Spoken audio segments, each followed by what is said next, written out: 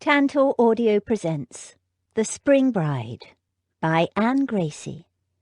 Narrated by Alison Larkin. Prologue. Happiness in marriage is entirely a matter of chance. Jane Austen, Pride and Prejudice. London, 1805. Tell us about the night you were a princess, Mamma. She felt like a princess. She wasn't really one, Jane's big sister Abby corrected her. Jane didn't care. A princess was a princess. Mamma, tell us. Mamma smiled. Don't you ever get sick of it, darling? Jane shook her head fervently. Well, I was just 18, and it was the grandest ball of the season. Everybody was there, dukes, earls, even a royal prince. And what were you wearing, Mamma? You know very well what I was wearing. You've heard it 100 times. Mamma! Very well. I was wearing a beautiful ball gown, rose-coloured silk that swished like water when I walked. And a gauze overdress. Go on, Jane prompted. A gauze overdress with hundreds of tiny crystals sewn on it that caught the light, and glittered like a shower of diamonds, Jane finished for her. See, you know it better than I do. Go on. And on your head, on my head, I wore a most elegant little headdress of pink pearls and diamonds. Of course they were paste, but... And you came down the staircase and everybody turned to look at you. Jane didn't want to hear about paste, which wasn't as good as diamonds. Not that she'd ever seen any kind of jewellery except for Mamma's gold wedding ring, but everybody knew a princess wore diamonds. Yes, little tyrant, and everybody turned to look at me in my beautiful glittery pink dress. Mamma laughed, but the laughter turned into a coughing fit that ended with her lying back on the bed, handkerchief pressed to her mouth, exhausted. Abby fetched Mamma some water and a clean handkerchief, slipping it into Mamma's hands so that Papa wouldn't notice the blood on the old one. Amy was always secretly washing blood out of Mamma's handkerchiefs. After a while, Jane asked, "Mamma, why aren't you a princess now?" "Oh, I'm still a princess, my darling." Mamma opened her eyes and looked over Jane's head at Papa, who was standing behind her, silent and grim. "That night I met and fell in love with your Papa. He's my prince, and always will be." And she smiled up at Papa.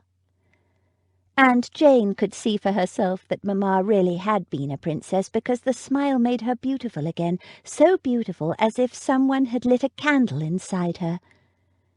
"You'll always be my princess," Papa said in a choked voice, smoothing Mamma's hair back and kissing her on the forehead. Jane loved Papa dearly, but she knew he wasn't a prince.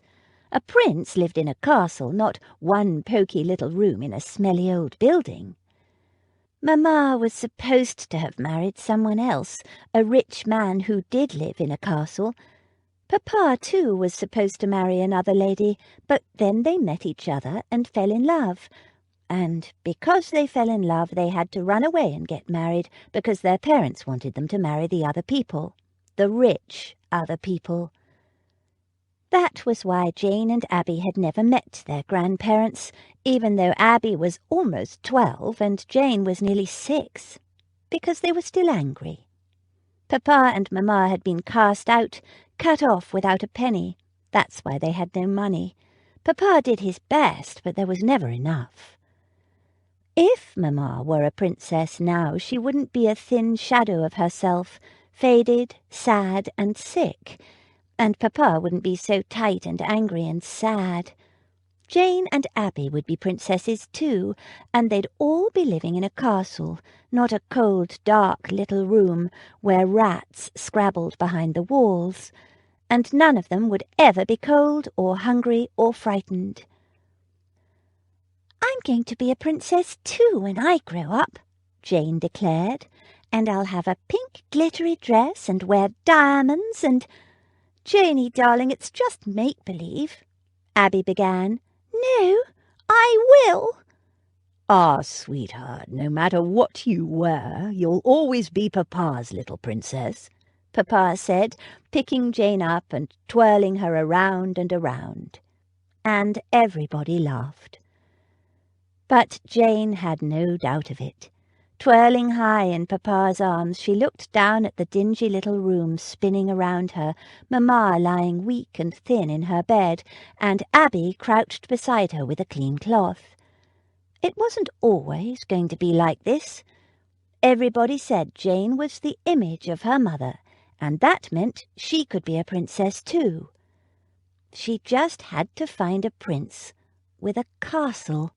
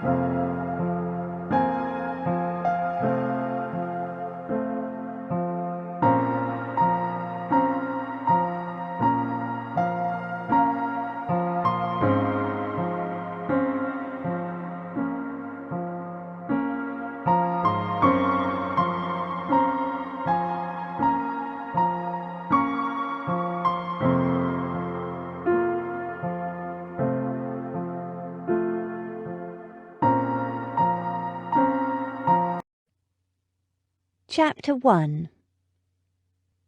But there certainly are not so many men of large fortune in the world as there are pretty women to deserve them. Jane Austen, Mansfield Park. Mayfair, London, March 1817. That was a lovely treat. Thank you, Abby. Jane squeezed her sister's arm affectionately as they walked through Berkeley Square. I can't believe I had to wait 18 years to taste ice cream. Abby laughed. You've made up for it in the last few months. Is there any flavour at Gunter's you haven't tasted? No, Jane admitted, but I still haven't decided which is my favourite. Abby laughed again, and it's not even summer yet. It was barely even spring. The plane trees that lined the square were only just beginning to bud, and a few scattered clumps of snowdrops were in bloom. Jane squeezed her older sister's arm again. Ice cream or not, it's lovely to have the catch-up, just the two of us. I love Damaris and Daisy, you know I do, but sometimes— Abby nodded. Sometimes you just need to be with your big sister, I know. It's the same for me. She paused, then glanced at Jane. Are you nervous about your season? Your first ball, it's, 10 days away? A fortnight, Jane corrected her, and no, I'm not nervous. Not really. She shook her head. Well, nervous in a good way. If you want to know the truth, I can't wait. All those years in the Pilbury home wearing grey and brown serge and never dreaming, well, only dreaming about going to balls and parties and roots, wearing pretty dresses, dancing until dawn and going to plays and concerts and picnics as Mamma did. But I never truly believed it would happen, that one day— She hugged her sister, then gave a happy little twirl. It's so exciting, Abby. I feel so very lucky. We are lucky, Abby said, sobering a little, all of us, if it weren't for Lady Beatrice. I know. But she insists we rescued her, which is true, too, in a way. And truly, Abby, she's enjoying this as much as any of us. She couldn't be more delighted if we were her real nieces. Abby laughed. Good thing I married her nephew, then, which makes it almost true. Nonsense! Your marriage to Max has nothing to do with it. If I want nieces, I'll dashed well have 'em," Jane declared in an excellent imitation of Lady Beatrice, and they both laughed. Abby linked arms with Jane again, and they resumed walking. "Oh, Jane, I'm so happy. Happier than I ever dreamed possible. You have no idea. Marriage is—" She gave a blissful sigh, and then blushed. "But you'll find out soon enough. You'll meet a handsome young man, maybe even next week at the ball, and you'll fall madly in— Do you think Damaris and Freddie will have arrived in town yet?" Abby gave her a sharp glance, but accepted the change of subject. "Damaris's last letter said they expected to arrive in London today or tomorrow, so they might have, yes. Oh, God, I can't wait to see her. Her letters from Venice contained some beautiful sketches. It seems like a magical place. I wonder if I'll ever get to see it. Jane?" But Jane didn't want to talk about falling in love, which was all Abby talked about these days. "Watch out," she said, pulling Abby back as a curricle whizzed past them. "You're not in the country now, Abby. We have traffic in London, remember?" They crossed the street and mounted the front steps of Lady Beatrice's house, where Jane and Daisy still lived. Max, on his marriage to Abby, had rented a townhouse around the corner. He'd offered to house Daisy and Jane there as well, but Lady Beatrice had objected strongly. "Stealing my girls? Losing Abby and Damaris to you and Freddie is bad enough.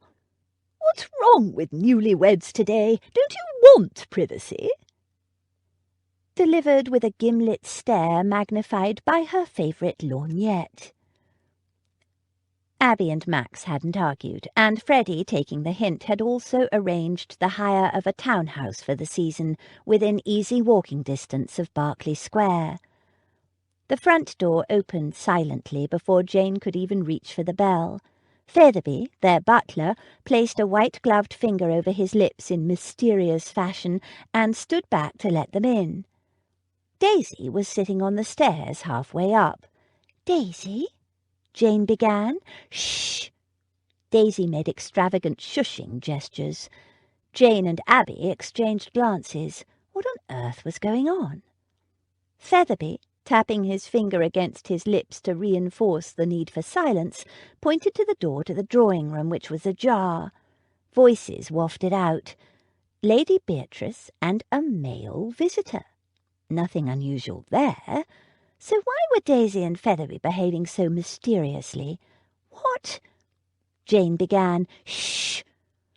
Daisy made fierce, emphatic gestures, beckoning to Jane to come up and to be quiet.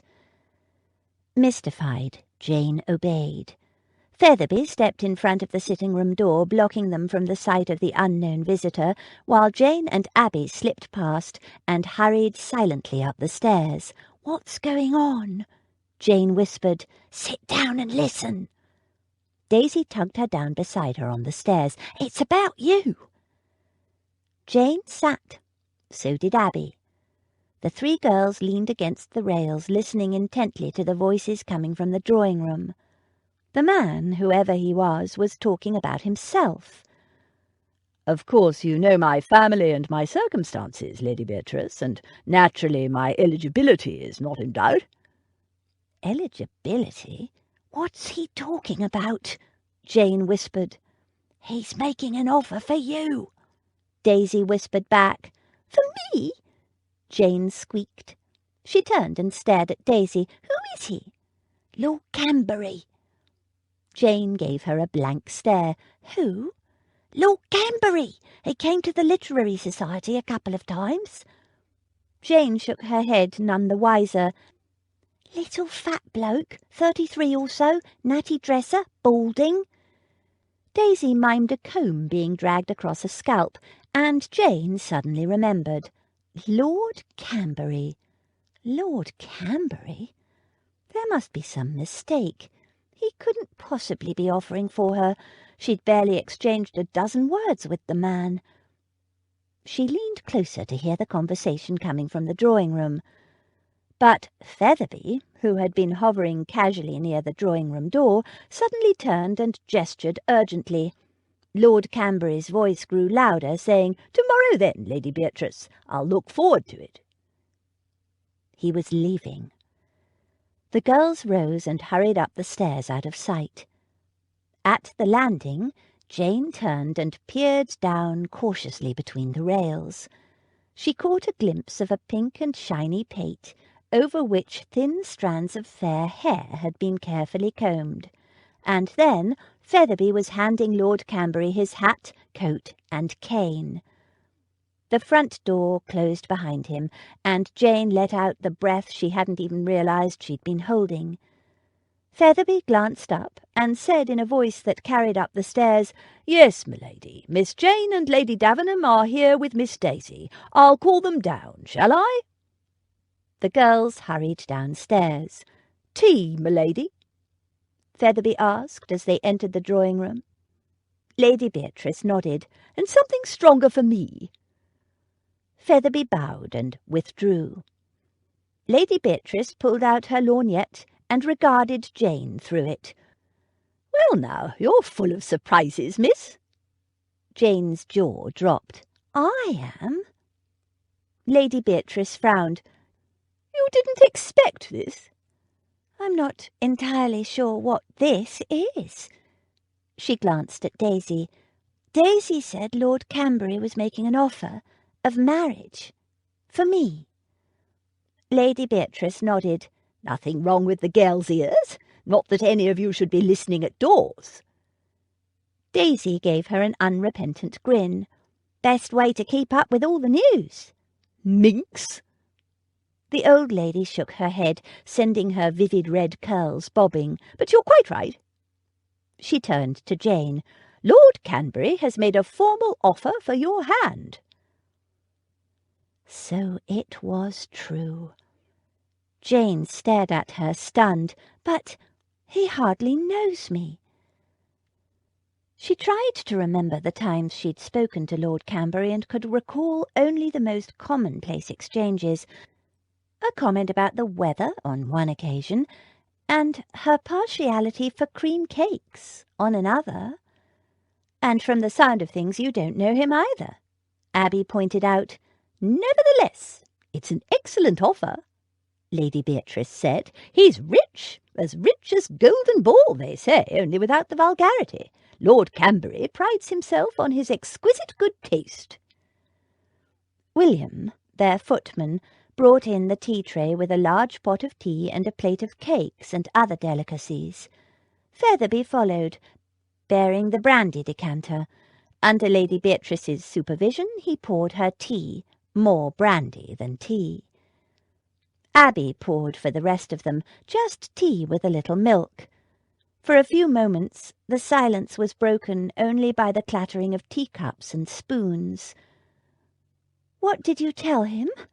Jane blurted out as soon as William and Featherby had left. "That it was your decision, of course." "It's ridiculous," Abby declared. As if Jane would even consider such an insulting offer. "So he's rich and a lord. Does he think he is so rich and important that he doesn't even have to bother courting her?" She looked at Jane expectantly.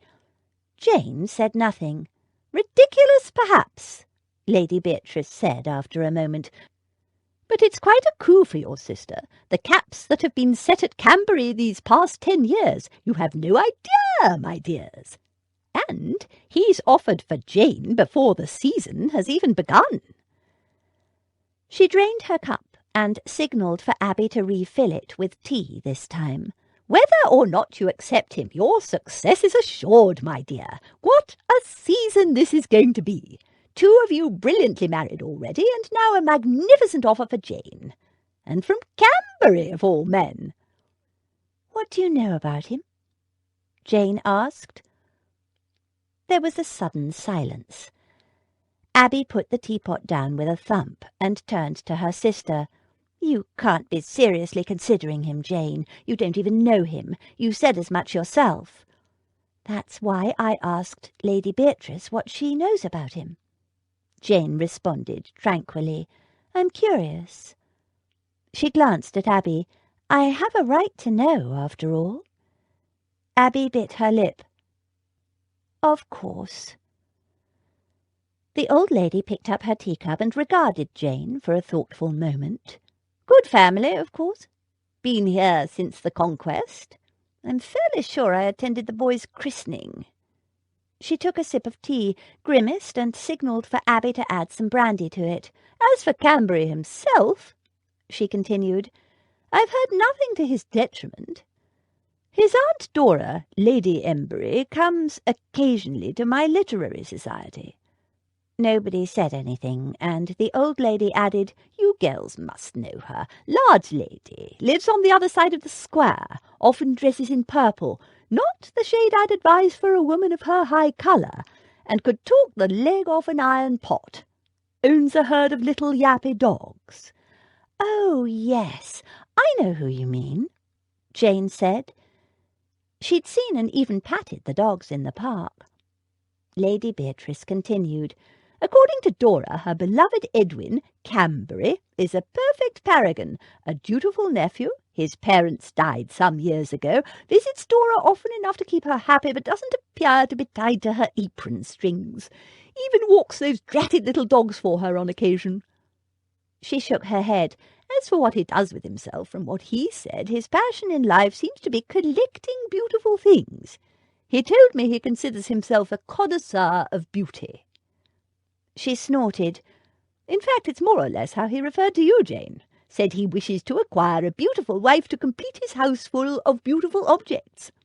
Houses. She corrected herself. He has 3 that I know of. One in London, another his country seat, Cambury Castle. A castle, Jane echoed. Yes, quite a magnificent estate, and a place in Brighton.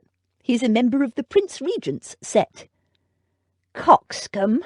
I don't care whose set he's part of, or how many houses he owns, or how much his aunt dotes on him, Abby said hotly. Jane deserves better than a man who doesn't even bother to get to know her before offering for her hand, a man who wants to add her to his collection of beautiful things.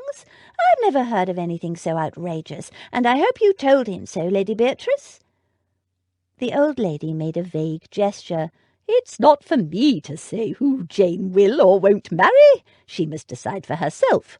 Cambury's coming back tomorrow at 3 to speak to her. Good. Jane can tell him herself, then. Abby turned to Jane. And I hope you send him away with a flea in his ear. The arrogance of the man! Jane didn't respond. She couldn't think straight. She'd expected, well, hoped, for an offer of marriage from some eligible gentleman, but not before the season had even started, and certainly not from someone she'd barely exchanged a word with, or anyone so rich, with a castle. Jane, Abby said, frowning, you will send him away, won't you? Still Jane said nothing. She had no idea what she would do. She could feel everyone's eyes on her. It's what you've always said you wanted, isn't it, my dear? Lady Beatrice asked after a moment. To make a good marriage to a wealthy man? Oh, but that was before, Abby said. Back then, when we were destitute and quite horridly desperate. I'd say any one of us would have agreed to marry a virtual stranger then, just to get a roof over our heads and to know where our next meal was coming from. And to be safe, Jane added. Exactly, but now we're in a completely different situation. We're not in need of anything, and Damaris and I are married, and so very, very happy, more so than either of us dared to dream of. There was a catch in her voice as she said it. Jane was in no doubt of her sister's happiness.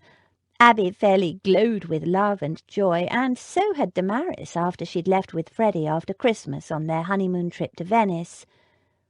Abby continued, so there's no need for anyone to make a marriage of convenience now. Everything's set for Jane to make her come out, and over the next few months she'll meet dozens of eligible and handsome young men, and I just know she's going to fall in love with one of them and be happier than she'd ever dreamed of. Jane smiled. She knew what her sister wanted for her. Abby wanted Jane to have what Abby had, everything her heart desired. But Jane was different from Abby. "Is he a kind man, do you think?" Jane asked Lady Beatrice. It sounded like he was, seeing he walked his aunt's dogs for her. His liking dogs was promising. "Jane, you can't possibly be taking this offer seriously," Abby burst out. "Why not? It was made seriously, wasn't it?"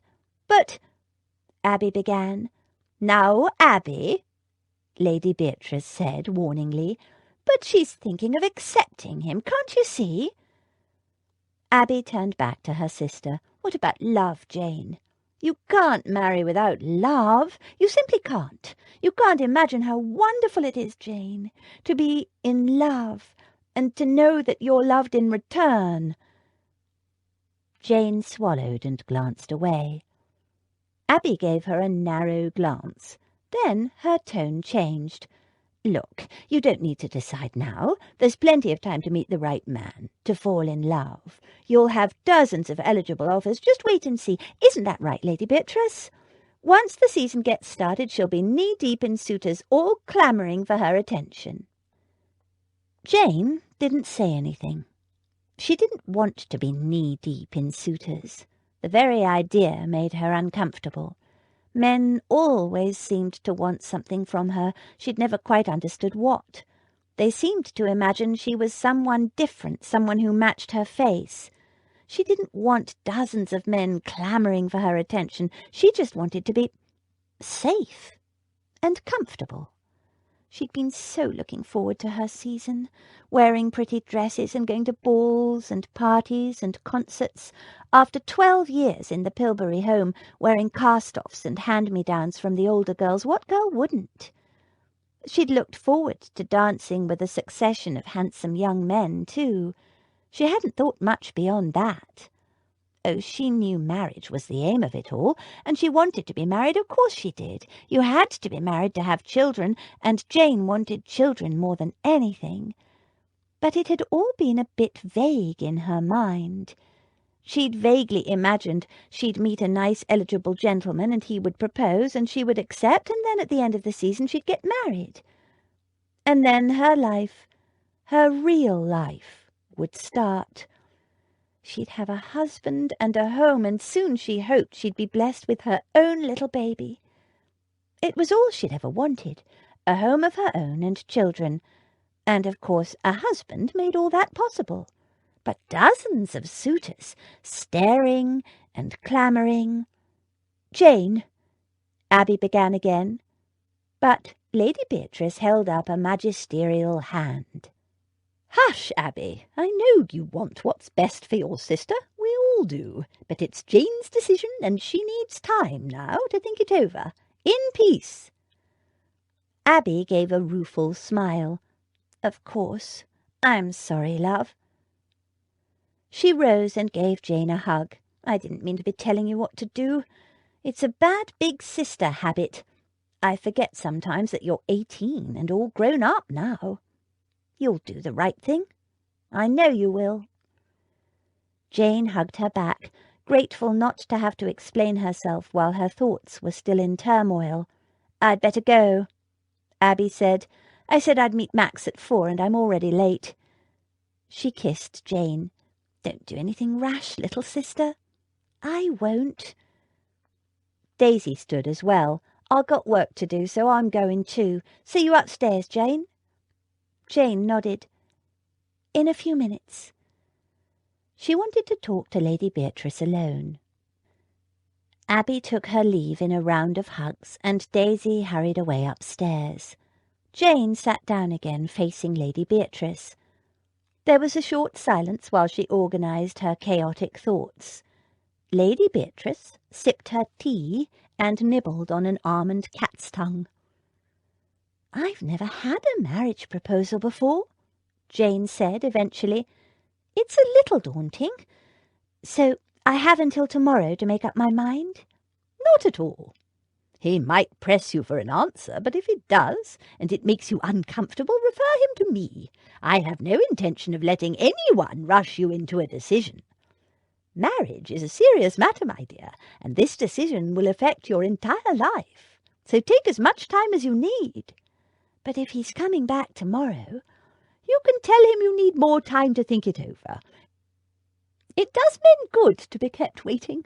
How often do I have to tell you girls that? Men want what they can't have. They're hunters by nature, and the harder the thing is to catch, the more they value it.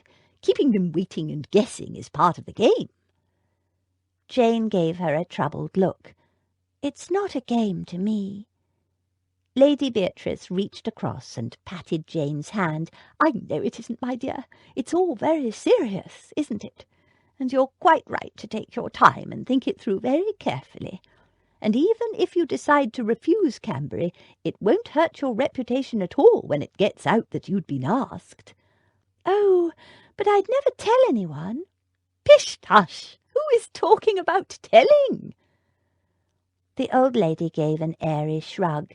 But such things often happen to get out. I can't imagine how, but I assure you it won't hurt your chances for it to be known that Cambury made an offer for you before the season has even started.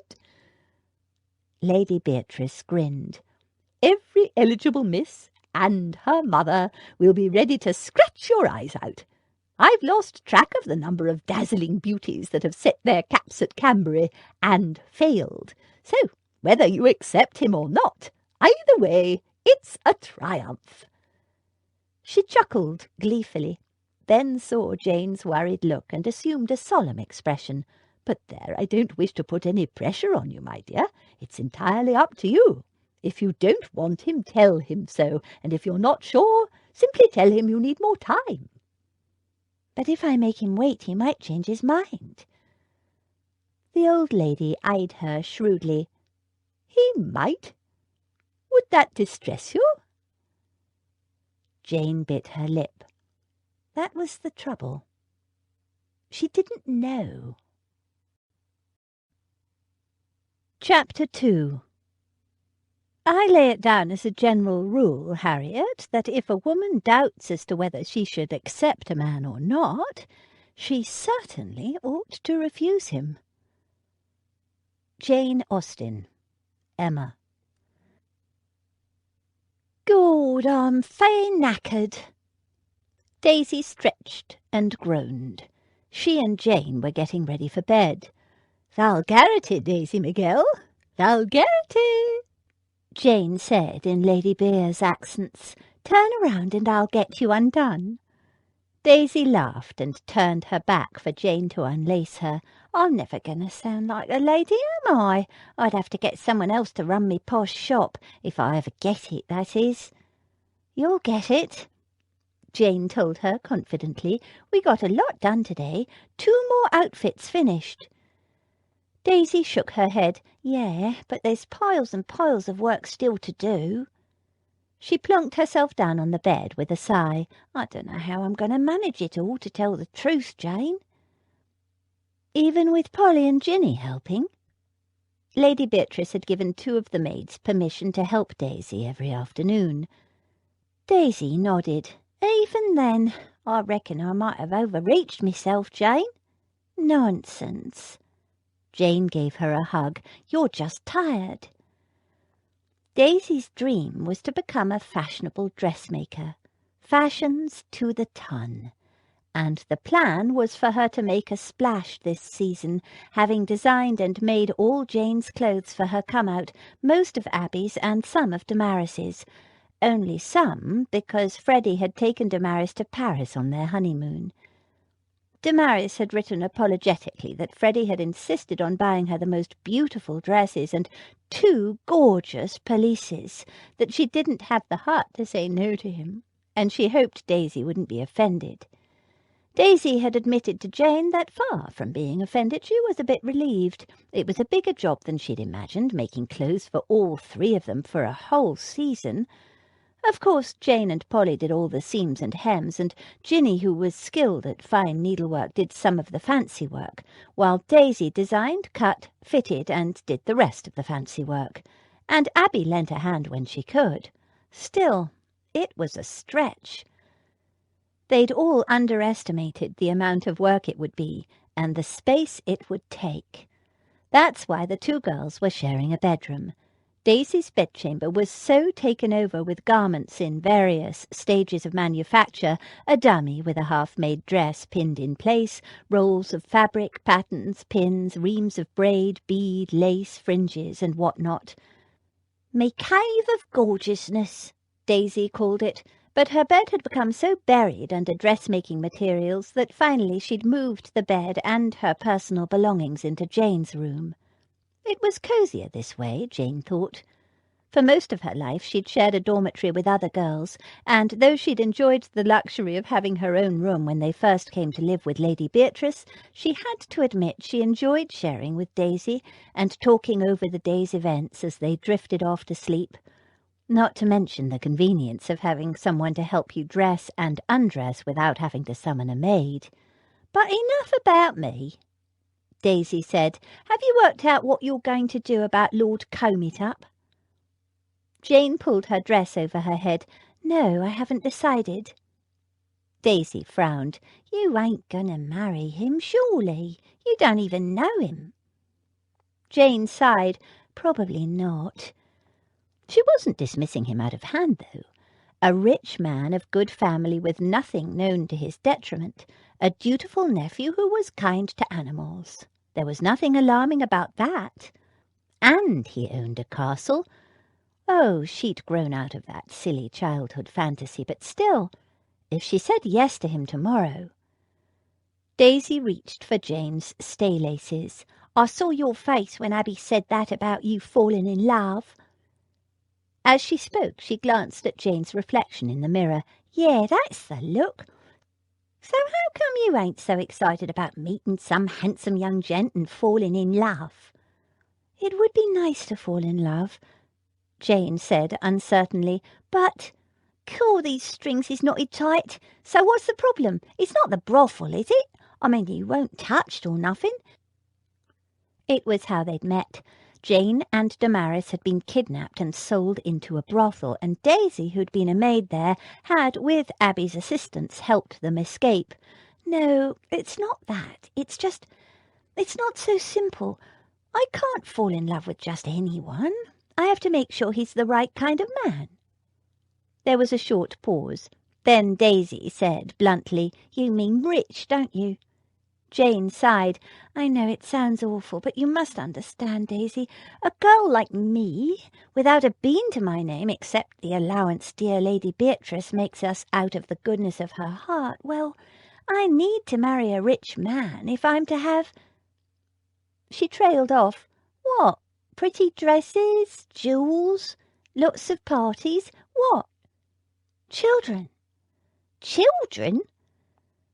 Daisy stared at Jane in the looking-glass. "Gawd, Jane, you don't need a rich bloke to get kids." "I do." She knew very well the consequences of being too poor to support children. She'd lived them, and she would rather die than submit her own children to such a fate.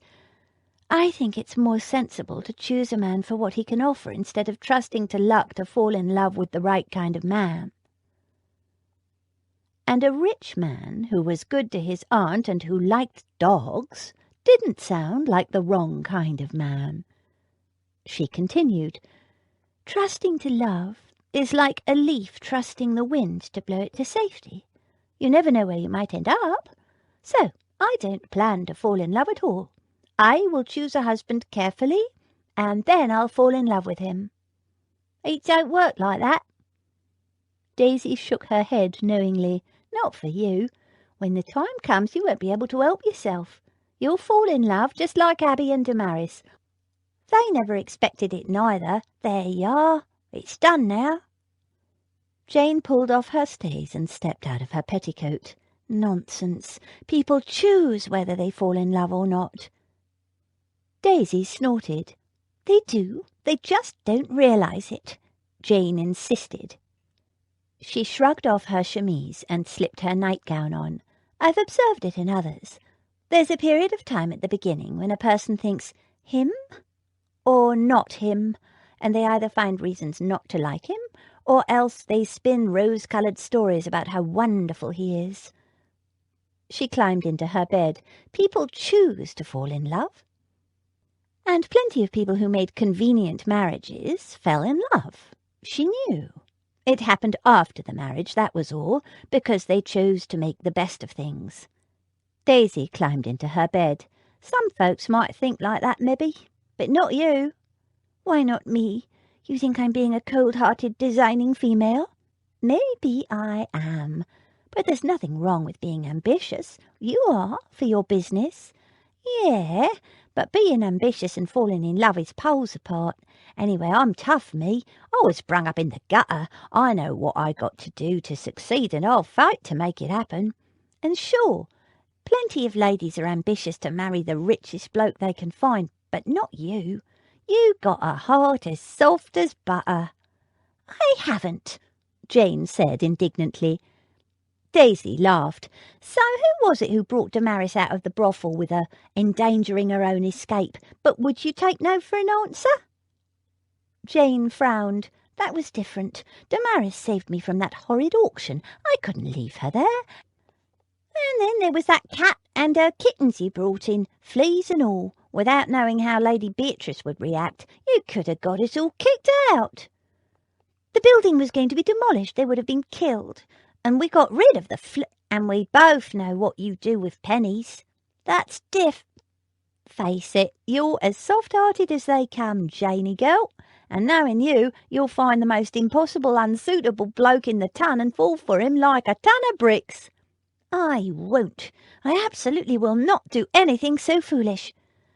She felt oddly panicky at the thought.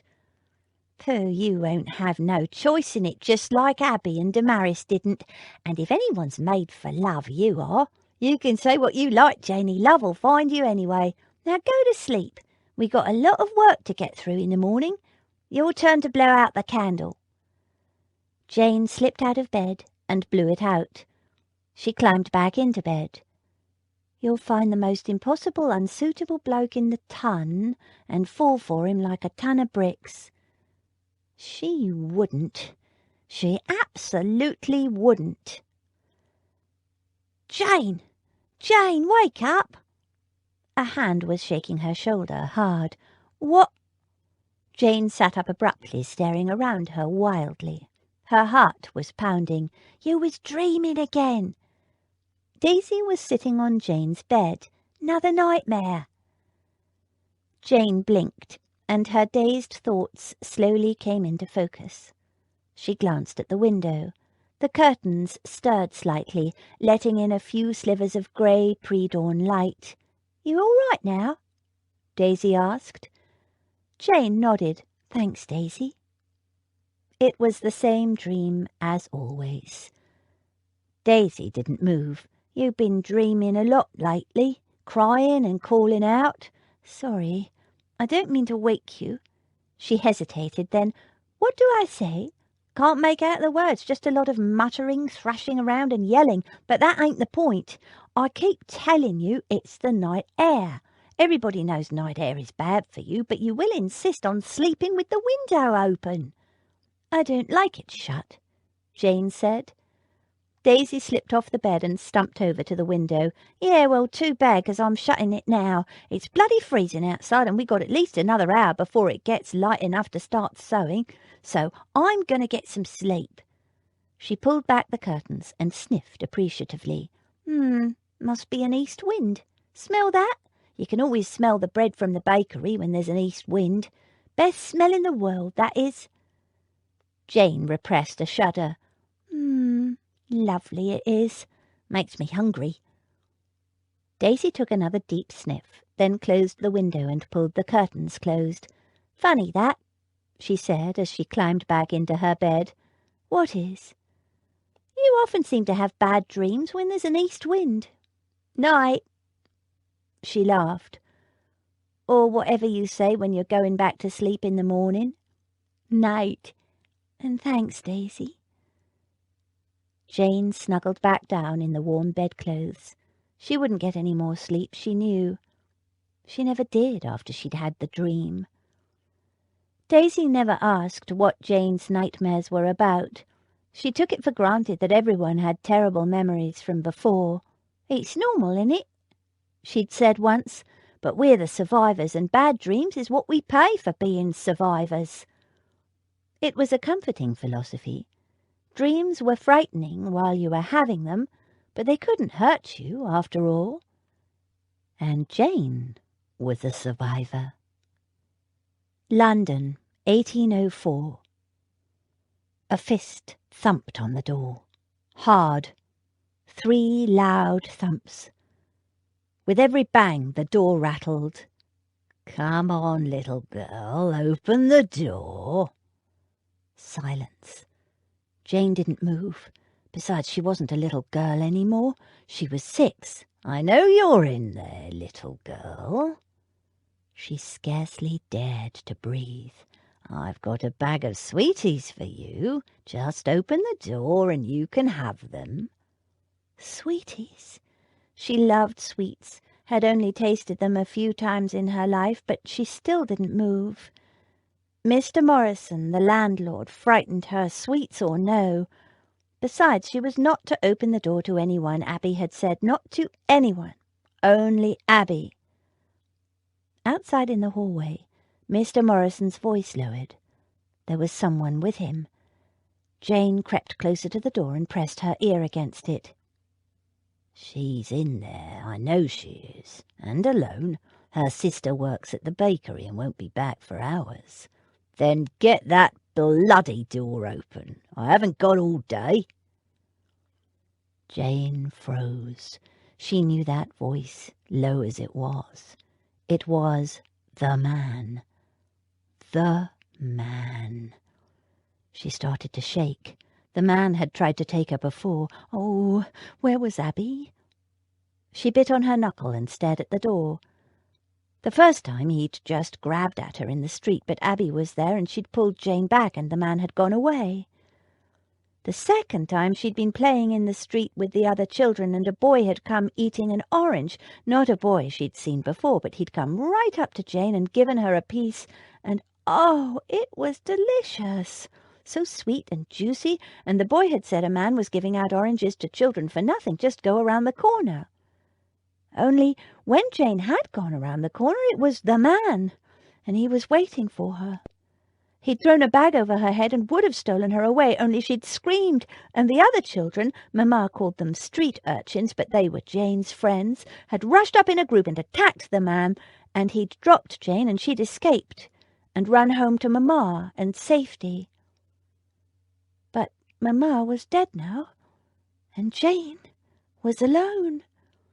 The knock on the door came again, softer this time, and Mr. Morrison said, trying to sound friendly, but she could tell he was cross, "Now don't be foolish, girl. You know me. Nobody's going to hurt you." A key scraped in the lock and the handle turned. Shivering, Jane watched it like a snake. Last month, Mamma had made Abby put a bolt on the door. Mr. Morrison didn't know about the bolt, but was it strong enough to keep out him and the man? The door rattled, but stayed shut. Mr. Morrison swore. The man had come here once when Mamma was alive. Mamma had been expecting Mr. Morrison, come about the rent, and had told her to hide in the wardrobe like a little mouse and to keep the door closed and not to move or come out, no matter what she heard, until Mamma called her. It was Mr. Morrison, but he'd brought the man with him.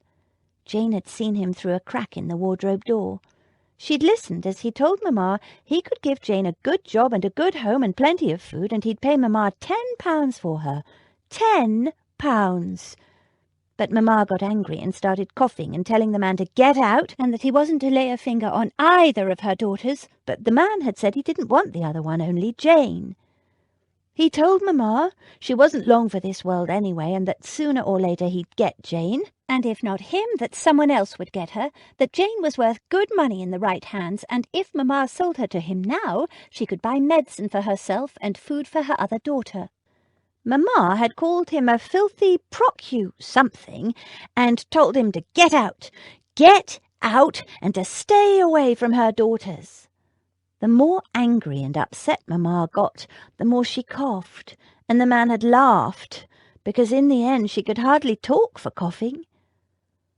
He'd stopped laughing when Mamma had coughed blood on him. He'd sworn and backed away. People got frightened when Mamma coughed blood. Jane and Abby were used to it. After the man had gone, Jane fetched the cloth and the bowl of water and gave Mamma some drops from the little blue bottle, and soon Mamma was quiet again. That was when Jane had asked Mamma why the man wanted Jane and not Abby. Abby was stronger and quicker and much cleverer than Jane. Abby was 12 and could read and write and do everything. She even had a job already at the bakery. Jane was only 6 and not very good at anything much. "So why, Mamma?" she'd asked. "Why did he want me and not Abby?" Mamma had cupped Jane's cheek with her thin white hand and said in such a sad voice, "Because you're beautiful, my darling. Because you're beautiful." She'd told Jane then that the man was a very bad man, a wicked man, and that she must watch out for him and stay away from him, that when Mamma was gone, Jane must stay with Abby at all times and not wander off. Mamma had died last week, but Jane wasn't allowed to go to work with her sister. Abby's boss said he wouldn't allow a child of Jane's age in the bakery, that she would be a nuisance and get underfoot, no matter that Abby promised him Jane would not. So while Abby was at work, Jane had to stay here alone in the small room that was their home. Abby said it was safer here than playing in the streets. Jane didn't feel safe at all. At least in the street there were the other children. The door rattled again. "Open this door at once," Mr. Morrison yelled.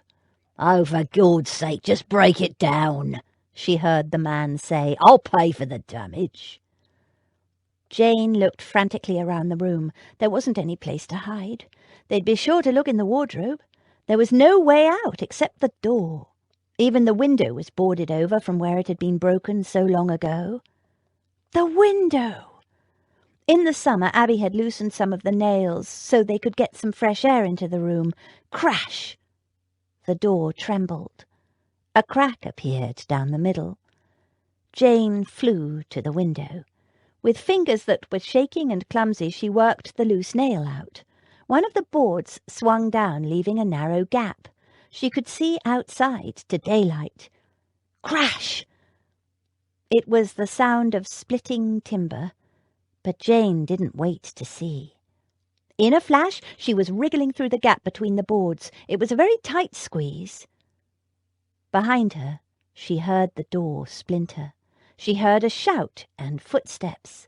She squirmed frantically, heard something rip, felt someone grab her foot, but she kicked back and fell to the pavement in a heap, one shoe missing. "Come back here, you little bitch!" Mr. Morrison shouted, but Jane didn't wait. She picked herself up and ran and ran and ran, not stopping for breath, not caring that she had only one shoe, not caring that there was a stitch in her side, not stopping until she reached the bakery and ran around the back, and there was Abby, in an apron too big for her and covered in flour. She hurled herself at her big sister. "Oh, Abby, Abby, Abby!" And Abby's arms came around her. "What's happened, Janey? What are you doing here? And where's your shoe?" Shaking and gasping for breath, she managed, "He came, Abby, the man, with Mr. Morrison, and I didn't open the door to them just like you said. But he banged so loudly, and then the man said to break the door down, and—" She broke off, sobbing. "Hush, love, you're all right," Abby soothed. "You're here with me now. You're safe. I got out of the window." She looked down at her one remaining shoe and shivered. "Someone grabbed my foot as I was climbing out. He got my shoe, Abby. The man got my shoe." "Yes, but he didn't get you," Abby said firmly, "and that's all that matters." "We can't go back there, Abby. He paid Mr. Morrison to let him in." "What's that child doing here?" a deep voice boomed. "I told you, no children." It was the baker, fat and red-faced with a big beard. "Wait here." Abby sat Jane down on an upturned bucket and hurried away to speak to the baker. Jane couldn't hear what they said, but several times the baker turned to look at her. He was frowning. The minute Abby came back, Jane said, "I won't go back, Abby. He'll—" "Hush. I'll go when I've finished work, but only to collect our things." "What about me?" Jane sent a nervous glance at the baker. "He said you can stay in the yard during the day." Abby said, "You told me there were rats in the yard." Jane was scared of rats. She'd been bitten by a rat when she was little. She still had the scar. "There are 2 cats and a little dog to keep the rats away," Abby told her. "You'll like that, won't you?" Jane nodded. She loved animals, except for rats. "Are you hungry?" Jane nodded. She was always hungry.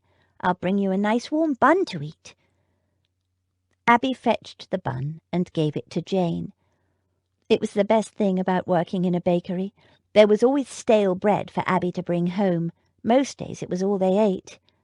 "Abby, where will we live now?" There was a short silence. Abby glanced at the baker, who was pulling trays of bread from a fiery oven. "He said we can sleep in the shed for a night or 2 on the flour sacks, just until we find somewhere else. Don't worry, we'll work something out. I'll write some letters. We can't go on like this." Abby said, "Letters like Mamma used to write." "Mamma wrote letters, but she never got any answers." Abby sighed. "I know. But what else can we do?" Jane lay curled up in bed, thinking about the past. "Don't do anything rash," Abby had said. But Abby's idea of rash wasn't Jane's. Abby thought it would be rash for Jane to accept a man of good reputation, good family, and good fortune just because she didn't know him very well, didn't love him. But Abby had been 12 when Mamma and Papa had died. Abby had memories of when they'd been happy. Abby trusted in love, and she'd been lucky. Jane had only a few memories of those days. She mainly remembered hunger and being cold and uncomfortable and frightened. For most of her life she'd been alone, without family. Trust in love, hope to be lucky in love. Mamma and Papa had, and look where that had ended. Papa, in his desperation, shot as a highwayman. Mamma coughing her lungs out with consumption, and their children left destitute and alone, aged 12 and 6. It was only by the purest luck that she and Abby weren't living in poverty still. Luck, and Daisy, and Lady Beatrice, and a chain of random lucky events. But you couldn't rely on luck forever. The pinkish light of dawn edged through the gap in the curtains. Jane huddled the warm bedclothes around her. No, she wouldn't do anything rash. Chapter 3. "Oh, Lizzie, do anything rather than marry without affection." Jane Austen, Pride and Prejudice. Lord Cambury arrived at exactly 3 o'clock. Punctuality was good, Jane thought. It showed that politeness was important to him, and that, in small ways at least, he kept his word. While he was greeting her and Lady Beatrice and being seated in the drawing-room, Jane examined him carefully. He was rather tubby around the waist, only a few inches taller than she, and physically unthreatening. He was neatly and stylishly dressed in immaculate fawn breeches and gleaming black boots. His neckcloth was elegantly arranged, but not overly elaborate, and the cut of his coat showed the hand of a master tailor. His hair was carefully styled to disguise his bald pate and pomaded into place. Lord comb it up. Jane tried not to think about Daisy's comment. His encroaching baldness wasn't his fault, poor man. After a short exchange of polite commonplaces and his refusal of any refreshment, Lady Beatrice left Jane alone with him. She sat, smoothing her skirt over her knees, trying to appear calmer than she felt. "You look lovely today," Lord Camberry told her with an approving smile. "All my years in society, don't think I've ever seen a more beautiful young lady, and believe me, I've looked." He held up his hands, making a frame of her face with his fingers, then altering it. "Perfect proportions, no matter what angle you take." Jane blushed and thanked him. She never felt comfortable when people talked about her beauty. "I believe you walk your aunt's dogs on occasion." "Yes, fond of dogs." "So am I. And are you fond of cats too?" "Don't mind 'em, though I don't keep 'em. Make me sneeze." "Ah." There was a short pause. Then Lord Camberry said, "Went to your literary society last week. Heard you read." "Yes, I remember." "Don't generally read much. Boring." "Oh." "Pretty voice, though. Don't mind listening." "Thank you." There was a short silence. She couldn't think of a thing to say. It was hard to pretend this was an ordinary morning call when she knew the real purpose of his visit. She was absurdly nervous. "Your guardian informed you as to the purpose of my visit?" So there was to be no beating about the bush, no attempt at flirtation, no pretence that this was to be anything but a straightforward arrangement. Jane relaxed a little. Yes, she did. Lady Beatrice wasn't her guardian, not in any formal sense, but that didn't matter. And then he launched into the speech she'd overheard most of the day before on the stairs. She listened politely as he outlined his desire for a beautiful wife to add to all the other beautiful things he had collected in his lifetime, adding delicately that he hoped she would give him beautiful children eventually. He needed an heir, of course. He explained his eligibility, though not in the detail he had to Lady Beatrice the day before. He did describe all 3 of his houses and their contents in great detail, as if she were marrying his houses as well. There was some truth in the notion, she decided. She was, after all, marrying him to get a home. It was all a little strange, but Jane didn't feel at all uncomfortable with him. He did stare at her, but not in that way, the way so many men did that usually made her uncomfortable. It was almost as if she were a painting or a statue rather than a person. He finished his speech, hesitated, then carefully lowered himself onto one knee and said, "Miss Chance, will you do me the honour of becoming my wife?" Jane took a deep breath. This was the moment. With a simple yes, she could secure her future, and that of any children she might have. But she respected that he hadn't tried to flummery her with false declarations of love, and she owed him the same honesty. It seemed she was going to do something rash after all. "Please sit down, Lord Camberry," she found herself saying.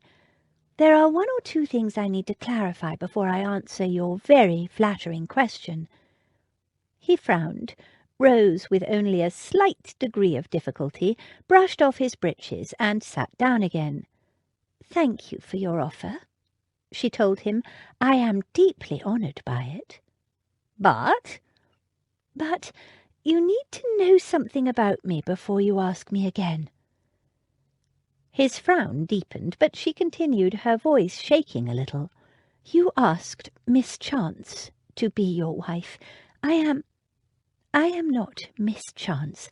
Chance is a name we made up, my sisters and I, when we were in trouble and fleeing from an evil man who intended us harm. My real name is Jane Chantry." His expression didn't change. "Of the Hertfordshire Chantrys." She couldn't tell if it was a question or not, but she decided to treat it as one. "I believe so, though my sister Abby and I have never had any contact with my father's family."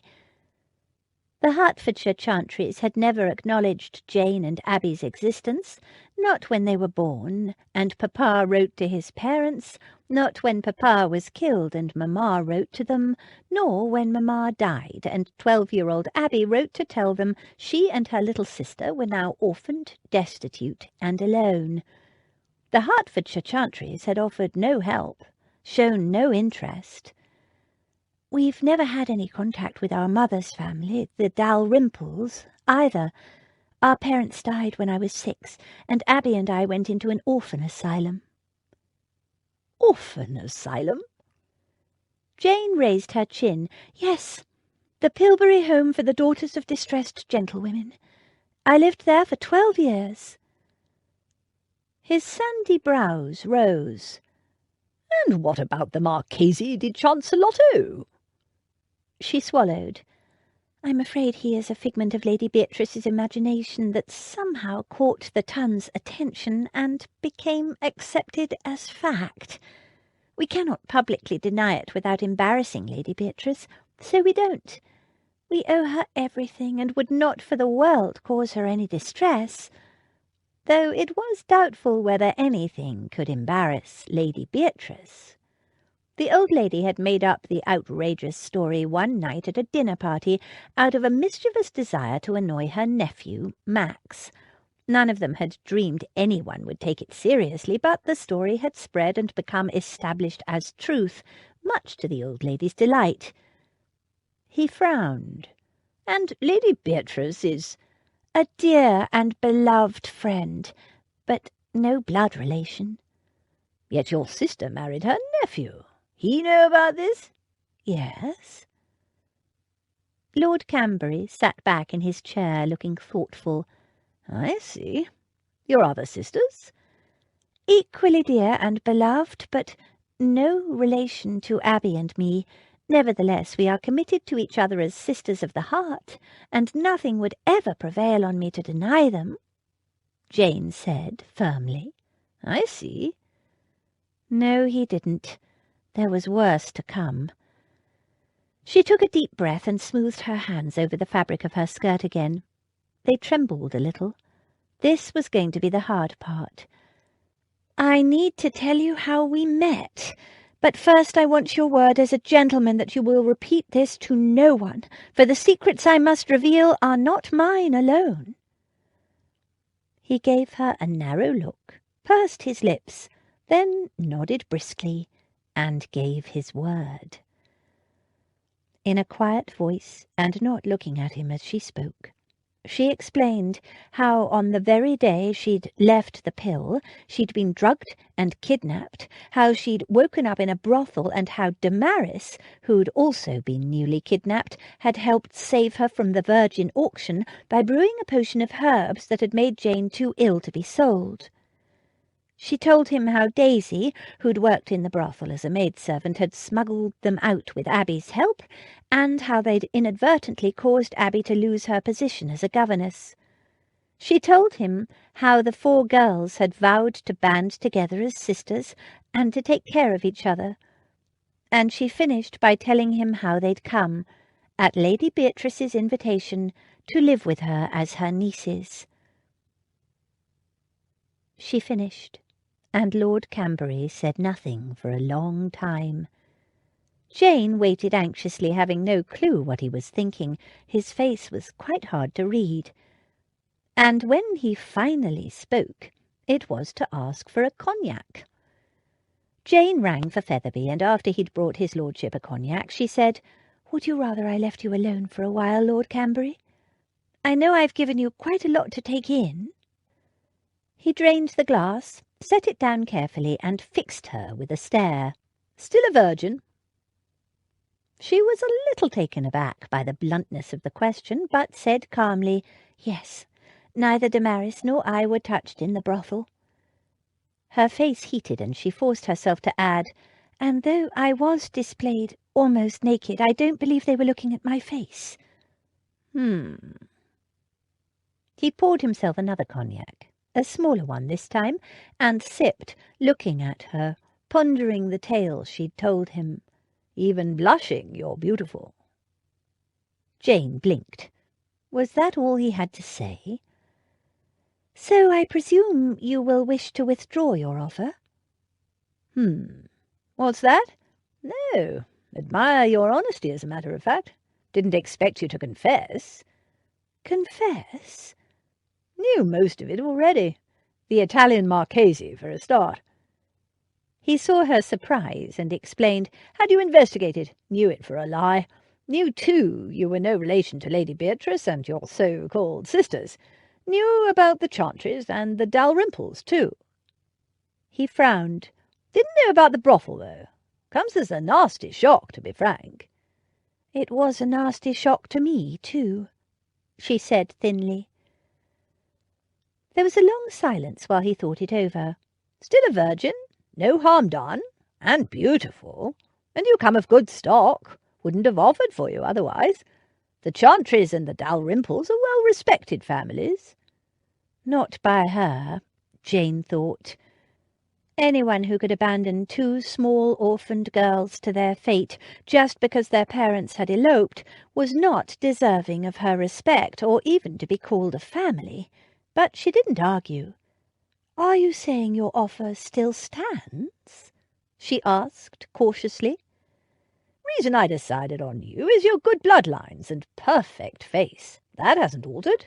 Have to confess your frankness pleases me too. Never expected honesty from a beautiful woman. Pleasant surprise. He finished his cognac and set the glass down with a snap. So, yes, the offer still stands. From his pocket he produced a small box containing a ring. It was a diamond, large and more ornate than Jane would have chosen. He slipped it on her finger and she thanked him prettily. It felt very heavy on her hand. Because she wasn't yet used to it, she told herself. Jane broke the news to Lady Beatrice after Lord Cambury had left.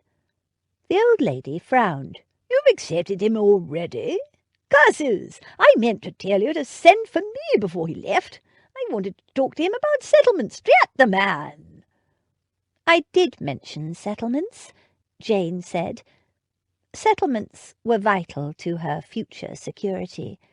They concerned the financial and other arrangements made for her and her children if she were left widowed.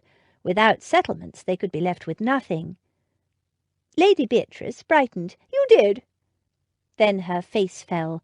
And I suppose he told you not to worry your pretty head about such things. Men will persist in thinking we females are brainless ninnies. Jane smiled. She'd expected him to say something of the sort, but she'd thought it all out beforehand. I told him my agreement was conditional on him working out a satisfactory settlement with Max. I hope that's all right. Max is my brother-in-law, after all. And an absolute shark in business. Lady Beatrice beamed at her. Clever girl! You handled it brilliantly.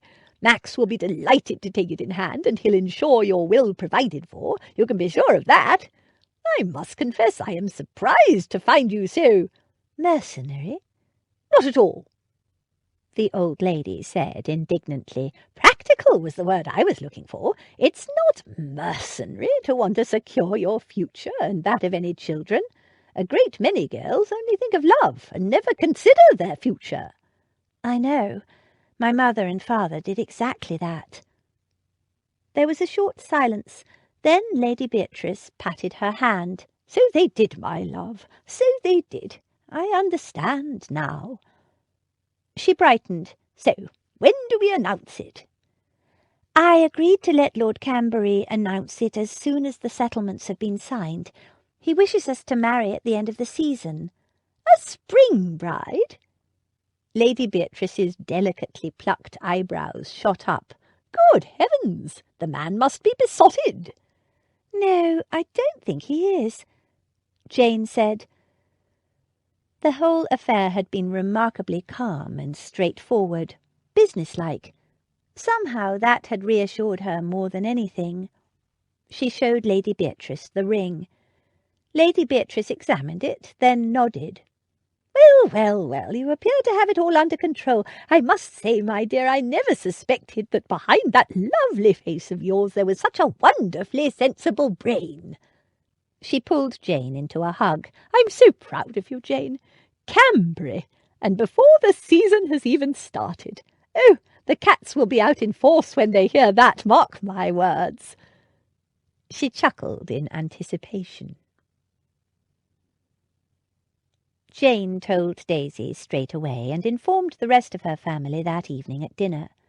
Damaris and Freddie had arrived to a joyous reunion, and the whole family, including Mr. Patrick Flynn, who was a close family friend, were gathered around the dinner table.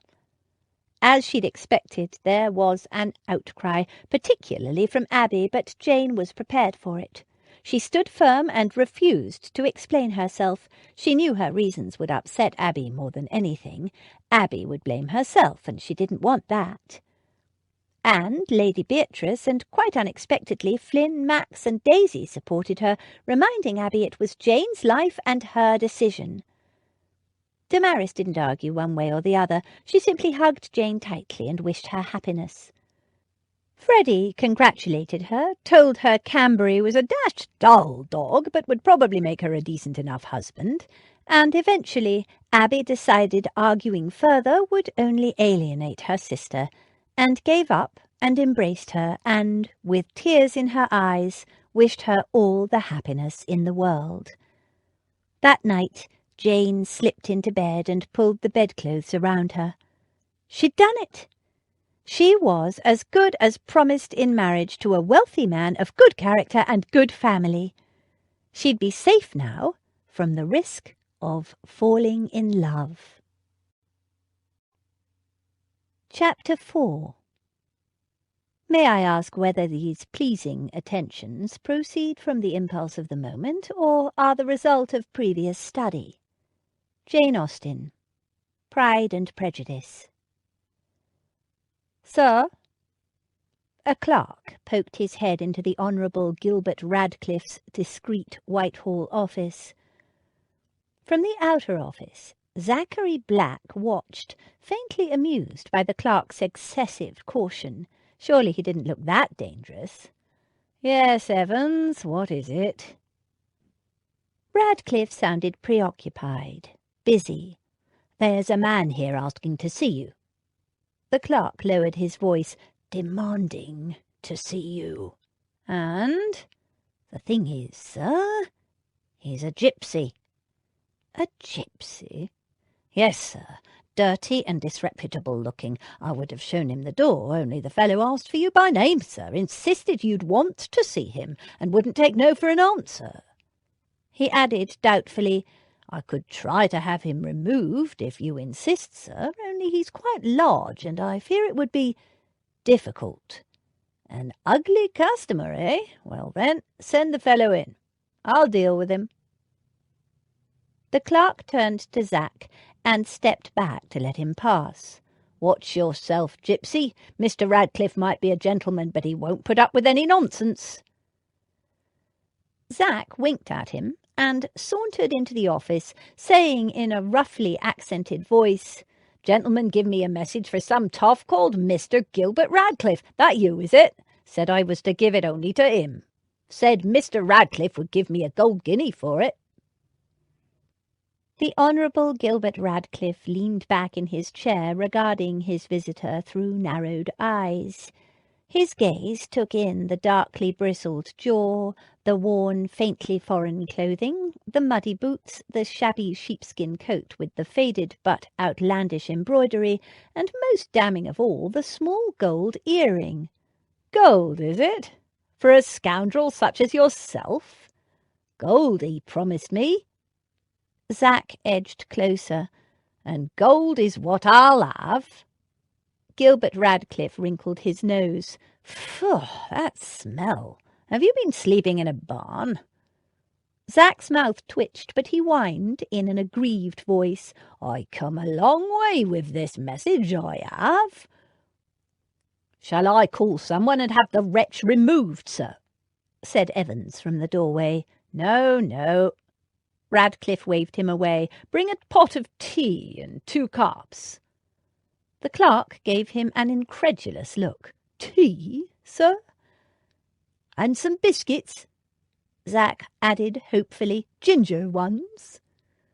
The clerk gave him a dirty look and glanced at Radcliffe, who nodded. "Yes, and biscuits, ginger if you have them, and shut the door behind you."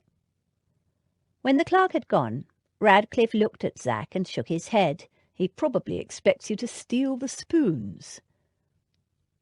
Zack gave him an indignant look. "I'll have you know, Gil, I haven't stolen any spoons for, weeks."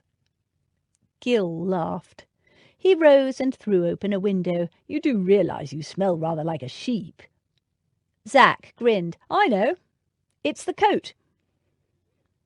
He proudly gestured to the ragged sheepskin coat, covered in faded, once lurid embroidery, now grimy with age and hard wear. Fringed with lank curls of greasy wool, it still bore the faint odour of sheep. "Blame the rain. When it's wet, the eau de sheep intensifies. The smell is practically undetectable once it dries out. Right now, however, it's appalling." "Appalling? How can you say such a thing? Why, this coat cost me 2 whole shillings, I'll have you know. 2!" Gil shuddered. "And the catskin waistcoat. There's no possible excuse for that." Zack stroked it lovingly. "Dreadful, isn't it?" Gil shook his head. "You used to be quite an elegant fellow at school. I almost didn't recognise you." He held out his hand. "But it's damned good to see you. Zack cut him off. "I don't answer to that name." There was a short silence. Then he added quietly, "I've been Zachary Black for the last 12 years, and I see no reason to change. How are you, Gil?" The two men shook hands. "So, I'm glad you got my message, and even gladder that you came. But why a gypsy, may I ask?" "Easiest way to cross a border I know of," Zack told him. "Nobody notices gypsies, especially if they're travelling in a group, which I was." He saw Radcliffe's expression and added, "Legacy of the many misspent hours I spent playing with the gypsies as a boy. I'm an honorary member of the tribe now. Been very useful over the years." "Did you manage to get the evidence?" For answer, Zack pulled a tattered-looking oilskin packet from an inside pocket and tossed it onto Gil's desk. The room fell silent as Gil opened the parcel and pored over the documents within. Zack had received Gil's note 9 days before, a grimy screw of paper passed from hand to hand. In it, Gil had told him to bring the evidence himself, that his presence in England was imperative. On the strength of that note, he'd left the Hungarians to their own political devices and headed straight for London, making excellent time.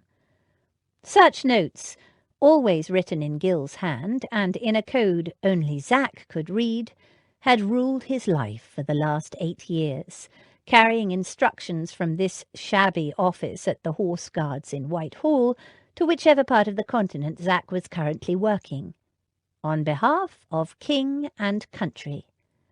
This was the first time he'd been back in 12 years. It felt rather strange. The clerk came with the tea and biscuits, depositing the tray in silence. He glanced at Gil, and then at Zack, a little puzzled, but Gil was absorbed by the contents of the documents in front of him and said nothing. Zack just winked and reached for a biscuit, and Evans left, his curiosity rampant but unsatisfied. Zack poured his tea, added 2 lumps of sugar, and sipped it slowly, savouring it. English tea. How long had it been? He was on his 2nd cup and his 4th ginger biscuit before Gil finally looked up. "Excellent. It is just as we suspected. And now we have the proof. I won't ask how you obtained these." "Good, because I won't tell you. Now tell me, Gil, why the devil did you insist I bring them myself? I could easily have sent those papers the usual way. My people are as reliable as ever they were. There was no need for me to return to England." Gil reached for the pot and poured himself a cup. "Actually, there is. Because my father is dead. I knew that months ago, and it makes no It does. If you want to live in England ever again." Zach frowned. "What do you mean?" He wasn't sure he did want to live in England. Gil added milk and stirred sugar into his tea. "I've heard a whisper." "You always do. They're your stock in trade. The thing is, I don't know the full details, and no, you know me better than to expect me to furnish you with unsubstantiated rumours. But you'd better get along to Smith, Entwistle and Crombie." Zach frowned. "My family lawyers?" Gil nodded. "I have no doubt they'll be able to explain, and you might need these." He pulled a large faded envelope from a drawer and passed it to Zach. "And add—" "Zach, I wouldn't waste any time if I were you."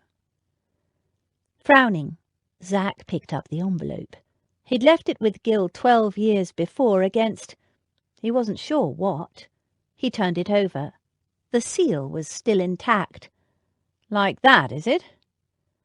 Gil nodded. "Do you have somewhere to stay?" "Do you think the Pulteney will take me dressed like this?" He laughed at Gil's expression. The Pulteney Hotel was the most fashionable hotel in London. "It's all I have with me. I didn't plan on staying in England longer than a day or two." Gil sighed. "I suppose you'd better stay with me then. Here's the address of my lodgings." He scribbled something on a card and handed it to Zach. "Show this to my man. He'll lend you my shaving gear and find you something respectable to wear." He narrowed his eyes at his old friend. "That appalling coat, and especially that!" He glanced at the catskin waistcoat and shuddered. "Abomination, and not to be seen in my vicinity, understand?" Zach shook his head sorrowfully. "Gilbert, Gilbert, and I thought you liked cats." "I do. That's the problem." Zach laughed. The head clerk of Smith, Entwistle and Crombie, attorneys at law, was as unimpressed with Zach's appearance as Evans had been. A proper client would have handed the clerk a calling card, but for the last 6 years Zach hadn't carried any kind of identification, let alone a gentleman's card.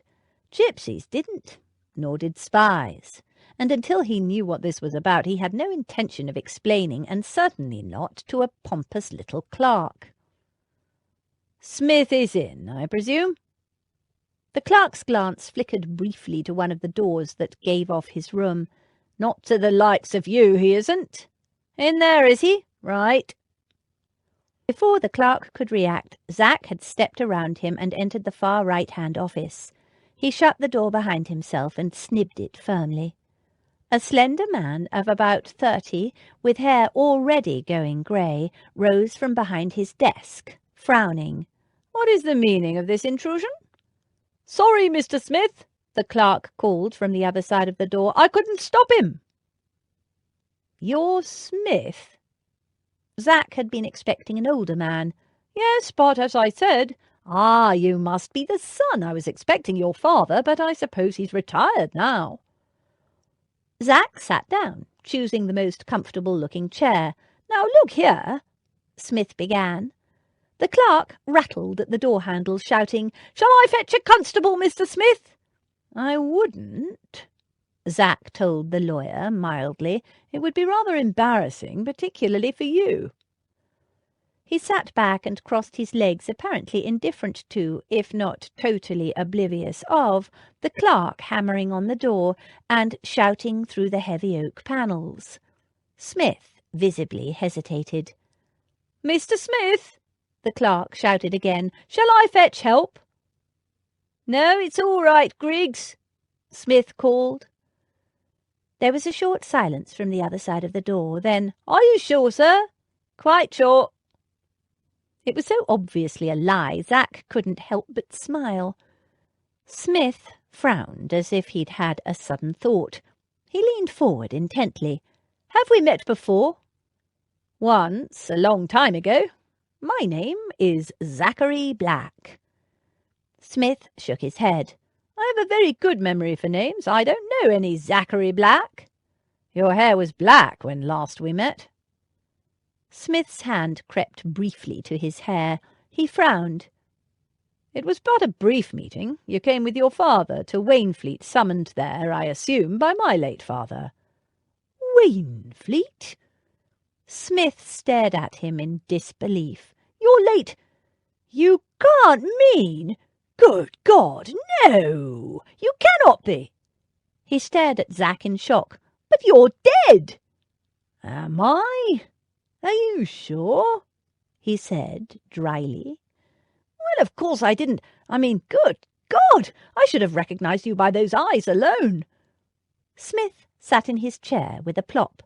"Cutting it a bit fine, aren't you? The hearing is in 2 weeks." "The hearing?"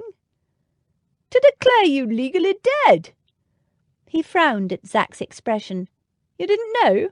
Your cousin Gerald has— Since your father's death, he's— Ah, Gerald! He always did want what was mine." So that was it. "Yes, but— Oh dear, you don't understand. Apart from your cousin, there are other— complications." Smith pulled out a handkerchief and mopped his brow, though the room was far from warm. He took a deep breath, which seemed to calm him somewhat. "I'm sorry, you've taken me rather by surprise. Now, first things first. Can you prove this?" "Prove what? That I'm alive? That you are Adam— I don't call myself that any more. Haven't used the name for the last 12 years, not since I left Wainfleet. Zachary Black, that's who I've been." Smith leaned forward over his desk. "But can you prove you are your father's son? As much as any son can prove his father." Zack pulled out the envelope Gil had given him and tossed it onto Smith's desk. "It's all in there." Smith opened the envelope and examined the papers within. He took his time, scrutinizing each document carefully. Zack sat back. So he was to be declared dead, was he? It would almost be amusing, except that Cousin Gerald would get everything, and he didn't like Cousin Gerald, never had. He watched the lawyer check and double-check the papers, searching for a flaw in the evidence. Finally he looked up. "Can anyone verify these?" "You mean, is there anyone who will vouch that I am who those documents say I am?" "Yes, of course." Zack lifted half a dozen names, mostly former schoolfellows, adding, "And Gil Radcliffe at the Horse Guards can vouch for my activities during the late war." Smith, busily noting down the names, brightened. "During the late war? You were a soldier then?" "Not quite." "Oh, some kind of spy, I gather." The disapproval in his voice told Zack a good deal. Smith belonged to the majority of Englishmen who regarded spying as an ungentlemanly occupation. Gentlemen fought in the open, man to man, face to face. Spies lurked in the dark, trading in lies and secrets. Zack rather enjoyed the life, and ungentlemanly or not, spies risked their lives for information that saved hundreds, sometimes thousands of others. He gave a faint smile, neither confirming nor denying the charge. "Your father might vouch for me too, assuming his memory is still intact. I was just a lad the last time we met, and no doubt I've changed a good deal, but we met several times." Smith nodded. "I don't doubt it, now I know who you are. You aren't much like your father, but your resemblance to your late grandfather is unmistakable, especially around the eyes. Ill health forced father to retire, but his brain is as sharp as ever. He'll gladly identify you." Zack added with a glimmer of dark amusement, "No doubt Cousin Gerald will also identify me, though not, I fear, gladly." Smith pursed his lips. "I did advise him to wait until all legal ends had been tied up, but—" He made a faint gesture of frustration. "Always was a greedy little tick. So, is that all? Can you have the hearing stopped, or must I appear and prove my identity?" "I will try, but I am sure, in fact, that your cousin will insist on the hearing. It has been, as you know, 12 years since you've been seen in England, and, well, he— Having considered himself owner of all that is mine, he will be bound to dispute my claim." Zack finished for him. He can carry on all he likes, and knowing Gerald he will, but there's no denying I'm alive and well. So, is that all then? I can leave it in your hands?" He rose. No." Smith looked, if possible, even more worried now than when Zach had arrived. "There is," he swallowed, "a complication." Zach seated himself again. "Complication? Something rather more serious." "Indeed." Zach waited. "I foresee no difficulty in establishing your identity, sir, but that in itself is the problem." "I don't follow you." "The difficulty is—" Smith took a deep breath. "The moment you have proved your identity, you will be arrested." There was a short silence. "On what charge?" "Murder." Chapter 5. Surprises of foolish things. The pleasure is not enhanced, and the inconvenience is often considerable. Jane Austen, Mansfield Park. "Murder," Zach repeated mildly. He'd personally killed 5 men in his life, each one an enemy of his country and killed in the line of duty, and in time of war. And, though he'd been indirectly responsible for the deaths of several others, again, overseas and in the service of his country, not one of those acts could be called murder. "Yes, murder." Smith seemed to feel the need to stress the word to underline the gravity of the situation. "And who, pray tell, am I meant to have murdered?" Smith seemed astonished that he would have to ask. "Your mother, of course." "My mother?" Zach eyed Smith narrowly. "This is a joke, I apprehend." "A joke?" Smith said, shocked. "I would never joke about murder." "Then to accuse me of murdering my mother is simply ridiculous." "You didn't kill your mother, sir?" Smith looked relieved. "I suppose in a manner of speaking I was responsible for her death," Zach admitted with a careless shrug. He was hungry and wanted to get this nonsense over with. Smith's jaw tightened.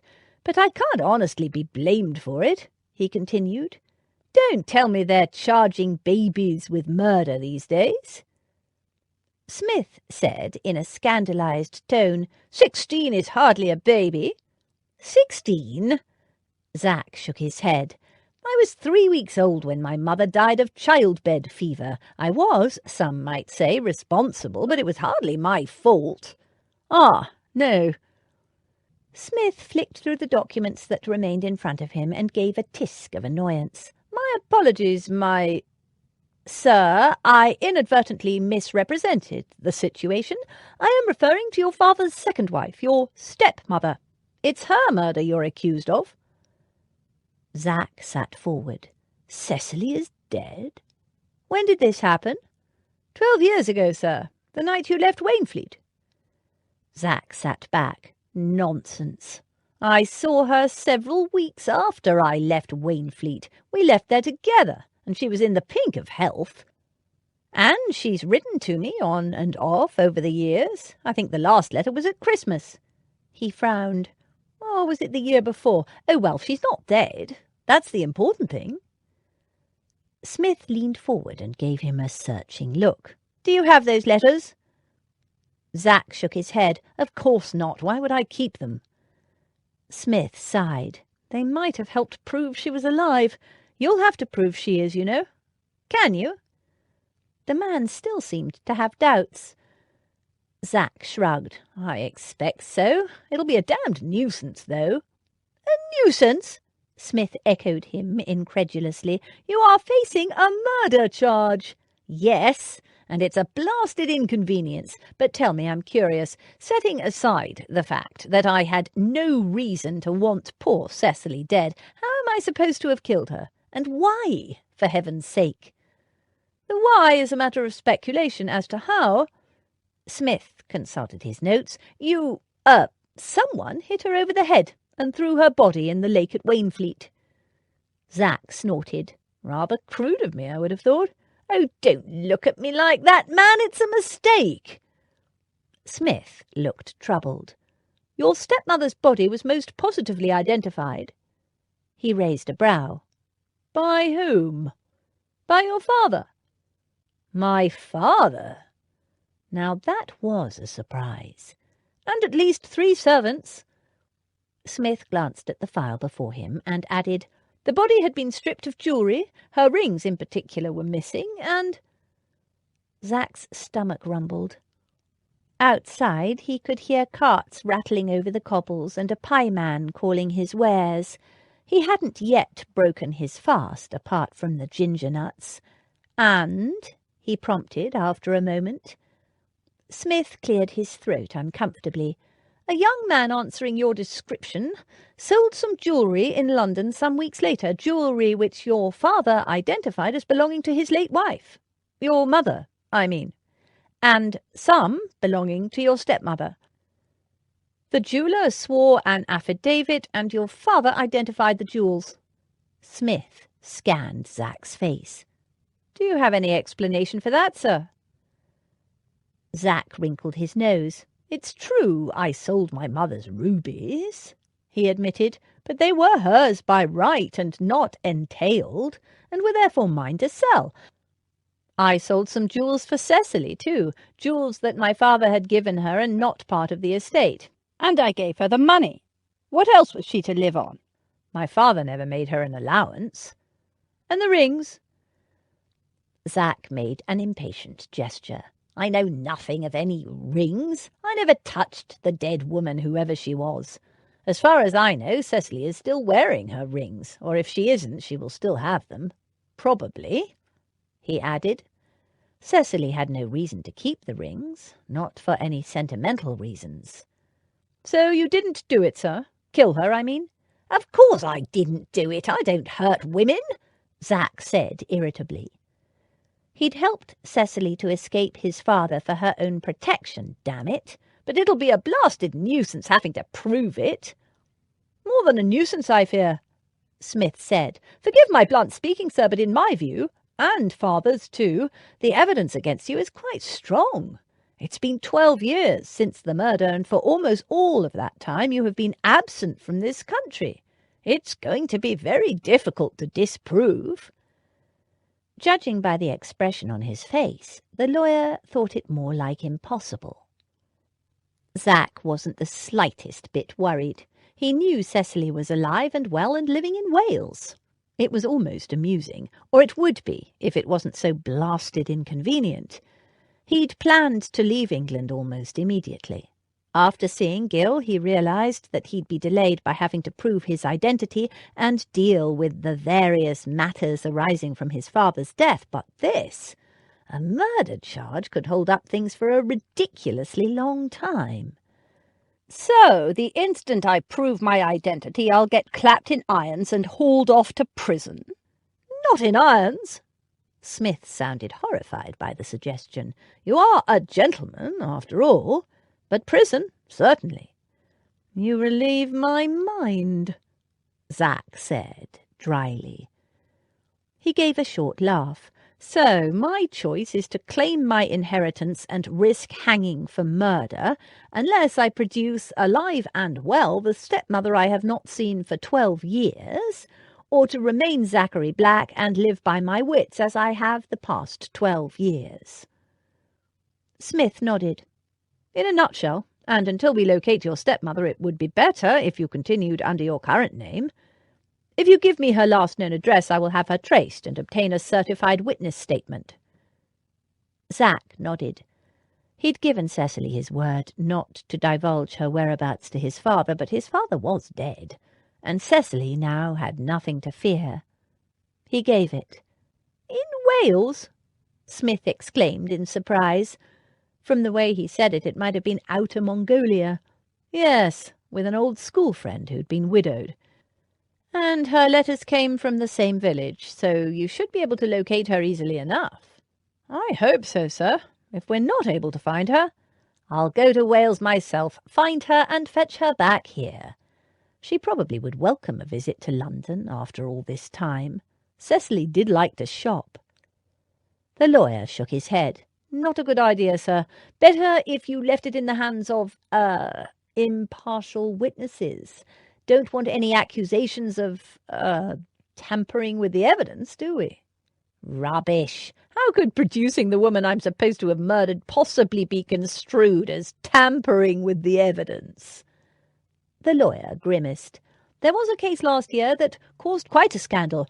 A noble gentleman's long-lost heir who'd been missing for 20 years appeared to claim his inheritance. He was very convincing, but eventually was proved to be a fraud. Someone had noticed his resemblance to the heir and coached him thoroughly to impersonate the heir. He added, with an apologetic expression, "People get suspicious now when heirs or witnesses conveniently turn up out of the blue. We wouldn't want to be accused of finding a woman who looks like your stepmother and coaching her, now would we? Best leave it to us, sir." Zach considered it. It seemed ridiculous to him, but he gave an acquiescent shrug. He preferred to do things himself rather than to leave them in the hands of unknown people. But having crossed Europe quickly by the fastest and most uncomfortable route possible, he could not deny that being spared a journey into North Wales had a definite appeal. Come to think of it, he was due a few sybaritic luxuries himself. In the meantime, I would advise you to, lie low. Lie low? Smith nodded apologetically. It would not do if someone recognized you before we located your stepmother. So, where can I contact you? His pencil was poised to note it down. Your address? Zach gave him Gil's address. That's temporary. I'll let you know if and when I find something more permanent. He picked up his hat. Is that all? Smith nodded. Zach stood and walked to the door. He glanced back at the lawyer and grinned. Rather a piquant situation, don't you think? Piquant? Smith stared. I'd call it damnable. You think so? He opened the door, but then I've always quite enjoyed a challenge. He winked at the glowering clerk and headed for the exit. It looked like he'd be staying in England for some time, blast it. He hadn't planned to stay more than a few days, but now he'd found there was a plot afoot to deny him his home and birthright by cousin Gerald, the little weasel. He was damned if he'd tamely hand it over. In the meantime, he just had to stay invisible. No difficulty with that. Staying invisible was what he did best. Zach walked along, munching on a pie. A good, solid English meat pie, and turning the lawyer's revelations over and over in his mind. It didn't make sense. Who was the dead woman? 12 years ago he'd escorted Cecily to her widowed friend in Wales, travelled back to London, sold the jewels, and then returned to Wales to give Cecily her share of the money. It couldn't possibly be Cecily. Not unless she'd returned to Wainfleet after he'd left her that second time, and he would have sworn that wild horses wouldn't have dragged her back there. His father would have, if he'd found her, but how could he? Zach hadn't told a soul, and Cecily had just wanted to disappear forever, somewhere his father would never find her. Besides, Smith had said the woman must have died the night he and Cecily had fled Wainfleet, which was nonsense. And in any case, there were his letters from Cecily. So why had his father identified the dead woman as Cecily? His father and 3 servants. Damn! He should have asked Smith which servants. His father had been a brute and a bully, but he'd also had a great deal of family pride, and it wasn't like him to lie. Not this kind of cold-blooded lie, the kind that would make his only son a wanted man, blackening the family name. Unless he'd been in a rage. In a rage, especially a drunken one, there was nothing his father would not do, up to and including the beating of his fragile young wife and his only son senseless. Had his father identified the dead woman as Cecily to hide the humiliating fact that she'd left him, fled his house with her 16-year-old stepson? Had he imagined in some blind, drunken, idiotic rage that they'd eloped, and blamed his son for the murder? It was possible. Or had he beaten up some other woman in a rage and identified her as Cecily to cover up his crime? That, too, was possible. But it didn't explain the servants who'd also identified the dead woman as Cecily. Zach kicked a pebble along the pavement. It just didn't make sense. It wasn't as if he could just walk up to Bow Street and seek answers to his questions. If Smith was right, the only response Zach would get was arrest and imprisonment, followed by a long wait in jail until the case came to trial and his innocence was proved, and that would be damned inconvenient. No, damn it. He'd just have to lie low until they could prove Cecily was alive and well. It was annoying, but that was all. In the meantime, he was here in England. He finished his pie and brushed the last of the few crumbs of pastry from his fingers. An England in which his father was dead. He wasn't sure how he felt about that. He crossed the road, pausing to let a wagon rumble by. He was coming to a more fashionable part of town, where elegant little shops displayed the kind of wares most people couldn't dream of owning. Quite why he'd wandered in this direction he wasn't sure.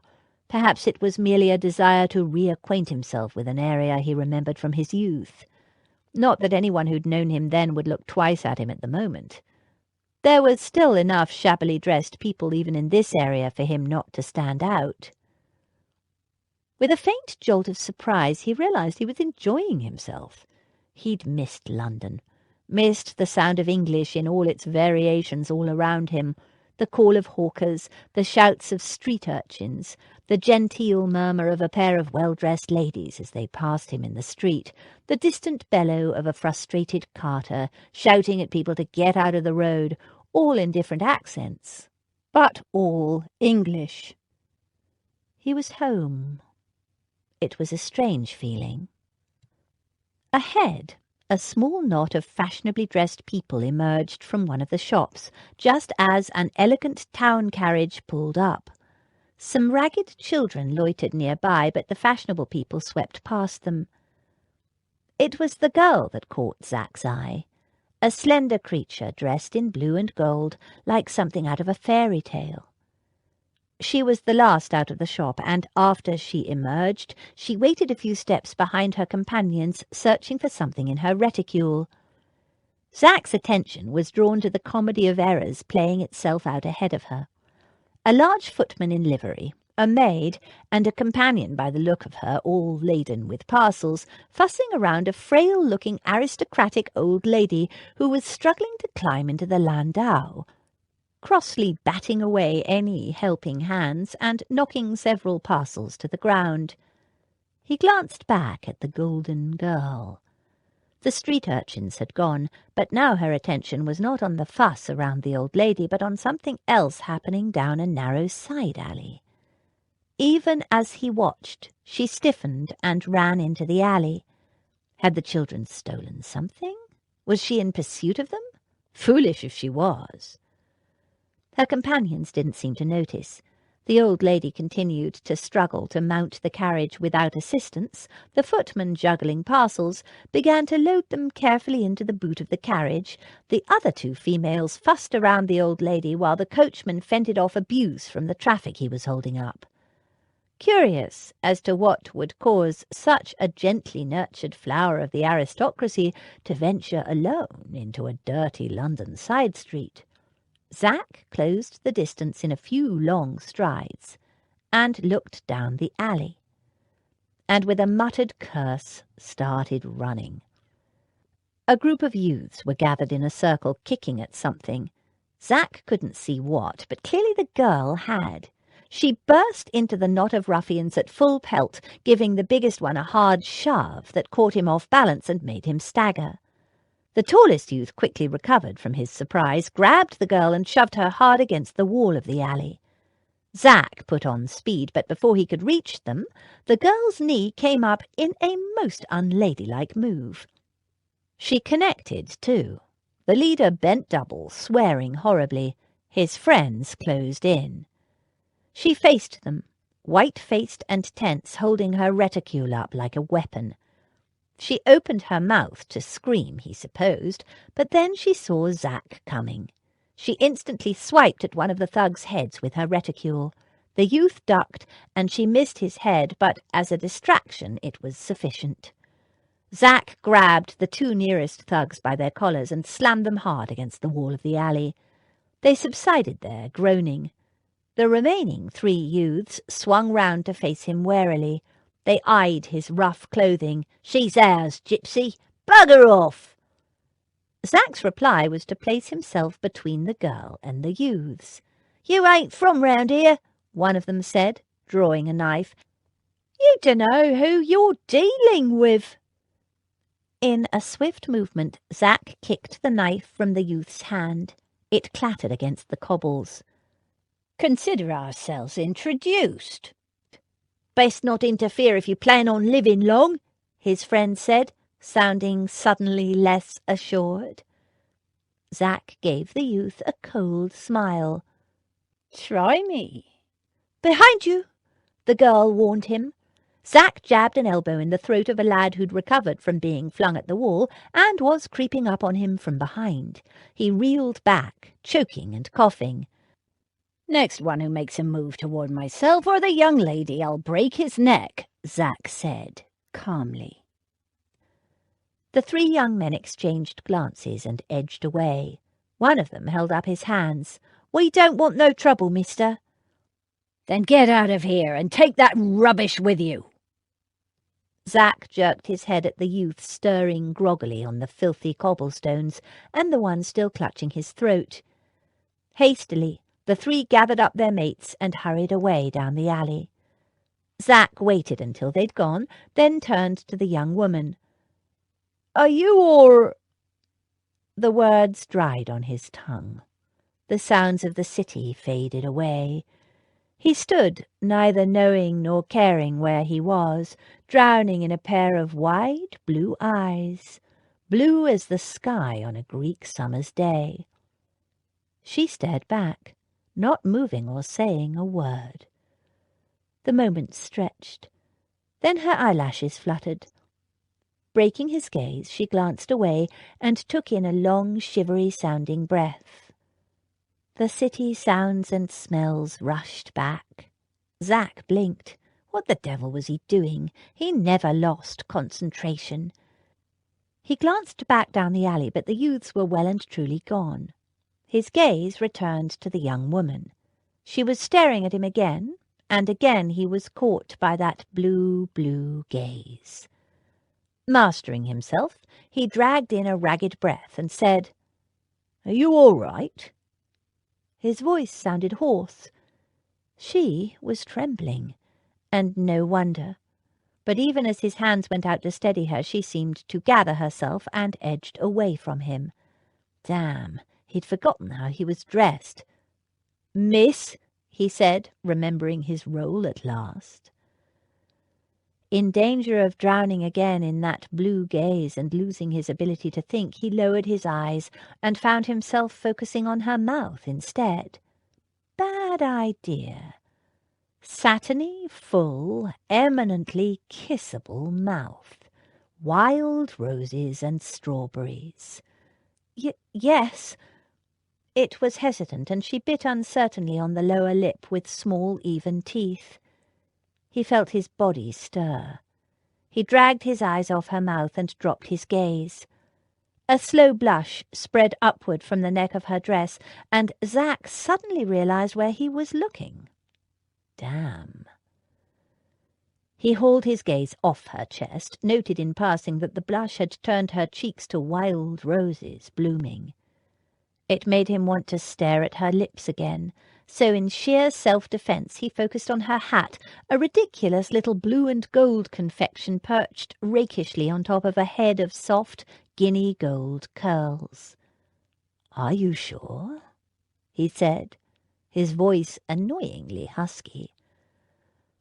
Under cover of straightening her hat, she took another few deep, shaky breaths before answering in a voice that trembled only a little, "Sorry. Yes, I'm perfectly all right, thank you, and very grateful for your assistance." And then she smiled up at him, a dazzling sunburst of a smile that made him catch his breath.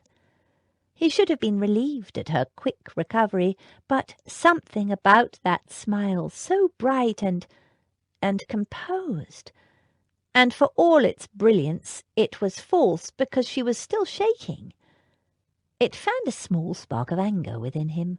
She had nothing to smile about, damn it. She must have seen something in his expression, for she took a step backward and stumbled.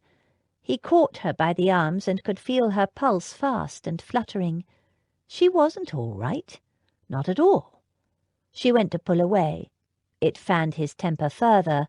"What the hell did you think you were doing?" The smile slipped.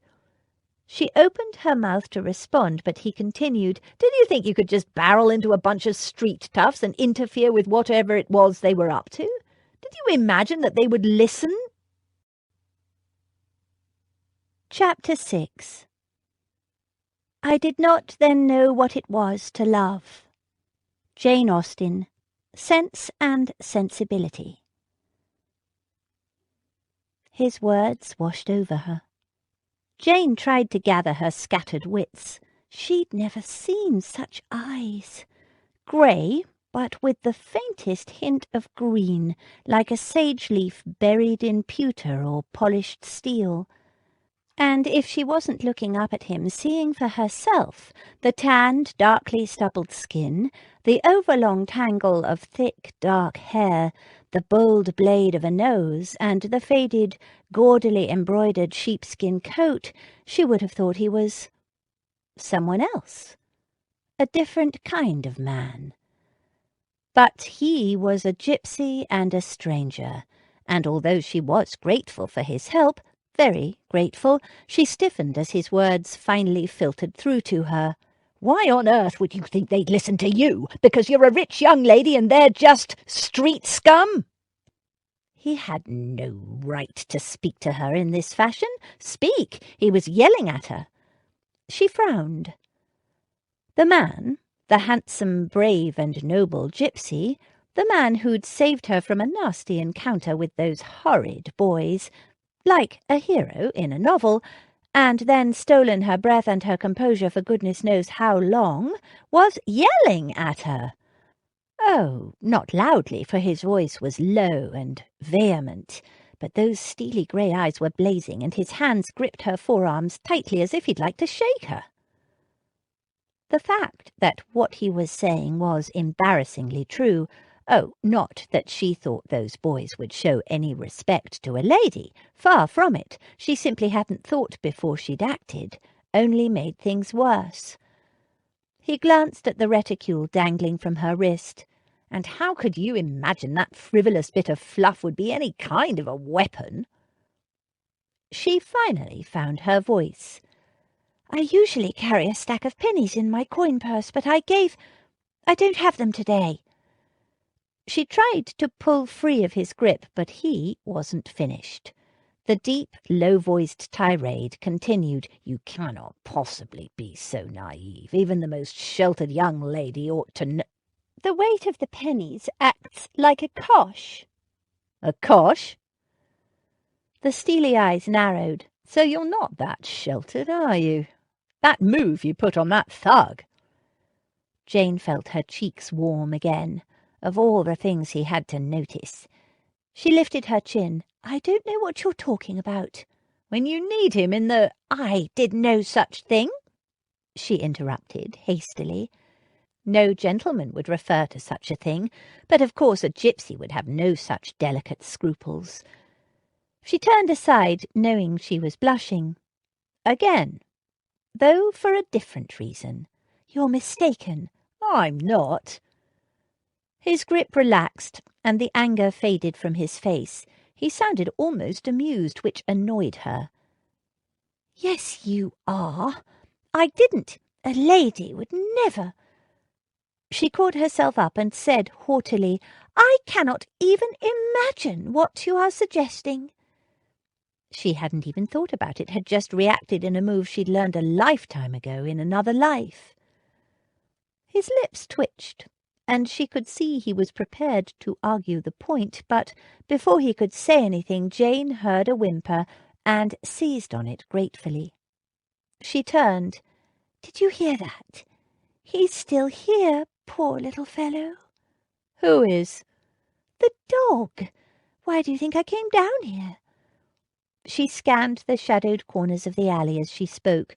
"Those beasts were torturing him. I could hear him yelping in pain."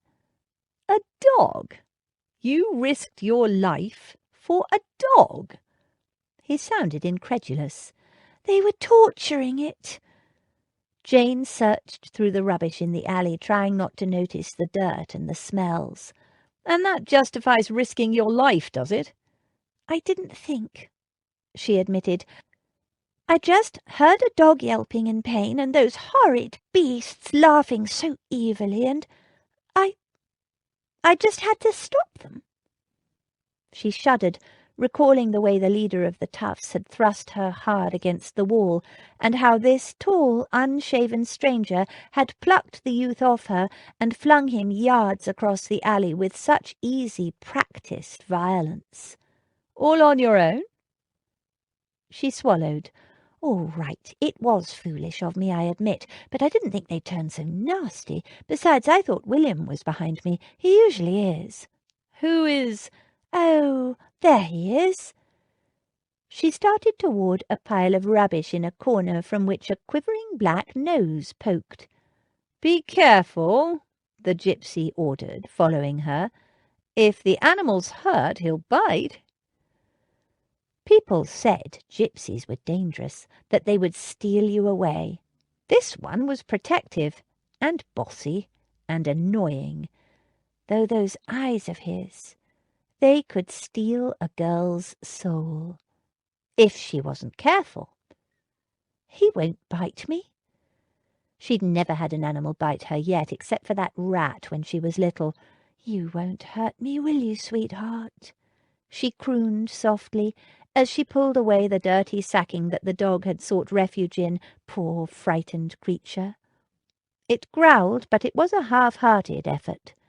A warning as much as anything. "Oh, just look at the state of you, poor baby." Half-starved, with his ribs sticking out and bleeding from a dozen injuries, the dog crouched on the damp cobbles, shivering, eyeing her warily, but not in a fierce or dangerous way, she knew. She was much more confident with animals than men. Behind her, the tall man looked at the dog and made a small exclamation under his breath. "I should have given each of those young thugs a good thrashing." Jane agreed, but all her attention was on the dog. She tugged off her gloves and tucked them in her reticule. She hadn't touched the dog yet, was just letting him get used to her scent, and to the sound of her voice. There, sweetheart. Everything will be all right now," she murmured. "I'm here now. Nobody shall harm you again. Now don't be frightened. I just need to see how badly those horrid beasts have—" Judging the moment right, she reached out to touch the dog. Again, the gypsy grabbed her, this time by the wrist. Jane jumped. The dog flinched and growled again. She froze a moment, staring down at the big hand holding her wrist so firmly. Warm, brown, masculine fingers wrapped around her bare skin. She would have imagined a gypsy's hands would feel rough, but his didn't. She tried to remember how those hands had smashed into those young thugs. His grip was strong, but he wasn't hurting her. With dignity, she turned her head to glare at him. An unhand me, sir, sort of glare. A society lady to gypsy sort of glare. It ought to have put him in his place. It didn't. Their gazes locked, for an endless moment. Grey-green eyes bored unapologetically into hers. Warm, hard fingers gripped her firmly. The noise of the city, the dismal reek of the alleyway, even the dog faded again from her awareness. Such bright, hard, unsettling eyes. Soul-stealing eyes. She swallowed and fought to maintain her composure. He was a stranger, a gypsy, and an angry one, judging by the glitter in his eyes, and this was the second or third time he'd touched her, yet she felt no sense of threat. Well, not physically. It was a different kind of danger. He was so close she could feel the warmth of his big body, could see each dark bristle in his skin, the rough darkness of his jaw, the mobile fascination of his mouth. Fascination? What was she thinking? A chance-met gypsy in a small side alley, rough, tough, intimidating. He'd handled those boys with a casual violence that ought to have horrified her. Instead, it had thrilled her. She ought to be repelled by him. She wasn't. Far from it. Something about him drew her in some strange way. The thought sparked a warning deep within her. "What do you think you're doing?" She wrenched her gaze off his face and glanced pointedly at his hand. A surprisingly clean hand, tanned but with clean, well-trimmed fingernails. He didn't smell dirty either. There was a scent of wood smoke and damp wool and old leaves, and underneath it all a scent of... She didn't know what, but it was dark and masculine and somehow enticing. He moved, and another sliver of stark awareness rippled through her. "Don't touch him. He's frightened and hurt. He could be savage." His voice was soft, but his hard, silvery gaze stripped her of her defences. "He's not savage, and he won't bite me." She carefully detached her arm from his grasp. "Thank you, but I know what I'm doing." She bent over the dog, but all the time she could feel the man's eyes on her, his gaze sliding over her. She was used to men staring at her. All her life it had happened, even when she was a child. Usually she hated it, hated the way they stared, their eyes running over her, hot and heavy, weighted with expectations that made her feel anxious, uncomfortable, and sometimes frightened. But this... She didn't know quite what she felt. The intensity of that hard, silver-edged gaze made her not uncomfortable exactly so much as aware, alive, breathless, on edge. Nonsense. It was merely a reaction from the scuffle with those horrid boys, she told herself. She was no longer used to witnessing violence, only occasionally, in her dreams. Beside her he shifted, and again she absorbed that faint, exotic, manly, outdoorsy smell, the forbidden, dark, exciting, dangerous. She shivered. The sooner she got herself away from him, the better. Footsteps sounded behind them, and he released her and whirled, fists at the ready. "Oh, there you are, William," Jane said quickly, not certain whether she felt relieved or disappointed. "I knew you'd get here eventually. I told this gentleman you were close by." There she went again, calling the gypsy a gentleman. The expression on William's face showed how ludicrous he thought the appellation too. "This fella bothering you, Miss Jane?" "Not at all. In fact, he saved me from the unwanted attentions of some extremely nasty young men." She turned back to the dog.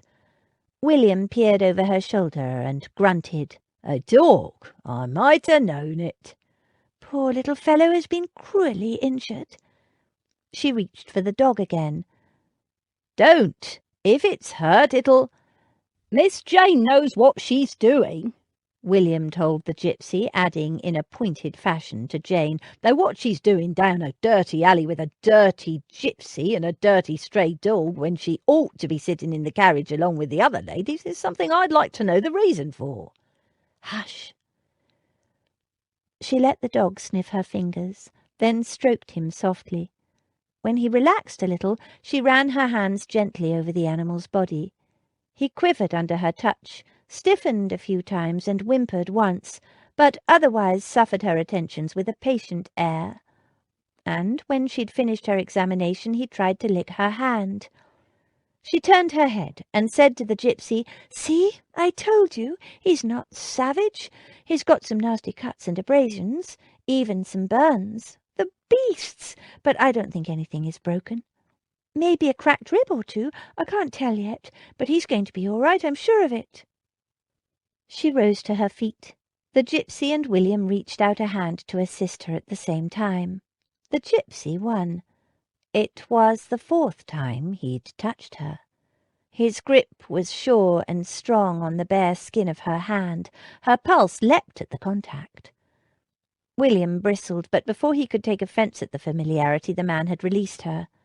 "Want me to get rid of this fellow, Miss Jane?" William asked. "Not at all." To cover her flustered reaction to the gypsy's touch, Jane brushed off her skirt, frowning as she noticed a muddy stain. "As I said before, he's been very helpful." William snorted, unimpressed. "Yes, William," the gypsy said, "I was very helpful. Just as well, seeing you were too busy with parcels to notice that your mistress was in trouble." William stiffened. His glare intensified. With a smile that was pure, studied insolence, the gypsy adjusted his non-existent cuffs. Honestly, men. They might as well have been 2 dogs circling stiff-legged around each other, hackles up, looking for a fight. Jane decided to diffuse the moment. "Give the man a shilling for his trouble, please, William." The gypsy's smug smile vanished. "A shilling?" Black brows snapped together, and he stared at Jane first in surprise, and then, was that amusement? The grey eyes gleamed, the hint of green more in evidence now. Wasn't a shilling enough? Or perhaps she'd offered him too much. She didn't have much experience in tipping. It was a male concern. She glanced at William, but he didn't seem surprised, just unhappy at having to pay the man anything, even though he knew she'd repay him when they got home. He frowned at her with a mulish expression, conveying a silent message that she understood perfectly well. But William didn't understand that the gypsy had saved her from a truly terrible situation, and Jane didn't want to explain to her footman, to anyone really, just how foolish and reckless she'd been. "William?" she prompted. With every evidence of reluctance, the big footman produced a shilling and begrudgingly handed it to the gypsy, who flipped the coin in the air and pocketed it with a grin. William jerked a thumb. "Now hop it, you." The gypsy leaned against the wall. "I'm quite happy here, thanks." With a visible effort, William turned away, saying, "We should go now, miss." Jane ignored him. She was carefully removing the blue satin ribbon that was threaded through the waist of her pelisse. Bemused, Zach watched her. The ribbon was threaded under her breasts, gathering the fabric of the coat in to emphasize her slender figure. The ribbon drawstring gave the garment its shape. The more she tugged, the more it lost its shape. "You're unravelling that thing," he pointed out. "Yes, I don't have a leash." "Leash?" Zach looked from her to the dog. It was a beaten-up, barrel-bodied, squint-eyed brindle creature with a blunt nose and a face like a fistful of wrinkles, quite the ugliest-looking brute he'd ever seen. "You mean you're going to keep it?" In his experience, ladies of quality kept overbred bundles of dainty fluff, not, he looked at the dog again, whatever this was. There was a Staffordshire or bulldog somewhere in its ancestry, he'd wager, along with a dozen other breeds, and possibly a warthog, Whatever, it was not a dog for a lady. You're going to make a pet of that? Why not? Because it's the ugliest little brute I've ever seen. She turned an indignant look on him. You don't imagine I'm going to leave him here to be abused and mistreated again, do you? Just because he's not pretty? His looks aren't his fault, and the patience with which he endured my examination tells you more about him than his looks. In any case, he's half-starved. Look at those ribs. And hurt. I wouldn't leave any animal in such a condition. It's obvious nobody cares for this poor little fellow. So, you'll come home with me, won't you, darling?" She finished tying the blue satin ribbon around the neck of the dog, and straightened. The dog shook itself, wagged its ragged excuse for a tail, which involved wagging its whole body, and sat on her foot with an air of ownership. She laughed and patted its head. Brave little fellow. Zach watched, amused. Talk about Beauty and the Beast. "Miss Jane, you can't!" The words burst from the big footman. "Not this creature? I've never seen such a—" Miss Jane's silky brows rose, and the big man broke off, saying in a pleading manner, "Please, miss, Lady B will never stand for it." "We're keeping him, William," Miss Jane said firmly. "Lady Beatrice needs a guard dog." William looked at the dog and made a choking noise. Zach grinned. "The cats won't like it," William persisted weakly. "They will get used to each other," she said. The dog scratched itself vigorously. "It's got fleas," William said, in the manner of a man who has faced defeat before. "We'll bathe him. You'll see. He's going to make a wonderful addition to the household." "What are you going to call him?" Zach asked. "Brutus?" "Haven't you gone yet?" the footman growled. "Apparently not," Zach told him. "Brutus? No," she said seriously. "A name like that would cause people to expect the worst of him. But he has a lovely nature, I'm convinced. People place far too much emphasis on looks." It was an interesting statement from a pampered society beauty, Zach thought. "Like William," she added. "William?"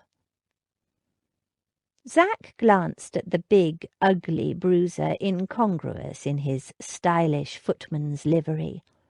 A former prize-fighter, he'd wager, with a cauliflower ear and a nose that had been broken more than once. "I can see the resemblance." The footman gave him a warning growl. Miss Jane continued, oblivious. "People are sometimes nervous of William because of his looks, you understand, but—" "Time to go, Miss Jane," the footman interrupted. He'd gone a little pink about the ears, but really he's the gentlest, kindest, sweetest-natured soul. "Oh, give over, Miss Jane," the footman muttered, turning a delicate shade of puce. "I don't know what my sisters and I would have done without William," she finished warmly. "What about naming him Rose Petal?" Zach suggested into the silence that followed. "The dog, I mean, not William. To signify his beautiful nature.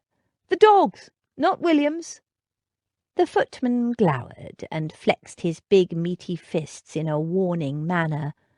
"Rose Petal?" She wrinkled her nose and gave him a severe look. "Heavens, no! He's not an effeminate sort of dog.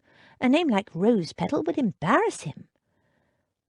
Zach looked at the snaggle-toothed, bandy-legged canine cannonball and agreed solemnly that, no, he wasn't an effeminate sort of dog.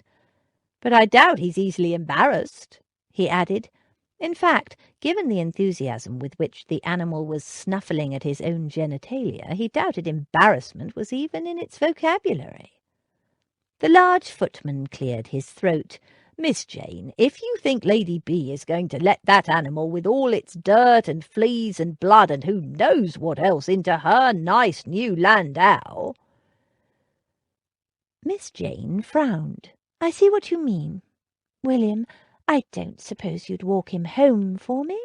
"No, miss, I would not," William said firmly, with the air of a man who has snatched victory from the jaws of defeat.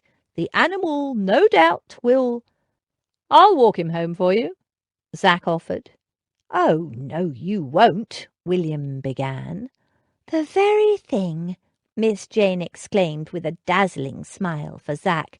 "Thank you." Now that, Zach thought dazedly, was a genuine smile. He took the end of the blue satin ribbon from her. "What's the address?" "Berkeley Square, number—" "Miss Jane, you can't give out your address to any riffraff you meet in the street." "Ah, but William, I'm not your run-of-the-mill riffraff," Zach said, enjoying himself hugely. "I'm the riffraff that saved Miss Jane from a group of thugs when her footman was worrying about parcels." William glowered. "That's true," she said, "and I'm sure he'll take very good care of the dog." "Very good care," Zach assured her. She gave him her address. "Give the man another sixpence, William. It's quite a long walk to Berkeley Square. William or Featherby, our butler, will give you another shilling when you deliver the dog," she assured Zach. "But—" William began. Zach promptly held out his hand. It was quite fun being tipped by a footman. He'd always experienced tipping the other way around. Besides, he could do with the change. Most of the coins he had were foreign. William sourly produced a sixpence and handed it over, along with a look that suggested that if Zach valued his skin, neither he nor the dog should come within half a mile of the house on Berkeley Square. "Now come along, Miss Jane. Lady Beatrice is waiting." But Miss Jane wasn't finished. "Thank you, Mr. "Black. Zachary Black. At your service," Zach said, bowing slightly, and although he knew it was the height of bad manners to ask a lady her name, he was currently being riffraff, so he added, "And you are—" "The likes of you don't need to know her name," the footman growled before she could say anything. She gave Zach one of those bright, impersonal smiles she seemed to think would put him in his place. Again. He grinned knowingly. The smile faltered. She looked away, a slight pucker between her brows. "Take good care of my dog, won't you, Mr. Black?" "I will indeed," Zach assured her, holding the blue satin ribbon that was attached to the ugliest dog in London. He watched her walk down the lane toward the waiting landau, then, assisted by the big footman, climb lightly in. Zach and the dog made slower progress, reaching the main street just as the carriage pulled away from the curb. She was facing the other way, but she turned her head and looked at him. He couldn't read her expression. The carriage turned a corner, and he stood a moment, gazing at nothing, just the busy street, and found himself thinking of small purple flowers hiding among heart-shaped dark green leaves. Violets. Why on earth was he thinking of woodlands and violets in a busy London street? And then it came to him.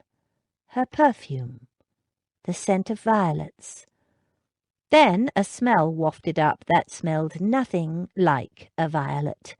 He glanced down at the dog. "Phew! And I'm guessing flatulence isn't the worst of your habits either, is it? The girl is clearly a little unhinged to want to bring such an unrefined creature into her home, but who am I to complain, since it provides me with an excuse to see her again? Come along then, Rose Petal. Let's get you to Berkeley Square." Chapter 7. How quick come the reasons for approving what we like. Jane Austen. Persuasion. "Where on earth did you get to, girl?" Lady Beatrice demanded as Jane climbed into the carriage. She was huddled in fur up to her ears. "It's damned freezing sitting here, and the racket is atrocious." The street was filled, in fact, with traffic blocked by her ladyship's waiting carriage, and the racket was the loudly voiced complaints coming from the other drivers. Lady Beatrice's driver sat awaiting her ladyship's instructions, sublimely unaware of the insults hurled his way. "Well, girl, did you forget something?" Jane began, trying to think of how best to break the news of her new pet. She gave William, taking his place at the back of the landau, a warning glance, in case he planned to take it upon himself to explain for her. On the way back to the carriage he'd made no bones about his disapproval of her behaviour, or the company she kept. "Oi, what's happened to your pelisse?" Daisy demanded. "It's got a dirty mark there. And you've gone and lost that blue satin ribbon, and it took me ages to find the right shade of blue, and it was the end of the roll." "Sorry, Daisy." Jane hadn't thought twice about using the ribbon as a leash, but now she felt a twinge of guilt. It hadn't occurred to Jane that the ribbon would be hard to replace. "Well, get along, man, don't dilly-dally." Lady Beatrice leaned forward and poked the driver with her cane. "You're holding up the traffic." Jane hadn't intended to look back, but as the carriage moved off she turned her head just as the tall gypsy emerged from the alley with the dog. He stood watching, still and silent. Those eyes, like polished steel, followed her. Daisy, sharp-eyed as usual, followed her gaze. "Now there's a good-looking fella," she said, with approval in her voice. "Pity about his clothes." "Did we get everything we needed?" Jane asked, trying to change the subject. "I'm so looking forward to the dance lesson this afternoon. We never did learn the waltz at the Pill." At least she wasn't the only one who found the tall man noticeable. Lady Beatrice twisted in her seat and peered at the gypsy through her lorgnette. She nodded. "Give him a shave and a bath and put him in a decent coat and breeches, and he'd make quite a sight." "Leave him in nothing at all, fresh from the bath, and I'm betting he'd look even better," Daisy said, and Lady Beatrice gave an earthy chuckle. Jane tried to think of dogs, ice cream, satin ribbons, anything except the tall gypsy dressed in nothing at all. It was a miserable failure. She could feel her face heating, and not just her face.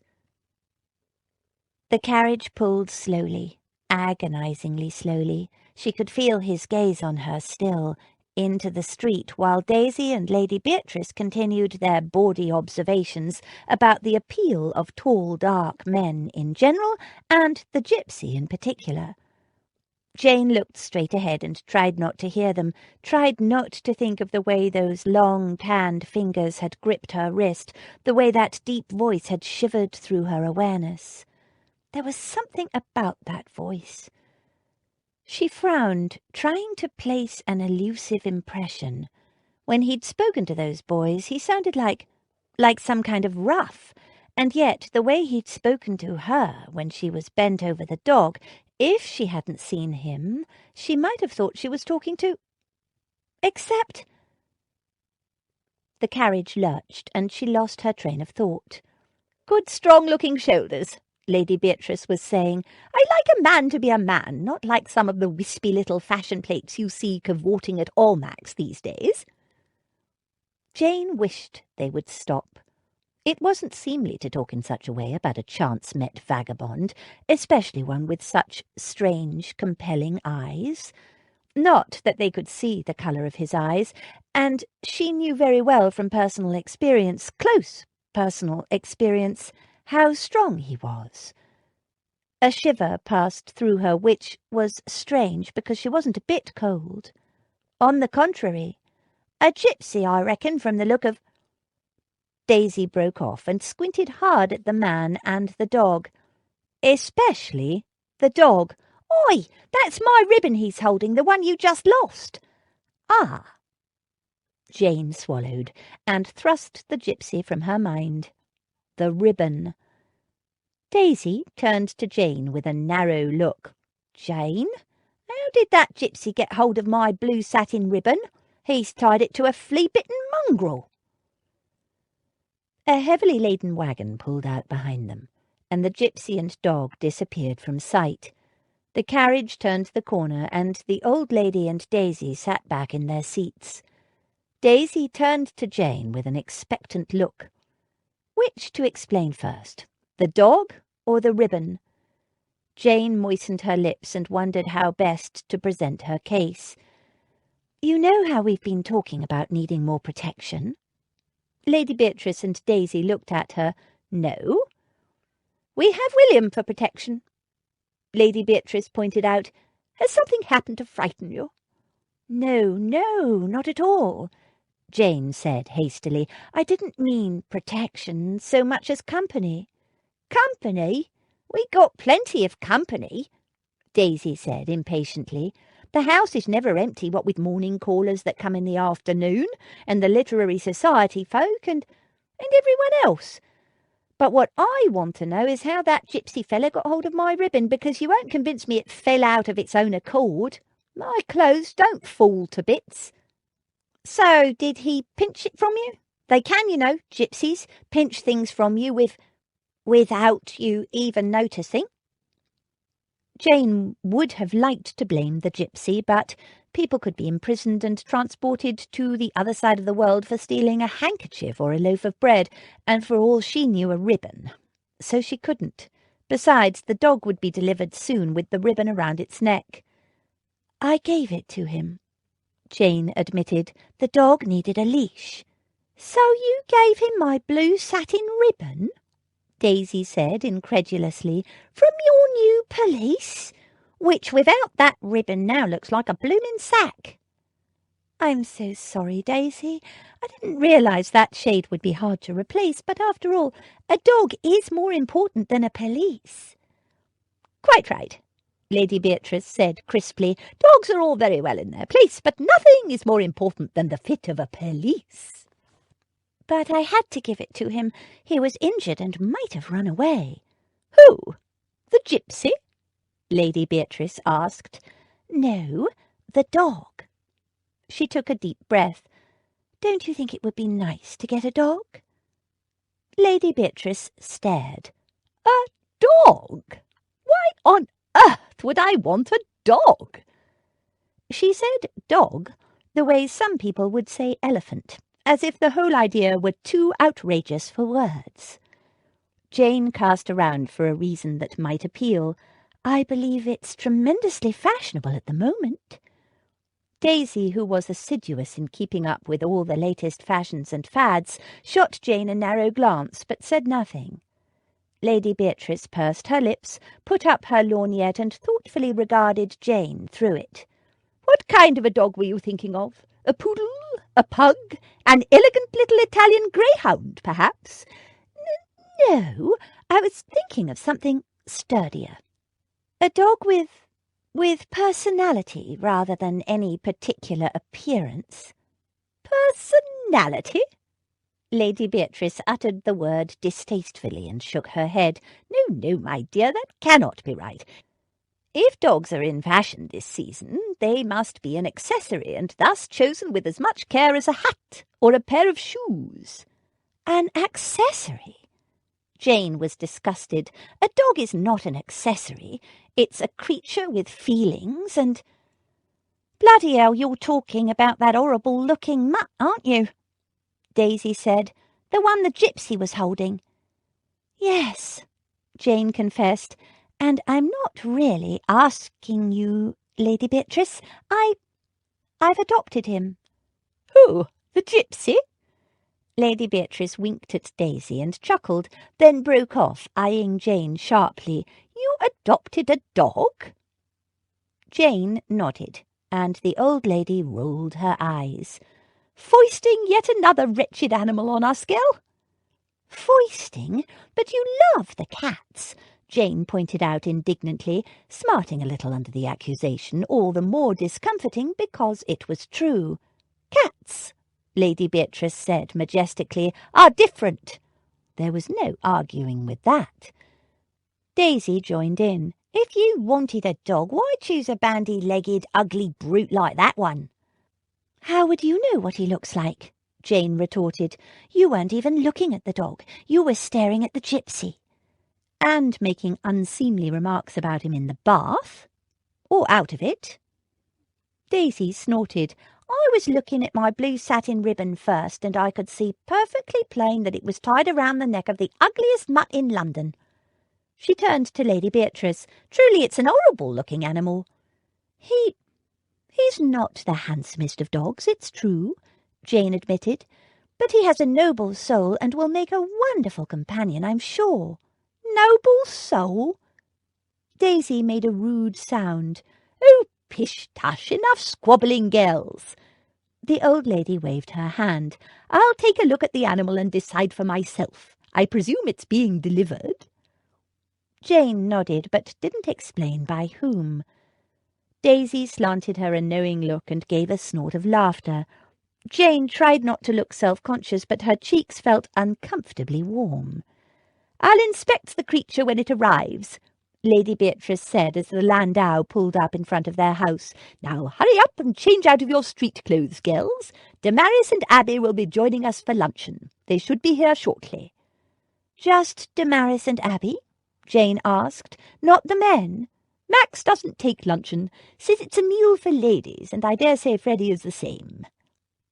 She added waspishly, "Having an ale and bread and cheese at noon, or a meat pie bought in the street, isn't luncheon, apparently, because men have no need of luncheon." She snorted. As Jane and Daisy changed out of their street clothes, Jane explained what had happened in the alleyway. "I don't know what would have happened if he hadn't been there, Daisy." "I knew it," Daisy said. "That handsome gypsy fella got you all of a flutter, didn't he?" Jane blinked. That wasn't the impression she'd tried to give. In fact, she'd absolutely minimized the gypsy's involvement in the telling of the story. "He did not, and I was not all of a flutter." "Mm-hmm," Daisy said in a don't-believe-a-word-of-it way. "Was he handsome?" Jane added airily, if belatedly. "I didn't notice." Daisy made a rude sound. "As I recall," Jane turned indignantly, "it was you waxing lyrical about his appearance. Naked from his bath, you said. You and Lady Beatrice, quite shameless you were. I wasn't the slightest bit interested." Daisy said nothing. She didn't need to. Her look said it all. "And if I were in a flutter, which I wasn't, it was no doubt because of those horrid wicked boys from whom he rescued me." "Handsome and heroic. He gets better and better. Sounds like you had a lucky escape. Bit silly to take on those blokes on your own, though. Good thing he came by when he did." "I know," Jane sighed. "I'm always the damsel, never the knight." Daisy twisted around to stare at her. "Never the night? It wasn't dark?" "No, night with a K."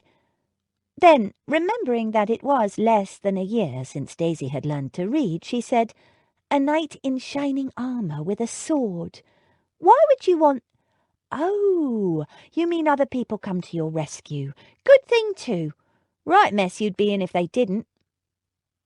Daisy took Jane's pelisse and laid it on the bed. "I'll find you a new ribbon for this, unless you've made arrangements to meet your fella again to get it back." Jane turned away. "He's not my fellow, and you're making far too much of it. It was nothing, really nothing." "Right, that's why you were staring back from the carriage, staring at nothing, like he was a big bowl of strawberries and cream and you all starving hungry." "I was looking at the dog," Jane said with dignity. "Oh, the dog got you all flushed and bothered, I see." Daisy's eyes were dancing. "I wasn't flushed, or if I was, it was the relief. Yes, the relief of saving that poor animal from those dreadful ruffians." "Has he got a name, this gallant knight of yours?" Daisy asked casually, putting her own pelisse away. "Zachary Black—" "Oh, stop it!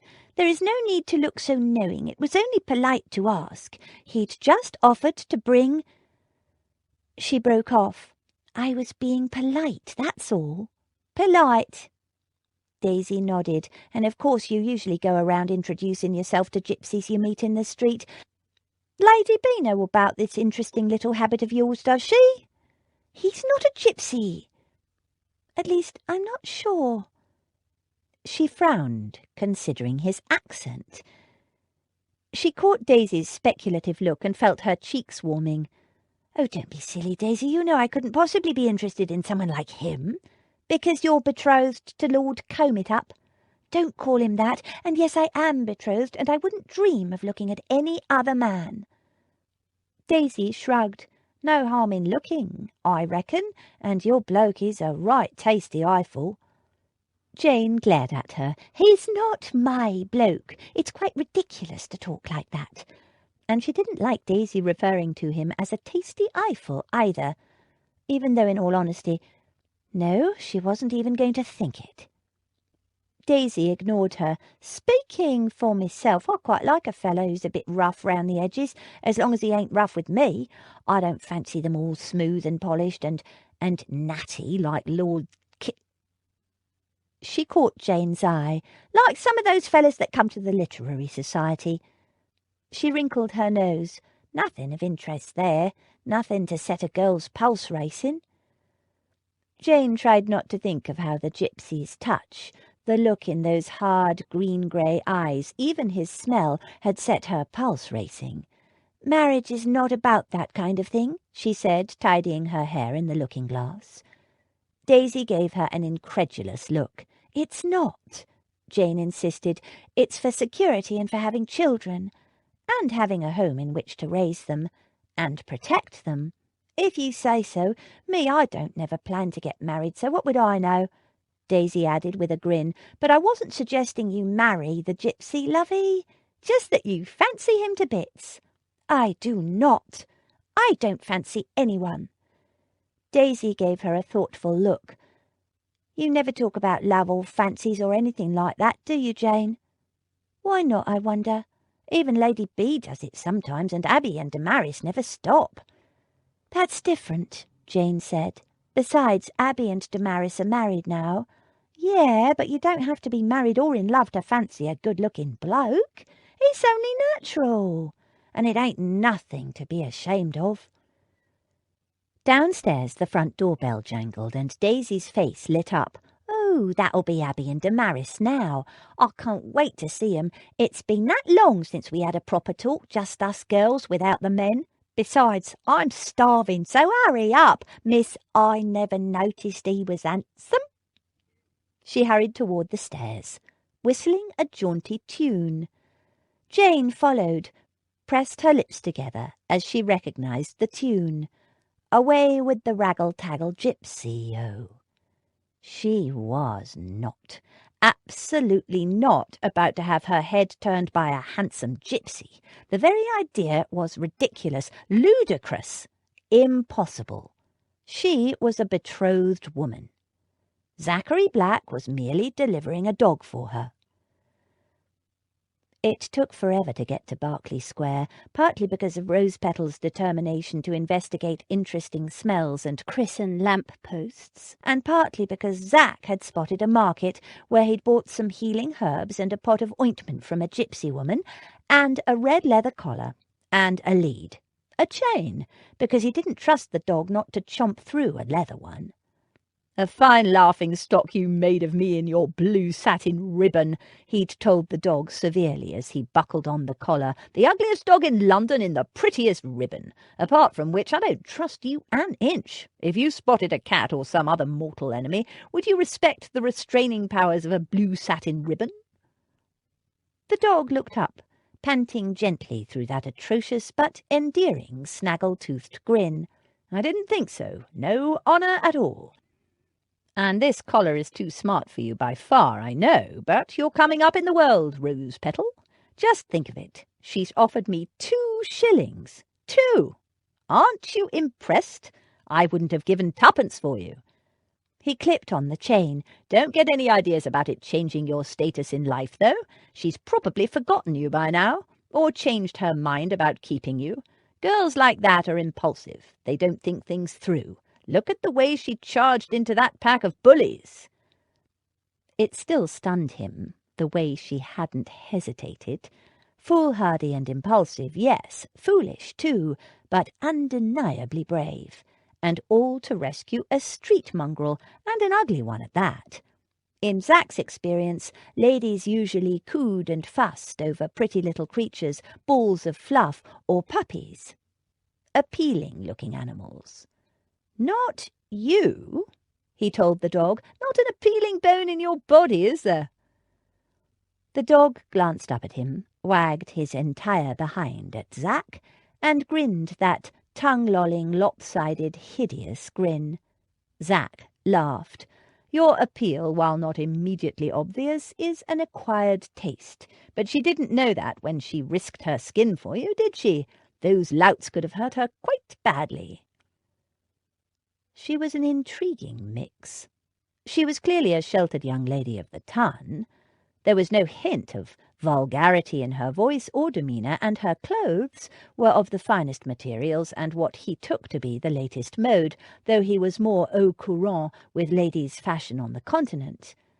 And there was a definite innocence about her. Those blushes couldn't be faked. Yet she knew what a cosh was, and how to use it.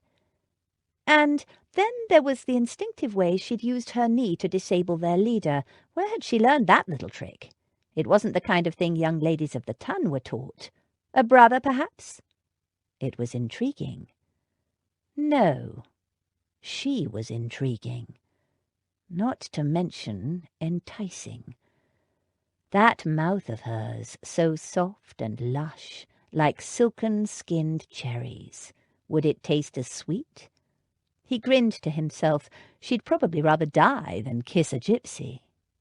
Though she'd shown no sign of the scorn that respectable people, particularly respectable ladies, showed gypsies. The big footman now, he'd shown Zach the kind of reception most gypsies received. Not Miss Jane. She'd treated Zach almost as politely as if he'd been a gentleman. Even called him one once. Why? Because he'd saved her pretty hide from a mauling by those thugs? Or because his act had slipped? He had forgotten himself for a moment, and that did disturb him. He never forgot who or where he was. His life depended on it. Why would he lose concentration today? Because he was back in England after all these years? Because he was, despite what he'd told Gil, growing weary of the life he'd been living? Whatever the reason, it was a warning. Zach rolled up the blue satin ribbon and tucked it in his pocket. She wouldn't want it back, not after it had been around the dog's dirty neck. He'd return it if she asked for it. Of course. He continued on his way, ruminating on the enigma of Miss Jane. She was full of contradictions. A lady with a footman who airily told the footman to pay the gypsy and yet didn't talk down to him or try to freeze him out as most ladies would. She'd also talked to the footman as if he was someone she both liked and respected. William wasn't simply a servant to her. He was a person with feelings. Perhaps she didn't know any better. She was young, only 18 or 19. Perhaps that was it. She probably treated everyone politely. Well brought up. Or perhaps she'd been raised by nonconformists or radicals. But would nonconformists or radicals keep servants dressed in livery?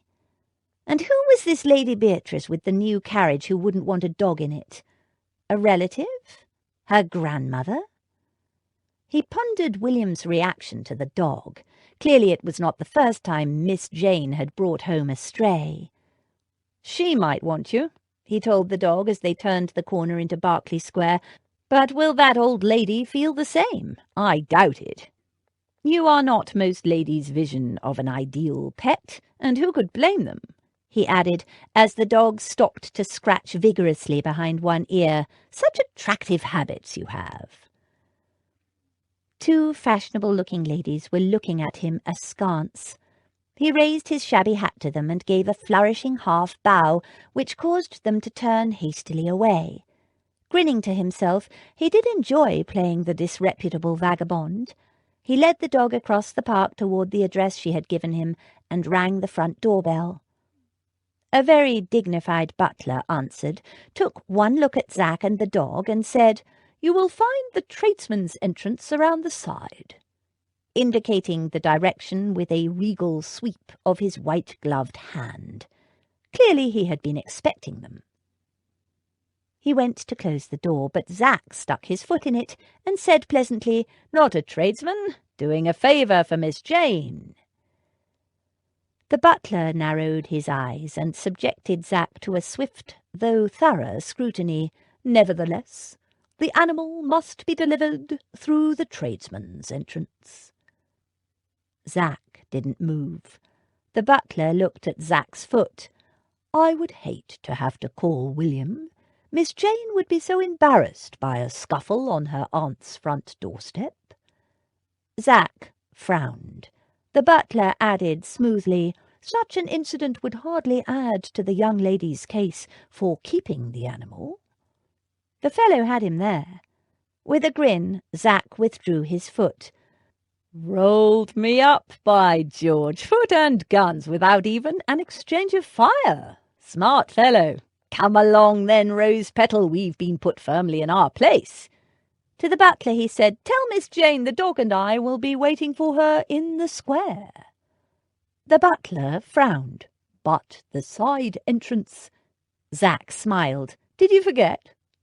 Neither the dog nor I are tradesmen." Chapter 8. I have not the pleasure of understanding you. Jane Austen, Pride and Prejudice. Luncheon was a light, informal affair. Cucumber sandwiches, a little cold chicken, and some lemon curd cakes washed down with cups of tea. And since they hadn't been all girls together since Christmas, there was no shortage of conversation. Not that there ever was when all 4 girls were together. It was wonderful to have her sisters back, and under normal circumstances Jane would have loved nothing better than to spend the rest of the day talking with them and hearing all their news.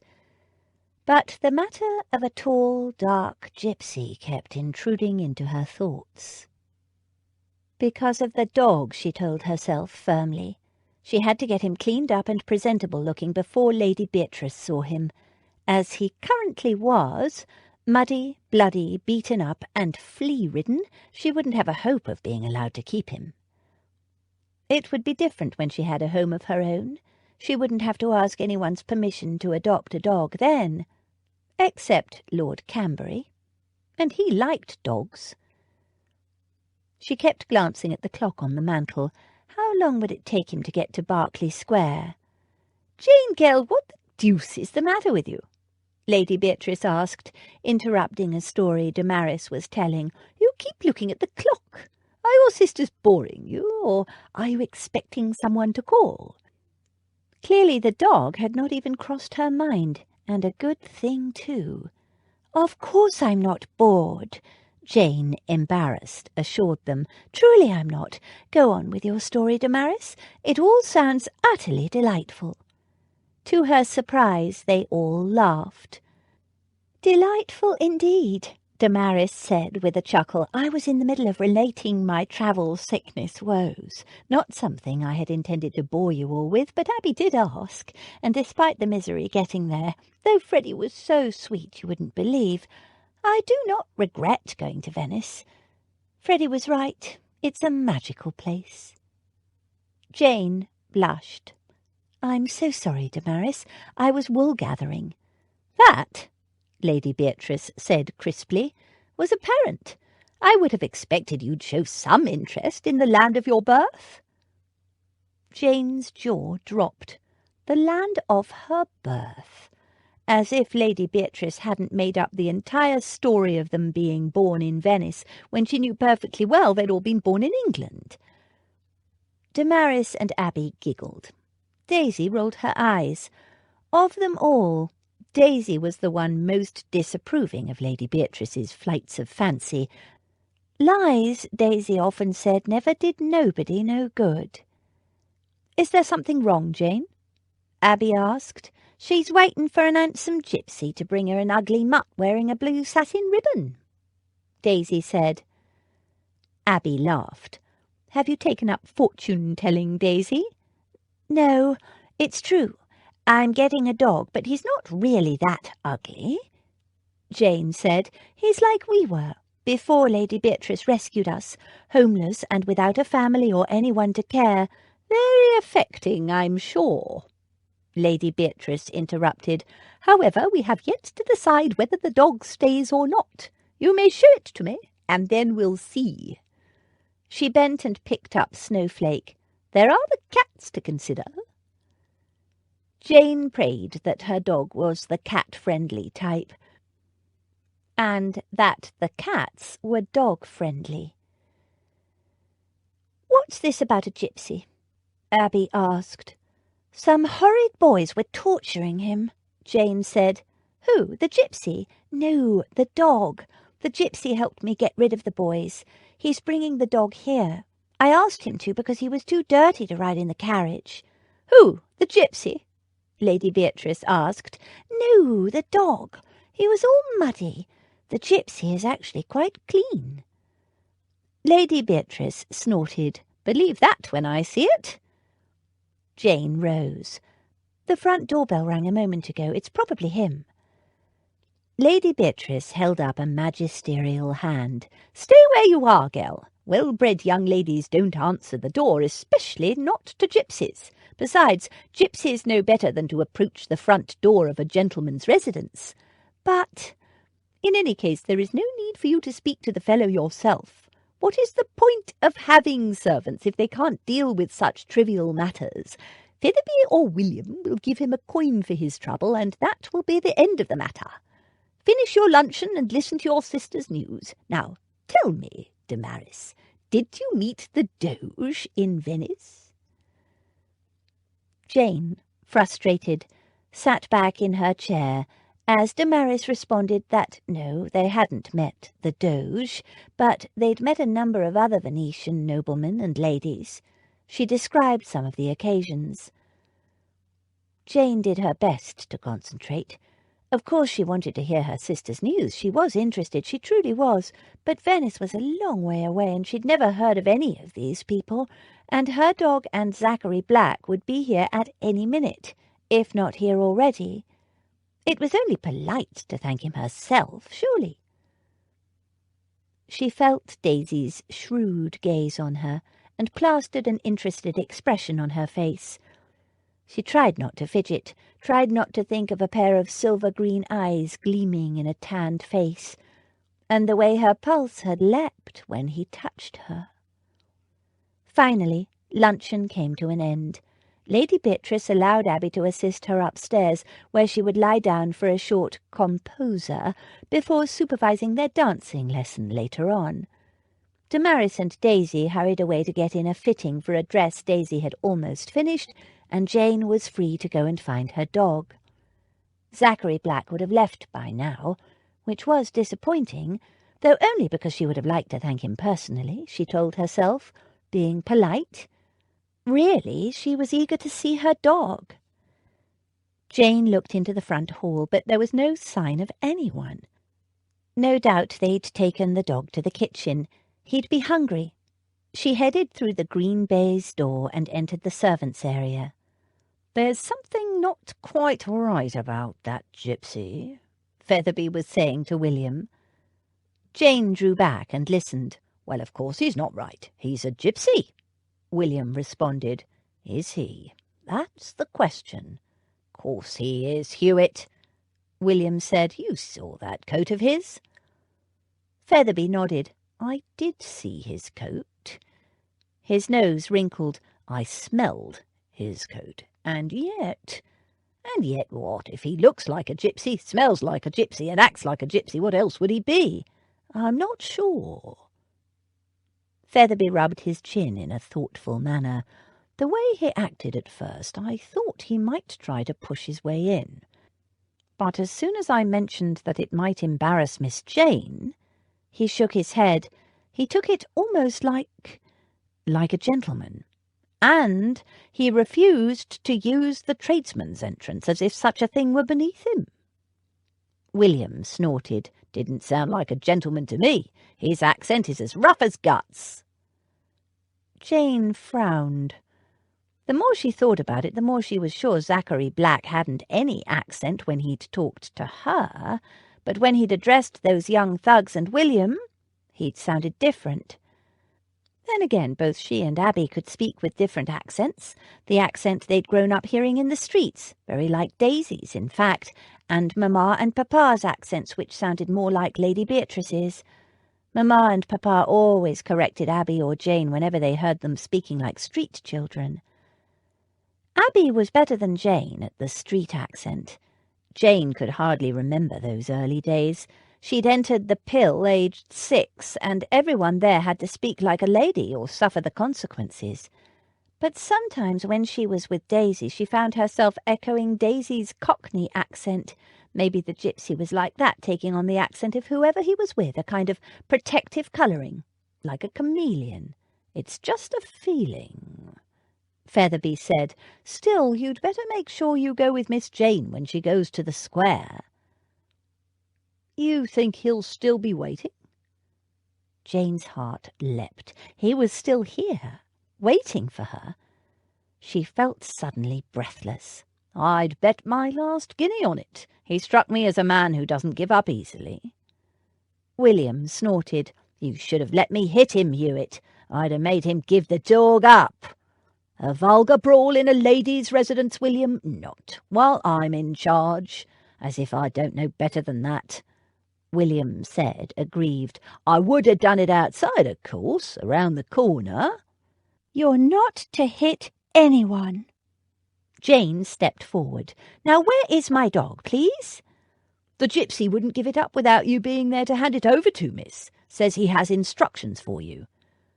William snorted. Instructions? The cheek of him! I'll give him Featherby interrupted smoothly. The fellow is waiting across the road in the square with the animal, Miss Jane. Very well, I'll go. The dog will need a bath before we bring him inside, so could you have somebody take the tin bathtub and some hot water and towels into the back garden, please? You're planning to wash the animal yourself? Featherby sounded shocked. Of course, Jane said. He's going to be my dog, and besides he has injuries that I'll need to tend to.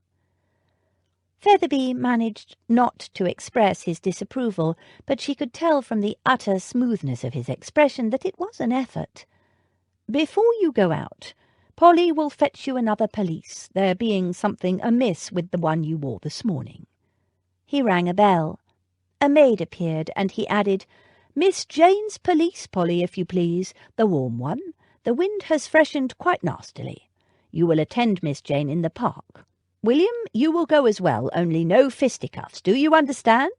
And Miss Jane, when you go, leave by the front door, if you please, not the servants' entrance. Zach had filled in the time waiting by buying a couple more meat pies from a wandering pie seller. He gave one to the dog, who gobbled it up in 2 noisy bites. No manners at all, Zach observed. You're going to have to do better than that if you're going to take up residence with a lady, you know. They tend to frown on things like gobbling. Mr. Black? The soft female voice was so close, Zach was startled into dropping the remnants of his pie. How had he missed her approach? A loud slurping sound at his feet indicated the pie had not been neglected. She looked radiant, in a red wool pelisse and a blue velvet hat that exactly matched the colour of her eyes. Thank you so much for waiting, Mr. Black. I was sorry to think you might have left without me thanking you. She glanced up at him with a shy little smile, and Zach's brain simply stopped working. Jane, he managed to mumble, quite the orator. Luckily she was accompanied by a maid and the large footman. Oi, gypsy, not so familiar, the big footman growled, and Zach found his brain again. He dragged his gaze off her face. William, he said with every appearance of delight. "How I've missed you!" The big footman glowered. "William, would you wait over there with Polly, please?" she said, pointing to a bench that was close but took them nicely out of earshot.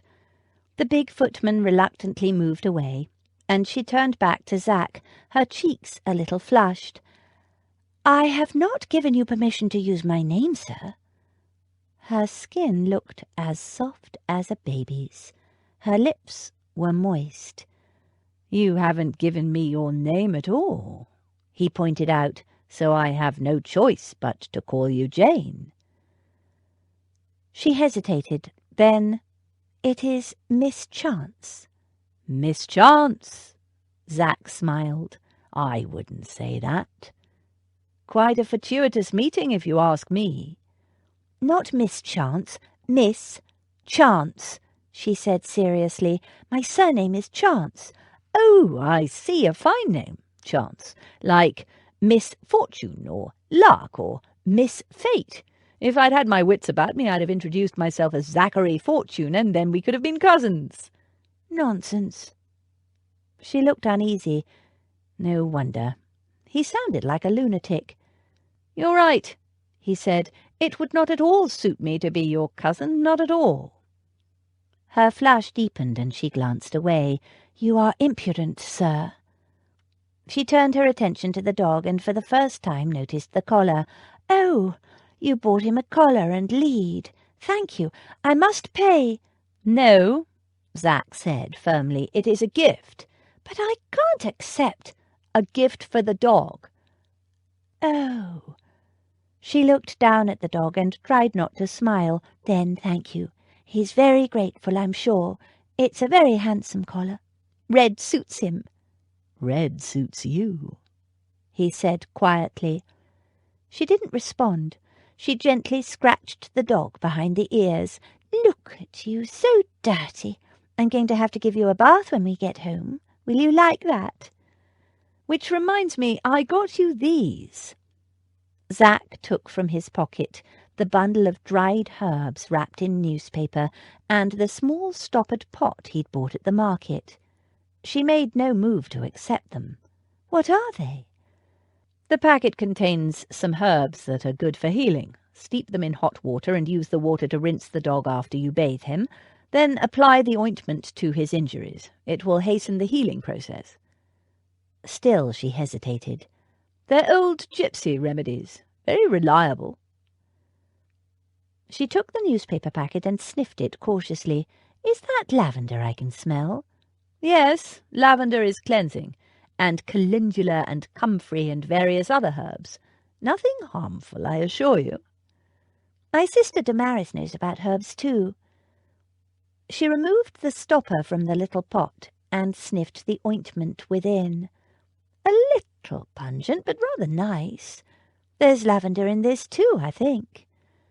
"Yes, a bit extra in the ointment. I thought you'd appreciate a sweeter smell." He glanced down at the dog to counteract the rather powerful "Oh, de dog." She laughed then, and the sound was like sunlight on diamonds. Her eyes sparkled and Zach felt his breath catch. He stood there staring down at her, unable to think of a thing. She gazed back at him. The silence stretched. "Miss Jane?" It was the footman. She started, blushed, and turned around. "Yes, William?" "It's time for you to be getting back." He sent Zach a gimlet glare. "Oh, that's right, my lesson. I almost forgot." Still blushing, she turned to Zach. "We're practicing the waltz," she confided. "I'd better go. Thank you so much for bringing my dog, Mr. Black." "My absolute pleasure," Zach murmured. She gave him a warm look. Her blush deepened, and Zach's brain seized up again. "Here you are, gypsy." William stepped between them, thrusting a coin at Zach. "I trust that'll be the last we see of you." Zach had forgotten her promise of payment when he delivered the dog. He accepted the shilling with a grin. "You never know, William. Fate is such an unpredictable mistress, is she not? William scowled. He turned to Jane and gave her a raffish bow. I shan't say good-bye, Miss Chance, but adieu. Perhaps if you happen to walk your dog in the mornings, say around 10, we might happen to meet. She hesitated, then shook her head. I'm sorry. Goodbye, Mr. Black, and thank you again for your assistance. She turned away, leading the dog, the footman and maid bringing up the rear. Zach watched her crossing the square and smiled to herself. A lady of virtue, indeed.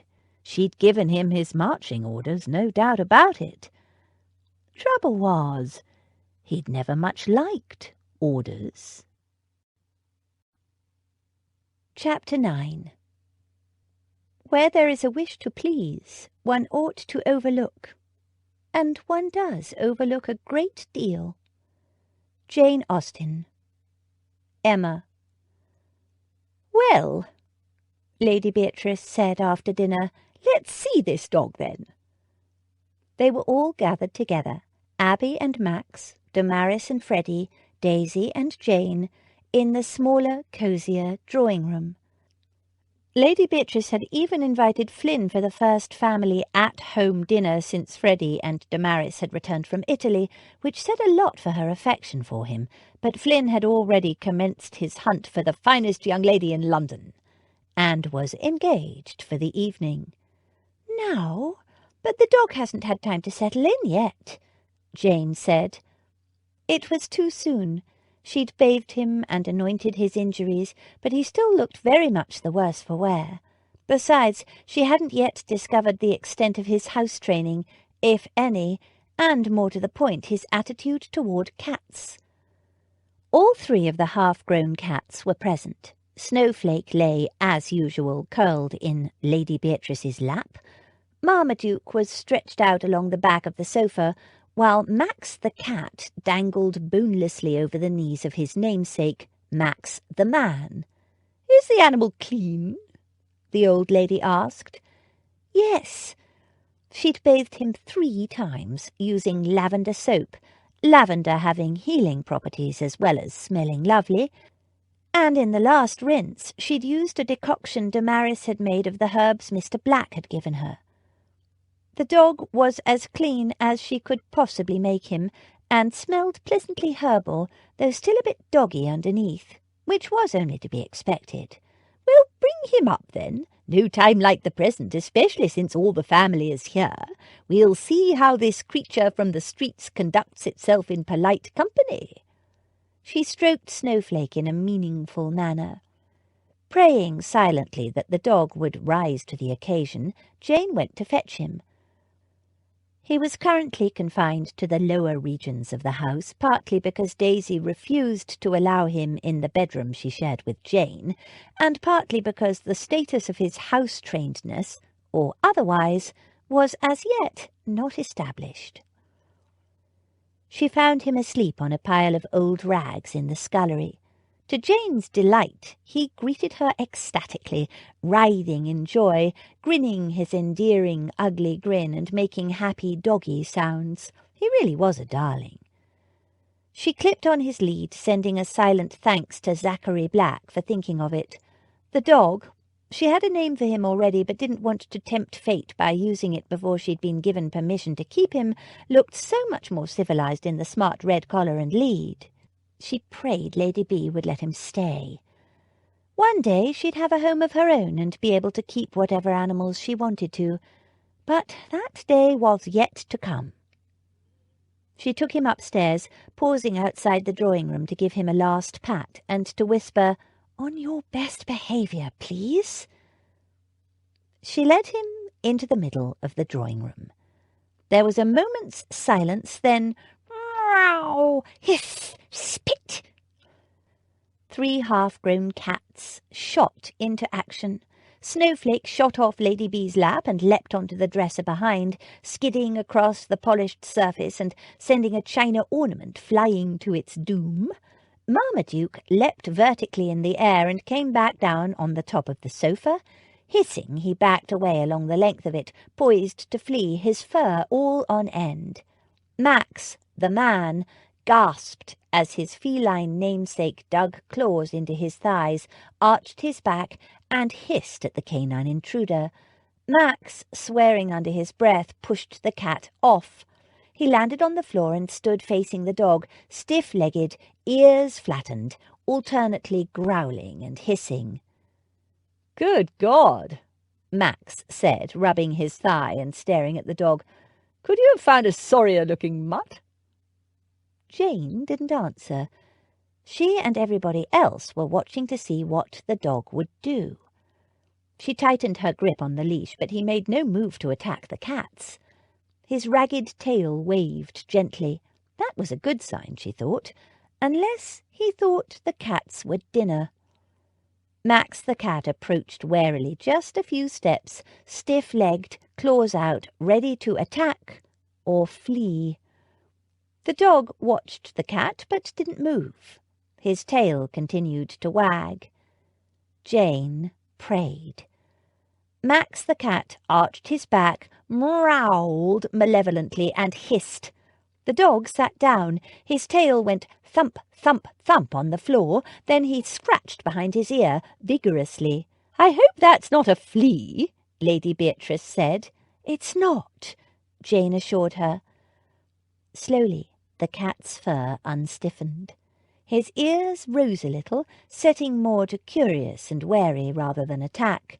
He crouched down, watching the dog with baleful yellow eyes, growling occasionally under his breath, but without the same vicious tone, more of a warning sound. Jane started to breathe. "Undo the chain." Max's voice made her jump.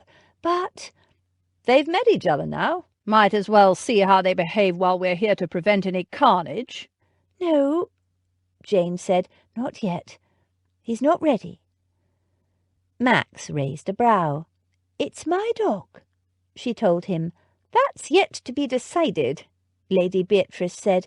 "Oh, but look," Damaris said softly.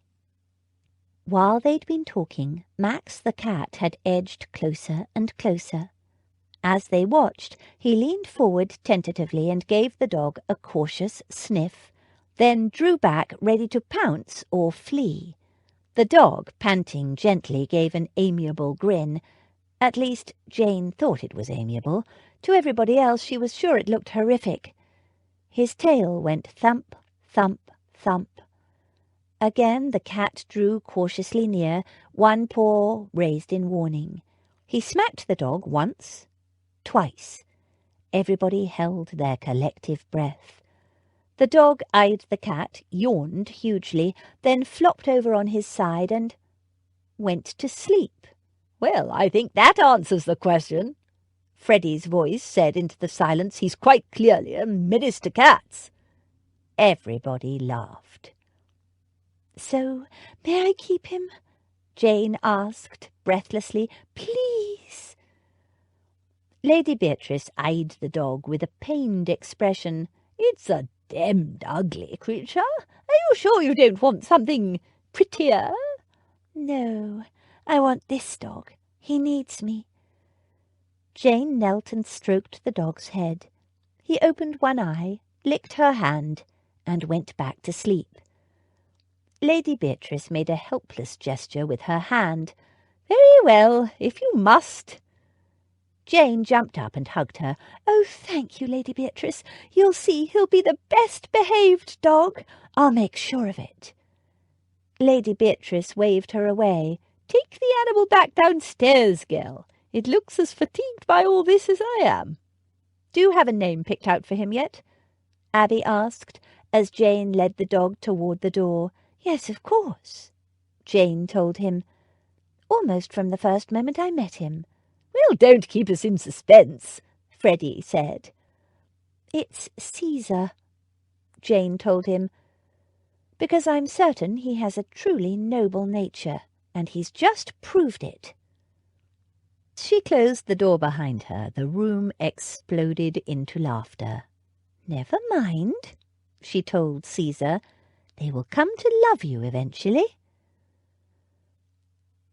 Now you look like a down-on-his-luck clerk, Gil said in disgust. Deeming Zach's appearance too appalling to take him to dine at his club, Gil had sent his manservant out to fetch steak and kidney pudding from the inn around the corner. Dashed shabby. It's almost as bad as that gypsy outfit. Flatterer. Zach examined his reflection in the looking-glass. He was delighted with the new clothes. The gypsy look had outlived its usefulness. It had helped him cross countless borders virtually unnoticed, but now that he was in London and frequenting fashionable areas, it would draw the wrong kind of attention. Besides, the catskin waistcoat would not, he was sure, be approved by a young lady who was fond of animals. When he'd left the lawyer's office, he'd had every intention of heading for Wales to fetch Cecily. Why kick his heels waiting around in London when he could do the job perfectly well himself? The lawyer was being ridiculously overcautious, prosing of substitutes and coaching them. Cecily was herself not a substitute. But then he'd met Miss Jane, and he was intrigued. On his way back from Berkeley Square, he'd found a second-hand clothes market and selected a plain dark blue coat, a grey waistcoat, a couple of white shirts and a plain black hat. Nothing too fashionable. He rather thought he'd liked to continue in his anonymity, see what happened. Gil's valet had taken one discreetly horrified look and whisked the clothing away to be cleaned and thoroughly pressed with a hot iron. As much, he said with dark disapproval, to remove any lurking livestock as for the appearance of the garments, for they were, he'd murmured to his master, distressingly lower class. Zach had smiled. You could tell a lot about people from the way they treated those who were beneath them on the social scale. It's the perfect degree of shabbiness, Zach explained to Gil. I don't want to be mistaken for a gentleman, but neither do I want to be denied entrance at your lodgings. He'd kept his own buff breeches and his boots, which were comfortable and well worn. Gil's valet had cleaned and polished them to a brilliant shine, but Zach had dusted them up a little, saying such a shine was above his touch. Gil rolled his eyes. Believe me, no gentleman would be seen dead in that outfit, but for a clerk who's down on his luck or a seedy debt collector, it's perfect. Zach frowned. Seedy? The bristles! A respectable clerk would shave. Ah. He ran a hand over his bristly chin. The bristles might need to go in that case. He was sure Miss Jane Chance wouldn't want to be seen with a seedy-looking character. I thought it more piratical? Oh, of course, piratical. Definitely. What was I thinking? Gil said dryly. Tell me, do you intend to keep the earring? Zach fingered his earring. I did wonder if it might be fashionable. Saw a chap with an earring on the stairs earlier. Big, dark-haired fellow, dressed as a gentleman, apart from an eye-blinding waistcoat. That's the one. Flynn, an Irishman. Took over Freddie Monckton Coombs's rooms and his valet when Monckton Coombs got married a couple of months ago. You know Monckton Coombs, don't you? A Cambridge man. Never went to university, remember? By the time Gil and his other school friends had gone to university, Zach had been living by his wits, more or less, on the continent for several years. Of course, forgot for a minute. Well, Flynn's the only chap I know who wears an earring, apart from sailors. You sure you don't wish to dance a hornpipe? Mockery does not become you, Gilbert. Zach removed his earring. Over dinner, Zach explained what he'd learned from the lawyer. When he'd finished, Gil signalled for his manservant to clear the table. Then he poured them both a brandy. So, a murder charge. That complicates things.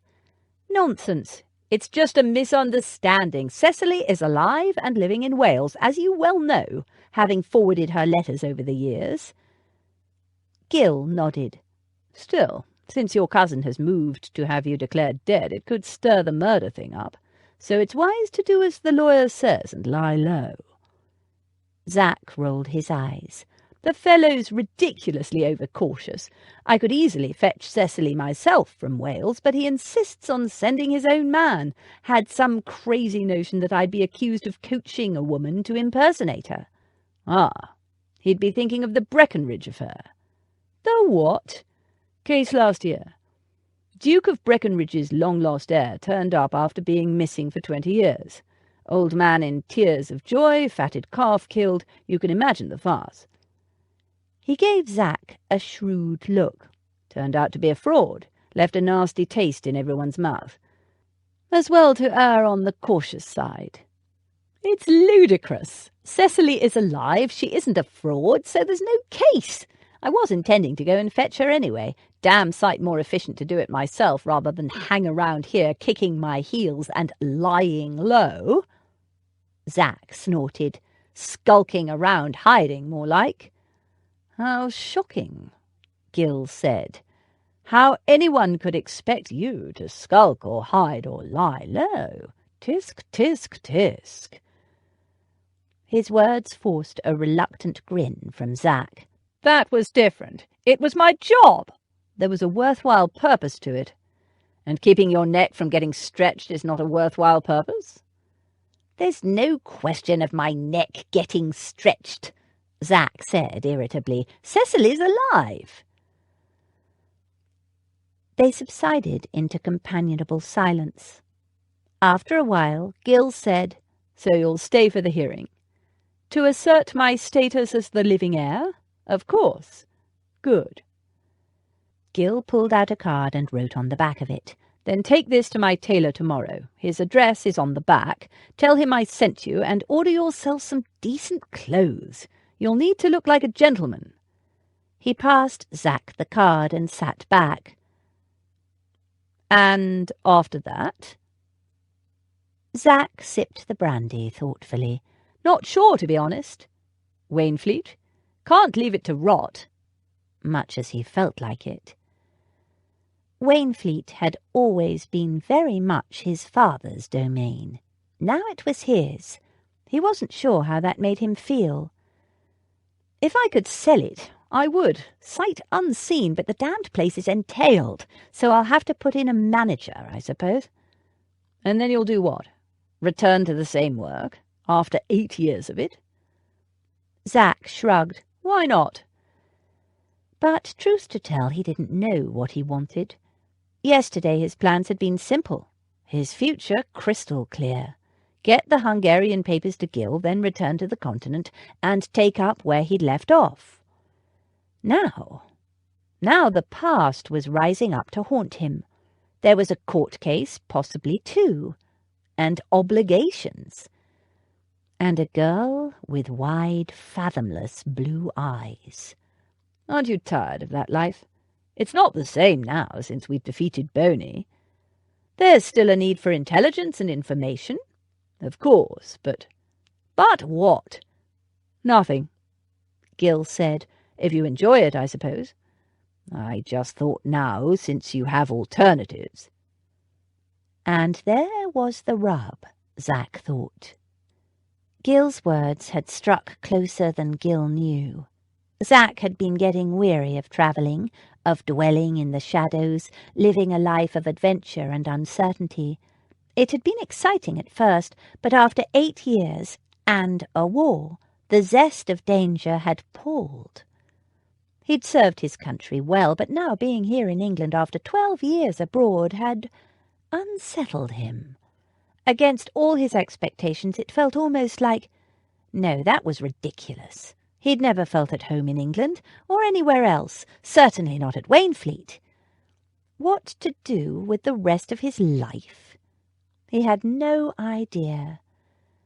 He drained his glass. I hate making plans.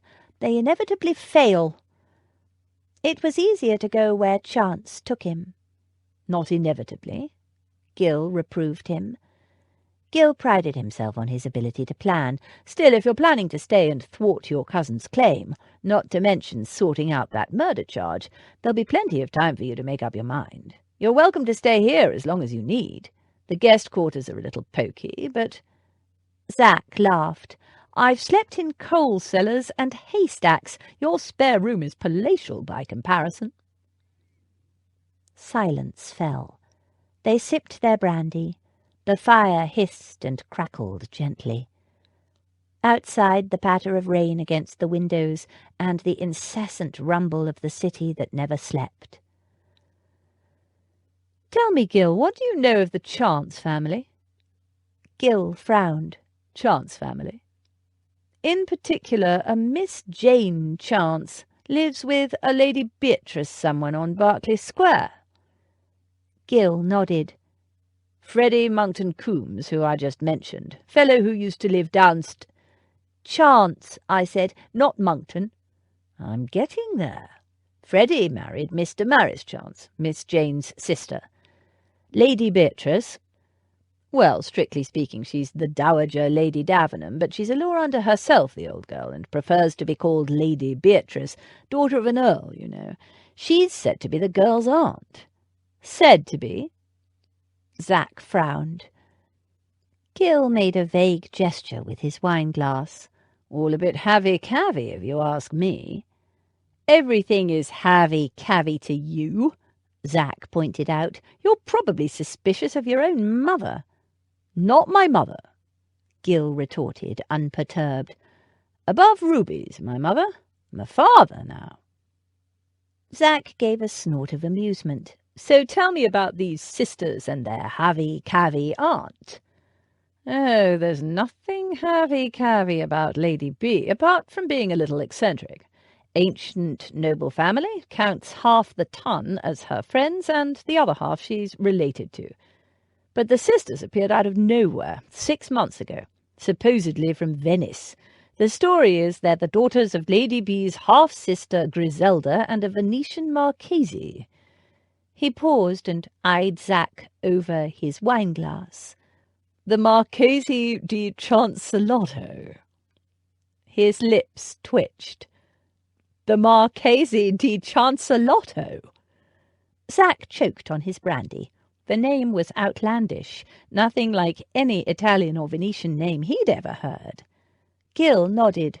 "Precisely so." "So, the girls are adventuresses?" Gil shrugged. "Not clear. They're very popular.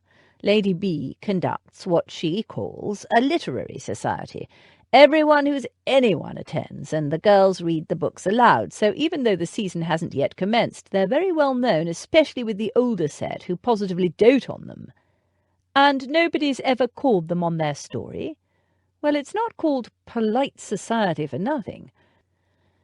In any case, the eldest girl married Lady Beatrice's nephew, Max, Lord Davenham, who must know the truth, and another married Freddie Monkton Coombs, Davenham's best friend." "Which suggests that there's nothing havey-cavey about the girls. That, or they're such charmers their husbands don't care," Gil said. He took a sip of brandy. "But you asked about the younger sister, Jane, did you not?"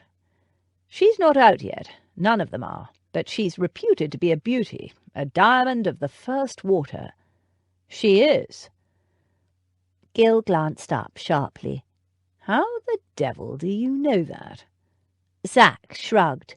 "Ran into her in a dark alley." Gil gave him a sceptical look. "Planning to run into her again?" Zach didn't respond. "Even though you said the lawyer advised you to lie low? I also told you the whole thing is a mistake." Gil drained his glass. "You never did like following orders, did you?" Zach gave him a lazy grin. "I followed yours, didn't I?" "No, you got the results I asked for." Gil corrected him. "There's a significant difference." Zach tossed and turned in his bed. It was ridiculous that he couldn't get to sleep. He could sleep anywhere. He prided himself on it. A moving coach, a haystack, a cold cellar, even with enemies close by who planned to kill him. Anywhere, any time. It was a skill he'd honed over the years. Sleep when the opportunity presented itself. And yet here, in Gil Radcliffe's very comfortable spare bed, with its feather mattress, fine linen sheets, warm blankets, and in perfect safety, he couldn't sleep. He turned over again, punching his pillow into a better shape, and contemplated his sleepless state. He was tense, restless. It had been a long time since he'd had a woman. Perhaps that was the problem. No doubt Gil could direct him to some establishment where he could have his needs met. He considered it. The idea didn't appeal. Zach was choosy about the women he took to bed. Too choosy. Curse it. He punched the pillow again. He knew what the problem was, and there was no possible solution to it. The last woman he should be thinking about was Miss Jane Chance. She was an innocent, a sweet, young, sheltered miss, the last person a jaded fellow like him should be thinking lustful thoughts of. A gypsy, if not in truth, in lifestyle. But Gil was right. He wasn't good at doing what he was supposed to. He shouldn't be thinking about Jane Chance, but he was. He shouldn't be thinking about returning to Berkeley Square in the morning either, but he was. He'd spent years relying on his instincts, and now they were at war, and all over this one girl. Admittedly, she was ravishingly beautiful, but he'd known many beautiful women in his life, and though he admired beauty in a woman, it didn't necessarily call to him, didn't compel him to possess a woman or even to want to know her better. It certainly didn't usually keep him awake at night. But those wide blue eyes, blue as the Mediterranean on a summer's day, and just as easy to drown in, and that complexion, silken English peaches and cream, and the softest-looking, most kissable cherry-dark mouth he'd seen in a long time. He groaned and turned over. He was leaving England as soon as practicable. He shouldn't be thinking about any female except some temporary woman who wanted nothing more than a night or two of bed sports. But he couldn't get Miss Jane Chance out of his mind. How long had it been since he'd felt that instant connection with a woman? Had he ever? Not lust. Well, not just lust, but something else. Whatever it was, it had shaken him. When had he ever lost concentration like that? Not since he was a boy. He'd lived with danger and deception so long that it was like a second skin to him now. He'd never forgot who he was supposed to be, and that danger was ever present.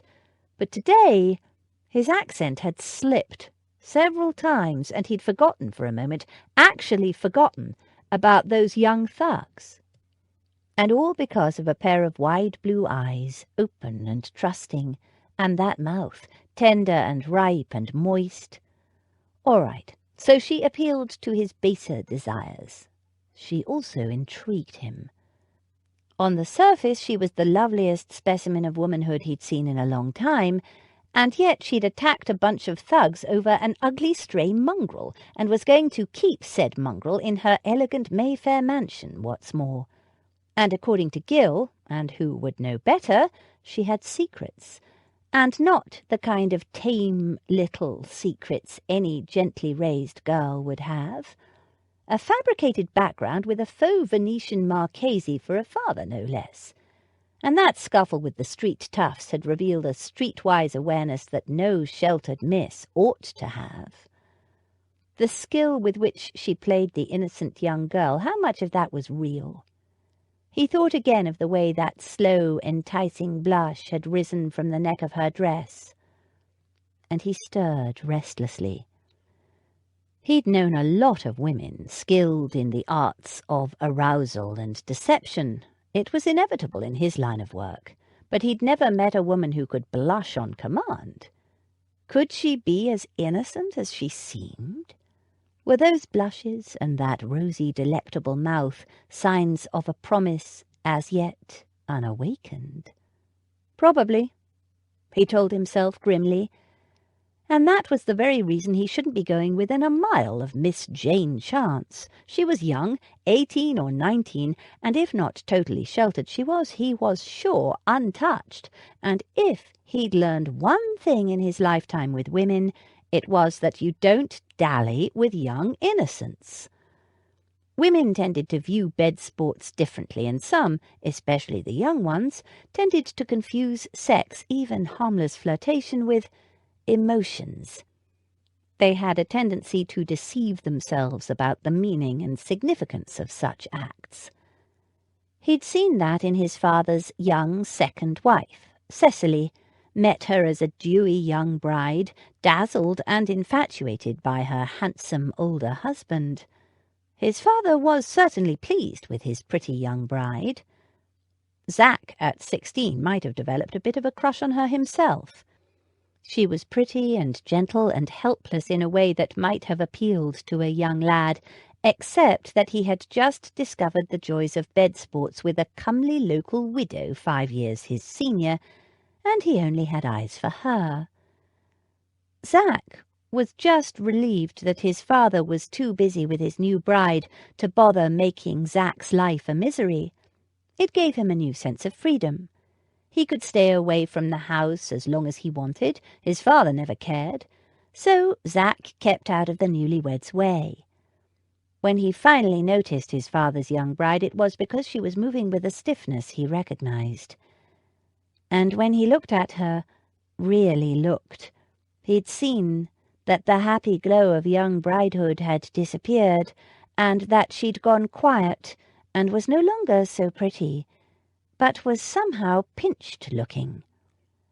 She'd sat silently at the dinner table that night as his father broached his second bottle of wine for the evening, pleating and repleating her table napkin with nervous fingers, watching her husband with quick, furtive glances and an expression that Zach recognized with a sick, inner certainty. Dread. And he realized why his father had eased up on him lately. He'd found a fresh victim. Cecily's plight, her helplessness in the face of his father's bullying ways, had awakened Zach's protective instincts, and look where that had got him. He had no plans to stay in England. He had no plans at all, and girls, respectable young unmarried girls, particularly young unmarried girls with exotic invented backgrounds, would be all about plans. So it would be pointless and foolish, trying to see her again. Much more sensible to go to Wales and fetch Cecily. He closed his eyes and tried to sleep, and pictured that rose silken mouth, lips slightly parted. His body stirred with awareness. He turned over and jammed his eyes shut, and found himself drowning once more in a pair of wide blue eyes. His mouth curved with cynical self-knowledge. She was not for the likes of him. Damn it! He punched the pillow again. Chapter 10. An engaged woman is always more agreeable than a disengaged. She is satisfied with herself, her cares are over, and she feels that she may exert all her powers of pleasing without suspicion. All is safe with a lady engaged. No harm can be done. Jane Austen, Mansfield Park. The gypsy was the first thing Jane thought of when she woke. The curtains were stirring with the breeze from the open window, but she could hear no rain. Good. She could take Caesar to the park. Perhaps if you happen to walk your dog in the mornings, say around 10, we might happen to meet. A slow smile curved her lips. Of course she wouldn't meet him. That was out of the question. She was a betrothed woman. Still, it was exciting to have a man suggest an assignation. And not just a man. A stranger. A dark, unshaven gypsy stranger who gazed at her with the most beautiful eyes, as if he'd like to eat her up. Like the big bad wolf. A little thrill of excitement rippled through her. She lay snuggled in the blankets, the cool air from the window fanning her warm cheeks. It wasn't as if anything could come of it, after all. She wouldn't be meeting him alone and unchaperoned. Young, unmarried ladies of the ton didn't go anywhere alone. Besides, ever since that kidnap attempt last year, right in Berkeley Square, Lady Beatrice was stricter than ever, and William or Polly or one of her sisters always accompanied Jane when she went out. What if he did come to the park again? What would she do? She'd never so much as flirted with a man before. Growing up, she'd had so many problems with men trying to touch her, in the street and even in church twice, and expecting things from her, and imagining she felt about them the way they felt about her. She'd learned not to give men the slightest bit of encouragement. Though discouragement didn't always work. Some men enjoyed the challenge, even when she was a young girl and had no interest in boys or men or anything like that. It had been a problem. At school, the drawing master had kept her back one day, and with no warning he'd grabbed her and tried to kiss her. Luckily, Mrs. Bodkin had come in and stopped it, but the drawing master had blamed Jane, saying she'd tempted and encouraged him, and it was so untrue. He was old and hairy and had grey hair sprouting even from his nostrils and ears. She hadn't even thought of him as a man, just the drawing master. But even though he'd been dismissed, Mrs. Bodkin had subjected Jane to a severe lecture on forwardness, temptation, and brazen behaviour, and she'd been punished every night for a week afterward by having to copy out tracts from the Bible about the sins of women. She'd learned not to tell anyone if a man was bothering her. Nobody, except her sister, ever believed she wasn't to blame, and Abby had left the pill by the time Jane was 12, so she'd learned to recognise the signs and do her best to avoid them. Now, for the first time ever, she was tempted to follow Daisy's suggestion and flirt with a man. Not just any man. With Mr. Zachary Black, of the darkly handsome face, the gleaming silvery eyes, and the dashing smile that caused her insides to curl up deliciously. She hugged the thought to herself. The idea of an assignation with a dark and dangerous stranger thrilled her, but she couldn't bring herself to do it. An assignation was a little too calculated. But if she took the dog out later and they happened to meet, nobody could say she'd made an assignation then, could they?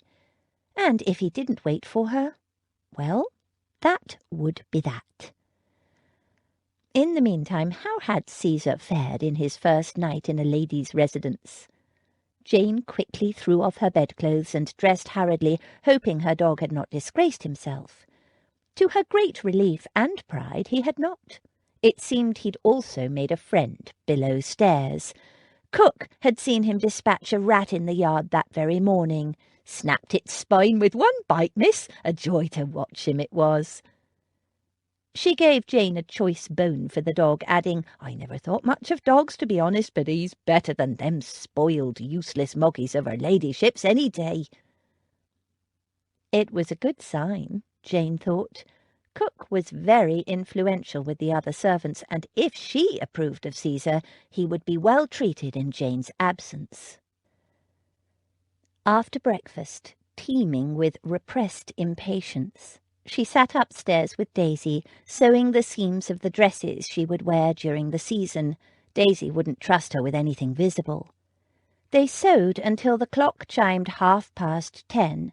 Then Jane set her sewing aside, went downstairs and clipped Caesar's leash on.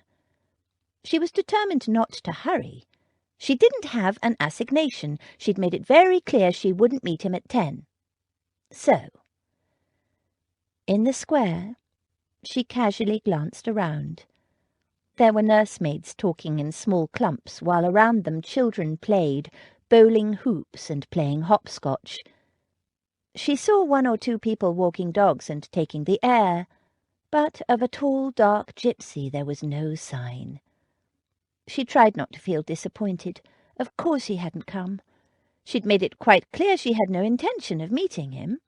So she felt William glance sideways at her and immediately started walking briskly along one of the paths, leading Caesar, affecting an airy unconcern as if it hadn't even occurred to her to look for anyone. If Mr. Black didn't care enough to wait, he wasn't worth looking for. Caesar suddenly jerked at the chain, pulling hard away from the path. A rat? A squirrel? "Caesar!" she reprimanded him. But the dog took no notice. He strained eagerly at the leash. She looked up and saw what the dog had noticed already. Zachary Black on the far side of the square, rising from a bench. Her pulse leapt. She tried to look unaffected. It wouldn't do to look too interested. Caesar had no such compunction. Panting, wagging his tail, and uttering small yips of delight, he towed Jane firmly in the tall man's direction, practically choking himself in the process. For all his skinniness, he was a strong little dog. She was breathless and laughing by the time she reached him. No wonder she hadn't spotted him at first. He'd discarded his gypsy coat and earring. In a plain dark coat, well-worn buckskin breeches and boots, he ought to have looked quite ordinary, but he was so tall and broad-shouldered, and strode toward her with a careless arrogance as if he owned the square, which he quite obviously didn't. With his overlong hair and dark, unshaven jaw, he didn't look the least bit gentlemanlike, and even looked slightly menacing. So why she should feel a delicious shiver of awareness the moment he fixed her with that silvery gaze and strode toward her, she didn't understand.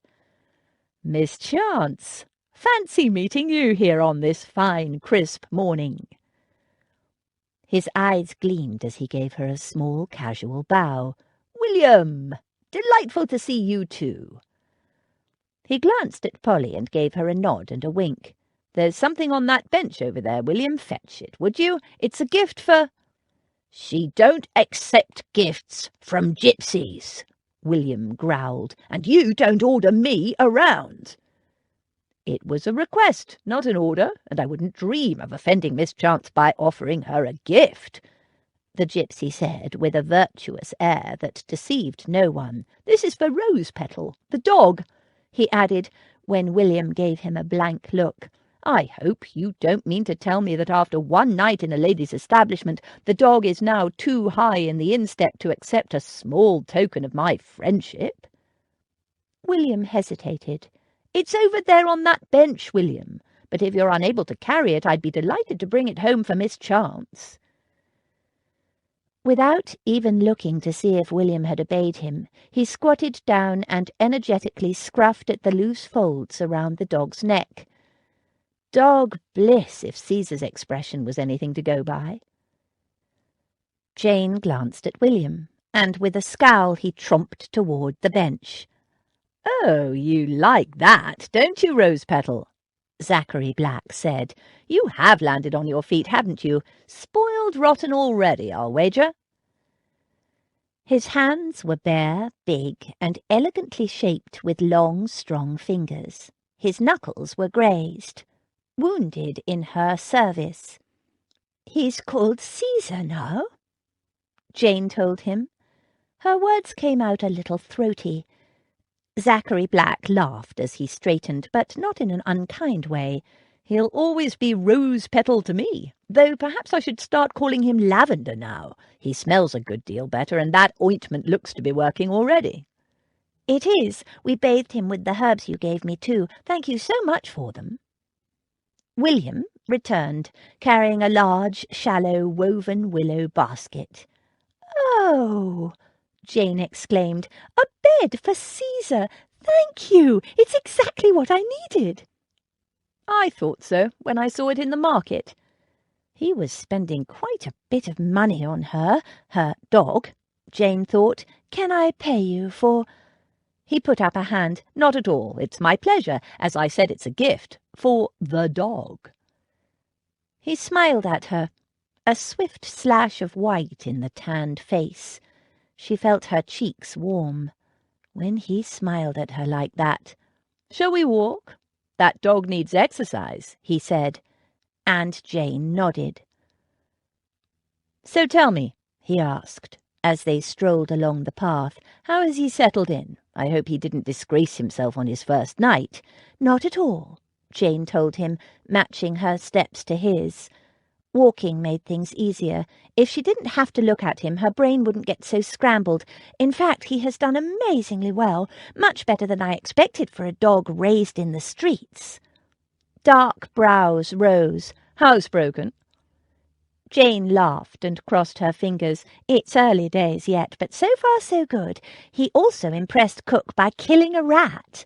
"Oh ho! That's the sort of ingratiating creature you are, is it, Rosepetal?" Zachary Black said, "Very clever making friends with the cook, and I see someone has bathed you. I bet that was a shock." Jane laughed. "Yes, indeed, but he was quite the gentleman about it. In the end, that is. He struggled at first. I was quite drenched." "You bathed him yourself?" he said, surprised. "Of course. He's my dog after all, and it's important he knows that.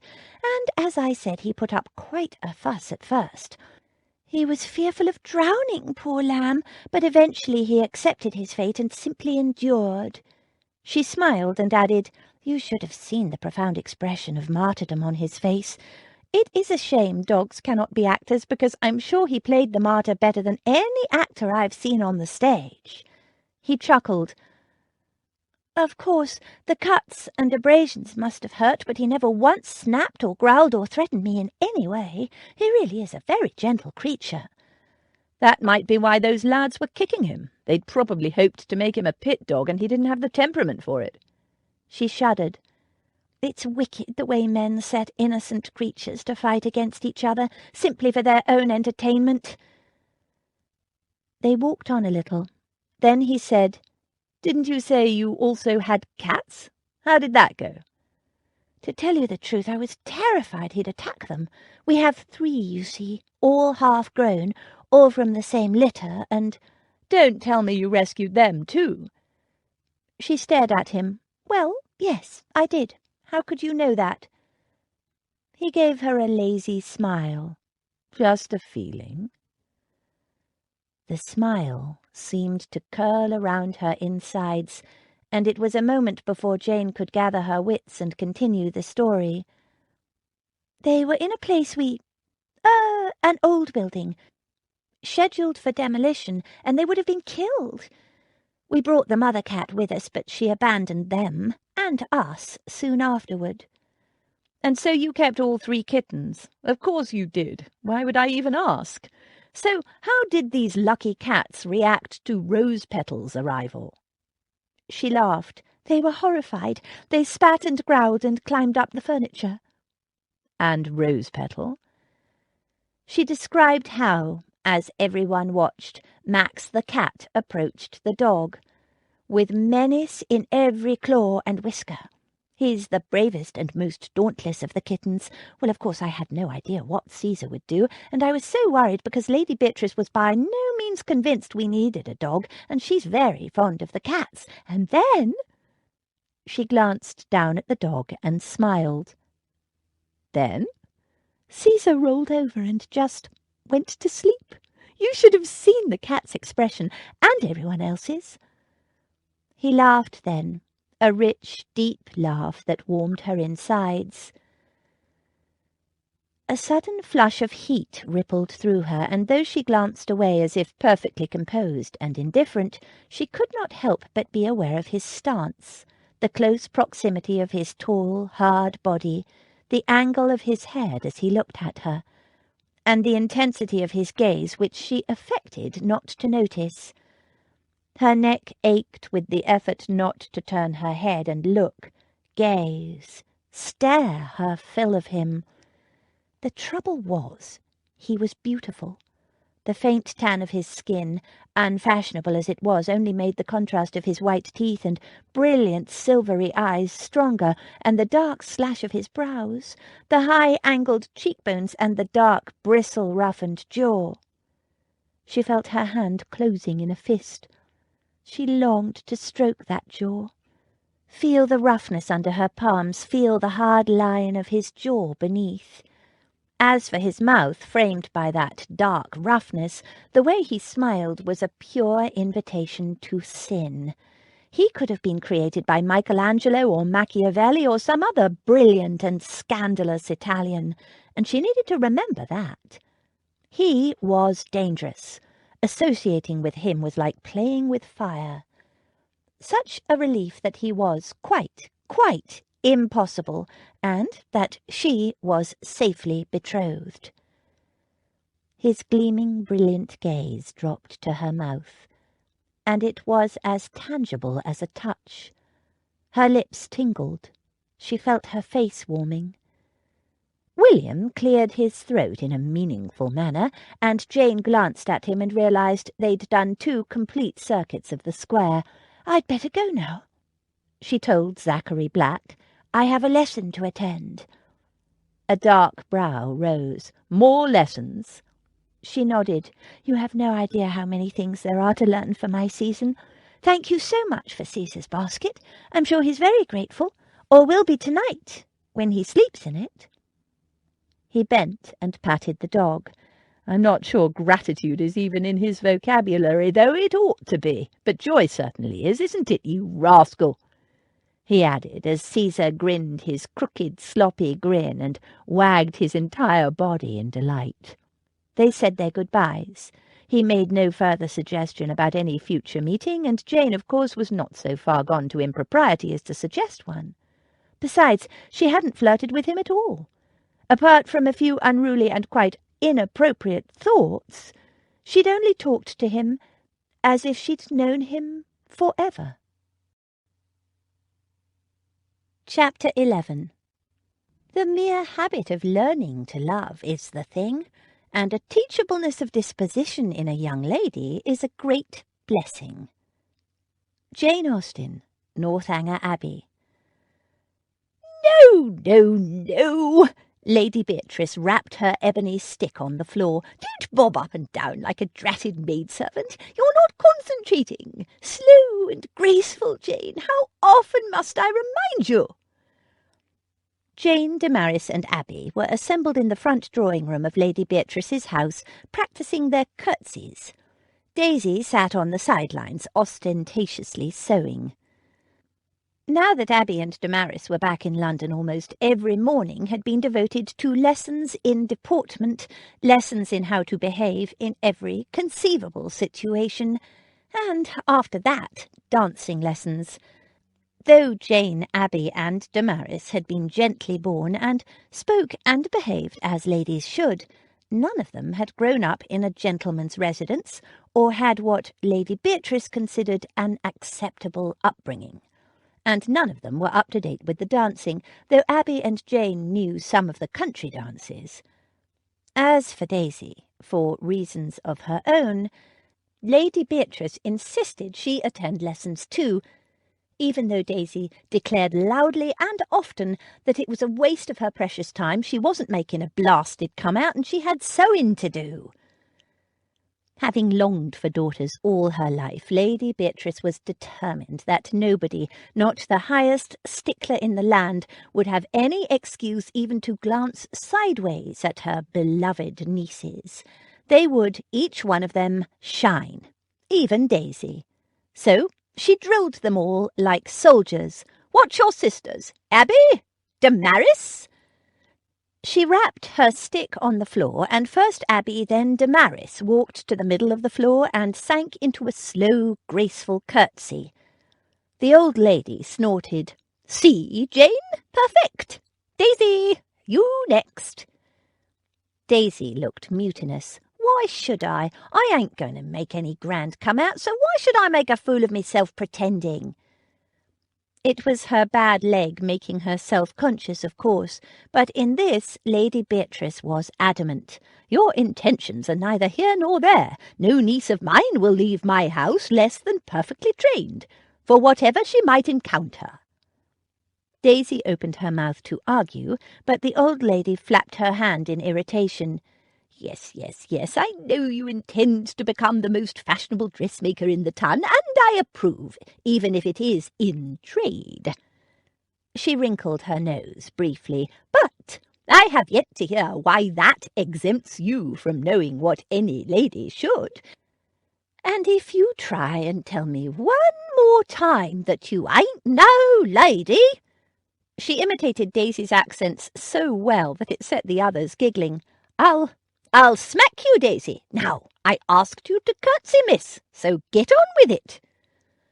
With a very bad grace, Daisy put her sewing aside, stomped into the middle of the room, and sank into a slow curtsy. The old lady watched her with a critical eye and nodded. "Excellent. See that, Jane? And Daisy has a bad leg to match her bad mood. Now, your turn again." Jane sank once more toward the floor. "Slowly, child, slowly, and don't bounce up."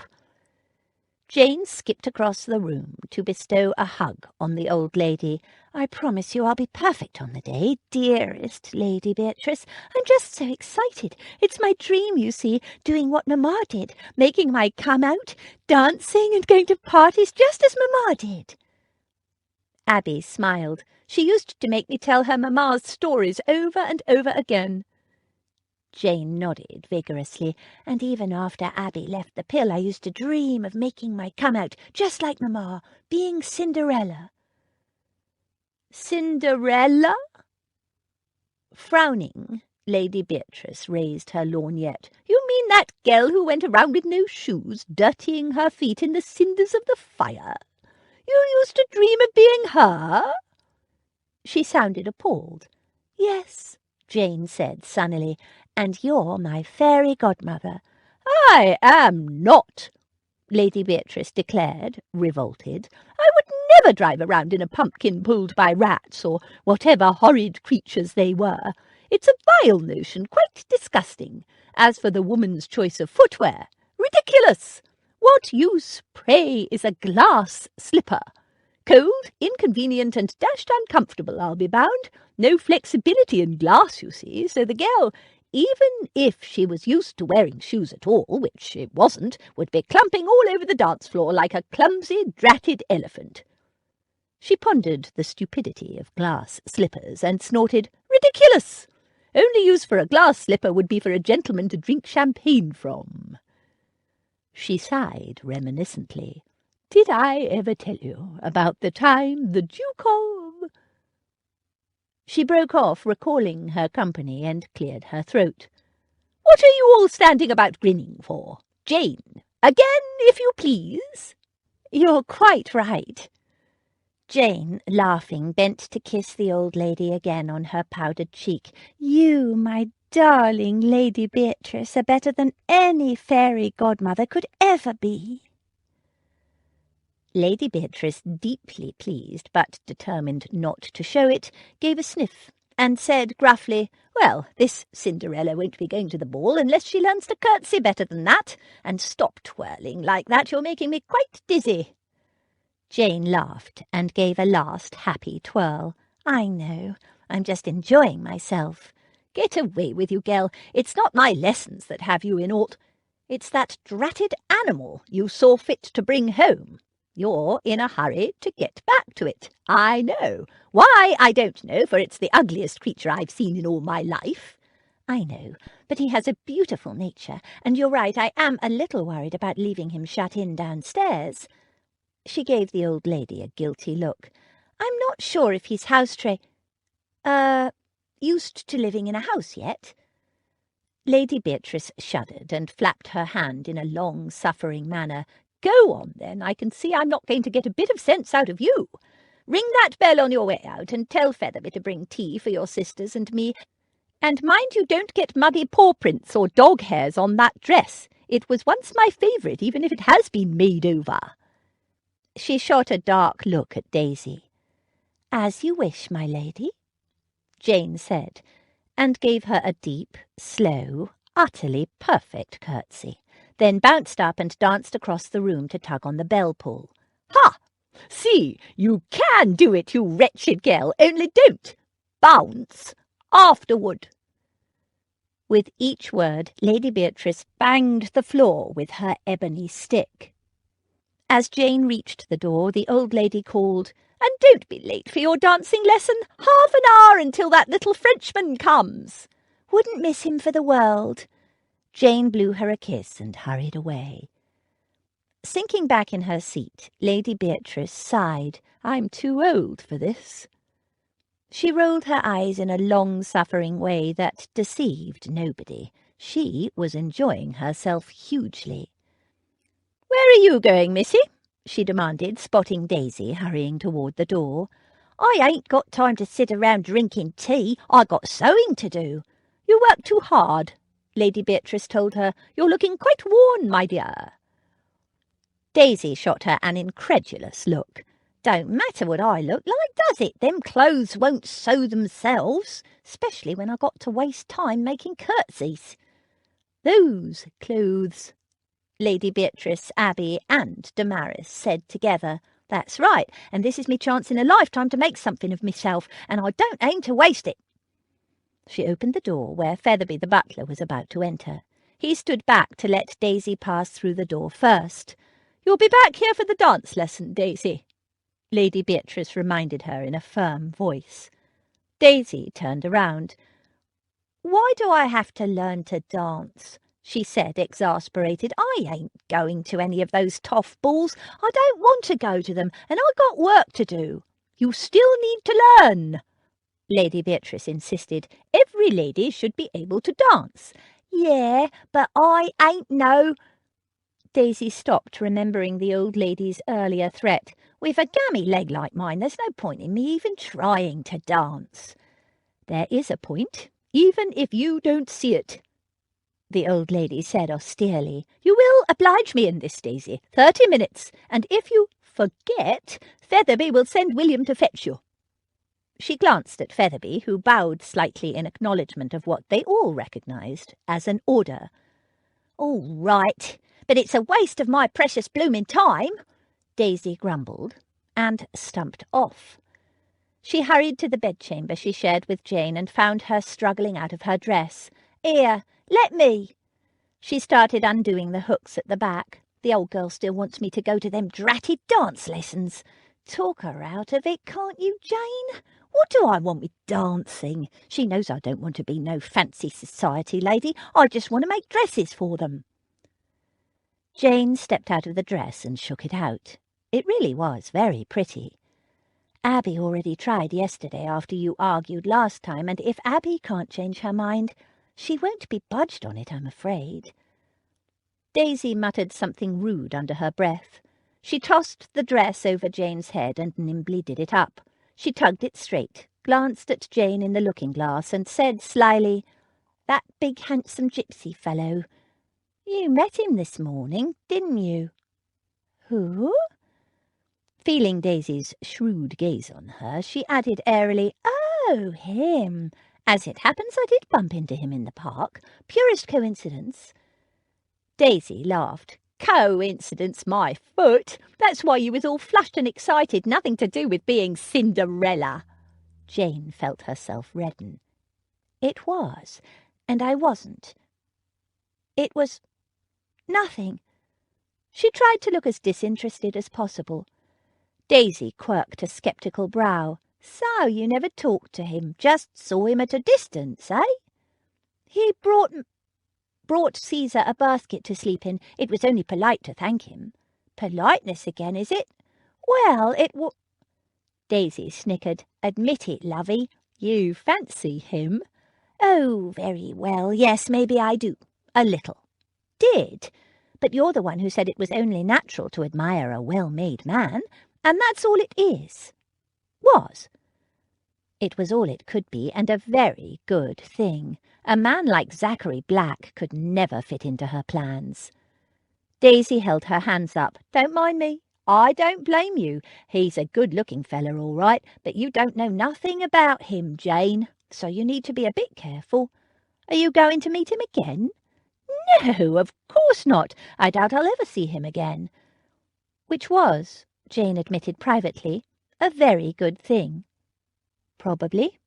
Now, I really must check on Caesar. So what did you do today? Gil asked.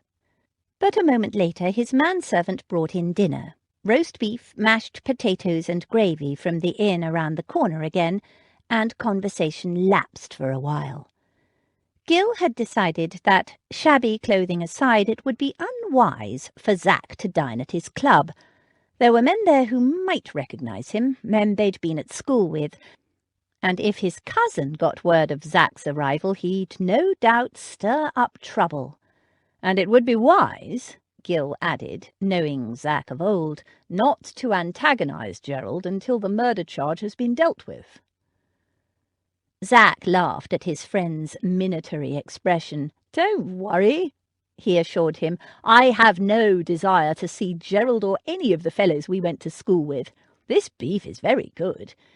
It's been a long time since I've enjoyed good plain English fare." Zach addressed himself to his dinner again. "So, did you visit my tailor today?" Gil asked after a while. "No, I'll go tomorrow. Might order a few things." "A few?" Gil shot him a surprised glance. "But I thought—" Zach sipped his wine. "Been a while since I had anything new. Nice drop, this Burgundy. Very soft." There was a long pause. He could feel Gil's gaze narrowed on him. "It's that girl, isn't it? The chance chit." Zach gave him an innocent look and gestured to his shabby clothing. "Don't you agree I need better clothes? Your manservant certainly does." Gil didn't rise to the bait. "You went back to Berkeley Square, didn't you?" "Briefly. Just wanted to check that she was going to be able to keep the dog." At Gil's expression he added, "I felt responsible. You know I've always been fond of animals." "And is she?" "Is she what?" "Keeping it." "Yes." "Good, then you'll have no further reason to go back into an area where of all of London outside my club you're most likely to be recognised. More of this excellent mashed potato." Zach passed Gil the dish. Silence fell as they finished the meal. Gil's manservant removed the dishes and Gil brought out a bottle of port. "So you've changed your mind about going to Wales?" Decided to leave it to the lawyer." Zach said. "Decided on a little female dalliance, more like," Gil said dryly. "They're dressed like that. It's a strange way to court a girl. Girls of the ton expect a man to be dressed to the nines." "I'm not courting anyone," Zach said. "Besides, she thinks I'm a gypsy." Gil's brows rose. "And yet she talks to you?"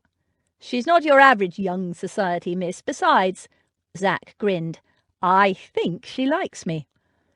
Though she persisted in giving him no encouragement, no overt encouragement at any rate. The way her eyes had lit up today when she saw him was enough encouragement for him. "What if someone recognises you?" Zach shrugged. "Why would they? It's 12 years since I was last in England, and according to my cousin, everyone thinks I'm dead. And even if they didn't, I don't look the same. I was a mere scrubby schoolboy when I left, and was not known to the tarn at all. Stop fussing. Nobody will recognise me." There was a short pause. Then Gil shook his head. "You're incorrigible. The number of times in the past you were ordered to stay away from something, that it was too dangerous, and yet you— What's life without a little risk? There's a difference between calculated risks and courting death." Zach forced a laugh.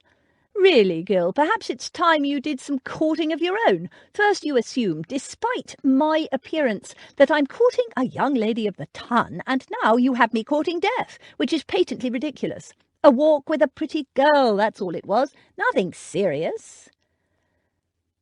The following morning, Zach found himself propping up a plane tree in Berkeley Square, waiting for the sight of Miss Jane Chance and her atrocious dog. He wasn't quite sure how he'd arrived there.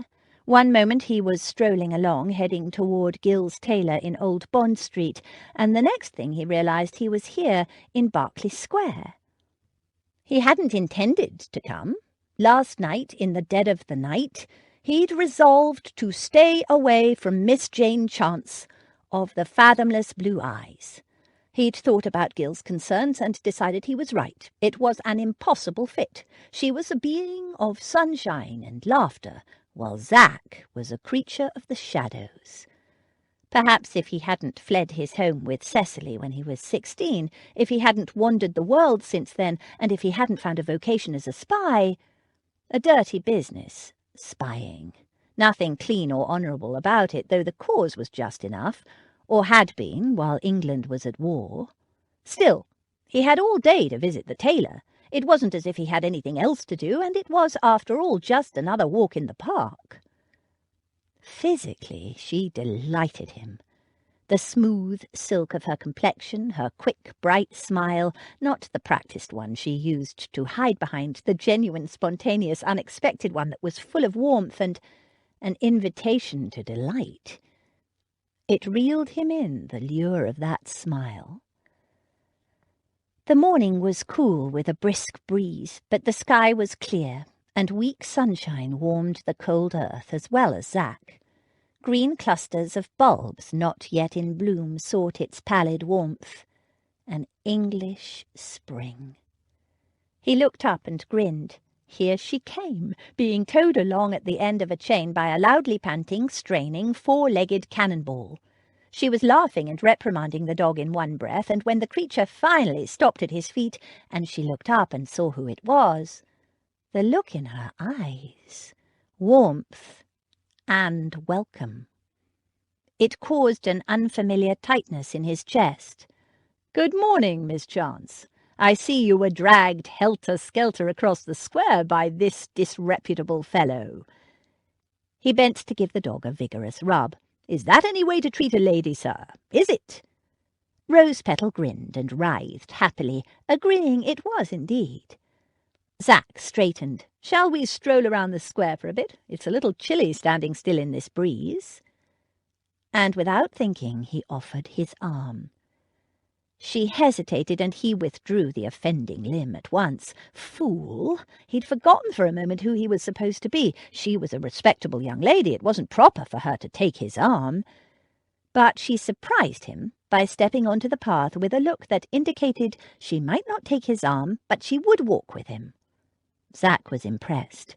Not many ladies of his acquaintance, in fact none he could think of, would walk in public with a disreputable-looking fellow such as himself, especially not in such a fashionable district with half the ton to witness it. She had unexpected character, this girl. They strolled along the path, Zach matching his longer stride to her smaller one, her footman and maid following.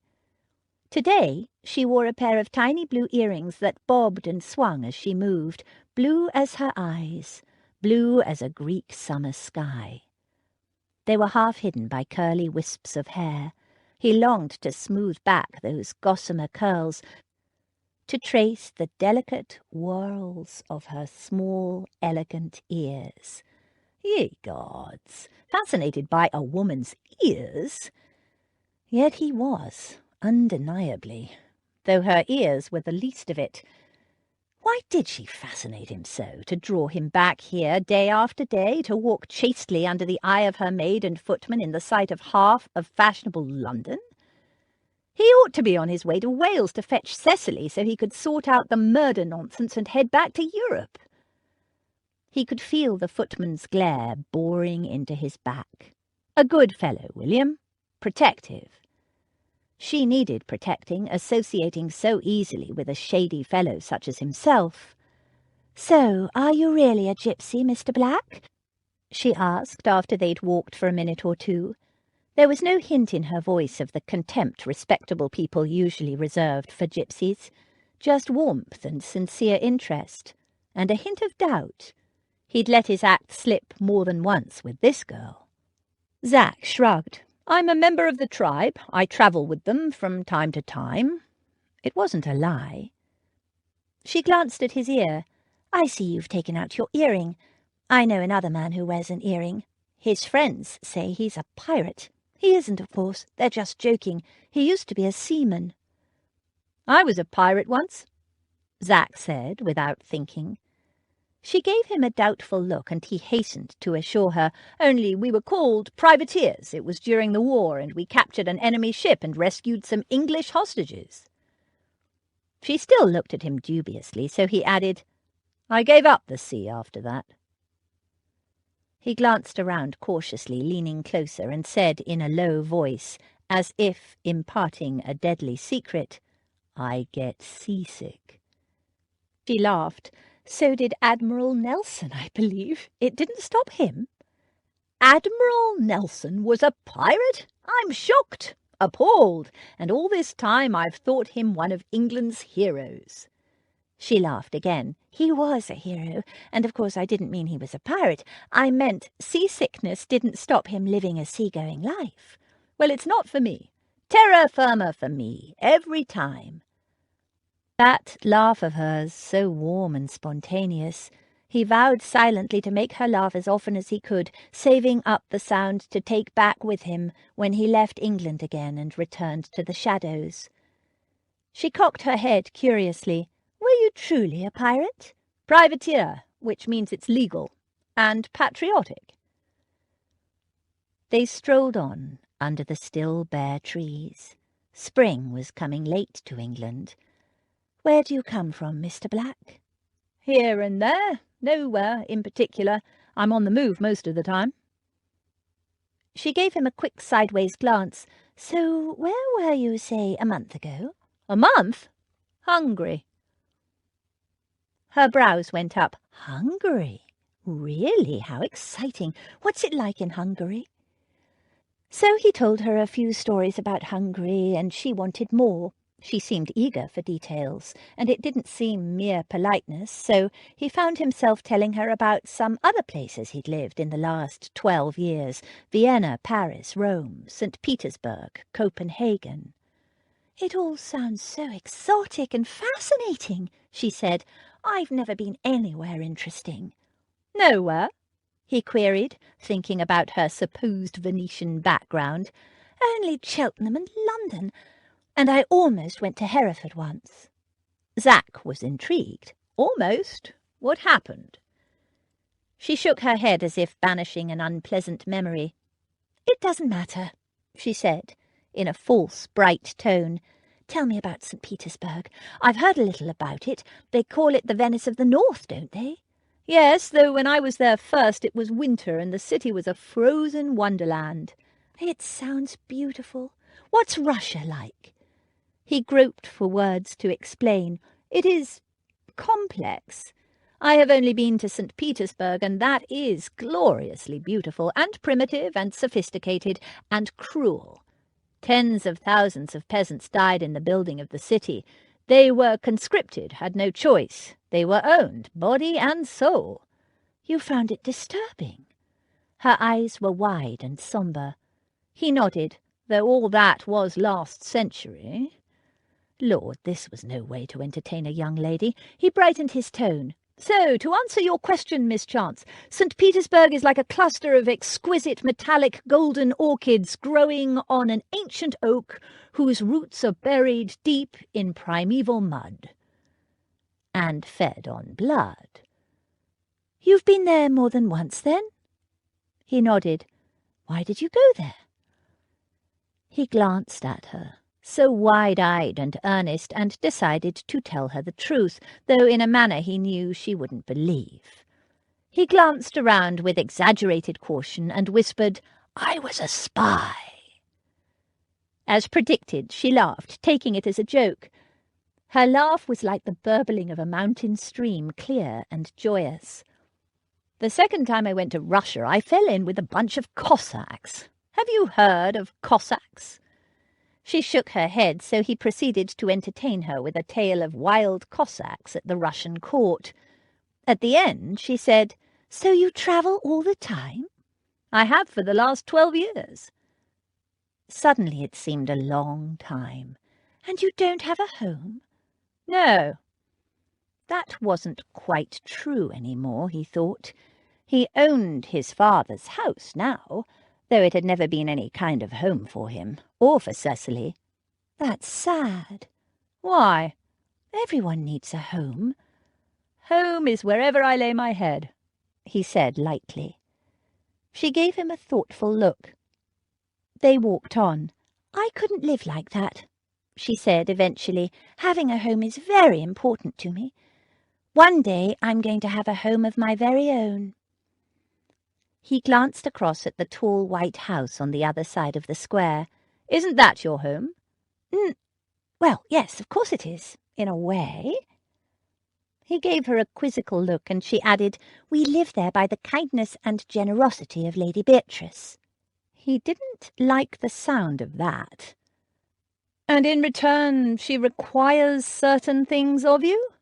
Oh, no, not at all. Well, in a way, but only... Oh, it's hard to explain, but truly there is no need to look so concerned. She is the kindest, most generous soul, and I love her dearly. Seeming to think he needed more convincing, which he did, she added, She's sponsoring my entrance into society. She was prepared to do it for my sisters too, only... You have sisters? Yes, but 2 of them are married now, and the 3rd, well, Daisy has other plans. Any brothers? He asked, thinking of that knee-to-the-groin trick she'd demonstrated in the alley. No brothers, just my 2 brothers-in-law. Miss Jane, it's time to go, the large footman growled from behind, and Miss Jane obediently gave Zack a sunny goodbye and hurried away across the square, her dog pulling against the lead and glancing back in a martyred fashion at Zack. He wanted to stay with Zack. Foolish animal not to appreciate a home with a warm, affectionate woman. There'd be no future with a man like Zack. Chapter 12. She was of course only too good for him, but as nobody minds having what is too good for them, he was very steadily earnest in the pursuit of the blessing. Jane Austen, Mansfield Park. Over the next week, Jane bumped into Zachary Black in the park almost every day. It wasn't in any way planned, not on her part at least. She took Caesar for a walk every morning, but never at quite the same time. There were other things to be fitted into her days. Life was getting busier as the start of the season drew closer. The Duchess of Rothermere's ball was said to be the event that would launch it this year. Jane could hardly wait. Her very first ball, and the dress Daisy had made for it was a secret. Daisy even made Jane wear a blindfold for her fittings. It was all quite thrilling, and of course she trusted Daisy implicitly. But almost every day, no matter what time Jane took Caesar out, Zachary Black somehow managed to turn up. Sometimes he had a small gift for her. No, not for her, for the dog, he would point out each time with a virtuous air, for William's sake, and a faint, wicked smile for her. It had become a small private joke between them. One day it was a small metal disc with a hole drilled in it. In case this rascal wanders off, so people will know he's a dog of distinction and not a mere mongrel stray, he said when he gave it to her. Caesar was elegantly engraved on one side, surrounded by an engraved wreath of olive leaves. That made Jane laugh. Her address appeared in plainer script on the other side. It was quite delightful, meeting up with him so often. It was fast becoming the highlight of her day, but it also worried Jane a little. Oh, not that anything could come of it. They came from such different worlds, it was not possible. Society was organised into strata for a reason. She'd been taught that all her life, in the schoolroom at the Pill and by experience. Mamma and Papa had been cut off because they'd eloped. Not just disowned by their parents, but cut off from the rest of their society as well. And without money, Papa could not live as a gentleman. She knew from Abby that Papa had tried and tried and tried to find work. He even bought special clothes so he would look the part. But the minute he opened his mouth, everyone knew he was a gentleman and treated him accordingly. He either didn't get the job, or was sacked, or, for one reason or another, found to be unsuitable. Most people simply didn't feel comfortable ordering around someone they felt instinctively was their social superior, and those who did enjoy it were bullies who tried to make poor gentle Papa pay for every slight they'd ever received, hence Papa's final act of desperation. And because they were so poor and friendless and didn't belong anywhere, Abby and she had been in dire straits when their parents had died, if it hadn't been for the pill. They'd learned their lesson there, too. The pill was full of girls whose mothers were gently born, but who had come down in the world for one reason or another. Jane and Abby had been given a miraculous chance to return to the society that their parents had entered by birthright, and lost. Yes, Jane was very aware of the importance of behaving according to one's station in life. She knew she should not be walking out daily with a gypsy, even if he was more respectably dressed these days, and that she was always accompanied by her maid and William, at Featherby's insistence. Featherby, who was the kind of butler who seemed to know everything, didn't approve. Jane was certain that if Lady Beatrice knew, she would speedily put a stop to it. Even Daisy didn't approve. Nobody else knew about her daily meetings with Zachary Black, not even Abby, and if she did, she wouldn't approve either, Jane knew. So why did she continue to meet him? And more to the point, why did he keep coming back? He knew as well as she did that there could be no future in it for either of them. Did he have nothing else to do with his time? Not at the moment, he said, when she asked him one day. I'm at something of a loose end. But don't you have work to do? She asked him on another occasion. Not at present, he said, apparently quite unconcerned, though his eyes gleamed as if he were amused at her anxiety on his behalf. But then he'd changed the subject, and, as they strolled along, in the fascination of walking and talking with Zachary Black, Jane quite forgot to wonder or to worry. Afterward, particularly at night when she was lying wakeful and unable to sleep, she did quite a lot of wondering about Zachary Black, and not a little worrying. Who was he? So many things didn't add up. He was full of entertaining tales, and she could listen to that deep voice forever, but several times when they'd just been walking in silence, and not awkward silences as she sometimes felt with Lord Camberry, she'd glanced at Zachary Black and seen an expression in his eyes as he gazed off into nothingness. It was an expression that caught at her heartstrings. He seemed so alone, so lonely. And then, just when she'd felt she had to reach out and touch him, to reassure him that he wasn't alone, he'd turn his head and that shuttered, desolate look would disappear, and he'd say something amusing or tell some lively and entertaining story, and she'd be left wondering if she'd imagined the bleakness in him. It spoke to her, that bleakness. In the night, when she lay sleepless, trying to put all thoughts of a tall gypsy out of her mind, she couldn't shake the thought that, despite his so-called gypsy tribe, he was a man who walked very much alone. Alone and disturbingly beautiful. She'd never before thought of a man as beautiful. Handsome, yes, rugged, certainly, even pretty.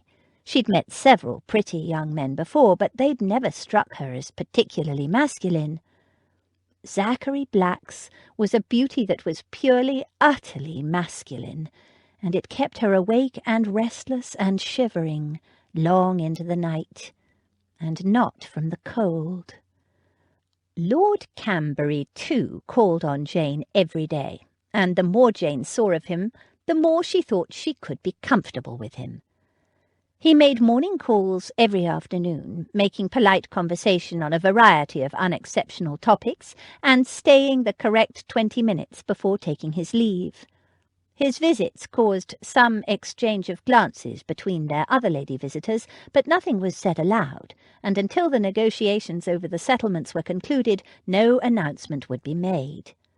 Several times he escorted Jane on a slow promenade in Hyde Park at the fashionable hour, bowing to various acquaintances and stopping to chat every few minutes. His acquaintances were all rather older than him and quite a bit older than Jane, but they were all very kind and flattering, and being with Lord Camberry, she noticed, discouraged the starers and the oglers, which she appreciated. He attended the Literary Society both times during that first week and only fell asleep once, but not when it was Jane's turn to read. When she read, he sat up straight, smiled benevolently at her, and listened with feigned fascination. She knew it was feigned, as his conversation afterward revealed that he hadn't taken in a thing about the story. His fascination, it turned out, was from the picture she made, with the afternoon light slanting across her just so. After they were married, he told her he would have her portrait painted in just that pose. He was at all times kind, courteous, and considerate of her comfort, and while his company wasn't particularly exciting, he did make her feel safe and comfortable, which was very pleasant. And if she found his conversation a trifle dull at times, well, that was quite her own fault. She needed to learn more about the things he was interested in. That was all. Besides, it would be different when they were married. She would be busy with the household and things, and he would stop referring to her looks so frequently. That was the thing she found least comfortable. But it would pass, she was sure, once he was more used to her. "Corey does go on, don't he?" Daisy commented once after Lord Camberry had joined them for part of their promenade and treated them to a lecture about various artworks he owned and how Jane resembled and complimented them. "He means well," Jane said. Daisy didn't get out very often these days, and she valued her walks in the park and resented anyone disrupting them. And Lord Camberry tended to behave as if Daisy didn't exist. "It was all that talk of you being his beautiful ornament that got me," Daisy said. "You want to watch out, Jane. After you're married, he'll probably stick you on a shelf or in a glass case or something." Jane laughed. "Well, if he does, Daisy darling, I'll rely on you to pop in regularly to keep me dusted." "Me?" Daisy snorted with mock indignation. "I've got enough to do. Dust yourself, you lazy cow." They both laughed, but then Jane said, "You do like him, don't you, Daisy?" Daisy shrugged. "I wouldn't say like, but I don't mind him. He seems an easy-going enough gent. He just talks a lot about stuff I couldn't care less about, that's all. But I'll not fault you for snapping him up." She grinned. "Once you're a fine, rich lady, I'll be able to make you lots of lovely, expensive clothes, won't I?" Jane laughed. "And if I were poor?" "Oh, I'd still make you lots of lovely clothes, but me profits would be terrible." It was just afternoon on a crisp, clear, perfect spring day, and despite her lateness, Zachary Black was waiting for her in the square, standing tall and still beside one of the budding plane trees. Jane's heart jumped a little when she saw him, and a little fizz of anticipation ran down her spine. Caesar jumped a lot and, as usual, insisted on dragging her toward him, eagerly huffing and puffing, practically choking himself against the restraint of the red collar and chain. "Mr. Black," she said, trying not to show how truly pleased she was to see him.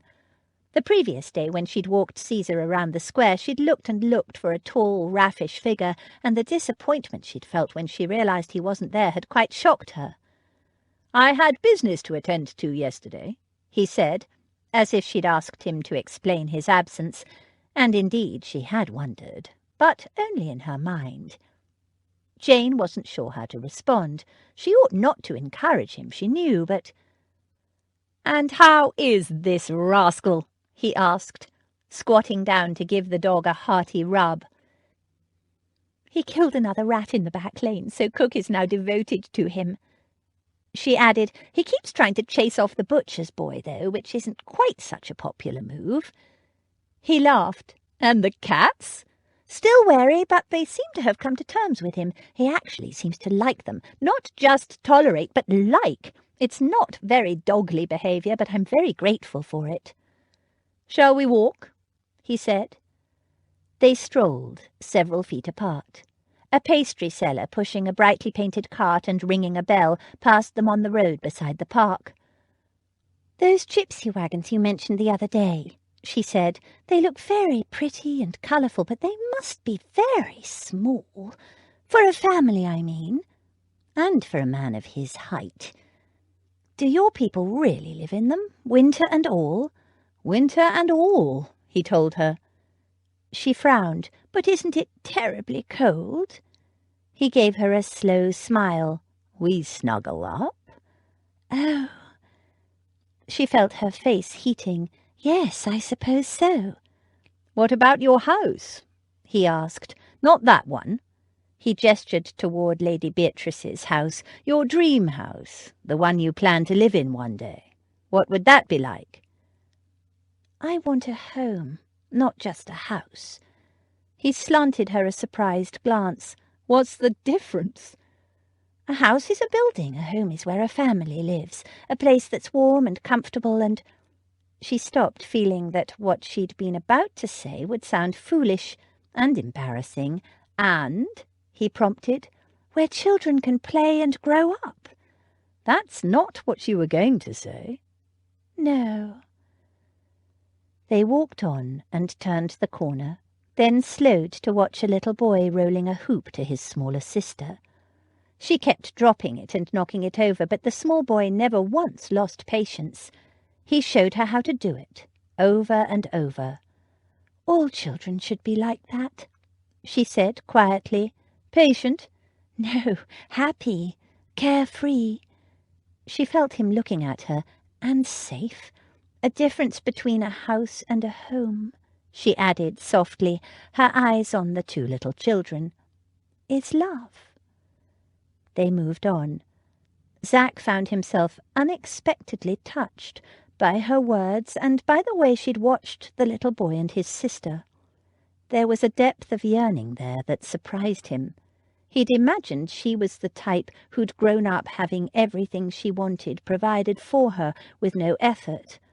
Then again, he'd grown up with all the material things any child could want, but by her definition he'd never actually lived in a home, not even when he was the size of that small boy. He'd never felt safe, never felt loved, not when his father was at home. Or had he? Certainly his father had been a brute and unpredictable at the best of times. Zach had been sent away to school when he was 7, but before that there must have been people who'd cared for him. Servants, at least, and surely 1 or 2 of them had cared for him more than just because they'd been paid to. Had he blocked them from his memory, the way he'd tried to block all thoughts of his childhood home? He was responsible for those people now. The thought pricked his conscience. He didn't want to be responsible for anyone. The nurse collected the children, and Zach and Jane resumed their walk. He thought about her expression as she watched the children, and he wondered. "Tell me something," he said, standing back so she could step around to avoid a puddle. "When we first met, you were using your reticle as a cosh." She tensed and darted him a cautious sideways glance. Zach pretended not to notice. "Was I?" she said in a careless voice. "I don't remember." And a moment later she added, "What's a cosh, anyway?" Zach hid a smile. For a girl with invented Venetian antecedents, she was a terrible liar. He didn't bother explaining. She knew very well what a cosh was. But her affectation of ignorance increased his curiosity. "You said you usually carried a stack of pennies in a coin purse. Why pennies?" "Oh, I probably just meant change, loose change. Oh, look, is that a squirrel?" No, a red herring, Zach thought. "You were quite specific at the time. You said pennies." She shrugged and looked away. "Only you said you'd given them all away." "I did not. I said no such thing." That touched a nerve, he thought. No, you're right. You stopped halfway through the sentence as if it were a guilty secret. What nonsense. They strolled on a little way. "Whom do you give pennies to?" he asked quietly. He thought he knew, but he didn't understand why she would hide such a thing, and why specifically pennies. She stopped and turned toward him. "I don't know what you're talking about. Besides, it's not your business how I spend my money." She took a deep breath and said firmly, "Caesar is healing well, don't you think? That ointment you gave me seems very efficacious." "Why pennies, I wonder? Why not halfpennies, or farthings, or threepences, or sixpences, or even shillings? You said pennies." She made an impatient gesture. "I told you I don't remember, and a gentleman would not persist with a topic of conversation a lady has indicated quite clearly she has no interest in." Her expression made him smile. "Ah, but then I'm not a gentleman.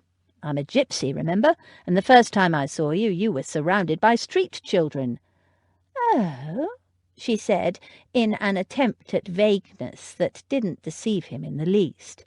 "Yes, and after a few moments they'd melted away. You gave them pennies, didn't you? That's why your purse was almost empty when you tried to use it later as a cosh. I'm not at all critical of the act, but I'm curious as to why you collect and give pennies instead of sixpences or some other coin that would make more of a difference to their lives." She hesitated and then said a little crossly, "Well, if you must know, it's because if I gave them sixpences or anything bigger than a penny, it would be taken from them by some bigger person. That's why. A copper coin is not worth fighting over, but with a penny you can buy a loaf of bread or a half loaf and some cheese or—" She made a vague gesture. "That kind of thing. With a penny they won't go hungry. It's not much, but it's something, and that is all I wish to say on the matter." "Very well, I won't press you further," he said, intrigued, and not a little impressed by her reasoning. Young ladies of the ton didn't generally have any idea of the realities of life in the street. Most simply thought of street children as nuisances to be avoided. But Miss Jane Chance had clearly given their situation a lot of thought, and responded in a surprisingly practical way. They moved on, and as they walked back in the direction of her aunt's house, a large, well-upholstered woman in a buttoned-up purple pelisse came toward them.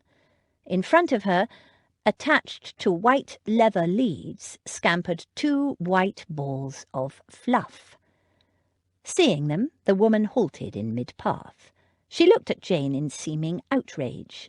The balls of fluff yapped and growled hysterically, apparently just as outraged to see Rose Petal in their park as the woman was to see Jane in hers. "Lady Embury!" Jane smiled warmly at the woman. "How lovely to see you. Don't mind Caesar, he won't hurt a fly." Caesar barked a couple of times at the yapping balls of fluff, fooling nobody as his tail hadn't stopped wagging. He was, Zack had to admit, a fearsome sight, however, even in welcome. The woman completely ignored Jane's greeting. Her gaze swept Zack from head to toe, eyeing him with magnificent disdain. He instantly swept off his hat and gave her a raffish bow. She stiffened, glared at Jane, and then passed them with her head turned pointedly away. She marched away, dragging the fluff balls with her. Jane looked after her in surprise and perturbation. "Who was that old Tartar?" Zack asked. "A neighbour, a friend of my aunt's. She's the aunt of—" She broke off. "Whose aunt?" Jane just shook her head. She'd gone pale. The incident had obviously upset her. "She attends my aunt's literary society sometimes. I cannot think why she would give me the cut direct. I have to go home now." She hurried across the square toward her aunt's house. Zack followed. "It was me, wasn't it? The blasted harridan cut you because of me." Damn, He knew it wouldn't be precisely approved of for Jane to be seen walking with an unprepossessing fellow such as himself, but that a friend of her aunt's would give her the cut direct in a public square. The sight of Jane's ill-concealed distress infuriated him. "You're not going to let that woman upset you, are you?" She didn't respond. "You were hardly behaving improperly. Granted, I'm not the most ideal companion for a walk, but we were in the full public eye, for heaven's sake. Hardly the illicit meeting her attitude implied, and you were accompanied by your maid and footman." He gestured to William and Polly, walking stolidly behind them. Jane took no notice. "I'm sorry, Mr. Black. I must go now." She was about to cross the road when she stopped suddenly, turned and faced him. Her face was pale, the set of her jaw resolute. "And I'm very sorry, but I must ask you not to return. I cannot meet you again. Too much is at stake."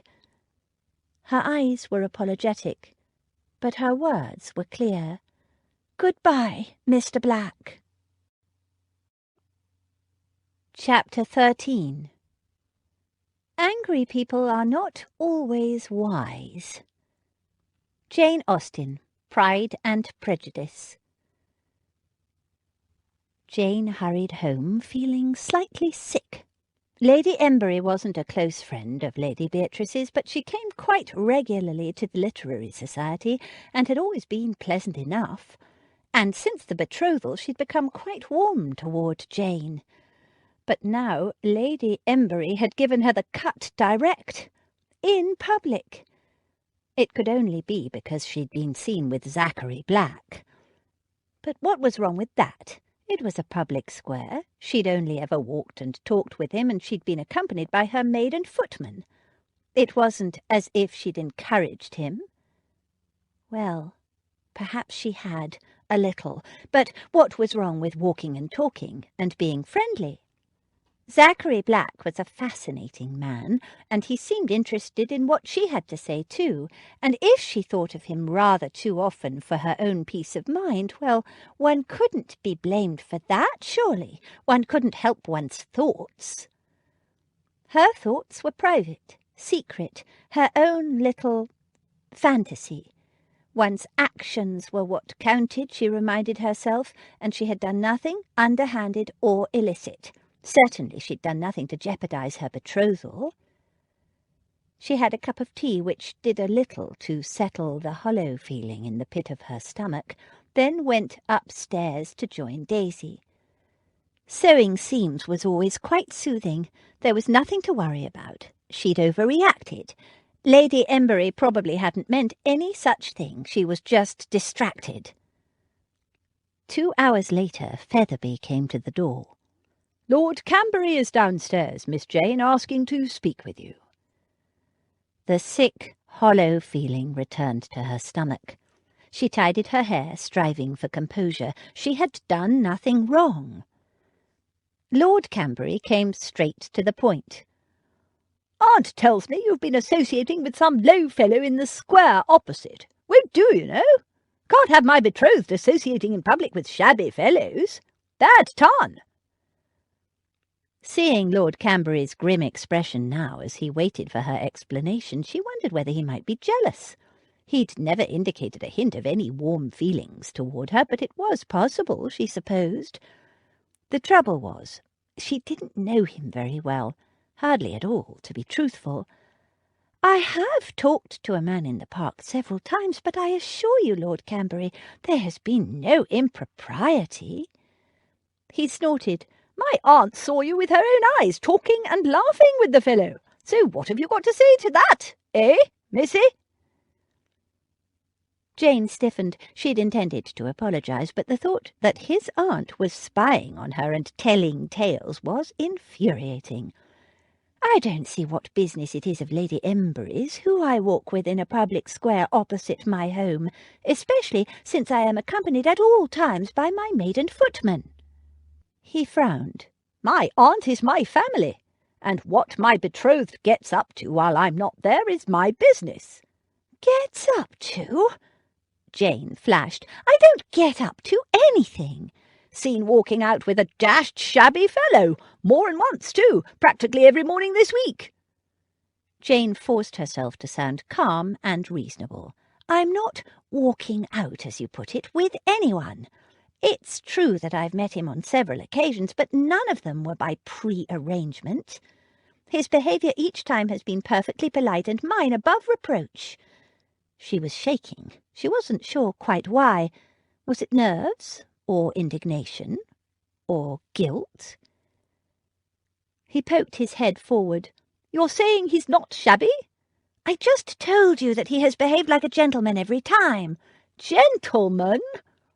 He made a contemptuous sound. What's his name? We haven't been introduced. It wasn't a lie. Aunt said she saw him offer you his arm. He did, but...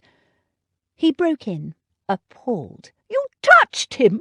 You might have caught fleas, or worse. Don't be ridiculous, she snapped, seriously annoyed now.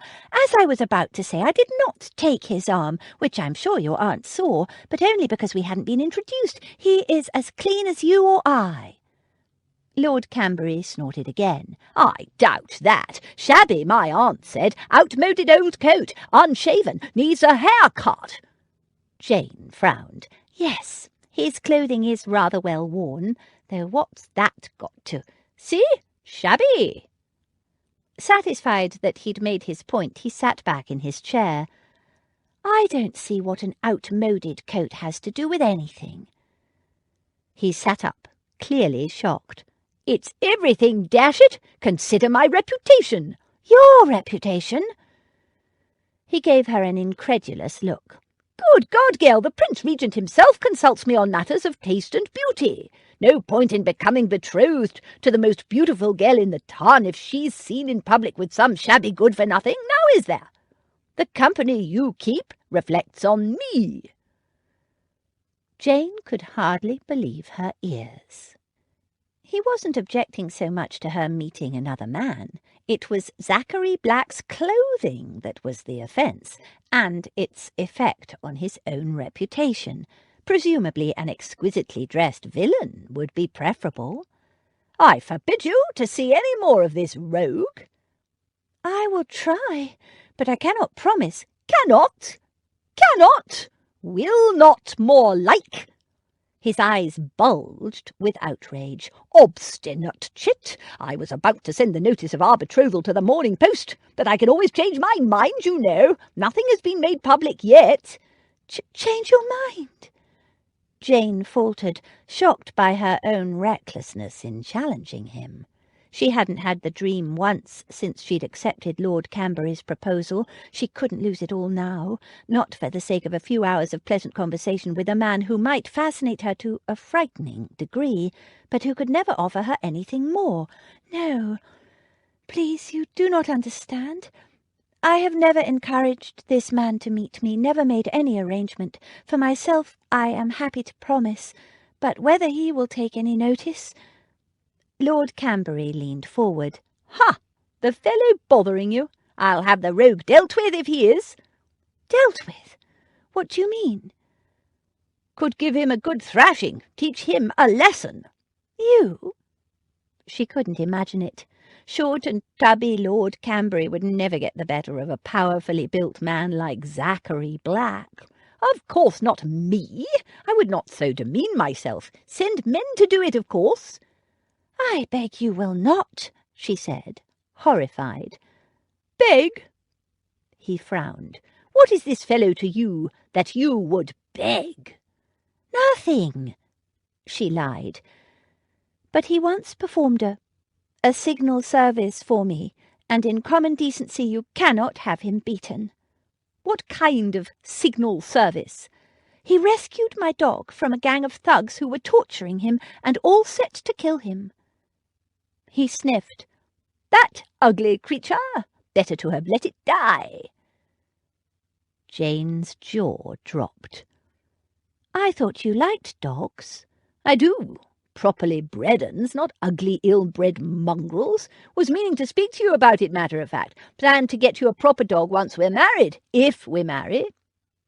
He gave her a long, brooding look, which indicated he was by no means certain that they were going to be married. The sick, hollow feeling grew in Jane's stomach. She forced herself to concentrate on the matter in hand. The gentleman in the park, also rescued me from the unwelcome attentions of those same street thugs. Did he? Humph. Yes, they were very rough and nasty, and I feared for my life, but he drove them off and saved me, which is why I am polite to him when we happen to meet in the park.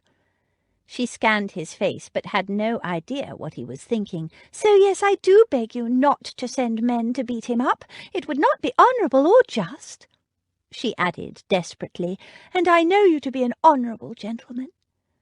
He gave her a long, brooding look. I protect what's mine, missy. Jane nodded. Yes, of course, and I appreciate it. She was shaking. He rose and picked up his gloves, ready to take his leave. She rose. Lord Cambury? Yes? The betrothal?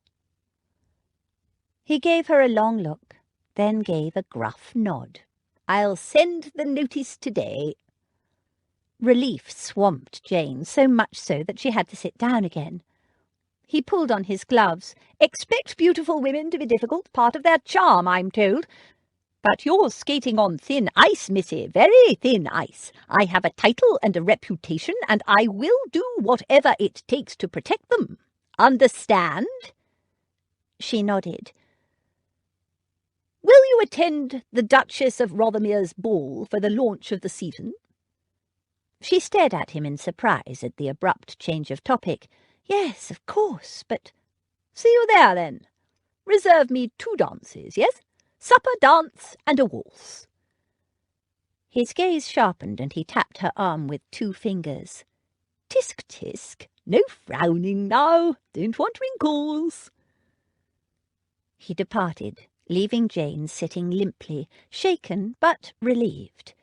She'd almost thrown away her chance of a future, a home, and a handsome settlement for herself and her children, all because of her fancy, her stupid, irresponsible fancy, for a handsome gypsy.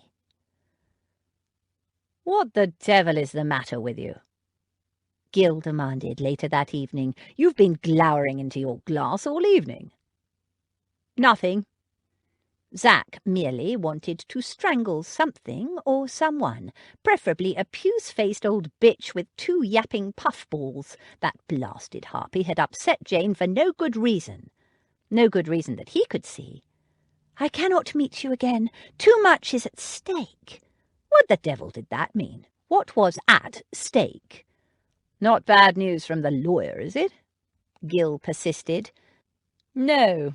Tell me, Gil, what's wrong with a fellow taking a walk in a public park with a girl? Gil frowned. What girl? You mean the chance girl? Doesn't matter who. Is it scandalous in London these days for a girl to walk with a man, not touching, 2 feet apart, in a public park with a maid and footman in tow? No, of course it's not. Ha! Zach punched his fist into his hand. I knew it. So why would that harridan give her the cut direct? What harridan? Lady somebody. He snorted. Harpy, more like. Lady Embury, that was it. Lady Embury. Lady Embury? Oh, then that is interesting. Zach sat up. You know something. What? Well, it's just a whisper. Damn it, Gil, this is no time for blasted discretion. Well, I've heard a whisper that Lord Cambury has been... Not Cambury, Embury, Zach said impatiently. Lady Embury is Lord Cambury's aunt, Gil said calmly. Now, do you want to hear what I have to say or not? Zach scowled and flung himself back in his chair. Go on. Gil regarded him a moment and then grinned. This girl has really got you wound up, hasn't she? I don't think I've ever seen you this way over a woman. Zach said tightly, She was given the cut direct by Lady Whatsit, simply for walking in the park with me. It's a matter of righting a wrong. Oh, the White Knight again, is it? Gil grinned, and when Zach muttered something rude, he laughed. Well, the whisper is that after years of searching the ton for an incomparable, Lord Cambury has finally found his ideal. Zach gave him a blank look. So? Lord Cambury is a collector of beautiful things. I'm told he requires exceptional beauty in a wife as well. What does that have to do? Oh, my God. You don't mean... Gil nodded. Word is he's made an offer for the chance girl and been accepted. There was a short, stunned silence. Zach looked down at his hands and carefully unclenched his fists. Betrothed? He said in what he hoped was an even tone. I don't believe it.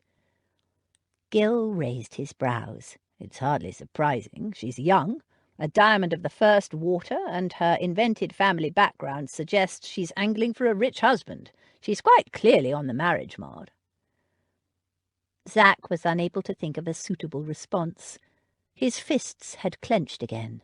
It seemed so damned reasonable, the way Gil put it, but he refused to believe it could be so. No, if she were betrothed, she would have told me. Gil's brows climbed a little higher. Confide in you? Concerning a betrothal that is not yet official? To one of the richest barons in the kingdom? His eyes danced, but he continued in an amazed tone. Well, I'm shocked. I cannot imagine why she would not immediately inform you, and any other chance-met gypsy strangers she met down a dark alley or in a park. Most extraordinary secretive behaviour on her part. There was another short silence. Zach glowered at his friend. You're enjoying this, aren't you? Immensely. Swine. Another cognac? Gil refilled both their glasses.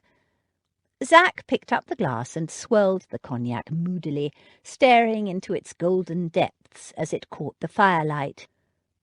What's he like, then, this Cambury fellow? One of the regents said, with all that you'd expect. Wealth, property, the best of good ton. Yes, but what's he like? Really? Yes, charming, good-looking.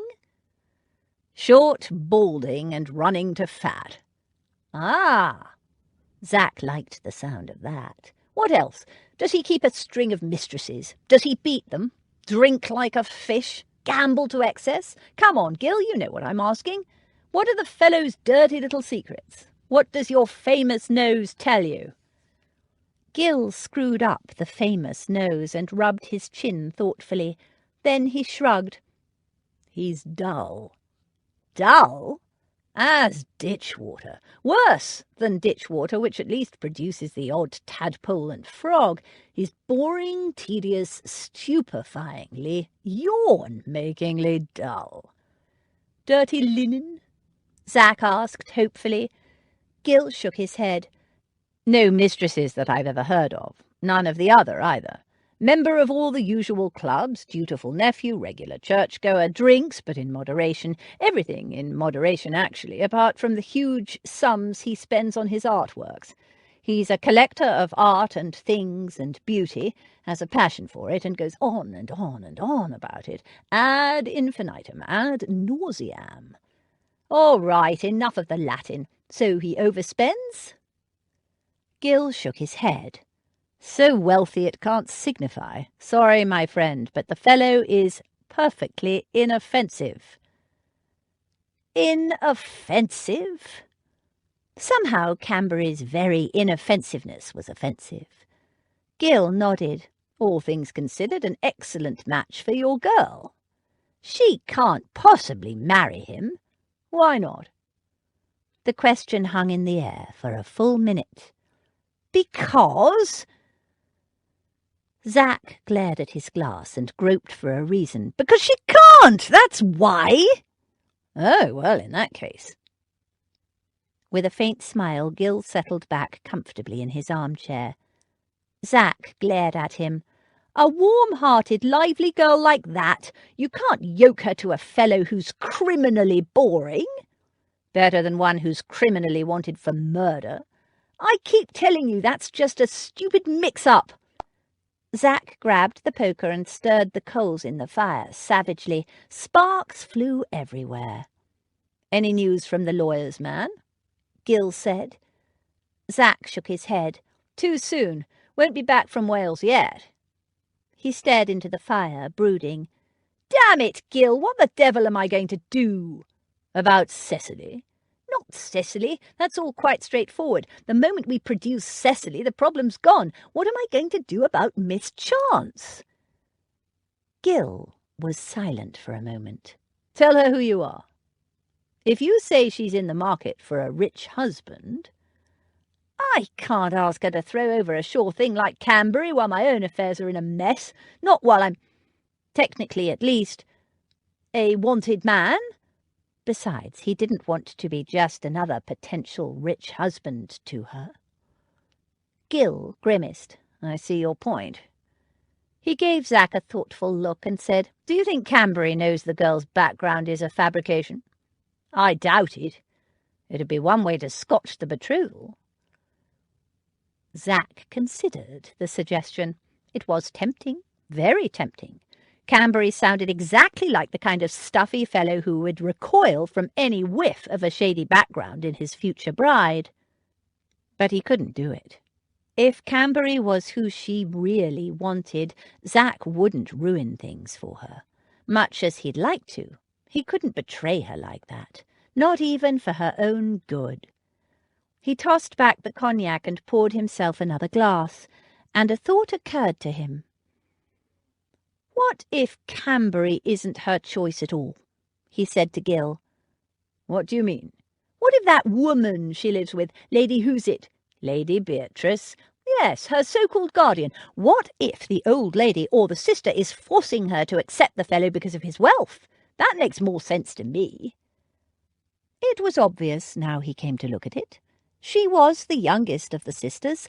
Their aim in coming to London was to hook themselves rich husbands. 2 of the sisters had already done so. Davenham and Monkton Coombs must have been easily gulled. And now the older sisters were forcing Jane to marry a frightful bore for the sake of his money. Damn their eyes! Gil considered it, then shook his head. "Don't see it myself. Doesn't sound like the old lady at all." Zach didn't argue. It all made sense to him now. She was being pressured into it. "If you ask me, your best hope is that Canbury bores her into calling it off," Gil said. "Good thing I won't ask you then," Zach said dryly. "Well, what else can you do?" Gil drained his glass and set it aside. It was the question that occupied Zach's thoughts for the rest of a very sleepless night. Chapter 14. Oh, what care I for my house and my land? What care I for my money, oh? What care I for my new wedded lord? I'm off with the raggle-taggle gypsy, oh. Traditional folk song. Jane woke before dawn, sweating and shivering, despite the chill draught coming from the window that was open just a crack. The dream again. She hadn't had it for days, not since she'd accepted Lord Canbury's offer, but this time the dream had suddenly changed, and she found herself struggling to escape a tall, dark gypsy who seized her and carried her off into the night. Only she wasn't so much struggling as clinging to him. "You're skating on thin ice, missy." She was. She knew it. She didn't understand Lord Canbury at all. What kind of a man got more upset by her being seen talking to a man in a shabby, worn-out coat than he had been about her being kidnapped and taken to a brothel? Whatever, she would learn from her mistake. Obviously, appearance mattered to him a great deal. In all things, she must not jeopardize her future for the sake of a few hours' conversation with Zachary Black. No matter that her heart beat faster at the sight of his tall, lean figure striding lazily toward her, no matter that the minutes she spent talking to him flew by like seconds, and that at night in her bed she relived those moments over and over like a squirrel counting her nuts before winter. Zachary Black was not any kind of man she could marry. He had no money, no home, no job, and worse, it didn't seem to bother him in the least. And even though she was sure Max would give him a job if she asked, she wasn't at all sure Zachary Black would take it. It was clear, from the tales he told, that he liked his wandering life. He was, as Daisy had said, just a passing fancy, and she would be a fool to think anything else. Her future was elsewhere with Lord Cambury, and she had other things to think about, like the ball tonight, her first ever ball. Jane took Caesar to the park later that morning. William followed like a large, silent shadow 3 paces behind her. She had no expectation of seeing Mr. Black. It was Caesar snuffling and dragging at the lead that alerted her. She stopped dead. How dare Zachary Black put her in this position again? She had told him in no uncertain terms that she could not, would not see him again, that it was too much of a risk. Yet there he was, his tall, lithe figure strolling across the park with that self-assured gait that seemed so much a part of him. She ought to turn around, march back across the street, and disappear into Lady Beatrice's house. But her traitorous feet, not to mention the dog, refused to budge. "One more time," a small voice inside her said. "One more time." A cacophony of yipping to her left drew Jane's attention. A large woman in a fur-edged puce pelisse stood glaring across at Jane. Lady Embury. Perfect. Her wildly excited dogs got all tangled in their leads, but Lady Embury took no notice. Her eyes narrowed and her large bosom puffed with outrage. Jane's spine stiffened. She would not be accused, silently or otherwise, by that woman. She would not live her life under Lady Embury's thumb, now or in the future. She forced herself to bow politely. She could almost hear the woman's sniff of outrage in response. What was she supposed to do? Apologize for being in a public square? For being approached by a man she had not asked to approach her? She would not. A firm crunch of gravel behind her told her Mr. Black had arrived. She turned to greet him with cool composure. "Mr. Black, I did not expect to see you again." He ignored the dog snuffing happily at his boots. "You're betrothed!" It sounded like an accusation. Her spine stiffened further. She hadn't intended to discuss it, but she supposed if he knew why she'd told him she couldn't see him any longer, it would help. "Yes, but how did you know? It hasn't been formally announced yet." He dismissed her question with a curt gesture. "They're forcing you, aren't they?" Her brows drew together. "Who are you talking about? Forcing me to do what?" "Lady Thingamy, your guardian or aunt, or whatever you call her, owns the house you live in." He indicated it with a jerk of his head. "She's forcing you to marry this fellow, isn't she?" "No. Lady Beatrice loves me. She would never force me to do anything." "Pressuring you, then? For your own good?" "No. I told you. Your sister, then, the one who's married to her nephew." "No, of course not. Nobody is forcing me, or putting any pressure on me, to marry Lord Cambury. Quite the contrary, in fact." "Quite the contrary?" He frowned. "You mean they don't want you to marry the fellow?" Belatedly, she realized it was quite inappropriate to be standing in the park discussing her betrothal with him. "I don't wish to discuss it."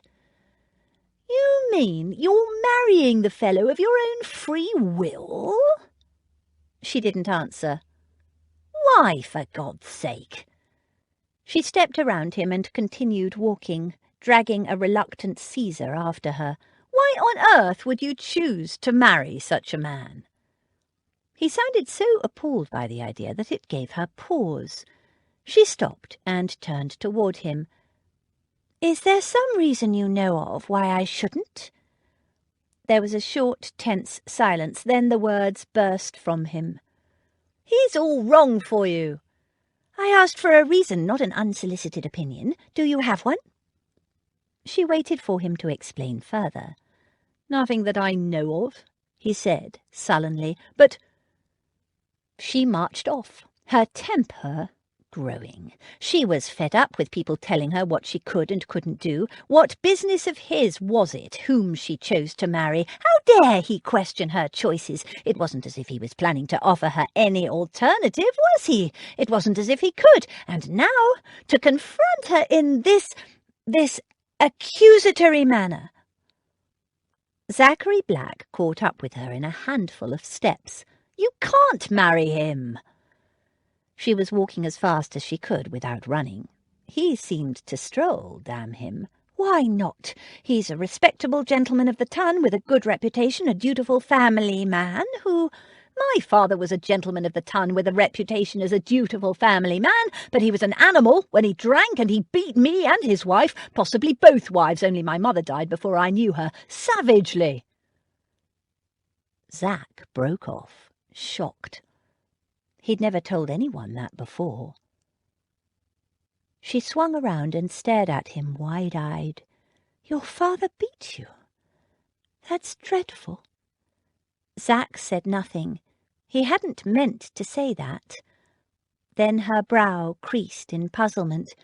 "A gentleman of the ton? I thought your father was a gypsy." "My real father." It wasn't a lie, but he knew how she'd interpret it, that his father had begotten him on a gypsy woman. "Oh, I see." "You cannot trust Camberry. Trust any so-called gentleman on reputation alone." Her brow pleated with worry. "Do you know something ill of him? Have you heard rumours or anything?" He didn't answer, so she added, "Mr. Black, are you trying to tell me that Lord Camberry beats women too? Is that what you're saying?" Zach was tempted to lie and say yes, but with those wide blue eyes gazing anxiously into his, he couldn't lie to her. He sighed. "No, I've heard nothing to his discredit." Her lips pressed together. Her eyes sparkled with some emotion he couldn't read. "But he's all wrong for you. He'll bore you to death in a week. You can't marry him just because he's rich. There are more important things than wealth, you know." She made no reply. She simply marched away, her head held high. Her cheeks were a little flushed. Zach followed. "Listen, I have feelings for you, and I suspect you have feelings for me. But I won't pursue an unwilling girl. If you tell me now, and to my face, that you harbour no tender feelings for me, that I am mistaken, I'll leave you alone." She hesitated as if she were about to say something, but in the end she kept walking, saying nothing. The words burst from him, unrehearsed and unplanned. "Be clear on this. It's marriage I'm talking about." He hadn't meant to say that either, but once the words were out, they felt right. She stopped dead, and for a moment he thought she was going to ignore him. But she straightened her shoulders and turned toward him. "I'm flattered by your interest, but I cannot encourage you. I am already betrothed. Before I became betrothed, I considered marriage very carefully and rationally. It was not a light or frivolous decision I made to accept Lord Camberry's offer." Her face was set, but her eyes were troubled. "Carefully and rationally, eh?" He sent her a burning glance. "So love doesn't come into it at all?" She looked uncomfortable. "For something as serious and binding as marriage, a girl in my position needs to consider a range of factors." "What sort of factors? You mean money, property, a title, that sort of thing?" His temper was growing. He wanted to grab her, to toss her over his saddle and ride off into the sunset with her. She didn't deny it. Her flush spoke for her. He felt his lip curl. So your sole intent is to snag a rich husband? You make it sound so cold-blooded, and I'm not. He laughed, a short, hard sound. Yes, you are. Still, you deserve better than a fellow like Camberry. She kept walking, and Zach said, following, You can't let yourself be sold off like this. Oh, grow up, she snapped. His jaw dropped. What? I said grow up, she repeated. Oh, it's all so easy from where you stand, isn't it, Mr. Black? You look at me and see the fine clothes, and you see I'm living in a big house in the best part of town, and you imagine it's all so perfect, don't you? You can't possibly imagine, can you, Mr. Black, that I might know what it is to be hungry, what it is to be cold, what it is to have nowhere safe to sleep at night. She broke off and took a deep, steadying breath. I didn't. I have nothing, not a penny of my own but the allowance Lady Beatrice gives me, and she has no reason to give it. I am no kin to her. It is nothing but kindness, charity, if you will. Her eyes glittered with unshed tears, angry unshed tears. I have little education, no skills, nothing but my face to recommend me. Lady Beatrice has given me the opportunity to make the kind of marriage that will secure my future, mine and any children I might have, and neither you nor anyone else is going to stop me from having it, no matter how much I might— She broke off, shaking her head. Oh, please, just go, and don't come back. I do not wish to see you ever again. Jane! You don't have permission to use my name. He caught her wrist. You're wrong, you know. Quite wrong. Let go of me! She tugged angrily at her arm, and he released her. You have a great deal more to offer a man than your lovely face and figure, he said urgently. She stared at him a moment, then shook her head. Please, just leave me alone. I cannot— Don't sell yourself short. She stiffened. Sell myself. She swallowed and said bitterly, And what if I do? It's none of your business, is it? Belatedly he realized how she'd interpreted his words. I didn't mean it like that. But it was too late. She'd turned and was marching angrily away. His hands clenched into two hard fists. William stepped on the path facing Zach, his posture indicating that if Zach wanted to make an issue of it, he'd be delighted to oblige. Zach didn't.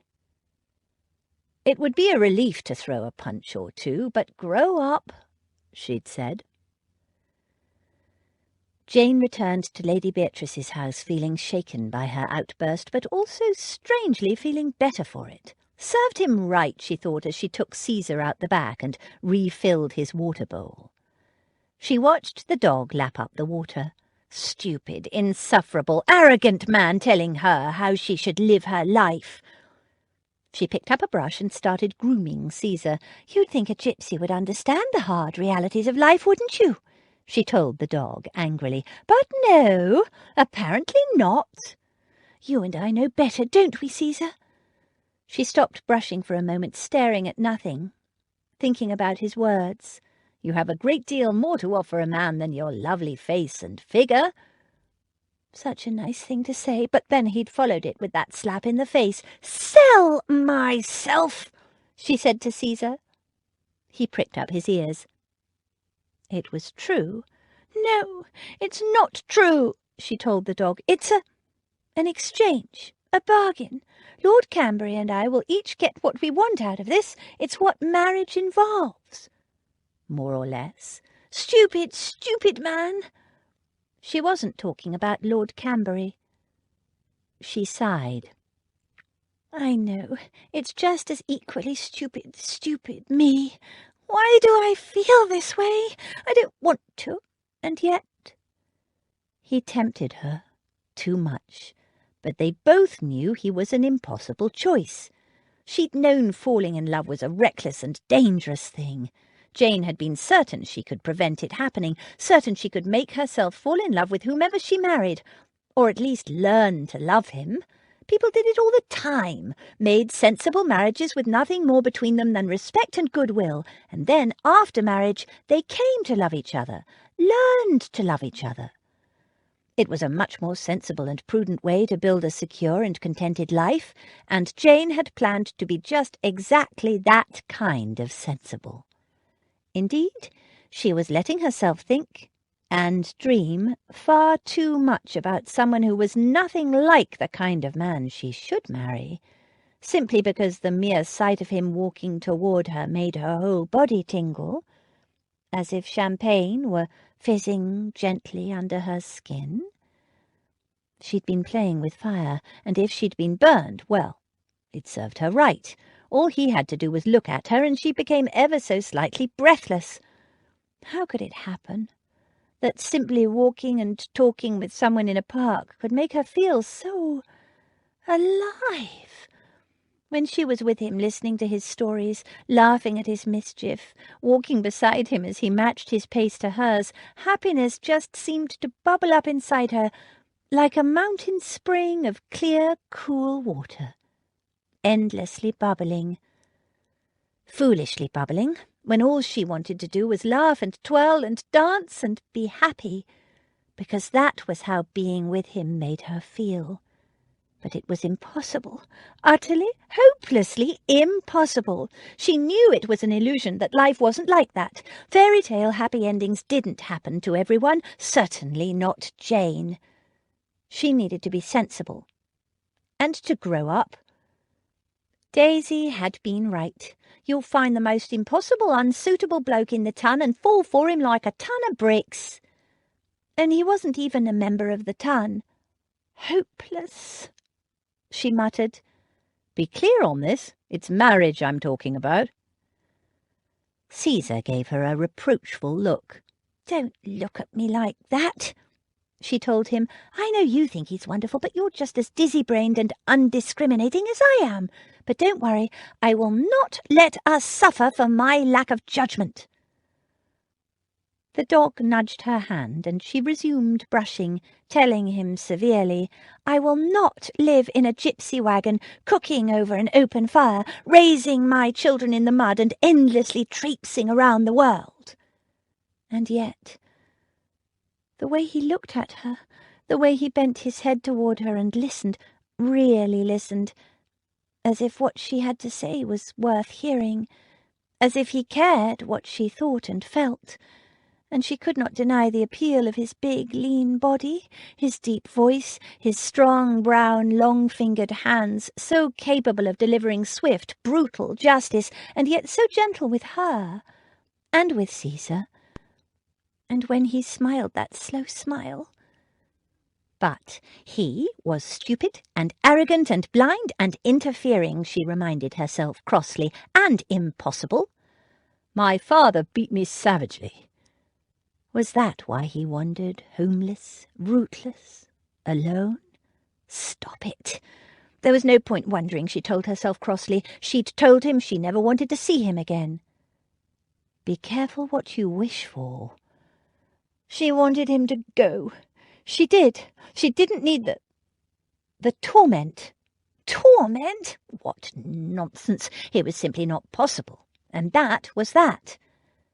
But would he stay away? Doubtful, she told Caesar, giving him a last sweep of the brush. He never has before, though now he knows I'm betrothed. She put the brush away. Perhaps I'll get William to walk you for the next few days, just to be on the safe side. She had a future to think of, one that didn't contain any tall, dark man with piercing silver-green eyes. She had to put him right out of her mind. And I will, she told the dog. He was just a passing fancy. He means nothing to me, or to you. Do you hear me? Feeling better for the decision, she refilled Caesar's water bowl, gave him a last pat, and hurried upstairs to the sewing room. She found Daisy sitting cross-legged in the window seat, sewing on beads and singing softly under her breath. Oh, what care I for my house and my land? What care I for my money? Oh, what care I for my new wedded lord? I'm off with the raggle-taggle gypsy, oh. Stop it, Daisy.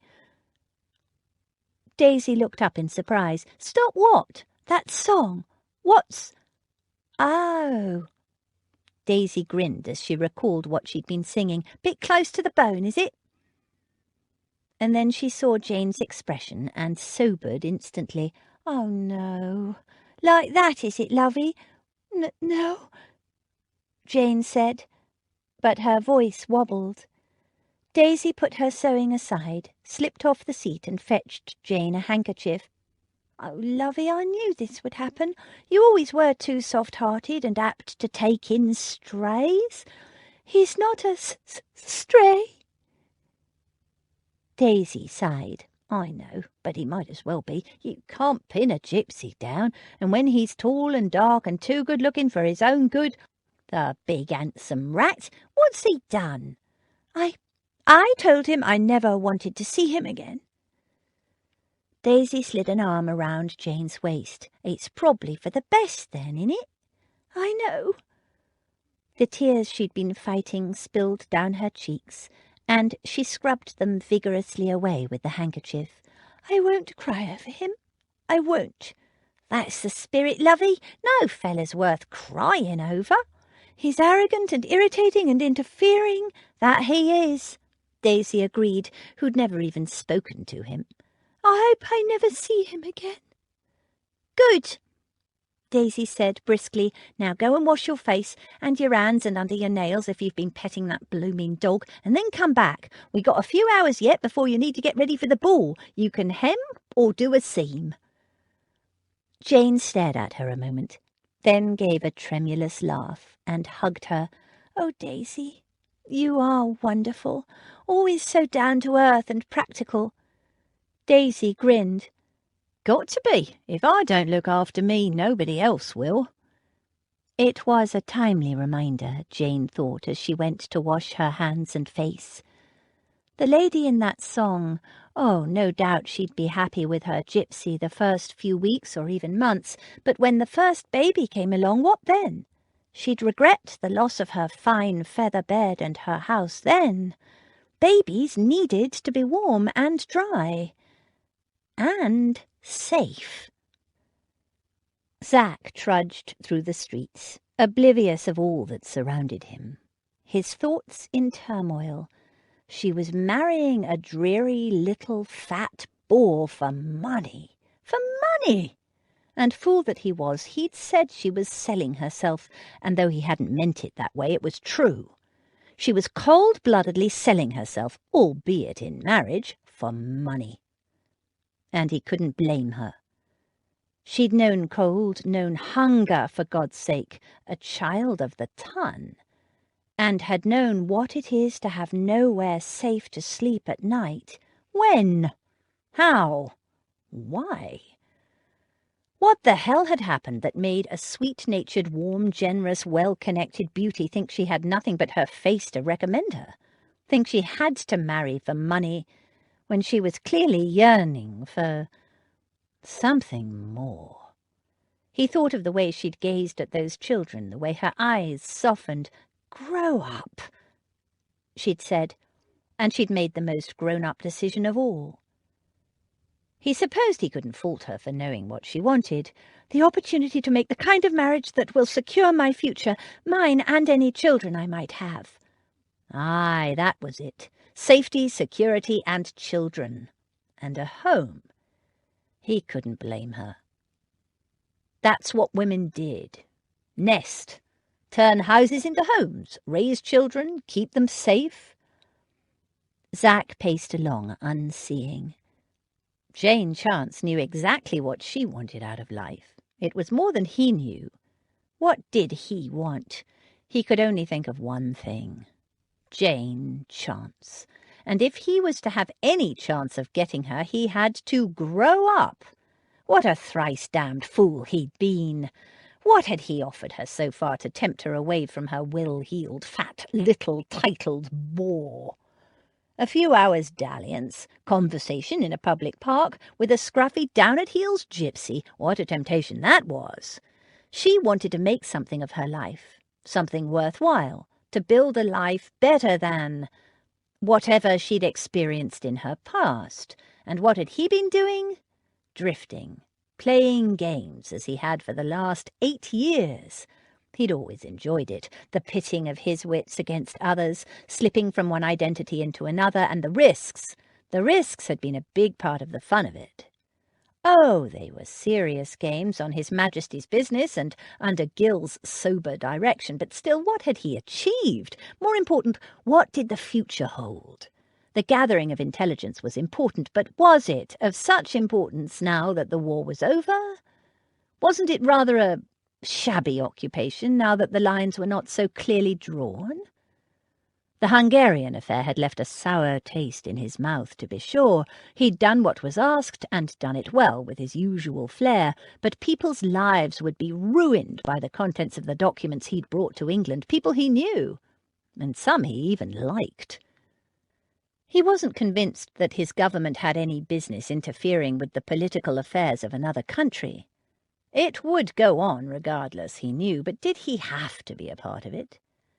12 years out of England, 8 of them working for his government in secret. Did he really want to continue living this way?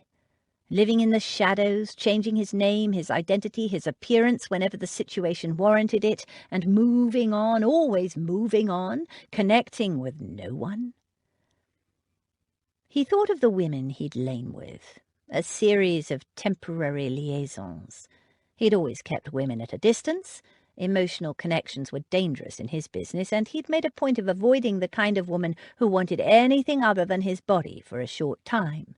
He'd always kept it light, a practical exchange, a convenient coupling, a passing fancy, nothing serious. He thought of a pair of wide blue eyes, as clear as a Greek summer sky, and a smile that was like morning sunshine dancing on water. He was 28. The dirty little secrets of foreign governments would always be there for the ferreting out, would always provide work for such as he. He could go on for years like that if he had to. But he didn't have to any more. He couldn't wipe away the dark years of the past. Couldn't remove the stains of the things he'd done. You can't turn the clock back. But a fresh start? Maybe. He might not have a home to offer her, but he had a house. It was a beginning. The question was, what shape was that house in, and could he build a future out of it? A future that might tempt a girl bent on marrying for money. At breakfast the next morning, Gill pointed to a paragraph in the Morning Post. "It's official." Zach glanced at it and gave a curt nod. The announcement of the betrothal of Miss Jane Chance to Lord Cambury. "I know. Word is they plan to marry before the end of the season," Gill said. "Spring wedding and all that." Zach grunted. He didn't want to think of it. "I'm going out of town for a few days," he told Gill. Gill frowned slightly. "To Wales?"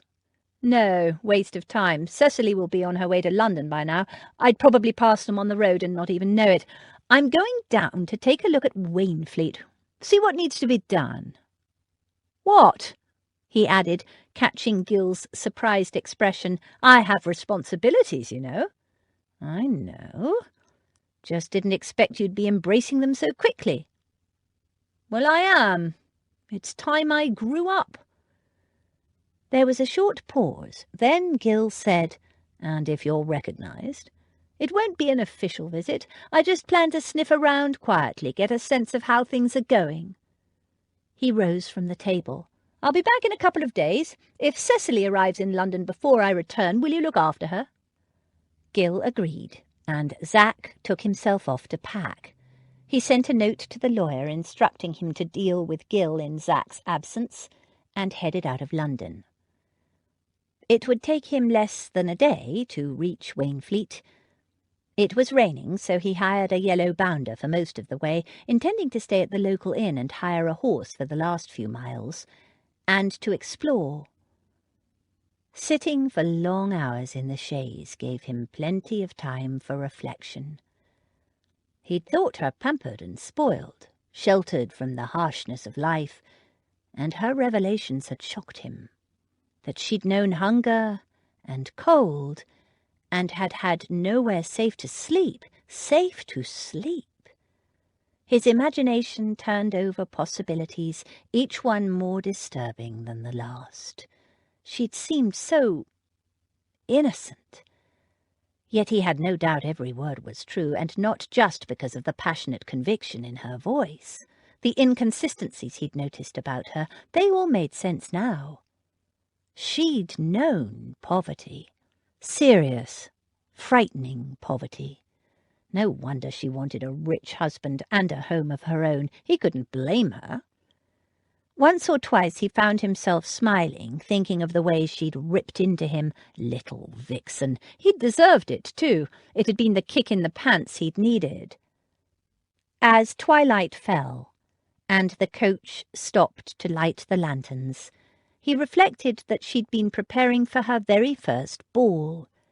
He recalled the way her whole face lit up with excitement as she'd told him about the lessons she'd been having, the dress she was to wear, which she hadn't even been allowed to see properly yet.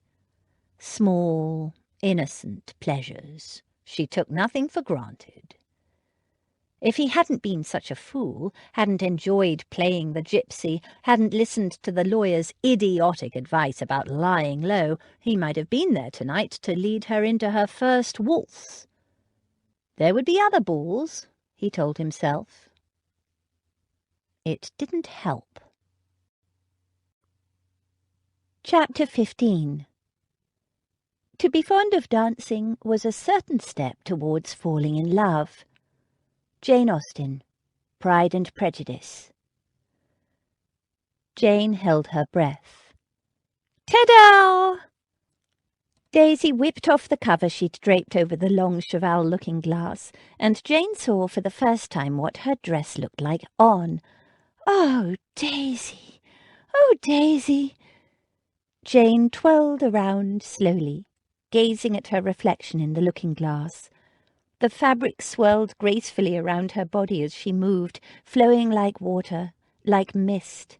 The gauzy white silk had a subtle and delicate cross-weave that threw up the palest pink shadows in the folds of the skirt. A specially imported fabric, complements of Max and Flynn. The bodice was decorated with hundreds of tiny pink crystals which winked in the gaslight. "It's the most beautiful dress I have ever seen," Jane breathed. "Oh, thank you, Daisy. I cannot think of the words to describe how I feel." "You look like a princess in a fairy tale," Abby said, blinking back tears. "Oh, Jane, you're the very image of Mamma. I wish she and Papa could see you now. Oh, dear, I think I'm going to cry." "Oi, stop that now," Daisy interrupted. "We don't want nobody dripping tears all over my good silk now, do we? If I'd wanted watered silk, I'd have used it." Laughing and crying at the same time, Abby stepped back. She turned to her husband and said helplessly, "I'm not sad, truly. It's just that she's the image of our mother. And it was always Jane's dream to make her come out, as Mamma did, but we never thought it would happen." "I know, love," Max said gently, and passed his wife a pristine white handkerchief. Then he handed Jane an oblong box covered in white brocade. "A small token from your sister and me, in memory of your first ball." With shaking hands, Jane opened it.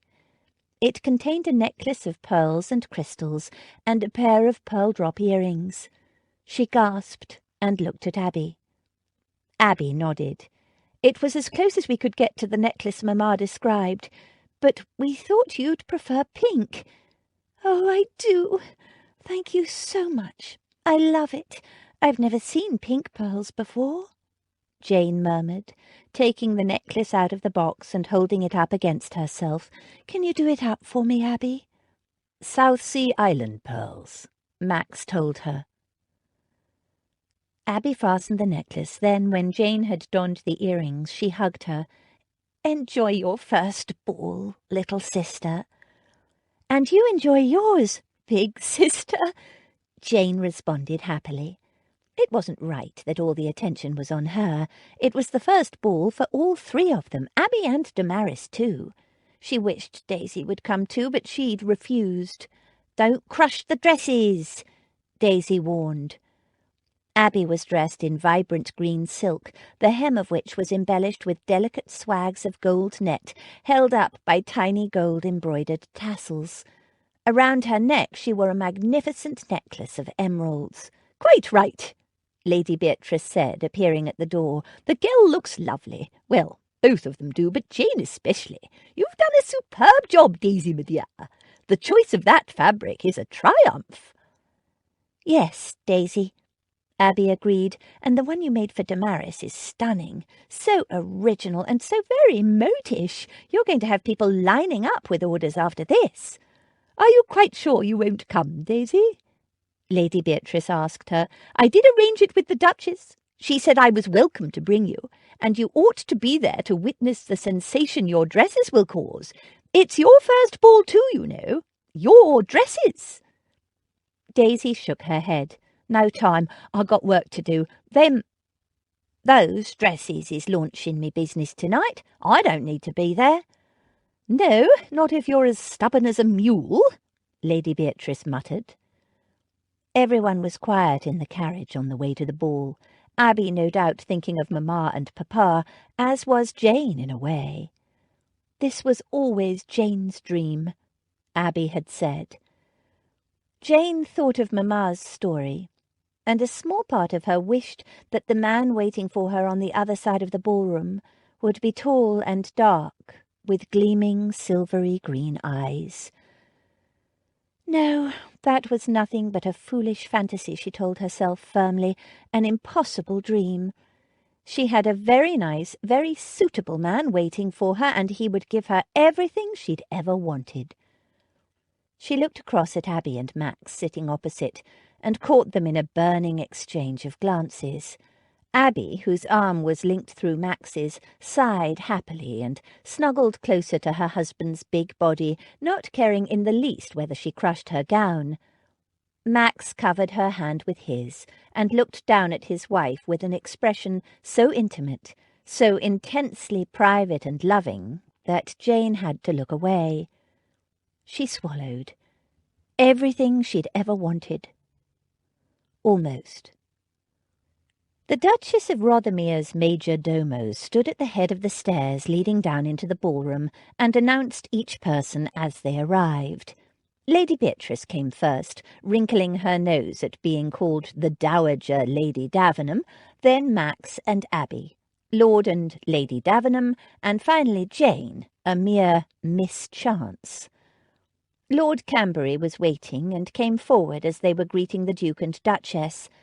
In formal ball dress he looked quite distinguished, though it had to be said that black satin knee-breeches and white silk stockings were not the best design for a man of his figure. Jane smiled warmly at him. He scanned her appearance critically, then gave her a little nod of approval. He stepped forward and presented his arm to Jane, who accepted it at Lady Beatrice's gracious permission. The others went inside, but Lord Camberry stood chatting a moment longer, accepting the Duke and Duchess's felicitations on their betrothal, and talking of this and that, apparently oblivious of the delay he was causing to the line of others waiting to enter. It was deliberate, Jane realized. He wanted to make an entrance. Their first appearance as a couple since their betrothal had been in the papers. Finally, he left the Duke and Duchess and led Jane to the other side of the ballroom, where Lady Beatrice, Abby and Max had already joined Damaris and Freddie. As they crossed the dance floor, a hush fell. Jane, who already had butterflies in her stomach, felt them intensify. Had she made some mistake? Was her gown caught up at the back? What were they all looking at? Why was nobody talking any more? She kept walking, head high. Lady Beatrice had trained her for this. The old lady's voice rang in her head. If anything goes wrong, ignore it. Pretend it's perfect. Attitude is everything. She was halfway across what now seemed an immense expanse of dance floor, when suddenly there was a loud gasp on her left. Jane paused and glanced over. A plump, elderly lady stood stock still, staring at Jane as if in deep shock. She held out her hand to Jane, took 2 tottering steps toward her, and fainted. Jane, horrified, moved to help the lady, but Lord Camberry tugged her back. "Come along. Not our business. Plenty of others here to help." And it was true. The lady was immediately surrounded by people producing smelling salts and calling for burned feathers. Jane hesitated. "I think she wanted to speak to me." "Possibly, but no state to speak to anyone now," her betrothed pointed out. "Now come along, all in hand. See?" Jane glanced at Lady Beatrice, who beckoned her forward. "What do you think happened?" Jane asked when she reached the others. Lady Beatrice shrugged. "Probably had herself laced in too tight. It happens, even in these benighted times when women barely know what a corset is." "She seemed to want to tell me something." "Probably just gasping for air," Lady Beatrice said. "Don't worry yourself, my dear. The Duchess herself is attending to her." The opening bars of a piece sounded from the orchestra. "Ah, excellent. The music is starting, and here is Lord Camberry, all eager to lead you out for the first dance of the evening. Off you go and enjoy yourself. There's a good girl."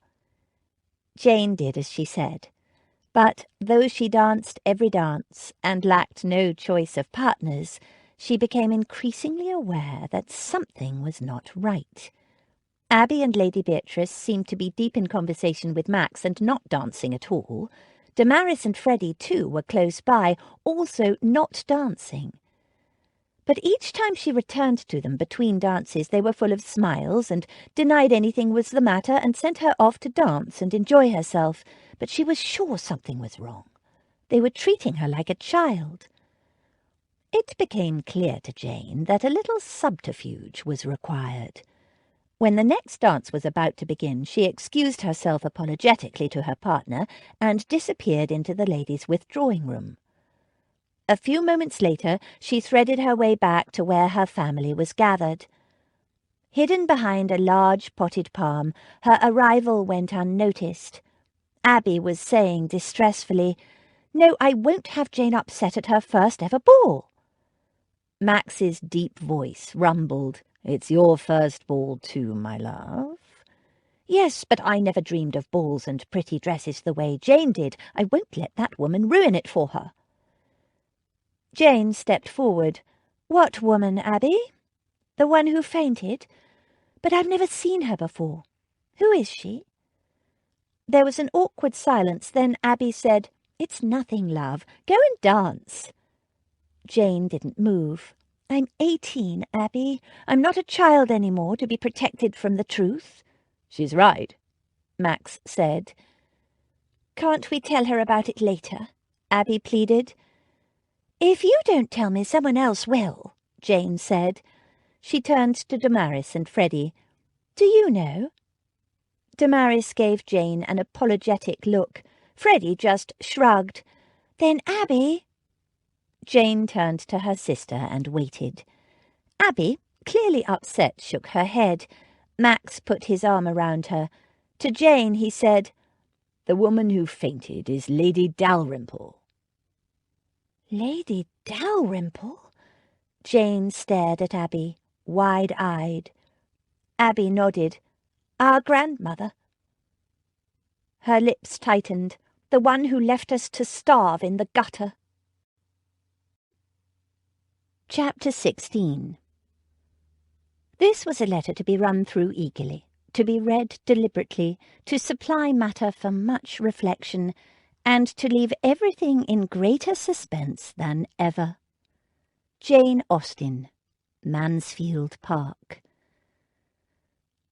Along with the flowers, gifts, and flattering notes from gentlemen admirers that were delivered to Jane at Lady Beatrice's house first thing the next morning, and invitations to even more parties and balls, there was one note that threw Jane's emotions into even further turmoil.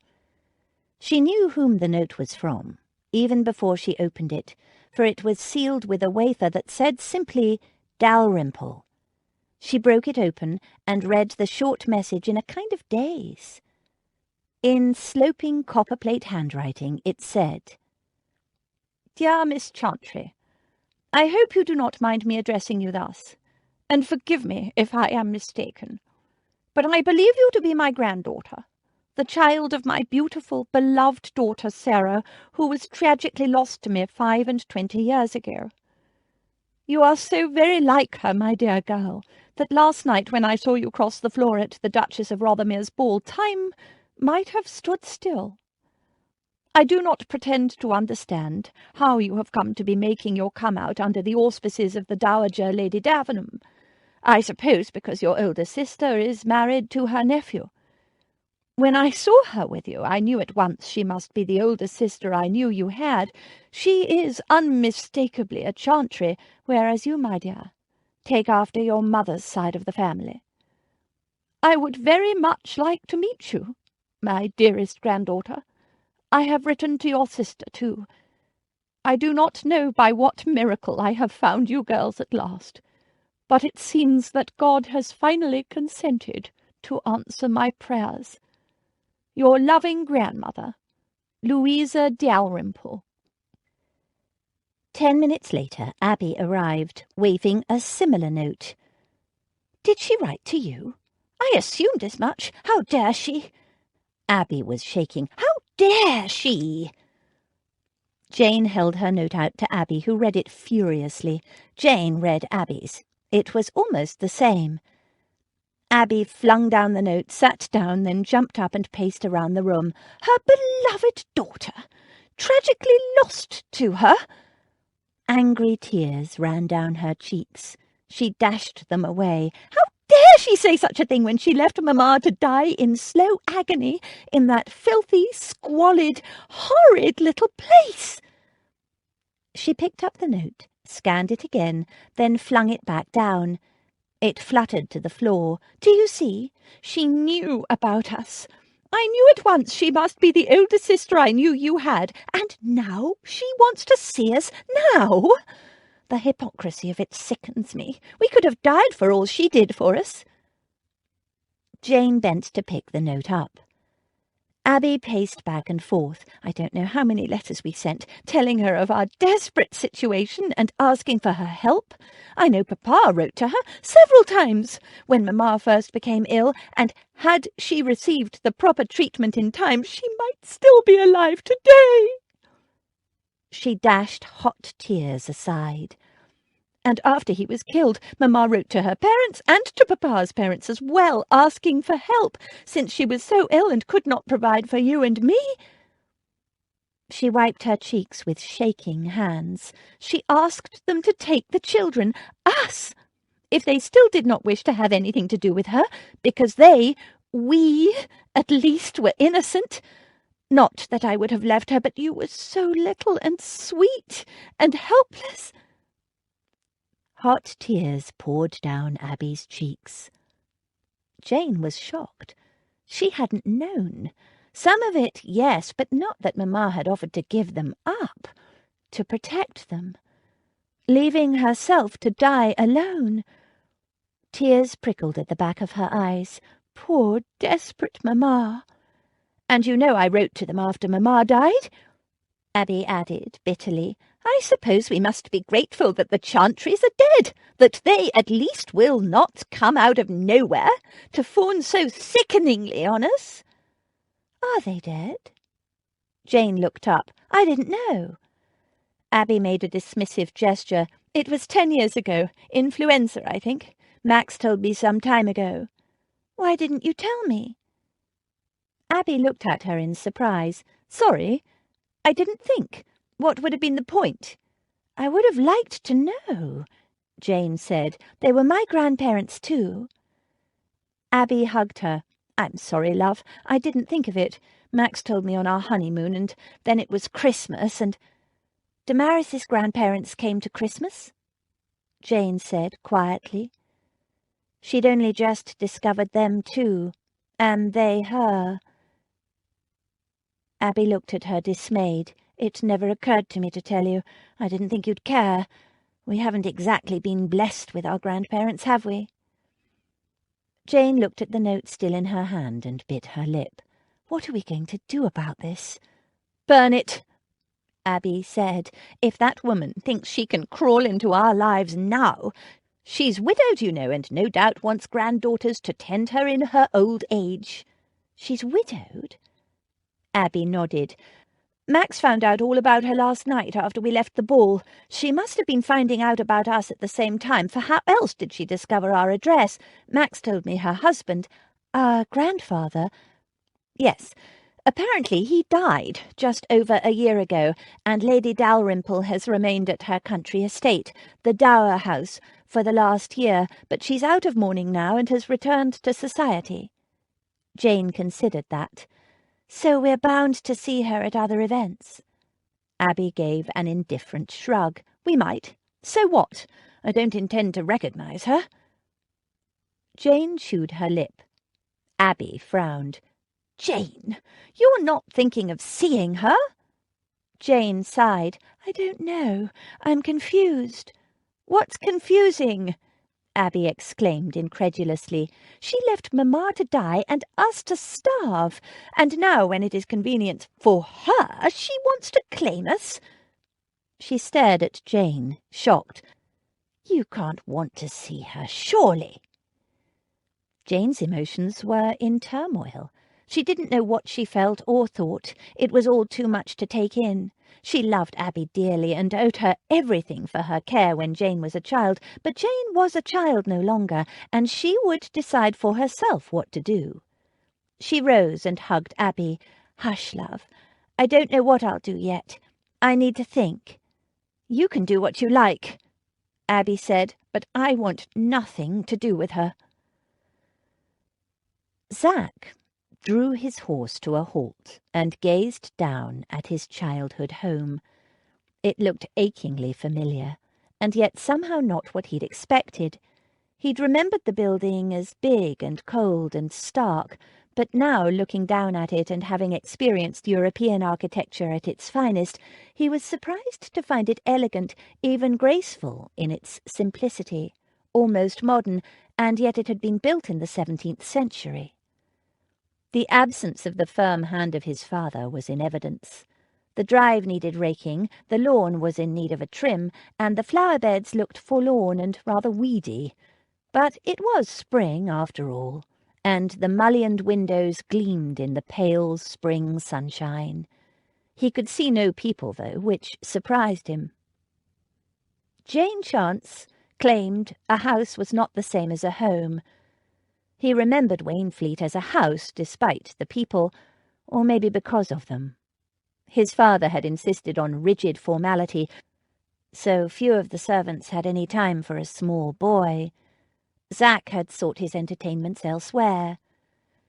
He looked at the lake where he was supposed to have drowned Cecily, and remembered house parties in the summer, with boating on the lake, ladies in wide-brimmed hats and light summer gowns being rowed by gentlemen, and picnics set up by the lakeside.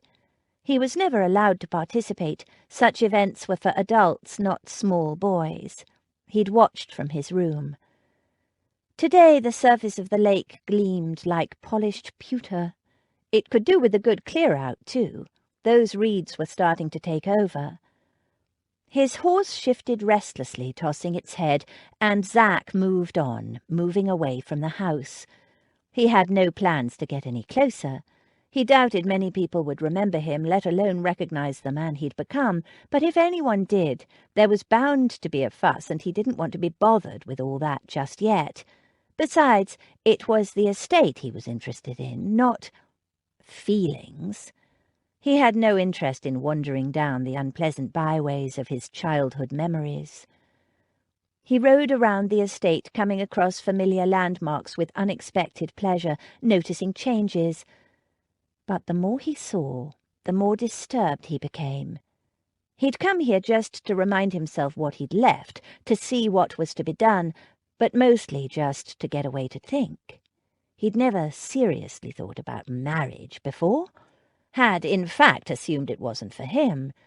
But Miss Jane Chance had him thinking all sorts of things he'd never before considered.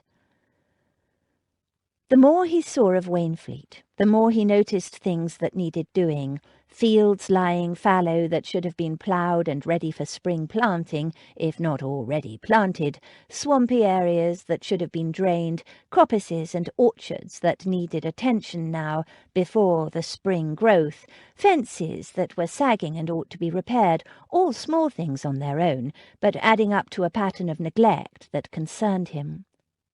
His father had, he thought, been a good steward of the land, old-fashioned and hard-headed in his opinions, but responsible.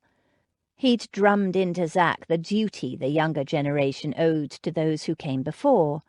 His father had been dead a year, and since then it looked as though nothing had been done. Zach's fault. He'd assumed the estate manager, whoever it was, would simply continue on as before. There was work for him here. Not just repairs and the restoration of order, but new possibilities, new methods of farming that could bring prosperity to tenants and landlords alike, a chance to build something fresh and new and good out of something old. "Grow up," she'd told him. His mind spun with possibilities. He rode on, circling around the estate, and came to the edge of the forest at the rear of the house. He'd spent many hours of the day in this forest. A faint, overgrown path wove through the trees. Just past there was a stream where he'd fished sometimes, and a clearing where the gypsies used to camp each year. He'd haunted their camp as a boy, absorbing their lore without realizing it. It had helped shape his life, and on occasions to save it. He dismounted, tied his horse to a tree, and followed the little path. And heard a crash and a sharp, sudden cry. He raced toward the sound and found beneath a large, spreading oak a small boy of about 7 or 8 lying on the ground, still and unmoving in a tangle of small branches. He bent over the boy. To his relief, the child's eyes were wide and aware. One arm was bent at a slight angle. Broken, Zach thought. The boy stared up at Zach with a panicked look on his face, his mouth moving like a beached fish, unable to breathe. "It's all right," Zach told him in what he hoped was a calming voice. He hadn't had a lot to do with children. "You've had the wind knocked out of you. It'll come back in a min—" "Ah, there you are," he finished, as the boy sucked in a desperate lungful of air. The boy said nothing, gasping in air until the panicked look faded. He tried to sit up, but fell back with a cry of pain. His face turned a greenish white. His skin looked clammy. He cradled the injured arm up against his chest and looked at Zach. His lips were clamped together in a desperate attempt not to cry. He looked sick with pain and utterly miserable. "I think you've broken your arm," Zach told him. "Hurts like the very devil, doesn't it? Now just lie there a moment and we'll see if you've done any other damage." The boy lay back, gritting his teeth, his face pinched with pain, dead white and clammy. "I'm Zach," he told the boy as he tested the child's other limbs. "Fell out of the tree, did you? I've done that before." The child said nothing, clinging to his dignity and the contents of his stomach, Zach thought. He flinched and gasped when Zach felt his ankle, but he never uttered a sound. Brave little chap. Stoic. A farm boy by his clothing. "Can you wiggle your toes on this foot?" He touched the lad's knee. The boy tried it, winced, and nodded. Good, then it's not broken, though I'm sure it hurts like fury as well. So, a broken arm and a sprained ankle, eh? And a good few bruises and scratches. But don't worry, we'll get you fixed up, Zach said in as soothing a voice as he could manage. The boy looked as sick as a dog already, no use adding worry to the mix. So what's your name, lad? Robin, the boy whispered. Robin Wilkes. It was a familiar surname. There had always been Wilkses at Wainfleet. In Zach's boyhood, the cook's was a Mrs. Wilkes, a stout and motherly woman who had a fondness for growing boys and an understanding of how they were always hungry. She'd sneaked him treats time out of memory. But that Mrs. Wilkes was old even then, too old to be the mother of this child. She'd be retired by now. He might yet escape recognition. You can't walk on that ankle, lad, so I'm going to carry you home. Where do you live? The boy hesitated, then, realizing he had no choice, said, In the big house. Wainfleet? Zach asked with a sinking feeling. The irony of it didn't escape him. The child nodded. Well, Robin Wilkes, I'm going to lift you up now, and I'll tell you straight, it's going to hurt like the devil, so I won't hold it against you if you have to yell. You're a brave lad, I know.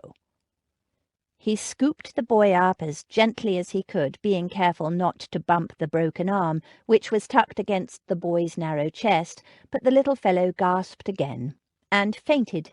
Just as well, Zach thought, as he made his way down through the forest, spare the child any further pain. Taking the shortcut he'd taken so often as a child, he cut between the stables and the kitchen yards, crossed the courtyard and headed for the kitchen. Under normal circumstances, he would have expected to come across any number of people, gardeners and under-gardeners, grooms, stable boys, whatever, but he met nobody at all. It was very strange. But just as he reached the kitchen door, it was flung open, and a stout, familiar figure stood there, aged considerably, but instantly recognizable. Mrs. Wilkes. She took the situation in at a glance. "Oh, Robbie, Robbie, what have you done to yourself now?" She hadn't even looked at Zach. The boy had regained consciousness and managed to say, "Don't fuss, Gran, I'm all right." But then he fainted again. "Oh, dearie, dearie me, come ye in, come ye in. Oh, thank you, sir. Yes, put him down on the chair there. Wilkes, Wilkes," she called, and returned to her grandson. "That arm is broken," Zach told her, "but the ankle is, I think, only sprained. He fell out of a big oak." She'd barely glanced at him. All her attention was on the boy. That'd be right. Never out of trouble, that one. She hurried back to the door, calling, "Wilkes!" again, presumably the boy's father, but when finally a man came running, he was white-haired and stooped and even older than she was. He was a groom, Zach recalled. The old man didn't look at Zach either. She told him, "The boy's gone and broken his arm. Fetch Ernie." "Ernie?" Zach had been about to slide quietly out the door and make himself scarce, but the name stopped him. She didn't answer for a moment, but clucked over the boy, who was looking ominously green, and set a bucket down beside him. "In there, Robbie, if you're going to toss up your breakfast." He did, and she handed him a cloth to wipe his mouth, shaking her head, just like his father, God rest his soul, never out of trouble. She straightened and said to Zach, "Ernie's a natural, lives over by Bramble Creek. He'll set the lad's arm for us." A natural? She meant a simpleton, Zach realized. Country folk often ascribed healing powers to simpletons, but he wasn't going to let a brave little lad like that be mauled by a well-meaning simpleton. The boy needs a proper doctor. The woman shook her head. "No, it'll have to be Ernie. The doctor won't come to us." She smoothed the boy's hair back. "Why not?" "Can't pay him," she said. "No money." "Send for the doctor," Zach told her. "I'll pay." "You will?" For the first time, she stopped fussing over the boy and looked at Zach. Her eyes narrowed. She came a few paces closer and squinted near-sightedly up at him. It's never.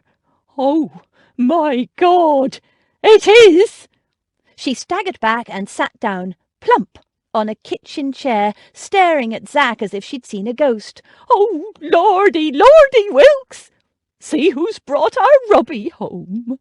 It's Master Adam, back from the dead." Jane left the matter of Lady Dalrymple's letter for a day. She and Abby needed some time to calm down and think things over. Abby was normally very loving and forgiving and gentle, but in this matter, Jane felt so torn. She didn't want to be disloyal to her sister. Abby had worried and worked and fought to keep them fed and safe. She was entitled to be angry. But Jane wanted to hear what the woman had to say, and she wanted Abby to come with her, not because Jane felt uncomfortable going by herself, but because she felt deep down that Abby needed to be there to hear for herself. She decided to try again. She walked around to Abby's house, and Abby rang for tea.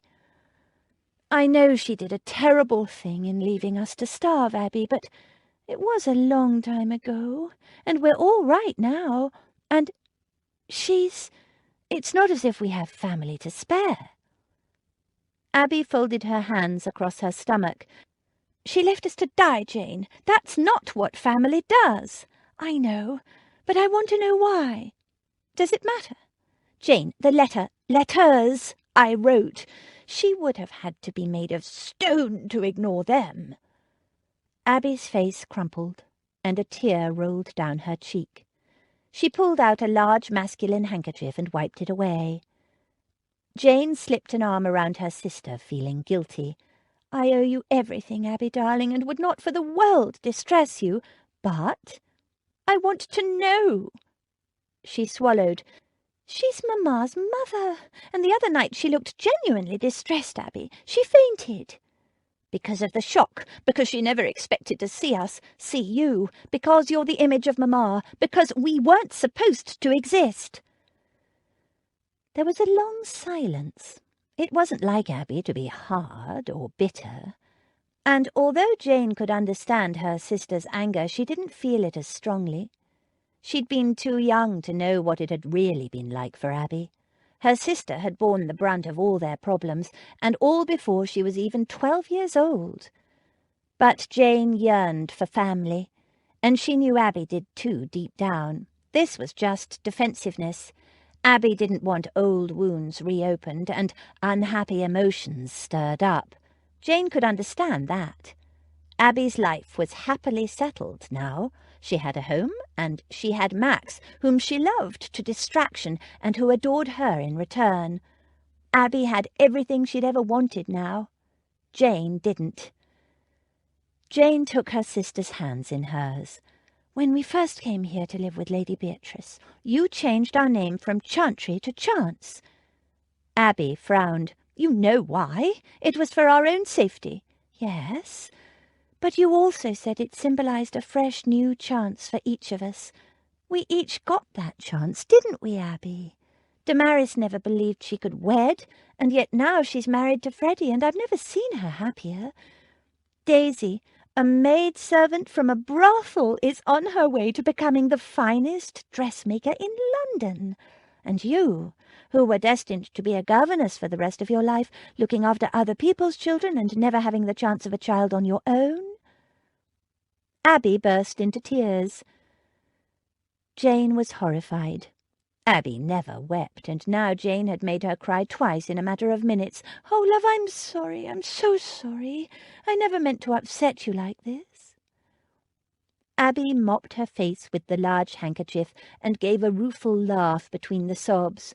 "It's not your fault, Jane, darling, and I'm not really upset. It's just, with all this talk of second chances and family and children—" She wiped her eyes, folded the handkerchief and tucked it back into her reticule. "Max says I've become the veriest watering pot since—" Jane frowned. "Since what?" For answer, Abby took Jane's hand and laid it on her belly. It took a moment for Jane to understand. "Abby, you mean—" Abby nodded and gave her a misty smile. "Only Max knows at the moment, but I wanted to tell you first. Little sister, you're going to be an aunt." Chapter 17. It isn't what we say or think that defines us, but what we do. Jane Austen, Sense and Sensibility. "I'm surprised you recognized me," Zach said as he finished his meal. The doctor, a stranger to Zach, had set Robin's arm and left. The boy was tucked up in bed now, fast asleep, having been dosed with laudanum for the pain. Mrs. Wilkes chuckled. "You have your father's eyes, and your grandfers, at that, my lord." "Aye," her husband chimed in. "Living spit of old Lord Wainfleet. Your grandad, I mean, not your pa." Mrs. Wilkes had cooked and served an enormous dinner, which she'd wanted to serve in the dining room, but Zach had no intention of dining alone in state. Much to her outward horror but secret pleasure, he'd eaten in the kitchen with her and her husband. "It's not as if I haven't eaten here 100 times before," he reminded her. He'd forgotten it, but coming here reminded him that this room had been something of a refuge for him as a small boy. It still felt that way. Now he was here, there were things he needed to know. "What has happened here since my father's death?" Zach asked. "I remember this place is always busy." Wilkes nodded. "Skeleton staff now," he said. "But we'll be all right now that you've come home, Master Adam. Thought you were dead, we did." "Thought yon cousin of yours was going to be the new master," Mrs. Wilkes said darkly. "Mr. Gerald, he be the reason Wainfleet is in limbo." "Limbo?"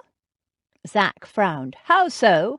"Stopped the money," Wilkes explained. "Wanted to take control the day your father was buried, but the lawyers said no. Had to wait. Look for you." He sucked on his pipe and contemplated that. "Got his own lawyers," Mrs. Wilkes prompted. "Got the estate. What did they call it, Dad?" "Frozen," Wilkes said. "Assets frozen, they called it, till the rightful owner be proved." He grinned at Zach and gestured with his pipe. "That's you now, the new Lord Wainfleet." Mrs. Wilkes chuckled. "Mr. Gerald's going to be green as a frog when he finds out you're back. Fancied himself lord of the manor, he did, strutting around, telling us all what to do." "He still might if I'm done for murder," Zach said. They both looked at him in shock. "Bless my soul, Master Adam," Mrs. Wilkes said. "You never did kill your pretty young stepmother. Not a soul here believes that." "Not a soul," echoed her husband. "Somebody else must have done it," Mrs. Wilkes said comfortably. "Cecily isn't dead," Zach told them. "I got her away from here. I left her with one of her old school friends." They stared at him in surprise, so he added, "She was alive when I left her." "No, that can't be right, sir," Mrs. Wilkes said after a moment. "We saw her body. Dead as a doornail she was. Poor drownded little thing, just days after you left. But we never thought it was you who did it." "Never thought it," her husband echoed. "You saw her?" Zach repeated. "And you're sure it was Cecily?" "Oh, yes," Mrs. Wilkes assured him. "It was her, all right. All dressed up in that lovely gold dress your pa had bought her, she was. Ruined it was. The weeds and the water had got to it bad." Zach sat back, stunned by the revelation. It couldn't be Cecily. He'd left her in Wales, unless she'd returned. But why would she? She'd been in fear of her life. "When was this, exactly?" he asked. The Wilkeses exchanged glances in silent consultation. 3 days after you left Wainfleet," Mrs. Wilkes said. "That's right, isn't it, Dad?" Wilkes withdrew his pipe and nodded. "Aye, pulled her out of the lake 3 days after we did." "Then it couldn't possibly be Cecily," Zach said, somewhat relieved. "It took us more than 3 days to get to her friend's house in Wales, and after that I went to London and back, and then I saw her again in Wales." It must have been at least 2 weeks after I left Wainfleet, and for years after that she wrote me letters. The last one was at Christmas." There was a short silence. "But we saw her," Mrs. Wilkes said. Her husband gave her a nudge and said, "But none of us at Wainfleet ever believed it was you who done her in, Master Adam. I mean, me lord." "Thank you. I appreciate your loyalty," Zach said. "It's a mystery, but I'm sure we'll get it sorted out." He sounded more confident than he felt. There had to be an explanation for the dead body, one that had nothing to do with him or Cecily. It must have been some other dead woman. Cecily should be in London by now, safe in Gil's hands. "Now," he said when they'd finished their dinner, "tell me what's been happening on the estate, and more to the point, what needs to be done. I noticed there hasn't been any ploughing or any spring planting." The Wilkses exchanged glances. "No point, is there?" Wilkes said. "Mr. Gerald said he'd get rid of most of the tenant farmers, knock down the cottages and make it all into one big estate. Reckons there's more money to be made that way." Zach frowned. "What about the tenants?" Some of those families, like the Wilkses, had been part of the estate for generations. Wilkes shrugged. "Find work elsewhere, I suppose." "In them big city manufactories," Mrs. Wilkes said darkly, "and living in a slum, no doubt. I've heard tell they squash whole families into one room." Zach listened as they confided their worries about the future. There was logic in changing the way the estate was managed. Farming methods did need to be modernized, land drained. The whole estate was crying out for revitalization. But he had no intention of tossing loyal, hard-working tenants off land they and their forefathers had farmed for hundreds of years.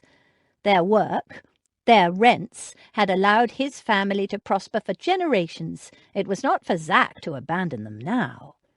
He realized now that he loved Wainfleet. He'd just buried that knowledge for the last 12 years. There was work for him here indeed, a purpose. A good one, a future to build, for himself and for the people of the estate. Afterward he walked through the house, his footsteps echoing. It was as cold and bleak as he remembered, more so for most of the rooms had been shut since his father's death, and the furniture shrouded in holland covers. But his memories had been coloured by his father's coldness and brutality. Like the estate, it too could change. The house could be made into a home. All it needed was the right woman. He gave the Wilkses what money he had on him, part payment of arrears owed them, then went to pay a call on the former estate manager and start things moving again. No point in anonymity now. The village grapevine would spread the news of his return soon enough, and in any case the hearing was only a couple of weeks away. He was not leaving England again.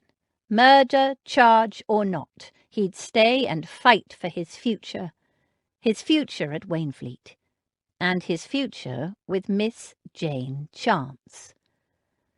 "What do you mean she's not here?" Zach stared at Gil. He had arrived in London a bare half-hour earlier. "I know North Wales is a long way, but surely by now—" "The lawyer's man returned the evening of the day you left for Wainfleet," Gil told him. "I spoke to him. He claimed he couldn't find Cecily or any sign she'd ever been there." "What?" Zach was stunned. "He did go to Llandudno, didn't he? Not some other village?" "That's what he said. Claimed he went to the address you gave, but said that not only was Cecily not there, but that the woman who answered the door, a Mrs. Thomas, right?" Zach nodded, and Gil continued, "said she'd never heard of Cecily." "Rubbish! She went to school with her." "She told him she'd lived there all her life and that no English lady had ever been to the village." He added, "The woman spoke only Welsh, no English at all." "Nonsense! I met her. I stayed with her 12 years ago. She speaks perfect English." He ran his fingers through his hair, baffled by the report. "Whoever this fellow talked to, she can't have been Mary Thomas. Or if she was, it must have been a different Mary Thomas. It's a common enough name in Wales." Gil shrugged. I'm only saying what he told me. He said he had to use an interpreter to be understood anywhere in the village. Zach shook his head, unable to fathom it. I don't understand. Llandudno is small. Maybe 1,000 people in total. How could anyone not notice Cecily in a village that size? He claimed he also checked every house in the same street, as well as others in the village. The story was the same. No English lady had ever come to Llandudno. Rubbish! Zach thumped the table in frustration. He's either incompetent or lying. I left Cecily there, damn it! And when I went back 2 weeks later with the money I got from selling her jewels, she was still there, settling in with Mary Thomas as happy as a grig. And she wrote to me from there, dozens of letters, damn it! You forwarded them on to me. I know. Zach rose and started to pace. I should never have trusted that blasted lawyer in the first place. I'll go to Wales myself and find her. No need. I've already sent one of my men, Gill said calmly. He left 3 days ago, so he should have news for us soon. He's a good man and a native Welsh speaker. I also told him to find witnesses who could swear Cecily was alive after the body was discovered. If Cecily has left Wales, and that seems likely, we'll need to prove that it wasn't her body. Thank you. Zach sat down again, somewhat relieved. Her friend, Mary Thomas, the one who can speak English, could testify that I took her there alive and well. And what about the innkeepers where we stayed at along the way? Even the postilions. Surely someone would recall a nervous young woman with a badly bruised face escorted by a 16-year-old boy, even if it was 12 years ago. And send someone to Wainfleet. We need to find out who that body really was. Gill nodded and pulled out his notebook and pencil. Give me the details, and I'll send men to make inquiries. It'll cost you, but you won't mind that. Zach gave him the information and sipped his cognac as Gill wrote everything down. Perhaps the situation wasn't quite as bad as he'd thought. Gill tucked his notebook away and regarded Zach thoughtfully. It might be wise to make contingency plans in case you need to leave the country. Do you want me to make the arrangements? Zach snorted. I'm damned if I'll slink away and let my greedy little tick of a cousin take over my inheritance. Do you know, he's got the estate tangled up in legal tape and nobody can do anything. None of the servants has been paid since my father died. The whole place is stagnating, and he plans to butcher it. So you'll stay and risk going to trial for murder? I'll stay. Zach gave him an ironic half-smile. I've risked death for my country 12 times and more. It's worth it to risk my neck for the sake of my own future, don't you think? And once this is all over, and assuming all goes well and you're a free man again, are you planning to return to your old life abroad? Zach gave him a cool look. Don't be disingenuous, Gill. It doesn't suit you. You know perfectly well what I'm planning. The girl? Zach nodded. If she will have me? Delighted to hear it, though professionally I shall feign disappointment. Zach rose and added coal to the fire, stirring the glowing coals thoughtfully with the poker. Gazing into fires always helped him to think. It was a damned odd thing, the lawyer's fellow not finding any sign of Cecily. No doubt the man was a fool and went to the wrong village. Welsh village names could look incomprehensible to the uninitiated. Zach's every instinct was to go to Wales and find Cecily himself, but there was no time. Gill had said he'd sent a good man, and Zach trusted Gill, not long to the hearing. Long enough to make himself known to Miss Jane Chance, not as a gypsy, but as his true self, a man who could offer her the kind of future she wanted. He might not be as rich as Cambury, but at least he had a house and a title, and he would spend his life ensuring she was never cold or hungry or frightened again. It wouldn't be a damned cold-blooded arrangement either. Long enough to get her to be willing to... what? Break her betrothal to Cambury? No, much as he wanted it, he couldn't ask her to do that, not while he was still mired in this mess. Until the murder charge was sorted out, the best he could hope for was to convince her to see him as a possibility, and for that he needed to talk to her, explain why he'd let her believe he was a gypsy, and that he was shortly to be plunged into a murder scandal. And then to ask her to trust him and to wait. Not the easiest of conversations. He gave the coals one last stir, and straightened, finding himself face to face with the portrait of Gil's ancestor that was mounted over the mantel. Damned ugly fellow. No resemblance to Gil at all. The gold frame was stuffed with invitations. Still brooding on his problems, his gaze passed vaguely over them.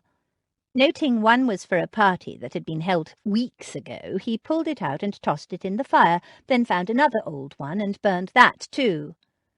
Don't you ever go to any of these things? No, and don't change the subject. You could always establish your identity. That'll be quite straightforward, and no need to attend the hearing if we do it properly, and cross to the continent before you can be arrested.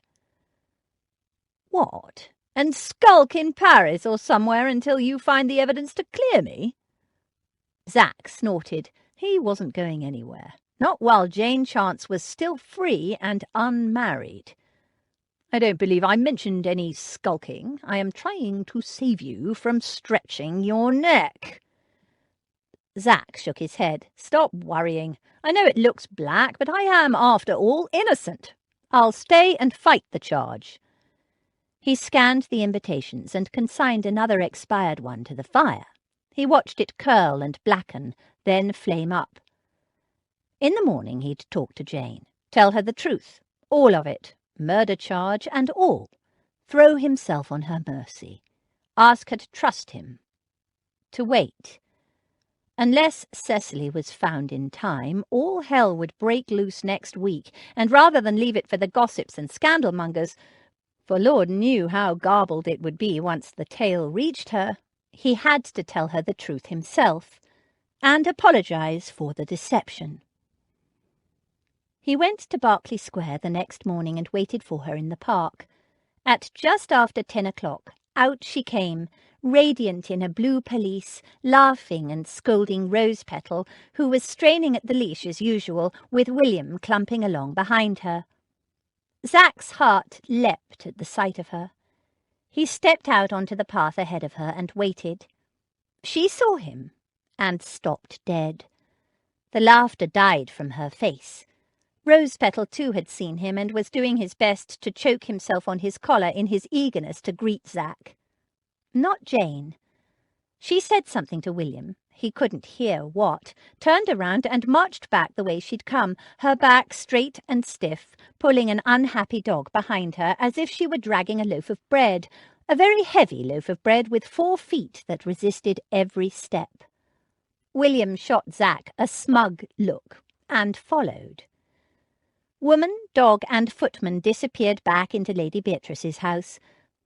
Only the dog appeared regretful, giving longing, martyred looks back at Zach as he was dragged into the house.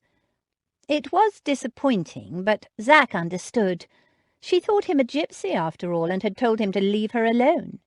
He went back to Gil's and considered his options. He had to speak to her. She had to know she had choices other than Lord Camberry. Well, of course she had choices. Practically any gentleman of the ton would be happy to offer for her, despite her lack of fortune. But she needed to know he was a choice too, a real one. Or he would be when he beat this blasted charge. He couldn't let her throw herself away on a wealthy windbag who saw her as something to add to his collection of beautiful things. Since she refused to talk to him, he had no option but write to her and explain. He sat down at Gil's desk, selected a fresh sheet of writing paper, sharpened a quill, dipped it in ink, and began to write. Dear Miss Chance, forgive this mode of... No, don't start by grovelling. Bad idea. He tossed that aside and started again. Dear Miss Chance, since it is impossible to communicate with you any other way... Oh, yes, perfect way to start if you want to get her back up, idiot. He screwed it up and selected another sheet of notepaper. Dear Miss Chance, I do not blame you for avoiding me. Not true. He did blame her. It was infuriating. He started again. Dear Miss Chance, There are several matters I wish to draw to your attention. Now he sounded like a clerk, writing to her about drains or something. Dear Miss Chance, please, give me a chance to explain. There are matters...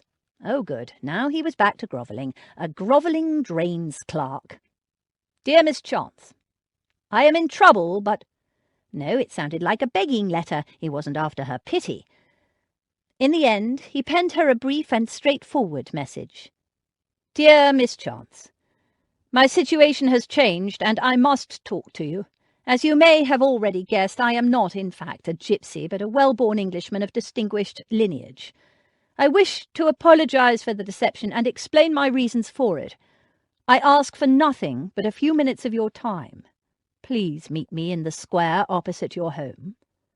Yours very sincerely, Zachary Black. He had the letter delivered by hand and waited in the square. A light, slow drizzle started. Zach adjusted the angle of his hat and pulled up the collar of his coat and waited. He knew she was home. He'd seen her glance out of the bay window a short time after his note had been delivered.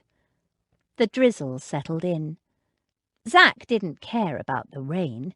She knew he was out here, and he was going to make his point, rain or not. Actually, he didn't mind the rain at all. It underlined his point. He'd waited about 20 minutes before William emerged from the house bearing an umbrella. He marched straight up to Zach with a grin from ear to ear. "With Miss Jane's compliments," he said, and tossed Zach a handful of paper torn into tiny bits. They fluttered to the ground like blossoms. "Get the message, gypsy?" Zach did.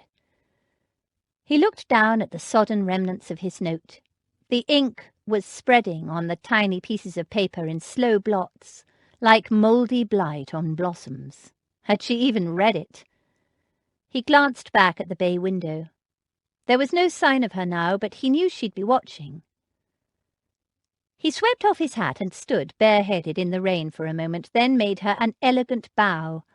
He thought he saw a movement inside. He smiled as a fresh idea occurred to him. "Don't you get it yet, gypsy?" William said. "No use looking over there. It's goodbye and good riddance to you." Zach laughed. "Do you know, William, I think you might just have tempted fate." Chapter 18. All the privilege I claim for my own sex is that of loving longest, when existence or when hope is gone. Jane Austen. Persuasion. The fool! What was he doing standing in the rain? Jane stood well back from the bay window and glared at the arrogant figure standing so tall and careless in the square opposite, seemingly indifferent to the rain. He took off his hat. No, swept it off, and the rain soaked into his thick dark hair. Even from here she could see it curling a little, clinging to his forehead in dark clumps, looking like a victor's olive-leaf crown.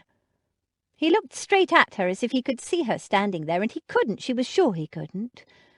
And then he bowed with such grace and style she wanted to hit him. He smiled, and a warm shiver rippled through her. She folded her arms crossly and tried to ignore the spreading warmth inside her. He was too good-looking and confident for his own good, certainly for her good. She would not see him, under any circumstances. How dare he come back? She hadn't seen him for days, nearly a week. She'd thought herself safe at last. She hadn't missed him at all, not a bit, not in the least. Had hardly even thought of him. Much. In any case, thoughts didn't count, and what she'd been thinking was relief. Yes, relief. It was the dreams that were the problem. She could control her thoughts to a point, but in dreams she had no control at all. In the past couple of nights, Daisy had had to wake her several times, saying, "Another nightmare, lovey?" And Jane, hot and sweaty and all twisted up in her nightgown, had agreed. But they weren't nightmares so much as enticements, like the fairy tales of old where some beautiful magical being enticed away an otherwise sensible girl, and she was never seen again. Her eyes dwelt on the tall figure standing in the rain, bareheaded and imperious, acting as if he owned the place, as if the rain couldn't touch him, as if she had no choice but to see him. He was getting soaked, the fool. Why wouldn't he leave? He couldn't possibly see her from here. That faint, entrancing smile. She understood now why Mamma had fallen for Papa and run off with him. It was a kind of madness, irresistible. She shivered again. Perfectly resistible, she told herself firmly, when you knew the consequences of such imprudence. Had Mamma and Papa known how their great love story had ended, they'd never have run off together, though they'd never once seemed to regret it, only their circumstances. But the one had led to the other. Had they thought it was worth it? Abby claimed they'd been very happy, almost until the last, when Mamma got sick and Papa got desperate, but Abby thought love mattered before everything. Jane squashed that thought. Love was a choice, and Jane had made her choice, and a very good, sensible one it was. She would marry Lord Cambury, and she would not even think of a tall, impossibly handsome, wholly untrustworthy gypsy. A well-born Englishman of distinguished lineage? She snorted. He changed his story as often as he changed his coat. What would he claim next? That he was a long-lost prince in disguise? Well, she wouldn't stand around all day watching an irritating man getting drenched for no purpose. She smoothed down her pelisse and checked her hair in the looking-glass. She was dressed to go out. Abby would be here shortly to collect her in the carriage. They were going to make a call on Lady Dalrymple. Their first. Jane hoped it wouldn't be their last. It had taken all Jane's powers of persuasion to get Abby to come with her this time. Now it all rested with Lady Dalrymple and what she had to say for herself. Mamma's mother. What would she be like? Jane was excited and nervous, eager and anxious, all at the same time. She glanced out of the window, but the square was deserted. No sign of any tall, dark man standing bareheaded in the rain. He'd gone. Good. She hoped he'd finally got the message. Foolish man. He'd probably catch his death of cold. Serve him right. Lady Dalrymple lived in Green Street. Jane had sent a note ahead asking whether it would be convenient for her sister and her to call. Lady Dalrymple had sent an instant response, inviting them to take tea with her that very afternoon. The carriage swished through the damp streets. Abby sat stiffly, clutching her reticule, pale and resolute. Despite her presence, she was far from accepting a reconciliation. "I will accompany you and hear what she has to say," was all she would promise Jane. Jane was grateful for her presence. She didn't know what to expect, but she was hopeful at least. Abby slipped her hand into Jane's. "Don't expect too much of her, love. She's hurt us enough already." Jane nodded. "It's all right, Abby. I'm prepared." Abby gave her a rueful smile. "No, you're not. You're too soft-hearted for your own good." The carriage pulled up in front of a small, pretty house, and the driver pulled down the steps for them, holding a large umbrella. The front door opened before they could reach the doorbell, and a butler ushered them into a small, elegant parlour. Lady Dalrymple rose to greet them. Fashionably dressed in lilac silk, she was small and plump, with a soft, pretty face, gently wrinkled about the mouth and eyes, and light, tawny fair hair attractively streaked with silver. Her eyes were blue, the same colour as Jane's. In 40 years' time, Jane thought dazedly, I will look a lot like this. "Oh, my dears, my dears!" Lady Dalrymple exclaimed breathlessly, hurrying toward them. "I thought this moment would never come, and I'd go to my grave not knowing. Oh, let me look at you. Jane, the image of my darling Sarah. Oh, I cannot believe it. My dearest, dearest girl. And Abigail." She turned to Abby. "Oh, my dear, so very like your papa, and with just that same look he used to get the poor boy. But let us not be morbid on this happy, happy occasion." And apparently oblivious of the tears pouring down her soft, plump, lightly powdered cheeks, she embraced them, first Jane, then Abby, still talking all the while. Quite stunned, and not a little overwhelmed by the effusiveness of the greeting, Jane glanced at Abby, currently standing stiffly in Lady Dalrymple's embrace, to see how she was taking it. The expression on Abby's face was strange. Jane had no idea how to interpret it. "Oh, listen to me, babbling on like a perfect lunatic, but you must forgive an old lady's emotion. It's not every day one meets one's long-lost granddaughters. Oh, and look, I've made you all damp." And unself-consciously she produced a dainty lace-edged handkerchief and proceeded to wipe her tears off Abby's cheeks. Abby looked half frozen, half panicked. Neither she nor Jane had uttered a word yet. They hadn't had a chance. Lady Dalrymple continued, "There now, that's better. Oh, what am I thinking? Sit down, my darling, sit down here with me and let me look at you, and Jarvis will bring in tea and a little something to eat." Clutching them each by the hand, she tugged them down into a chaise longue, one on either side of her. "Oh, my Sarah's daughters! Oh!" And the tears came again. "Tisk, tisk, look at me. Such a sight I must present, and I had such good intentions for this meeting." She mopped at her face with the soaked handkerchief. "But so happy, my darling, so happy." She gave Jane a wondering look. "I cannot believe it. Here you are, looking just exactly like my poor darling Sarah before I lost her, as if more than 25 years had not passed. We were very much alike in so many ways. I was once as pretty as Jane here, though you would never know it, to see me now." Abby's eyes met Jane's. "Lost her?" Abby repeated in a flinty voice. Jane could see she was struggling for composure. Lady Dalrymple looked at Abby, and her face crumpled. "Oh, my poor darling, those letters you wrote! I vow I never wept half so much in my life when I read them. You brave, miraculous, wonderful child! How ever did you manage? It quite broke my heart reading them." She embraced Abby again. Abby endured it rigidly. Her eyes met Jane's. At this inopportune point, the butler entered, followed by 2 footmen who brought in a tray containing 2 teapots, cups, saucers, a milk jug, slices of lemon and sugar, and a large 3-tiered plate containing a truly staggering variety of cakes, biscuits, and cream-filled pastries. The butler also brought a small stack of neatly pressed, lace-edged handkerchiefs that he silently placed in front of his mistress. The girls waited in polite silence as they were served with tea and invited to eat. Jane, having a sweet tooth, selected a delicious-looking cream pastry, and Abby, when pressed, reluctantly accepted an almond cat's tongue.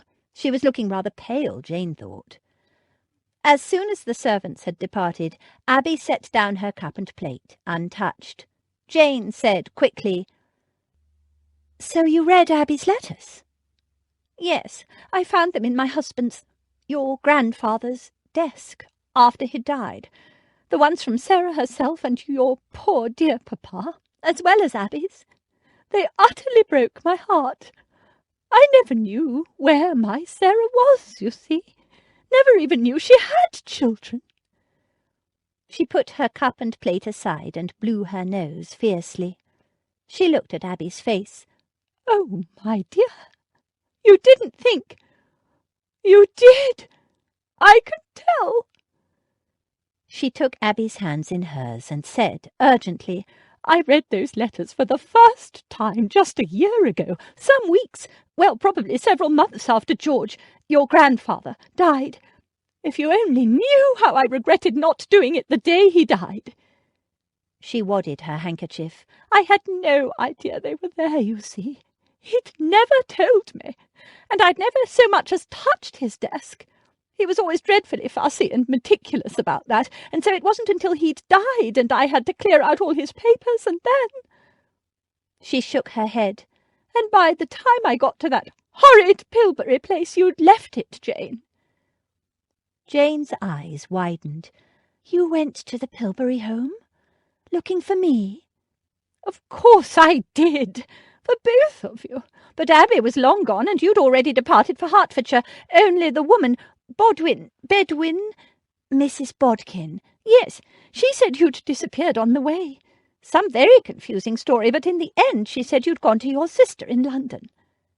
She turned to Abby. "So of course I went there, but those frightful people you were working for, the Masons," Abby said, shocked.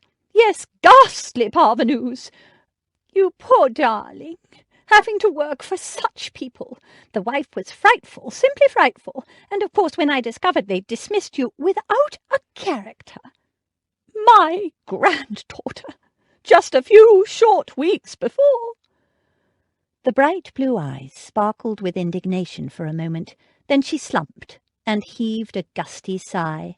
"But you'd gone and nobody knew where. I even hired a man to look for you, but—" She shook her head. "I thought I'd found my Sarah's daughters, but instead I'd lost you again."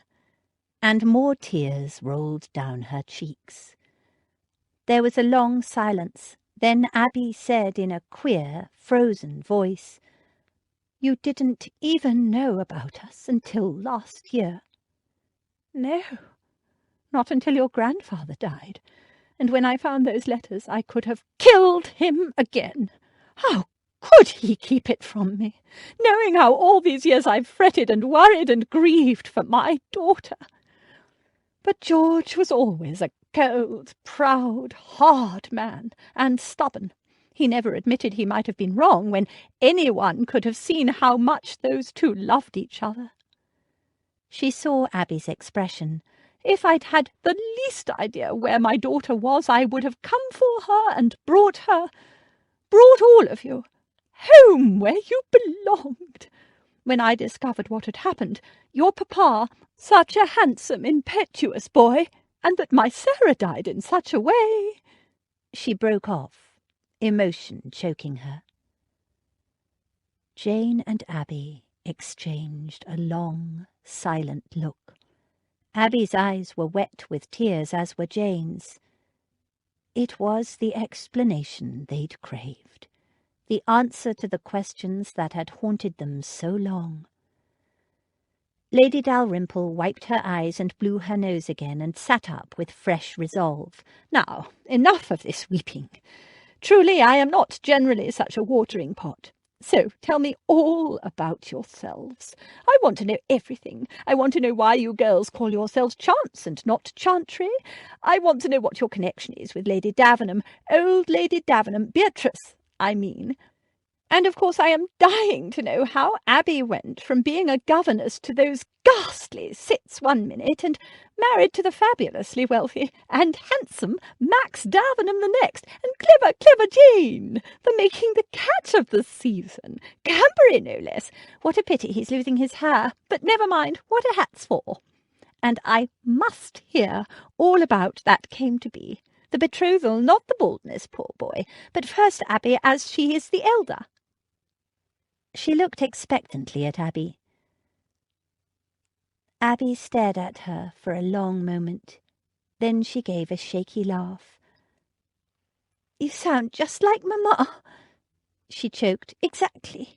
If I closed my eyes and listened to you, I would think she was here with us." And her face crumpled. "She is my darling girl. Of course she's here with us," Lady Dalrymple said, hugging her. "Where else would she be but with those who loved her best?" And then they were all three of them in tears. A short time later, declaring she needed something much stronger than tea, Lady Dalrymple dispatched her butler to fetch sherry and also more handkerchiefs. "Though the way we're going, my dears, we'll need one the size of a tablecloth. Still, there's nothing like a good cry, is there, for making one feel better?"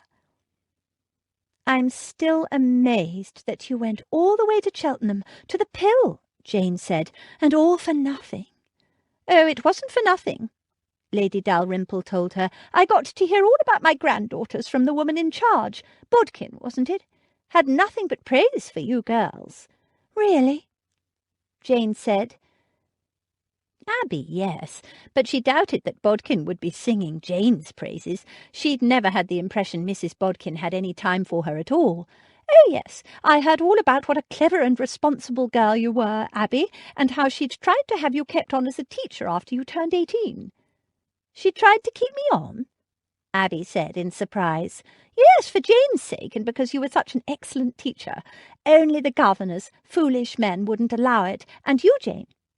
She turned to Jane. She told me how wonderful you were with the little ones, and said it was such a shame you couldn't be a governess too, only with your looks it would be asking for trouble, and I quite see now why she had to send you instead to be the companion to an old lady, depressing as that must have seemed. She wrinkled a nose. A vicar's mother. I thought she thought I wasn't clever enough, Jane said. No, too pretty and too soft-hearted, she said. Abby, she said, had more grit to her. Grit? Abby said, half laughing. She meant I had no looks to speak of. Nonsense. She said you had grit and brains. She eyed Abby indignantly. And it's positively wicked to say you have no looks at all. You have the kind of distinguished elegance that will only increase as you age. You get that from your father's side, though there was an expression in your eyes earlier that also reminded me of my late husband. He was also very distinguished-looking. She sighed. Also proud, stubborn, hard-headed, and rigid. Quite abominably rigid. When I think of those letters, and how, if only I'd found them earlier. Jane laid her hand over Lady Dalrymple's small, plump one. Let's not dwell on the past too much. Her grandmother nodded. You're right, my dear. Regrets are so dismal and quite useless. You can't change the past. Now tell me, how is your season progressing? That dress you were wearing the night I first saw you, such a divine creation. I must know. Who is your dressmaker? They stayed, talking and laughing with only the occasional tear all afternoon. There were still many things they hadn't told her. Why Jane hadn't gone to Hereford for a start, and where they'd met Daisy and Damaris, nor that Abby was going to make her a great-grandmother. But there was time for all that in the future.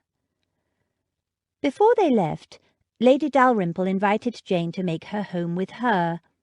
Very gently, Jane refused. Lady Beatrice has done so much for us. We owe her everything. I could not abandon her now. Lady Dalrymple sighed. No, I suppose not. But I will come and visit you often, Jane promised, seeing the disappointment on the old lady's face. You don't think you're going to get out of being a grandmother, do you? We have years to make up for. Oh, you dear sweet child. Lady Dalrymple groped for another handkerchief. As the two sisters drove home, Abby said, Thank you for making me come, little sister. I wouldn't have missed that for the world. We have a grandmother. Jane hugged her. Does she really sound so much like Mamma? Abby nodded. It's uncanny.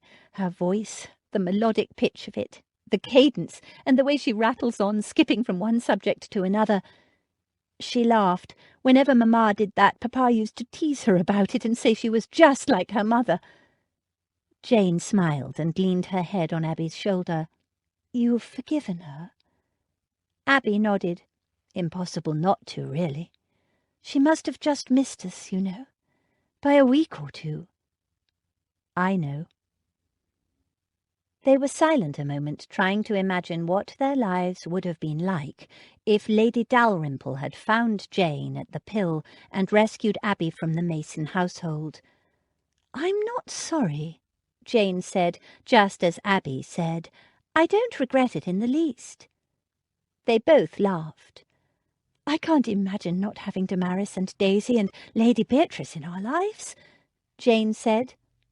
No, and I would never have met Max, Abby said softly, placing a hand over the slight swell of her abdomen. We might have started off in a dreadful place, but it's all worked out perfectly for us, hasn't it, Jane? Jane forced her mind away from thoughts of a tall, dark figure with compelling silvery eyes. "Perfectly," she echoed. It sounded a little hollow. Abby glanced at her. "Are you all right?" Jane nodded. "Just a little tired after all that emotion. Thank goodness the masquerade ball is tomorrow night. I barely have enough energy to climb into bed tonight." "You look delightful."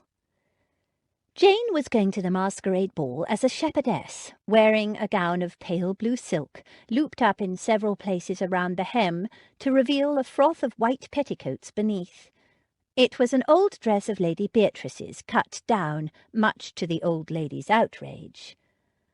"You'd have the girl wear an old dress of mine to the masquerade of the season, where everybody who's anybody will be there to see her?" But Daisy was adamant. "I'm not going to cut into new fabric on something that's only going to be thrown away afterwards, and this'll do fine and will save me time as well as money." Lady Beatrice, Damaris and Abby had made their own arrangements for their costumes. Damaris and Abby were keeping them a secret, but Daisy was determined she would make every single outfit Jane would wear for the season, or bust. Jane was getting worried it might indeed be bust, but she didn't say so. This was Daisy's dream, after all. "Save you money?" Lady Beatrice was appalled at the notion. But Jane and Abby had spent their entire lives wearing other people's cut-down clothing, and they understood the need for economy, particularly the economy of time. "I agree with Daisy," Jane said. "I'll only ever wear it once, and besides it's going to look delightfully old-fashioned and so pretty." "And no shepherdess would wear the latest fashion, would they?" Abby added. The old lady sniffed. "No shepherdess would ever wear hoops either."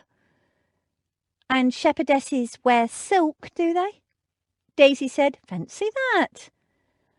Lady B lifted her lorgnette and gave her a beady look. "Wretched girl, would you have Jane dress in rags for the sake of authenticity?" She pronounced the word with delicate disdain. Daisy laughed. "Just saying, and there won't be no— Yeah, I know. Won't be any hoops needed when I'm finished with it." "I suppose she can be one of Marie Antoinette's shepherdesses," Lady Beatrice conceded begrudgingly. "She and her ladies used to play at being shepherdesses and milkmaids and such poor deluded creatures." So the dress was altered and was pronounced to be satisfactory by all concerned, except for one feature. "How will people know she's supposed to be a shepherdess?" Daisy wondered. "She don't look like no shepherdess I ever seen." "Doesn't any, and saw," Lady Beatrice corrected her absently. "We could find a sweet little lamb at one of the markets," Jane suggested.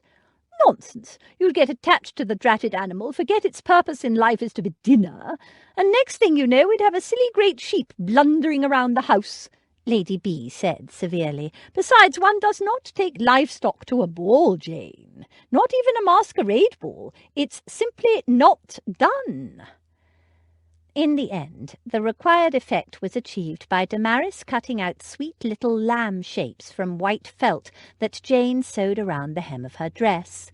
A shepherd's crook painted white and tied with a blue ribbon, a white velvet mask trimmed with lace, and a pretty little straw hat à la bergère put the final touch to Jane's outfit, and she left for the masquerade ball feeling very satisfied with her appearance. Jane, Lady Beatrice, Abby and Max rode together in the carriage, Lady Beatrice magnificent as good Queen Bess in gold and purple brocade and a splendid ruff, and Abby dressed as a mermaid, with a green sequined mask and a green sequined tail peeping from beneath her frothy green skirts and hooked up in a convenient loop over her arm. Max was nominally dressed as King Neptune, with a trident, nominally because other than the trident and a black velvet mask, he was otherwise dressed in his usual formal black knee breeches and coat. Over them he wore a midnight green domino, which he informed them represented the sea. "I'm not much of a one for costumes," he said as he climbed into the carriage. I never would have guessed, his loving aunt told him. At the entrance to the ballroom, Jane paused a moment, drinking in the sight. Hundreds of candles burned in the chandeliers overhead, their tiny flames reflected and magnified through the myriad of crystals that hung from them, making the scene below shimmer and dance. Before them was a sea of fantastical and exotic creatures. Egyptian queens, milkmaids, winged fairies, harlequins, Greek and Roman gods and goddesses, and more. Of course, not everyone had worn a costume. Many had simply worn a domino over their usual formal dress and donned a mask. The masks ranged from the simple strips of black velvet worn by a number of gentlemen to elegant and intricate confections worn by the ladies. "Oh, I wish Daisy could see this," Jane said. "She could have come. I did arrange for her to attend, but she's a stubborn wench," Lady Beatrice commented. "Said she needed to work." "Work!" She sniffed. "Girl works too dratted much, if you ask me." Jane didn't say anything. Daisy was working flat out, she knew, but it wasn't the only reason she refused to come. Daisy was very good at not letting herself want what she knew she couldn't have. Unlike Jane. Sometimes a taste of something was worse than nothing at all. If you didn't know about something, you couldn't crave it. Like Zachary Black. If she'd never met him, never felt the touch of his hand, never gazed into those gleaming, silvery eyes. No, she wasn't thinking about him. "I can see several milkmaids, but not a single shepherdess," Abby said, gazing out over the shifting throng. "Certainly none with a flock of sheep conveniently attached," said Lady Beatrice caustically. "Oh, look," Jane said. "There's Damaris and Freddie, and they've gone all Chinese. Don't they look wonderful?" She waved, and Damaris waved back. She was gorgeously attired in an exotic-looking Chinese-style dress, and Freddie was dressed as a mandarin with a long droopy moustache and a sumptuously embroidered Chinese robe. Abby said, "And is that—" "Yes, it's Mr. Flynn, dressed as—" She gave Flynn a long, thoughtful glance. "Would you say he's dressed as a pirate? The gold earring and the black headscarf with the skull and crossbones seems to indicate it, but I must say his attire is very colourful, though I suppose he of all people would know how pirates really do dress. It's probably quite authentic." Lady Beatrice gave her a blistering glance. "Authenticity again, is it?" She sniffed. "A masquerade ball is about fantasy, not authenticity." Flynn, seeing them, gave a rakish bow. He was dressed in tight red pants, thigh-high black boots, a violently multicoloured waistcoat, a white shirt and a purple and gold brocade coat. He wore a cut-glass thrust through his black leather belt. "A fine figure of a man, Mr. Flynn, though I hope that cutlass is fake," Lady Beatrice commented, watching him make his way toward them through the throng. "Check before you accept a dance with him, girls. If your dresses catch on it, there'll be ribbons in no time. Men never think of such things." Flynn wasn't the only one who'd noticed their arrival. A number of other young single gentlemen were hastening toward them. "Well, well, Jane's arrival has been noted. Here come your dance partners, girls." Lord Cambury, who arrived dressed as Julius Caesar in white robes and an olive wreath, had claimed his dances the day before. The first waltz of the evening, and the dance before the supper dance, which was a country dance, and Jane had already written his name on her card. Now a crowd of other gentlemen pressed forward, and in minutes every dance had been claimed, mostly by men she didn't recognise, who wrote things like Henry VIII, Lucifer, or Apollo on her card.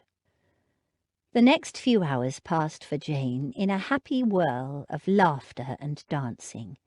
Lord Cambury had danced his 2 dances and taken her to supper, then disappeared into the card-room to play piquet until the unmasking, leaving Jane to dance to her heart's content.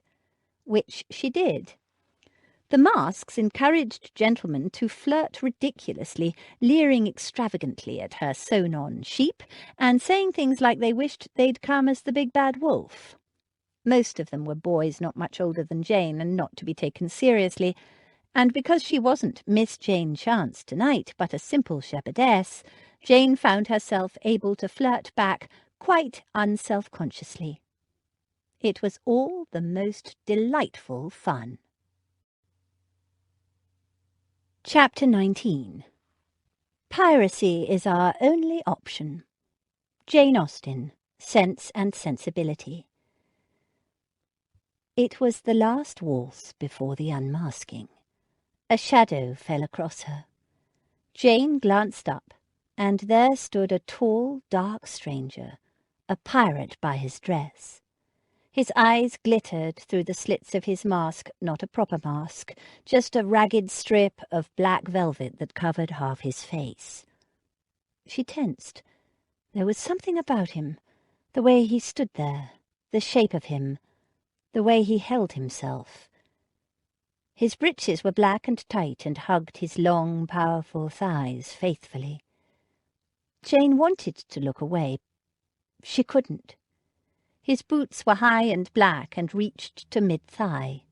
A bold red sash cinched his lean waist. Beneath a black leather waistcoat his shirt was loose, white and flowing, and laced carelessly almost to the throat. Almost. Shockingly, it lay open at the neck. She could see the faint beat of a pulse in his throat, his naked throat, tanned and strong-looking and masculine. She swallowed. It couldn't possibly be him. He would not dare, surely. All she could see of his face, apart from those intense, unreadable eyes, was a clean-shaven jaw and a square, chiselled, freshly shaven chin. She'd never seen him shaved, but still she was sure it was him. His mouth was stern, unsmiling, beautiful. And where did that thought come from, she wondered feverishly. "My dance, I believe." His voice was low and deep and came straight from her darkest, most turbulent dreams. "Zachary Black! What are you doing here?" she hissed. "I came to dance with you, of course. What did you think?" The devil danced in his eyes. White teeth gleamed briefly beneath the mask. "I told you it wasn't goodbye." "Don't be ridiculous. This is a private ball. A very exclusive private ball. You cannot be here." "And yet I am." He gave her that slow, lazy smile. Zachary Black, the gypsy, was a handsome, intriguing ruffian, but this man was beautiful in his lithe, piratical arrogance. She forced herself to concentrate. "You should not be here. You are trespassing, and I am already engaged to dance this waltz." "Yes, with me." She checked her dance card. "No, it says Radcliffe, and I know Mr. Radcliffe, and you are not he." "I'm here in his place." Through the slits in the mask his eyes gleamed. Did he think it was amusing to be here? An impostor dressed as a pirate? If anyone realized that a gypsy had somehow managed to gain entrance, there would be a fearful scandal. And Zachary Black would be... She wasn't sure what would happen. A beating, arrest, some kind of trouble anyway. "This is a private ball. Invitation only. How did you get in?" He smiled, a flash of white, wolfish beneath the velvet mask. "Purloined one." "You mean you stole an invitation?"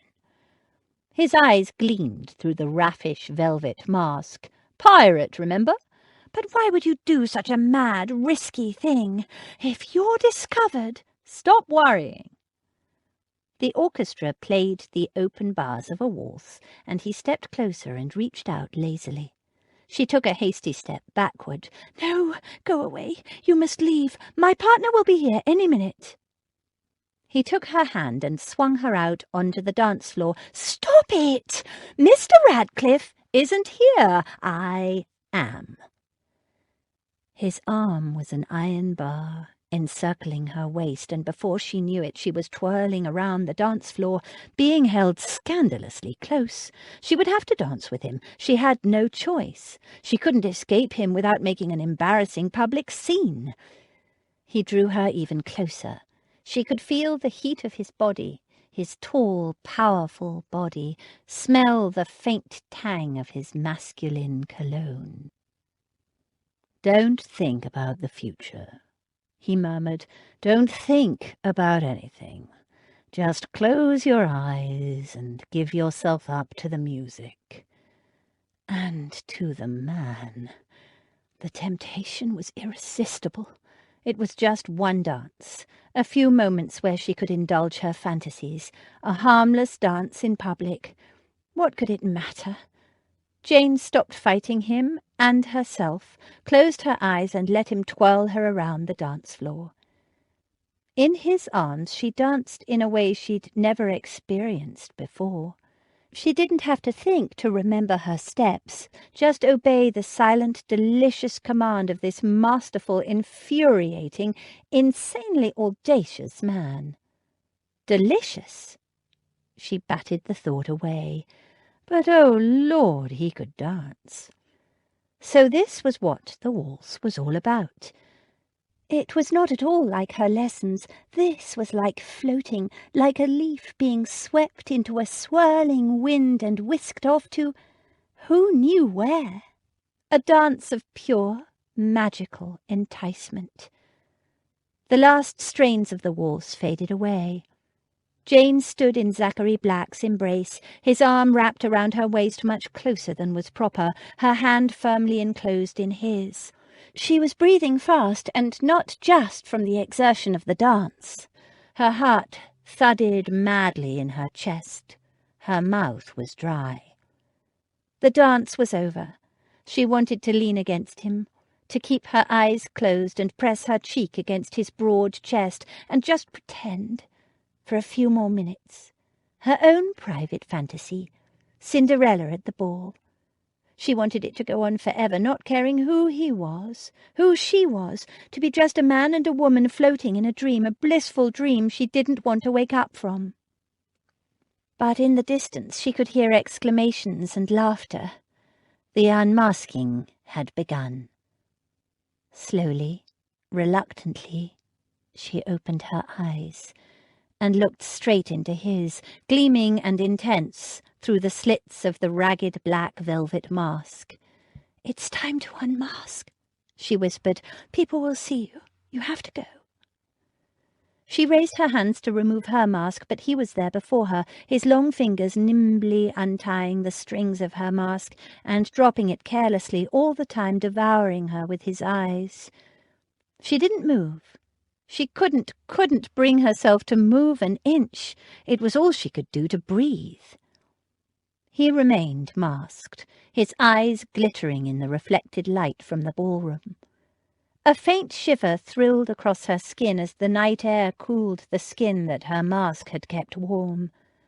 With a small shock she realized they were outside on a small balcony, one of several that led from the ballroom, overlooking the terrace a dozen steps below, and beyond that the garden. A quick glance around revealed that they were alone. The French doors that led back into the ballroom were closed, and the balcony was small and made private by the darkness. The darkness! When she'd arrived at the ball, the whole place, the terrace, the gardens, and of course the ballroom, had been a blaze of light. The gaily coloured lanterns that had been placed along the terrace and strung between the pillars had, in this one small balcony alcove, been extinguished. Here, where she stood with Zachary Black, there were only shadows, made deeper by the brightness outside. Nobody could see them. The situation shocked her back to reality. She was no longer an anonymous, simple shepherdess, free to flirt and dance and have fun, but Jane Chance, a girl with obligations, and expectations, and a betrothal. And he was an impostor, here by stealth and dishonesty. There could yet be a scandal if he were found out. He must have prepared this earlier, extinguished the lanterns, planned every move. It was a scandal waiting to happen. His presence, his uninvited presence, could compromise her badly. She needed to return at once to the main ballroom.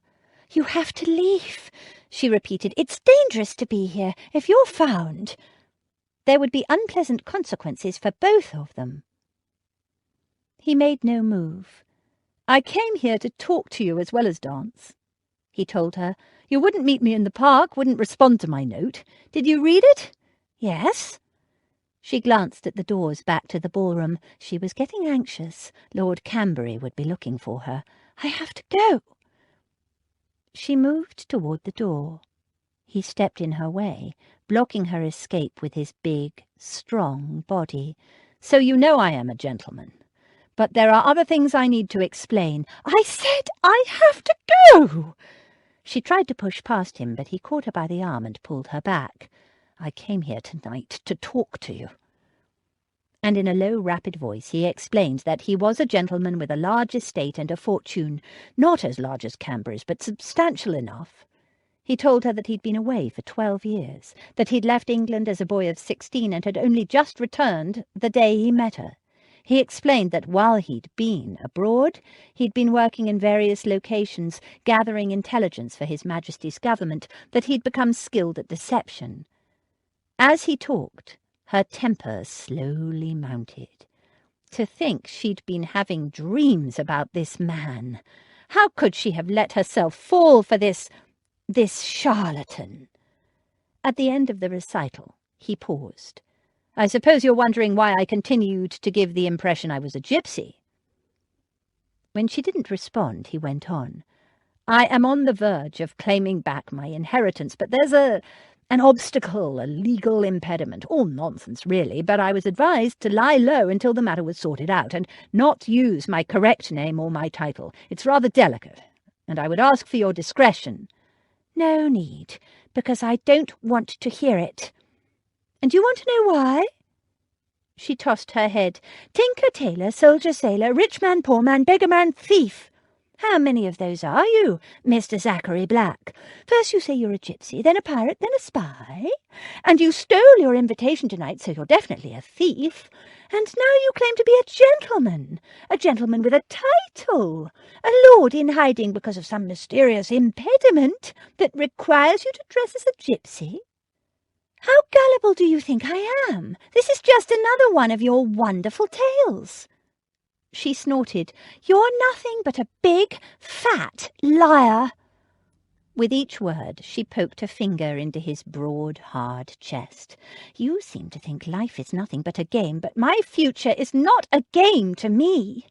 It's a very serious matter, and I'm not prepared to listen to any more of your lies. So let me pass. Oomph!" She found herself being ruthlessly kissed, pulled hard against him, wrapped in an iron-hard embrace.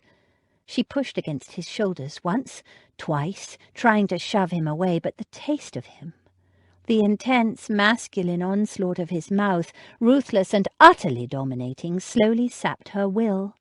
His tongue traced the seam of her lips, pressing between them, and she gasped. Her mouth opened beneath his, and he took possession, his dark male taste flooding her senses.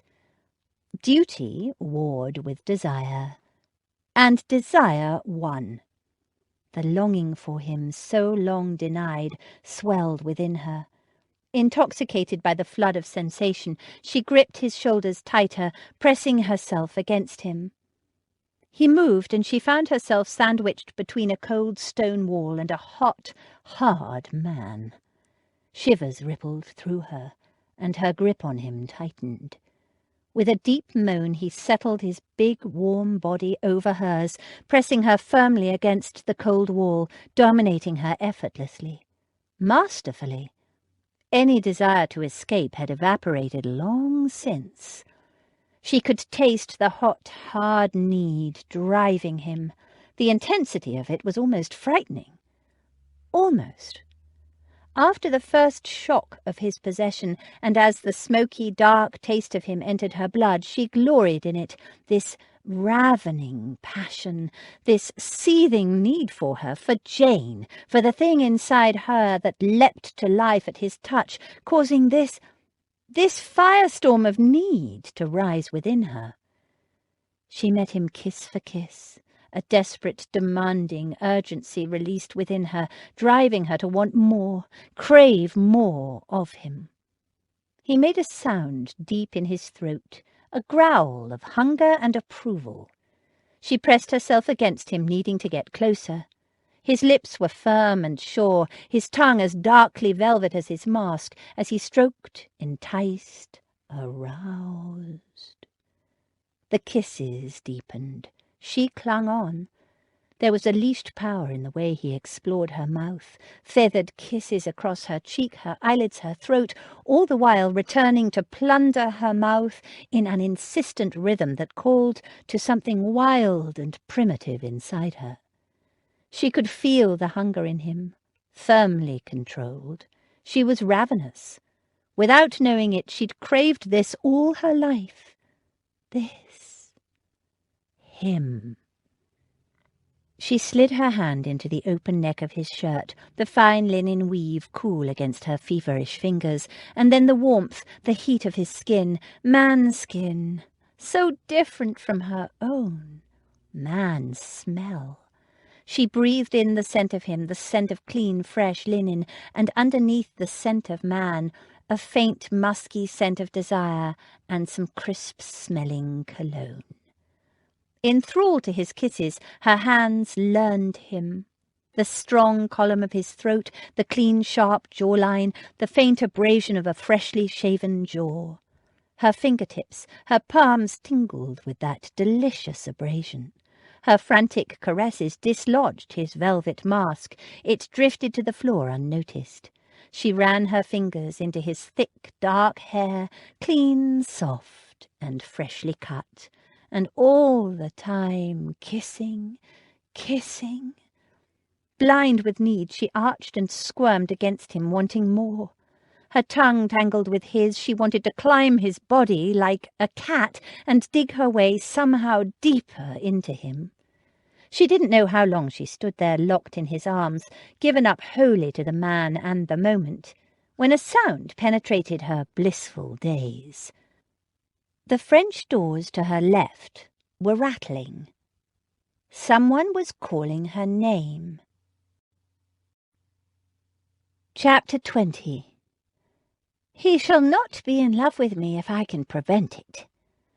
Jane Austen, Pride and Prejudice. Zachary Black muttered something rude under his breath and released her. A faint chill swept over her. She sagged against the wall, her knees strangely spongy. "Jane! Jane! Are you out there?" Lord Cambry stood on the other side of the French doors, his face and hands pressed to the glass, trying to peer into the gloom of the balcony. He rattled the handles in frustration.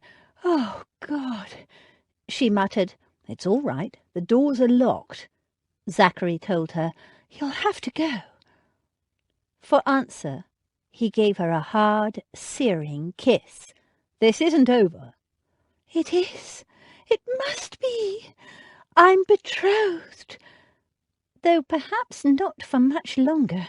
She'd been caught kissing another man in a dark little balcony. To that. He jerked his head at Lord Cambry, rattling fruitlessly at the door. His scorn stiffened her spine, and she recalled all that had happened before he'd scrambled her senses with his kiss. Yes, to him. A man of honour. A man I gave my word to. Cupping her face in his hands, he kissed her again, a hard, possessive branding of a kiss. "You belong to me." He leapt lightly over the balustrade onto the terrace below and disappeared into the garden, just as the French doors burst open and a footman staggered through. Lord Cambry stepped out onto the balcony. "Blasted door's stuck." He waited until the footman had gone, then said, "What are you doing out here in the dark?" Jane didn't answer. Guilt and embarrassment blasted the remnants of exhilaration. Suddenly her mad, magical adventure seemed a little shameful. She'd made a promise to this man, but she'd never imagined anything like the power of a kiss. Those kisses! She couldn't suppress a shiver. Lord Cambury noticed. "Night air dangerous to your health, don't you know?" He leaned over the stone balustrade and peered at the scene below. "Thought I saw a man with you here before. Couldn't make out his face." He turned and faced her sternly. "There was a man, wasn't there?" She hung her head. "Yes." "And you let the blasted fellow steal a kiss?" She nodded, though he hadn't stolen anything. She'd kissed him back with all her heart, and was still reeling from the shock of that. "Who was he?" "I don't know." She felt guilty not telling him, but what good would it do? Besides, Lord Cambury had threatened to have him beaten up, and she didn't want to be responsible for that. She would handle Zachary Black herself. If she could. She hadn't exactly done much of a job so far. He'd been firmly in control the entire time. But forewarned was forearmed. She knew the real danger now, the seductive power he could exert over her, if she wasn't careful. "Don't know?" His eyebrows gnashed together. "You let a man kiss you and you don't know his name? Somebody must have introduced you." She nodded. "He claimed the dance in the name of Mr. Radcliffe, but I've met Mr. Radcliffe and it wasn't him." "But you danced with this unknown fellow anyway?" Again she nodded. It was a masquerade. She hadn't known half the men she'd danced with, but at a private ball that shouldn't matter. He was silent a moment as he surveyed the balcony thoughtfully, noting the darkened lamps. "Did you arrange to meet him here?" "No, of course not," she said indignantly. "I know I shouldn't have come out on the balcony, but I didn't realize I was even here until it was too late. He tricked me." "But you still let him kiss you?" She blushed, but didn't answer. It was too private, too special and magical to admit it as if it were a crime or something sordid. She said, "I have no excuse for being alone with him. All I can say is that I didn't plan to. It just happened." "Humph!" He regarded her sternly. "Going to have to do something about this. Can't have you going off with strange men at balls and letting them kiss you. Think we should call the banns immediately." Her head came up in shock. "The banns?" He nodded. "Bring the wedding forward. Make sure of you before it's too late." "You mean you still want to marry me?" He shrugged. "Women are faithless by nature, beautiful ones even worse. Not surprised other men want you. My job is to make sure I get you first. After you've given me an heir, you can do what you like as long as you're discreet about it. Until then, missy." He gave her a hard look. "I protect what's mine." It was a crossroads moment. Jane had a clear choice between Lord Cambury, who offered her everything she'd ever wanted, except love and trust, and Zachary Black, about whom she knew nothing, who had a tale for every occasion, and who stirred her emotions like no man she'd ever known or even dreamed of. It was the choice her mother must have had.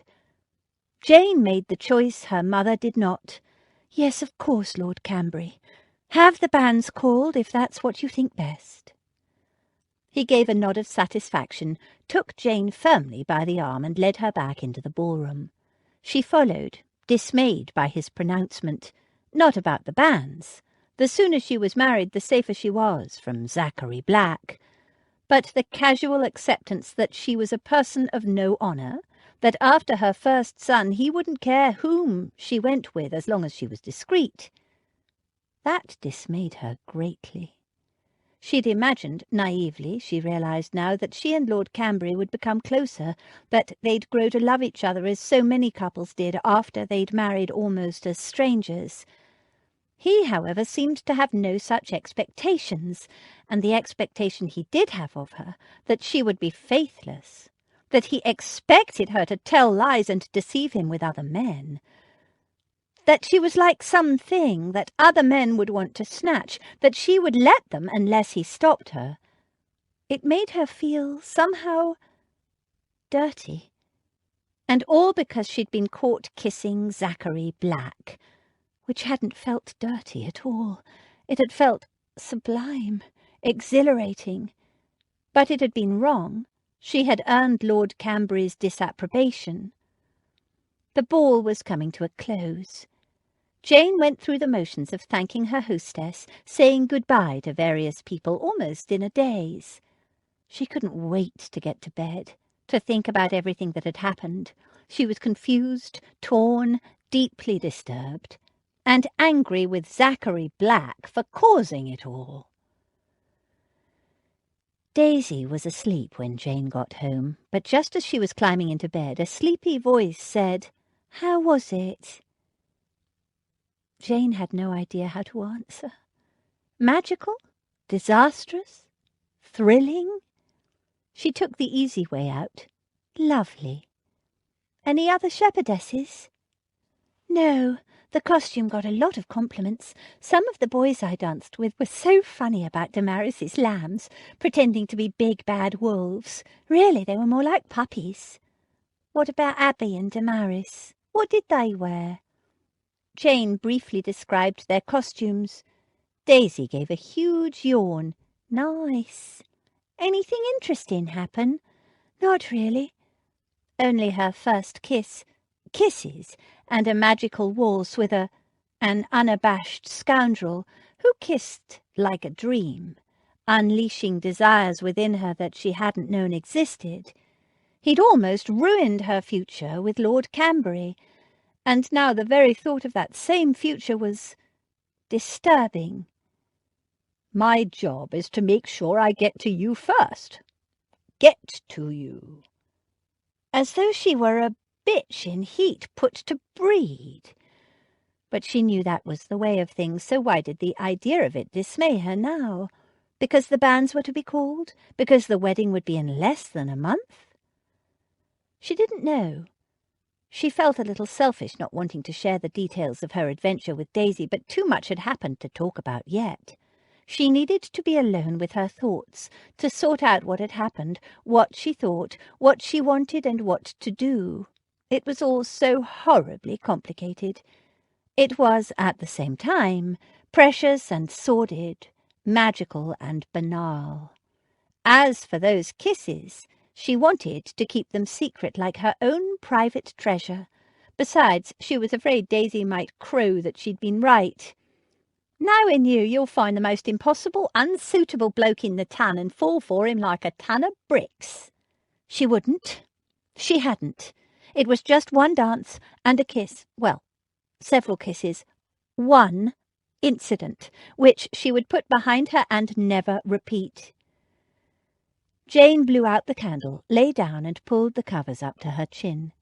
She lay quietly for a few moments, pondering the events of the evening. "Daisy," she said after a minute, "is it wrong to kiss a man if you're betrothed to someone else?" There was a surge of bedclothes as Daisy sat up. "You kissed a man? Who?" She didn't sound at all sleepy now. Jane was thankful that the darkness hid her blush. "Oh, no one.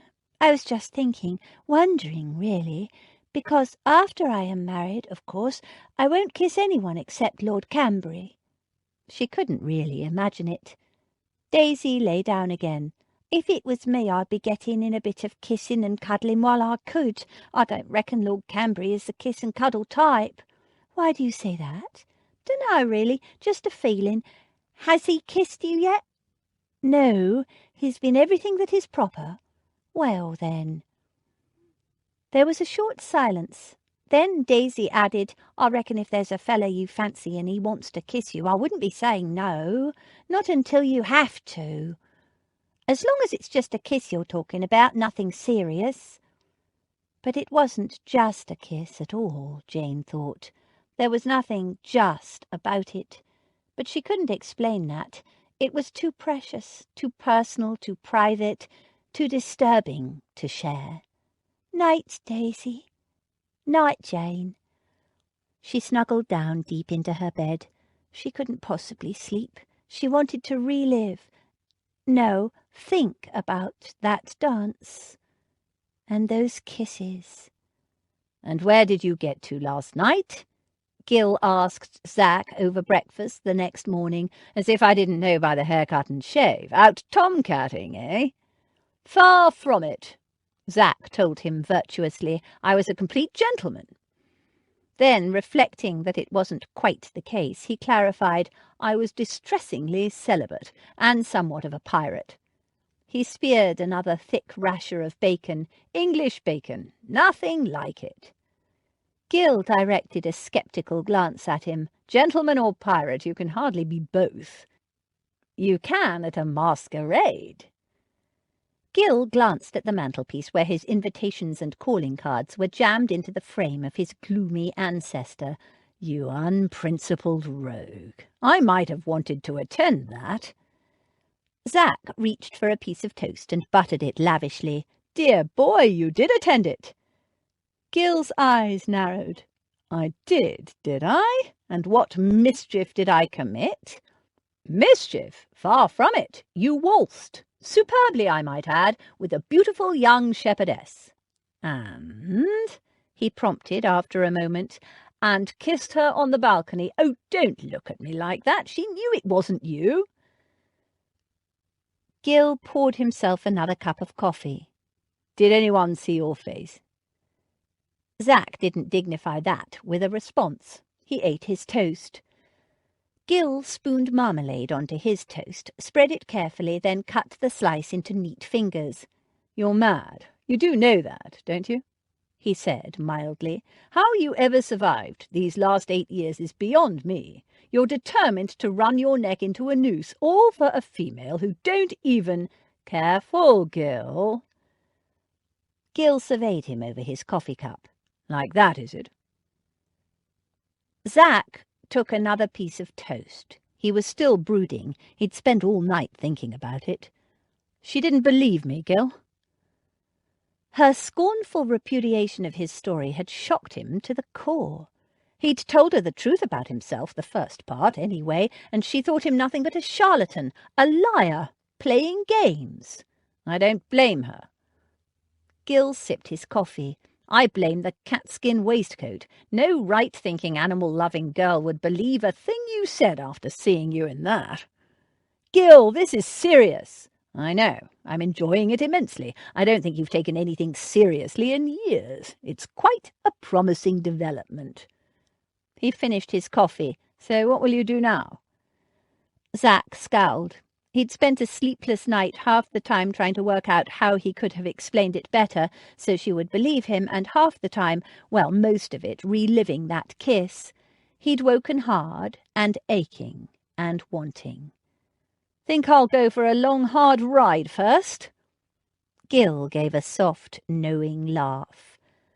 Zach ignored him and continued. "Then I'm going to talk to the lawyer, see if I can question that idiot who said he couldn't find Cecily. And to make some arrangements for the payment and re-employment of the Wainfleet staff who'd been put out of work by his cousin's interference. It was his fault too, he acknowledged ruefully. Their situation had been worsened by his tardiness in dealing with his father's estate. He had a lot of making up to do. "Canberra's had the banns called," Gil said the following morning at breakfast. "St. George's, Hanover Square. Word is, they'll be married by the end of the month." "The banns? Damn him for an impatient, blasted swine!" Zach clenched his fist. The bastard must have seen them kissing on the balcony after all, and was racing her to the altar before Zach could get her to change her mind. "At least it's not a special license." Zach frowned, deep in thought. He had to do something. He couldn't go on with her thinking he was amusing himself at her expense. He had to make her understand he was telling the truth, and that he wanted her, that he could offer her at least as much as Canberra, not quite as much, wealth perhaps, and not a castle, but he wasn't a damned bore. Just a big, fat liar. He made up his mind. Doing anything special this afternoon, Gil? Gil's eyes narrowed. Why? I want you to get me into the old lady's house. Don't look at me like that. I mean make a morning call. All nice and polite and above board. It's the only way I can think of to talk to my girl. Why do you need me? Because that butler and footman only know me as a gypsy, and they won't let me set a foot inside unless I'm accompanied by that respectable, well-known gentleman about town, Gil Radcliffe. That's why. Gil pulled a gloomy face. All right, but you'll owe me. Chapter 21. How hard it is in some cases to be believed, and how impossible in others. Jane Austen, Pride and Prejudice.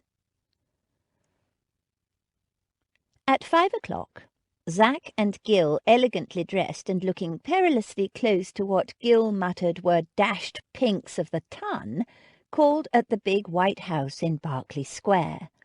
The butler opened the door. Gil, standing in front of Zac, presented his card.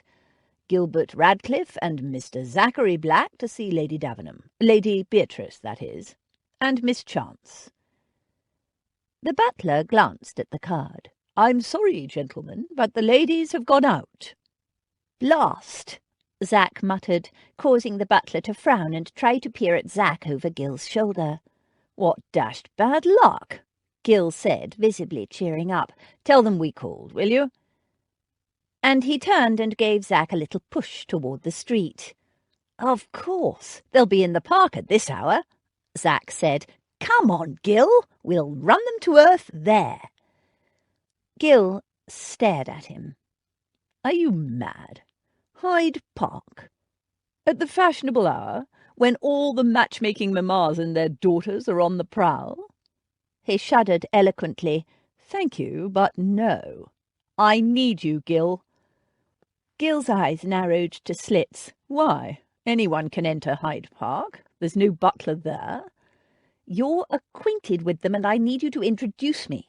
An introduction in public. She can't wriggle out of that. There was a short silence. Be a good fellow, Gil. I've got to do something. She refuses to see me. She doesn't believe a word I tell her. Can you blame her?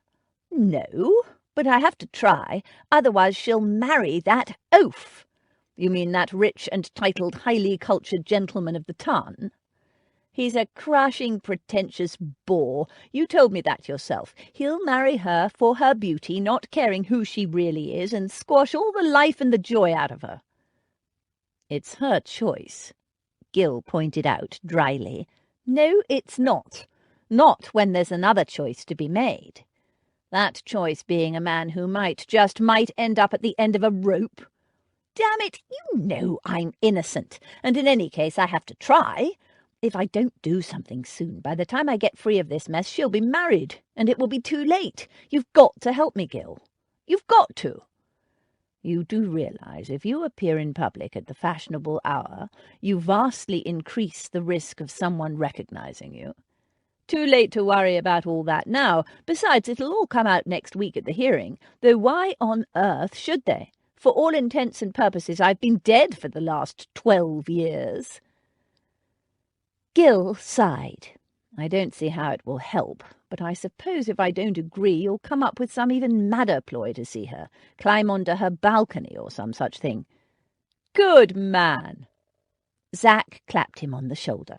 I don't hold your excessive caution against you, by the way. Comes of sitting in an office all day, scribbling notes. We men of action are used to taking risks. You men of action should just shut your mouth, or I'll be off to my club and you'll be without your introduction.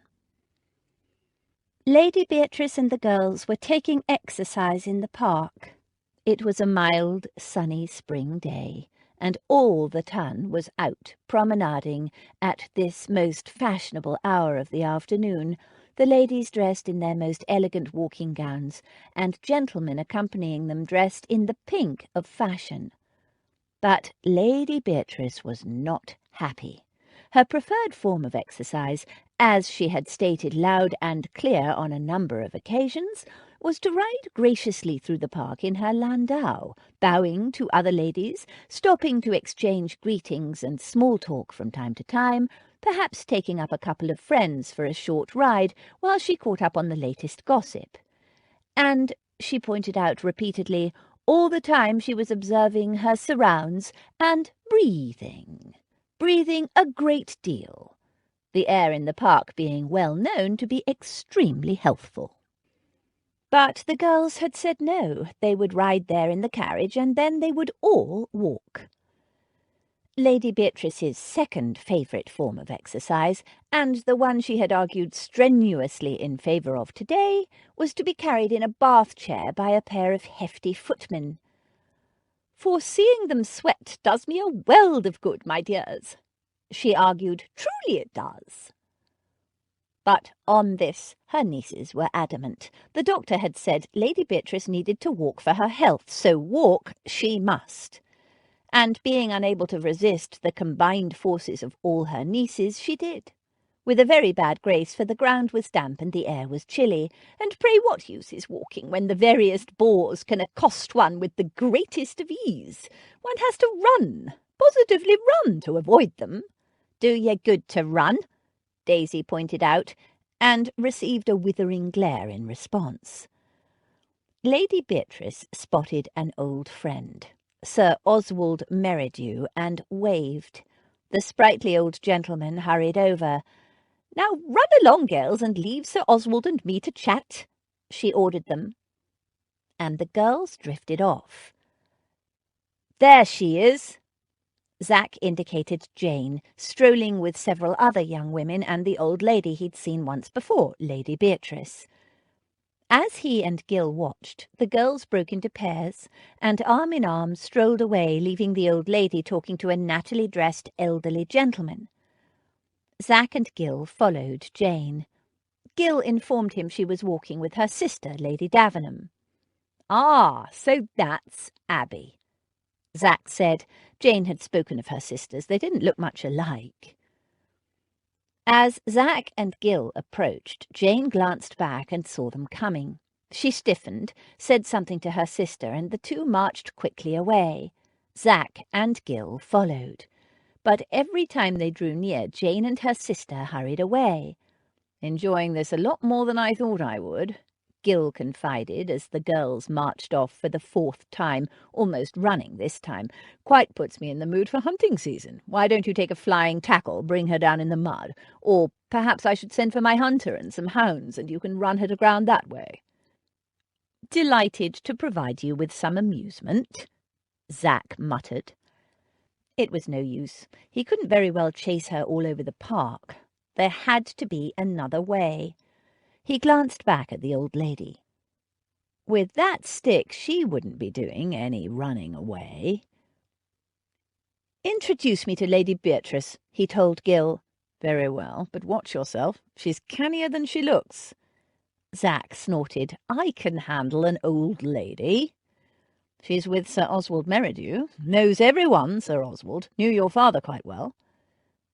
Zach nodded. "Better wait until he's moved on, just in case." It took a few moments, but when Lady Beatrice was approached by a couple of fashionable ladies, Sir Oswald, with an elegant bow, moved off. Zach and Gil reached the old lady just as the ladies were drifting on to their next encounter.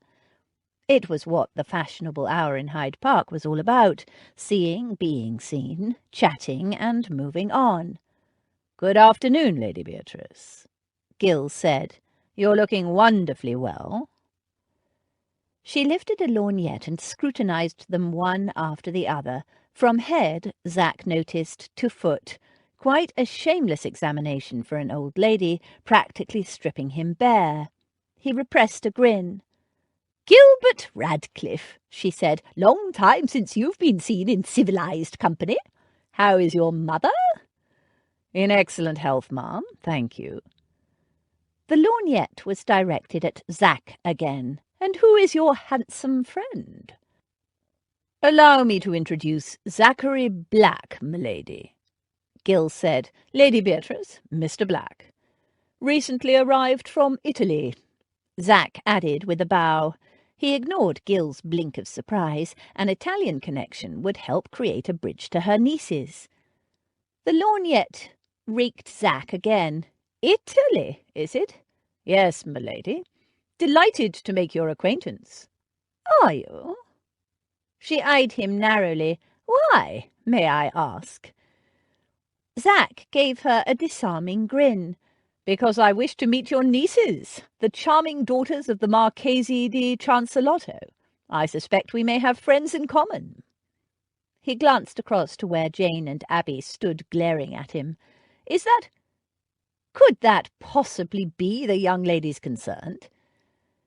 Jane, arms folded militantly, glared across the meagre grass at him and pointedly turned her back on him.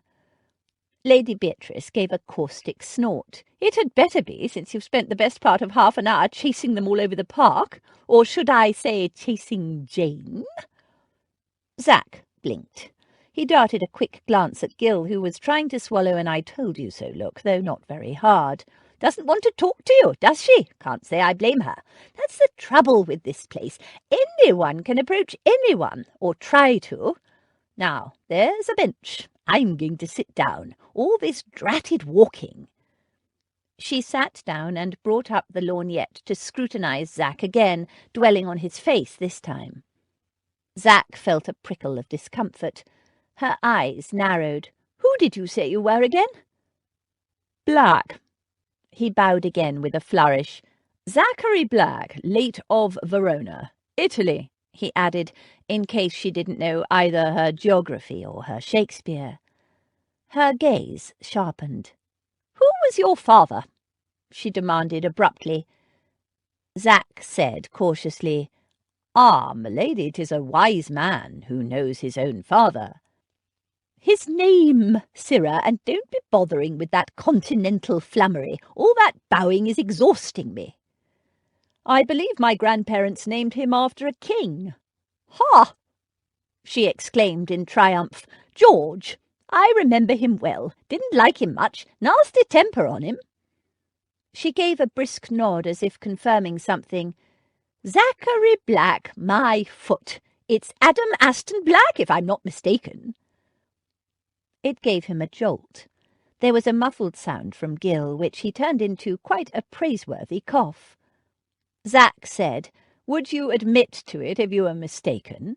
"Not usually." "Neither do I. However, I am not this Adam whoever you said," he said gently, as if humouring an old lady. "I am Zachary Black, plain and simple." "Bah! You are neither plain nor simple, my boy, so don't try and flummery me. I might be old, but I'm not in my dotage, and I know an Aston Black when I see one. I attended your christening. Adam George Zachary Aston Black, only son of the late Lord Wainfleet." She grinned. "You howled the church down. No doubt the devil was in you even then." Zach swore silently. How the hell had she rumbled him? The old lady continued, "You don't much resemble George, except for the eyes. Aston Black eyes, if ever I saw them. And you have a great look of your grandfather. And him, before you try to deny it, I knew very well. Very well indeed." "My grandfather was a gypsy, madam." She gave a crack of ribald laughter. "He was many things, my boy, and a wicked rake to boot. The stories I could tell, but—" She fixed him with a severe look. "He was, underneath it all, a gentleman, as are you, I hope, whatever nonsensical game you're playing." Zach didn't know what to say. He glanced at Gill, who was trying to look as though he wasn't convulsed with silent laughter. The old lady continued, "So returned from the dead, have you, young Adam or Zachary, or whatever you're calling yourself? Thought you might reappear when I heard your cousin was petitioning for the legal ruling. Nothing like a greedy little weasel sneaking your inheritance to bring a missing boy home, eh?" Zach gave a short, rueful laugh. "You're very well informed, my lady." He hoped she hadn't heard about the murder charge, but he wasn't counting on it. "I have my sources." She smoothed her skirt complacently. "So, you're pursuing my niece Jane, eh?" "I am, my lady." "No use in pretending now. Looks to me like she doesn't want to be pursued. We had a misunderstanding." She arched an elegantly plucked eyebrow at him. "Whose fault was that?" "Mine," Zach admitted.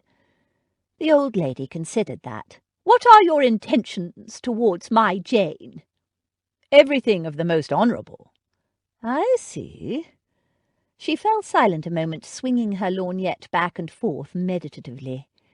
"You know she's betrothed, I assume. Catch of the season, Lord Cambury, a triumph for a girl without a fortune, all the cats ready to scratch her eyes out." "She's not married yet," Zach said thinly. There was another long silence. Then Lady Beatrice said, "She's a good girl, my Jane, sweet-natured and loving, not just a pretty face." "I know." "Do you? Men don't usually see past a pretty face and a lissom young body." "A pretty face is the least of her qualities," Zach said. "How would you know, having just arrived from Italy and all?" she pointed out sardonically. "I've been meeting her in the park, the square opposite your house. We bonded over a dog." "Good gad!" She lifted the lorgnette again. Zach was getting heartily sick of it. "You're the gypsy!" He nodded. "Why?" She stared at him in bewilderment. "Why on earth would Adam George Zachary Aston Black dress as a gypsy to court a respectable girl?" "It's a long story." "Oh, I have plenty of time," she said bitterly. "I have to breathe a certain amount of fresh dratted air before they let me go home. Wretched quacks. So, go on, boy, explain. You clearly want, not to say need, my assistance, and I'll hear the whole story before I make up my mind. The full tale, with no bark upon it, if you please." Zach told her everything, held nothing back, not the murder charge, not anything. There was no point in trying to keep it a secret from her. She was apparently some kind of mind-reading witch, and besides he needed her help, and since she'd clearly had a fondness for his grandfather.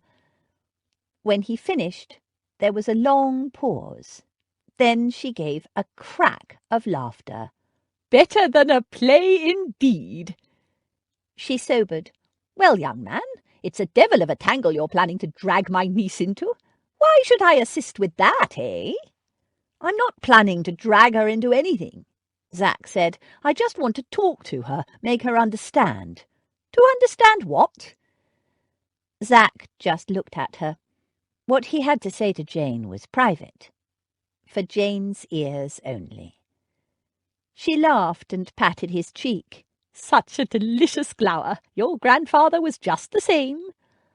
"The problem is time," Zach said. "It might take weeks to sort out the mess I'm in, and by then—" The old lady nodded. "By then the girl could be married." "Exactly. His having the banns called has forced my hand. I wouldn't otherwise involve her until I could come to her free and clear." She nodded slowly, considering what he'd said. "The girl's not interested in marrying for love, you know. Wants security above all. Had a difficult time of it as a child. Quite happy to make a convenient marriage." She gave him a shrewd look. "You and Cambury both have a title, a fortune, and property, or you will have when, as you say, the mess is sorted out.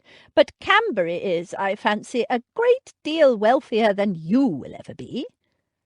Zach said nothing. He knew that. Lady Beatrice continued. "My Jane's not a girl who likes to upset the apple cart. She likes everyone to be happy. If she were to brave the scandal that jilting Cambury would cause, and believe me, it would be the scandal of the decade, she'd need a dashed good reason. So, young Aston Black, what can you offer her that she hasn't already got?" Zach looked her in the eye. "Me." There was a brief pause. Then Lady Beatrice went into a peal of laughter. "A chip off your grandfather's block indeed! Not a shred of modesty in that man either." She wiped her eyes. Well, nobody has ever accused me of being a spoil-sport, so as long as you're not playing fast and loose with the affections of my Jane, and you're not, are you?" She poked him in the chest quite hard and gave him a beady look. "No, my lady, I promise you I'm not." And he meant every word. She gave him a long look that stripped him bare in quite a different way this time. He wasn't sure what she saw, but whatever it was seemed to satisfy her. "I believe you, dear boy." She glanced at Jane's rigid back, still pointedly turned, and chuckled. "Come to my literary society tomorrow, 2 o'clock sharp, and it would be delightful if you could converse in Italian with my nieces. They will simply adore it." She fished in her reticule, pulled out a card and a pencil, and scribbled something on it. "Give this to Featherby, my butler. He'll admit you, and don't fret. I won't give you away. I quite see the need for discretion. You come too, young Radcliffe. We need more young men." "Delighted, my lady," Gill said glumly. Zach took the card. A literary society was a more public meeting than he'd planned on, but it was a start. He had to get her alone, had to make her believe him, and to give him time to show her. He glanced across at Jane, bowed to the old lady, and smiled. "Thank you, my lady. You won't regret this, I promise you." The old lady laid a gnarled hand over her heart. "Oh, that wicked, wicked smile. It does take me back." She gave him a wicked smile of her own. "The literary society has been getting devilish dull lately. The arrival of a handsome Italian-speaking gentleman should liven things up nicely." As they walked away, Gill commented dryly, "Quite an education, watching you handle a harmless little old lady." "Smugness does not become you, Gilbert. Besides, harmless, she's a bloody witch. You should recruit her." "How do you know I haven't already?" Zach laughed. Chapter 22. You want to tell me, and I have no objection to hearing it. Jane Austen, Pride and Prejudice. "My mother dragged me to Lady Beatrice's literary society once before," Gill told Zach as they approached the big white house in Berkeley Square. "Not the usual kind of literary society. It's packed full of old ladies who can't read small print anymore. The girls read the books aloud, then everyone has tea, then they read a bit more, then they all go home. Sometimes they even read the same book twice." He shook his head in mild disgust. "Sounds painless enough. The trouble is, every old lady has at least one eligible young female relation that she's trying to palm off on some hapless fellow," Gill said gloomily. "Why else do you think my mother dragged me there in the first place? Not for my entertainment, you can be sure of that." They rang the bell, and Lady Beatrice's butler opened the door. His eyes narrowed in recognition. Before he could say anything, Zach handed him Lady Beatrice's card. "Messrs. Black and Radcliffe for the Literary Society." The butler glanced at the card and stood back to let them enter, managing to convey in some mysterious butlerish fashion that, while he disapproved of her ladyship's imprudence in inviting such a dubious fellow as Zach, he would naturally honour the card. But he would be watching, and Zach had better behave himself. All conveyed without a word. Marvellous, Zach thought as he stepped inside and found a large liveried footman waiting to collect coats, hats, gloves, and umbrellas. "Afternoon, William." "You!" Having no mysterious butlerish powers, William started forward, clearly ready to throw Zach into the street.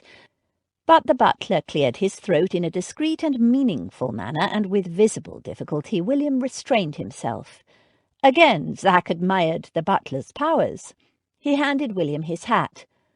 Apologies for my earlier deception, William. Not really a gypsy. Was on government business.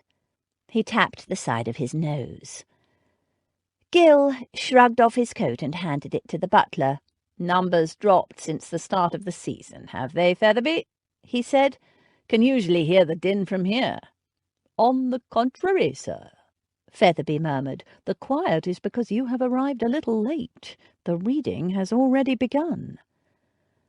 As he passed the still glowering William, Zach slipped a gold guinea into the big man's hand. From the look on the footman's face, it reconciled him slightly to having Zach in the house, just barely. Zach followed Gil, who seemed to know his way. They entered a large drawing-room where at least 50 people were seated in semicircular rows, all facing the front. It wasn't quite full of old ladies, Zach saw. There were at least a dozen younger men, all exquisitely dressed and seated in the front semicircle of chairs. On a small podium sat 3 young women. Jane, in the centre, was reading aloud. The young men leaned forward, gazing at her raptly. Puppies, Zach thought. He wanted to bang their heads together and boot them out the door. Lady Beatrice caught his eye and nodded a regal greeting. Zach nodded back. Most of the chairs were taken, and he and Gil waited just inside the door so as not to disturb the reading. Zach stood in the doorway listening, drinking in the sight of Jane, sitting with her back straight, reading aloud, as earnest as a schoolgirl.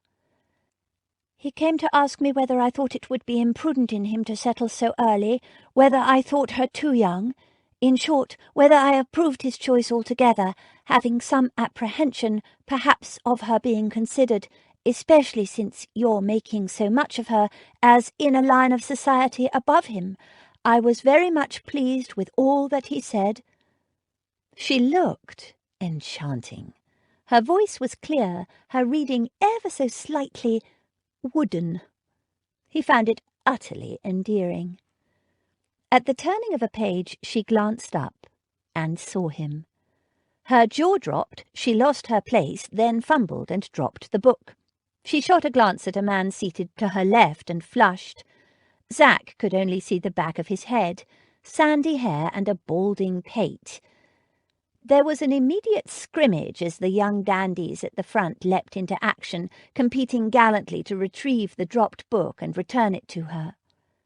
Zach was more interested in the fellow who'd caused that anxious look. Taking advantage of the disturbance, he moved fully inside, choosing a position at the back of the room where, standing, he had a clear view of Jane. Gil followed. Since that first fraught look, Jane hadn't even glanced at Zach, but the way she avoided looking in his direction told him she knew exactly where he was. Beside her, the sister with whom she'd been walking in the park watched him with an expression that indicated if she found him hanging from a cliff by his fingers, she'd gladly stamp on them. She was loyal to her sister. Zach liked that. He smiled and gave her a friendly nod. Order restored, Jane resumed her reading, her colour considerably heightened. The sandy-haired fellow turned his head and gave Zach a long, hard look. "That's Cambury," Gil murmured. Zach had thought as much. Across the crowded room the 2 men eyed each other. "What can you offer her that she hasn't already got?" The old lady's question echoed in his head, and he thought of that moment, that split-second instant when she'd gone from resisting him to kissing him back. Did she kiss Cambury like that? His fists clenched at the thought of her golden slenderness in Cambury's pudgy hands.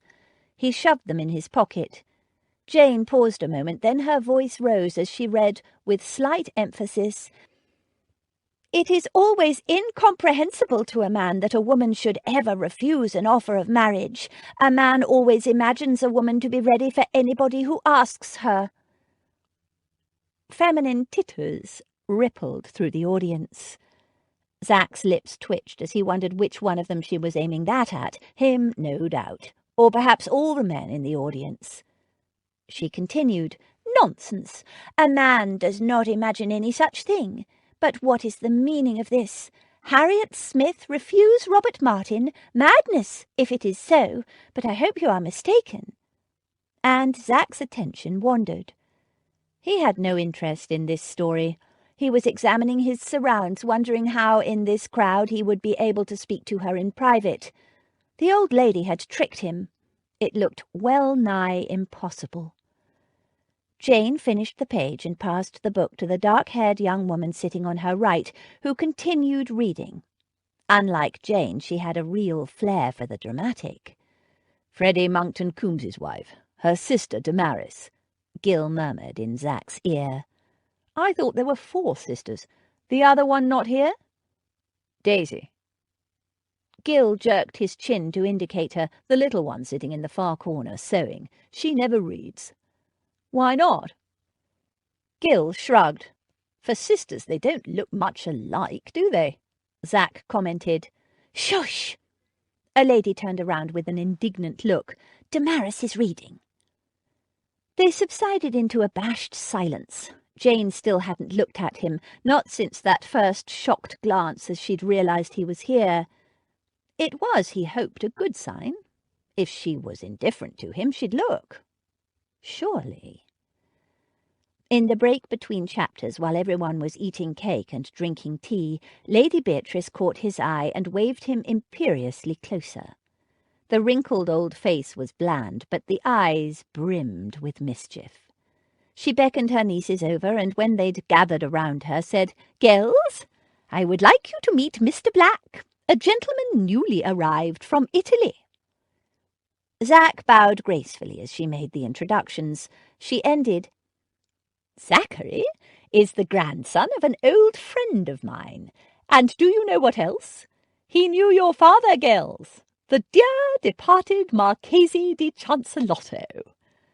She beamed gently at Zach with a cat who ate the cream expression, and he recalled that she'd predicted his arrival would liven things up. "And he speaks fluent Italian. What do you think of that, eh, girls?" Not a lot, judging by the way her nieces stiffened and stepped closer to Jane. 4 pairs of eyes fixed him with a hard expression, daring him to do his worst. He smiled at the mischievous old bat through gritted teeth. So much for her assurance of discretion. "You misunderstood me, my lady," he said smoothly.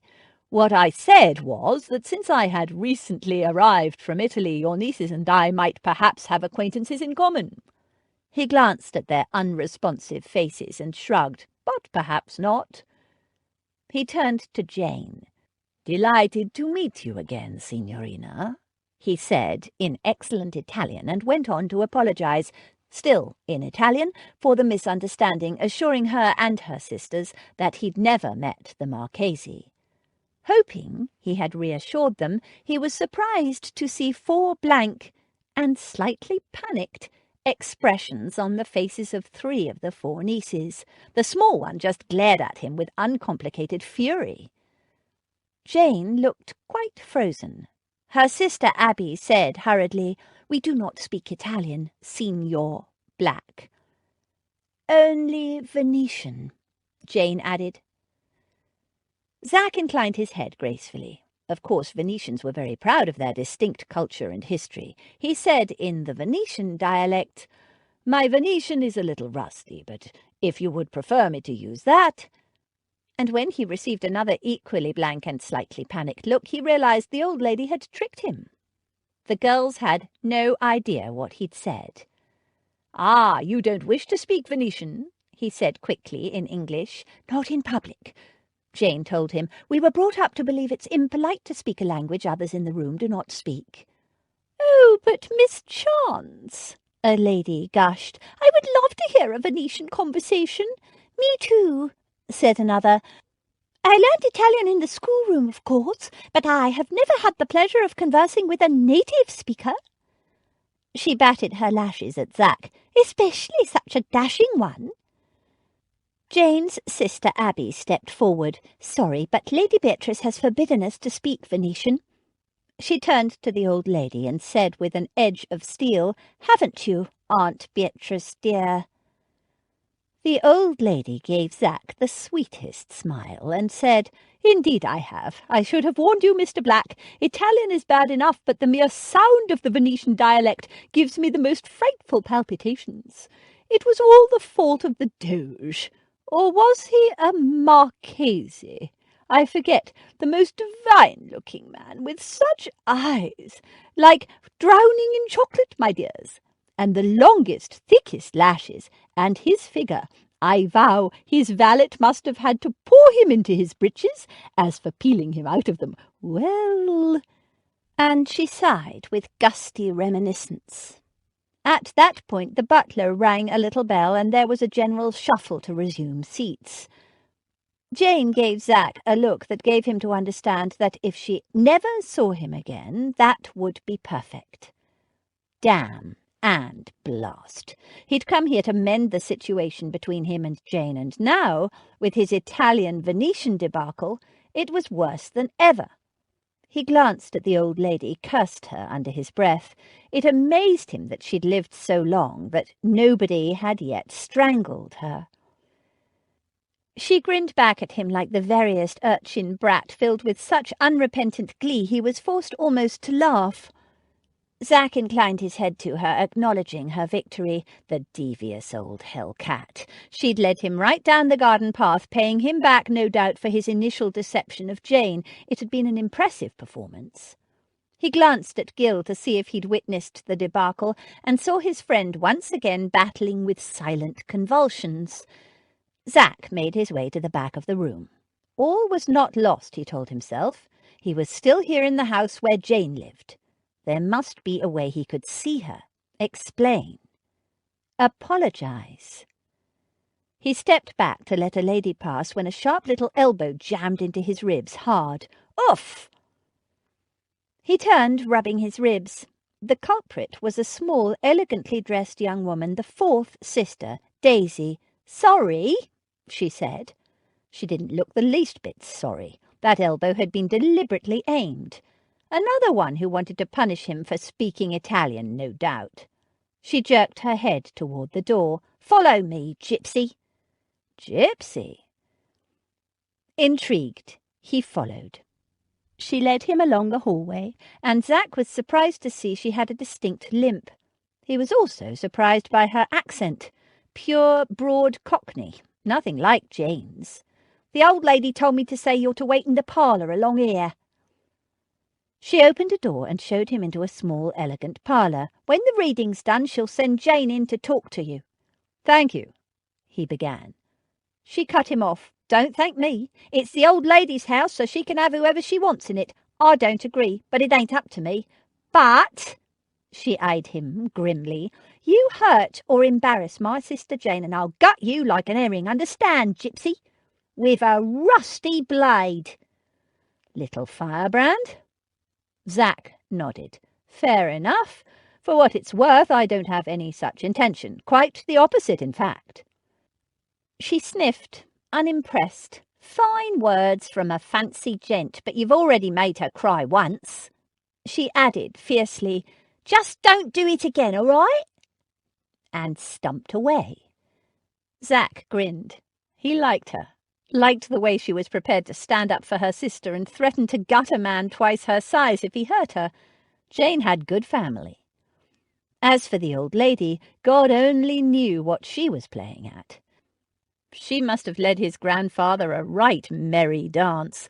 Or maybe he'd led her the dance and she was paying his grandson back. Whatever her motives, he hoped she really did mean to send Jane to talk to him. Only time would tell. Zack stretched himself out on a chaise longue and waited. He wouldn't put it past the old girl to forget to inform Jane he was here, leaving him cooling his heels indefinitely. To his surprise, after the hubbub of the departing guests died down, the parlour door opened and Jane stood there eyeing him with cool disfavour. "I have been asked to listen to what you have to say," she said coldly. "I don't know what lies you told Lady Beatrice to get her to—" He rose. "I didn't lie to her." "Why not? You lied to me." No, I misled you, I admit, but I never lied to you. She gave him a sceptical look. You can't have it both ways. You're just playing games with me, with Lady Beatrice, with all of us. I can understand why you might think that, Zach conceded. I have a frivolous streak that's gotten me into trouble before, I admit, and in a way that's how this started off, but it wasn't a game. She gave an unimpressed sniff and moved toward the door. He caught her by the wrist. Please, just sit down and hear me out. She looked pointedly at the hand holding her, and with some reluctance he released her. Why should I believe a thing you say? You're a chameleon, a will-o'-the-wisp, a liar. Lady Beatrice knows who I am, my true identity. She knew my grandfather, who I'm told I strongly resemble, and she saw me christened as a child. She arched her brows at that. Babies change. You could be anyone. Gil Radcliffe and I have been friends since our school days. I've been working for him, gathering intelligence for the British government for the last 8 years. I'm staying with him at the moment. He will also vouch for me. She stood with arms folded, tapping her foot, considering his claims, and he added, It was Gil's invitation I used to get into the masquerade the other night. It was I who wrote his name on your card. Don't blame him, though. He knew nothing about it until afterward. She thought for a moment, then turned toward the door. I'm going to check all this with Lady Beatrice. Why? You saw how she treated me. She told everyone there she knew me. She also said you were a friend of my father, the Venetian Marchese, and there's no such person. She made him up. She did? Zach had assumed the story had come from the girls, and that, he realized suddenly, was why they'd reacted with such hostility to his speaking Italian. Jane, of course, had assumed he was trying to embarrass her. I didn't know you didn't speak Italian, or Venetian, he said quickly. I apologize. Lady Beatrice led me to understand that you did. She still looked mistrustful, and he added, Truly, I had no idea I would cause you or your sisters any discomfort. I came here today to clear away any misunderstandings between us. Do you honestly think I would deliberately sabotage myself, particularly in such a public manner? Truly, I meant no harm. She considered that, and gave a reluctant nod.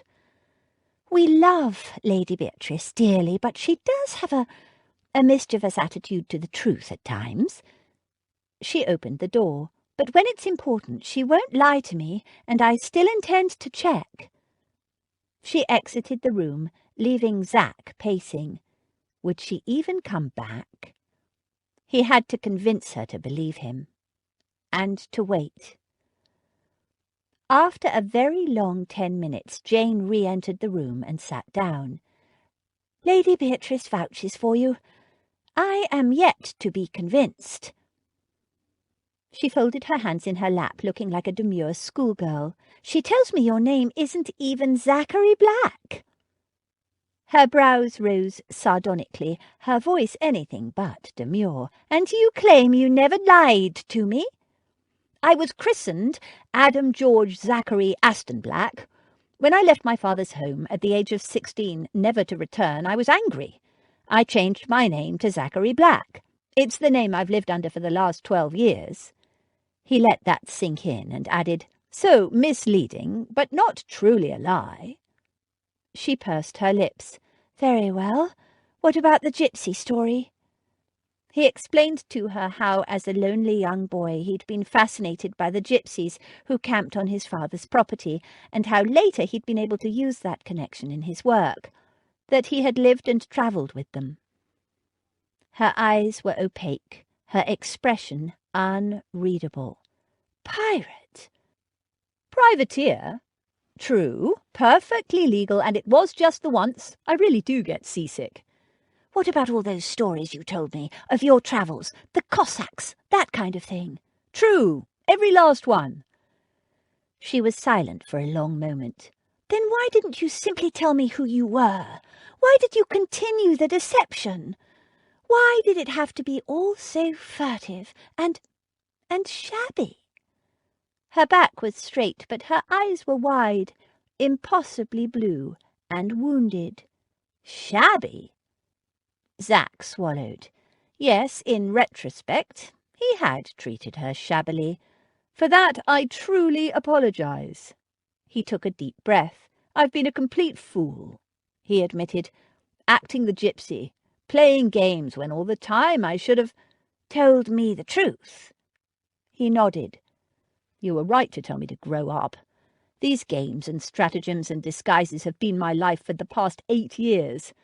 Deception and lies have been my stock in trade. When I arrived in England, the day I met you, I had no intention of staying.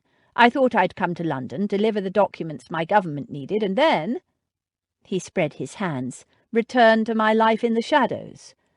What changed your mind? 2 things. And he told her about his inheritance, and that his cousin was planning to have him declared dead, and explained how he'd discovered a murder charge hanging over the head of Adam George Zachary Aston Black, which complicated the claiming of his inheritance. And that's why I deceived you, he finished. I need to hide my true identity until I can free myself of this murder charge. Whom do they say you killed? He explained. Jane sat quietly listening to the story of how a 16-year-old boy had helped a frightened girl to escape her violent husband and took her to live with a widowed school friend in Wales, and about the body discovered in the lake at Wainfleet that had been identified as Cecily's. She watched him as he recited his story, watched the light change in his eyes, listened to the timbre of the deep voice as he explained. He finished. I swear I left Cecily in Wales alive and well. I've never harmed a woman in my life. Jane had no doubt he was telling the truth. She knew he was a master spinner of tales, but still, in this, she believed him. She knew he was capable of violence. The way he'd handled those thugs the day they first met had demonstrated that. But she had, after all, met him when he'd come to her rescue, and she'd been a stranger to him. She'd met dangerous men before in her life, and Zachary Black might be dangerous in one sense. He certainly threatened her peace of mind and her heart, but she knew he wouldn't harm her in any physical sense. "Why are you telling me this, Mr. Black? It seems to me you've worked very hard to keep it a secret for a long time." Because I wanted you to know the truth about me. Because you'll hear some garbled version soon enough, and I want you to know the truth.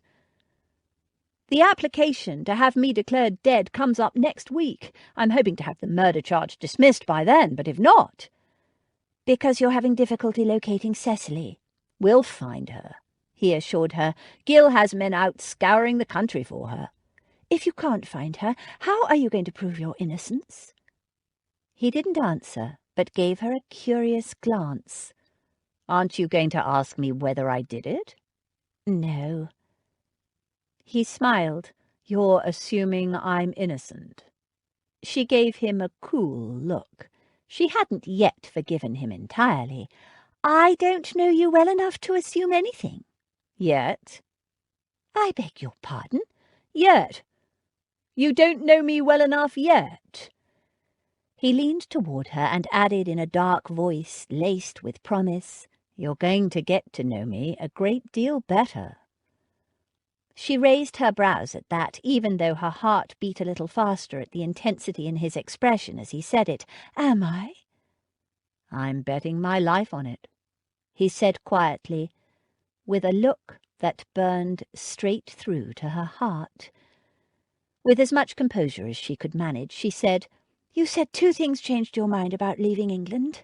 What was the second?" "You," he said. "I met you, and everything changed." Jane was suddenly breathless. The intensity of his expression, his voice, did she dare believe him in this? He'd deceived her already in so many ways. And because I'm a fool, it took me longer than it should have to realize. "Realize what?" she prompted when he didn't finish the sentence.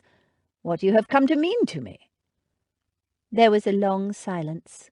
She wondered if he could hear her heart, the way it was thudding in her chest, And what do I mean to you, Mr. Black?" The door flew open.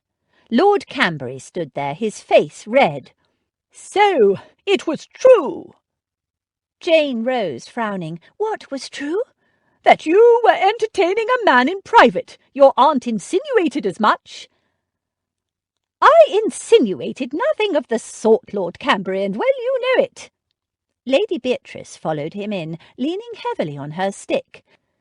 "I told you perfectly clearly that Jane was talking to another gentleman in the front parlour, as she has a perfect right to do in my home with my permission. You ain't married the girl yet."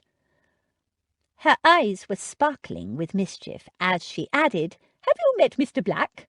Lord Cambury, may I present Mr. Zachary Black, whose grandfather was at one time a very dear friend of mine."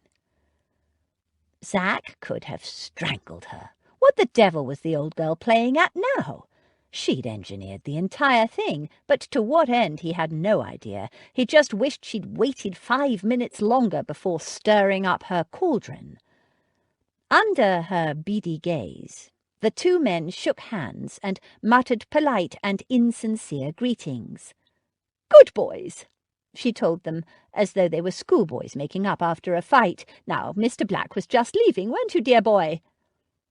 She sent Zack a gimlet look, and, acknowledging that the moment had been lost and he was not going to get it back today, certainly not with this audience, he turned to Jane. "Thank you for listening, Miss Chance. Perhaps you will do me the honour of coming for a drive in the park tomorrow. At 2? She hesitated. "It's important," Zack said, not caring whether he sounded desperate or not. He was. "You will do nothing of the sort, Miss Chance," snapped Lord Cambury. To Zack he said, "She's not driving anywhere with the likes of you." Jane's brows rose. She gave Cambury a considered look, then said calmly, "Thank you, Mr. Black. That would be very nice." "But—" Cambury began. "Shall we discuss this in private, my lord?" she said, sweet as honey, cool as ice. His lordship stared at her, baffled, annoyed, and, from his expression, also slightly impressed. Zack took the opportunity to depart. "Nicely handled, Cambury," he murmured as he passed. Cambury's pompous refusal on her behalf was something no girl of spirit would tolerate. He'd practically driven Jane into Zack's arms. It almost reconciled Zack to him. Almost. Chapter 23. The very first moment I beheld him, my heart was irrevocably gone. Jane Austen, Love and Friendship. Lady Beatrice expressed the need for a nap after Zachary Black had left, and Jane helped her upstairs. Lord Cambury said he would remain in the parlour and wait for Jane's return. He didn't look at all happy with her. Too bad, Jane thought. She wasn't very happy with him either. The interruption couldn't have come at a more inopportune or frustrating moment. Just when Zachary Black had been about to say, "What?" He'd been so sweet, so serious and remorseful.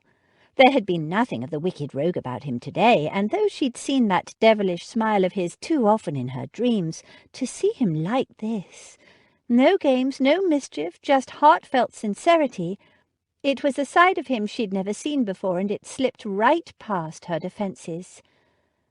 What had he been going to say before Lord Cambury had burst in like that? Frustration ate at her. She handed Lady Beatrice over to the ministrations of her maid and returned to the small parlour where Lord Cambury was waiting. Featherby had provided him with a sherry and some biscuits. Lord Cambury rose, brushing crumbs from his fingers. "Well, missy, what have you got to say for yourself?" Jane seated herself unhurriedly next to him on the chaise longue. "I very much dislike being called Missy," she said quietly. "You may call me Jane, Miss Chance, or my dear, but not Missy." His brows shot up. "Secondly," she continued, I don't like the accusation in your voice." She laid her hand over his, and her voice warmed a little. "Lord Camberry, Edwin, if I may, you have to learn to trust me. You cannot go on assuming I will betray you at every opportunity." "Ha!" He shook off her hand. "First you're seen hobnobbing with that shabby fellow in the park, then I catch you kissing some man on a darkened balcony. I told you that was a and now in your own home I find you talking to a gentleman at my aunt's invitation." He snorted. "How many more men have you been meeting that I don't know about?" She tried not to resent the implication and said wearily, "It was the same man every time." "What? The same man? This Zachary Black fellow?" "Yes, it turns out he is a gentleman after all." "Gentleman?" He snorted again. "I've never heard of him. Who are his people?" "I don't know, but Lady Beatrice knows his family, his grandfather as well as his father and his late mother. She said she'd even attended his christening." He frowned. "But I didn't know he was coming today." She glanced at his expression and added, "You must have seen for yourself my own surprise when he arrived." "I saw your reaction," Lord Camberry said, his tone implying it was something other than surprise he had noticed. She fought a blush. Had it been that obvious? "I find your constant lack of faith in me a little insulting." "I saw you kissing the fellow," she said thinly. "I've already apologized for that and explained that it will not happen again. How often do I need to say it?" He sniffed. "And yet you've just agreed to go for a drive with this fellow, against my expressed wishes." "Yes, he came here today to tell me something important, and because you burst in when you did, he didn't get a chance to finish." "What was this important thing?" "I don't know, but I want to hear what he has to say." "I don't like it." "I'm sorry, but I won't be dictated to on this. When I have made my marriage vows, I will obey you in all things, but we're not married yet." His eyes narrowed. Then he nodded as if confirming something to himself. "Headstrong beauty, only to be expected. After we're married, I'll tame you." Jane gave him a cool look and rose. "Now, is that all you wanted to talk to me about? Because if it is, I am expected elsewhere." Which left him with no option as a gentleman but to rise and take his leave of her. She went upstairs in a thoughtful frame of mind. Less and less was she liking Lord Camberry's attitude toward her. She could understand why he was cross, even suspicious. Zachary Black had been very persistent, and no man would be happy about another man pursuing his betrothed. But she was getting weary of dealing with Lord Camberry's constant suspicions and his oft-expressed opinion that because she was pretty and female she must have no honour. It was true. She'd kissed Zachary Black on the balcony the other night, and her bones had turned to water, and that was wrong of her. But she hadn't arranged to meet him or encouraged him in any way, and, though she had to admit she had returned his kiss, quite shamelessly in the end, she hadn't invited it. The fact that it had taken all of 3 seconds to go from resisting him to melting in his arms was unfortunate, but it wasn't a crime, and today there had been nothing unseemly between them, no physical contact. She touched the wrist he'd caught, almost no contact. She'd simply listened to his story. And what a story it was! If only Lord Camberry hadn't burst in when he had. Lord Camberry. She sighed. She had always assumed she would love her husband, that she would be the loving one in the marriage, even though it would be a marriage of convenience. Many couples learned to love after marriage. Now it occurred to her for the first time that she might not be able to love Lord Camberry, or at least that it might be difficult to love him, more difficult than she had expected. Lord Camberry was acting like a jealous man, but without love there could be no jealousy, surely. She didn't understand it, didn't understand him. She'd always believed that a marriage of convenience would suit her, that an alliance made in good faith, based on respect and mutual need, and uncomplicated by extremes of emotion, would be a sound basis for two people to achieve contentment, if not actual happiness. Now she wasn't so sure. Zachary Black called for Jane promptly at 2 the next day, driving a very smart high-perch phaeton pulled by 2 gleaming black horses.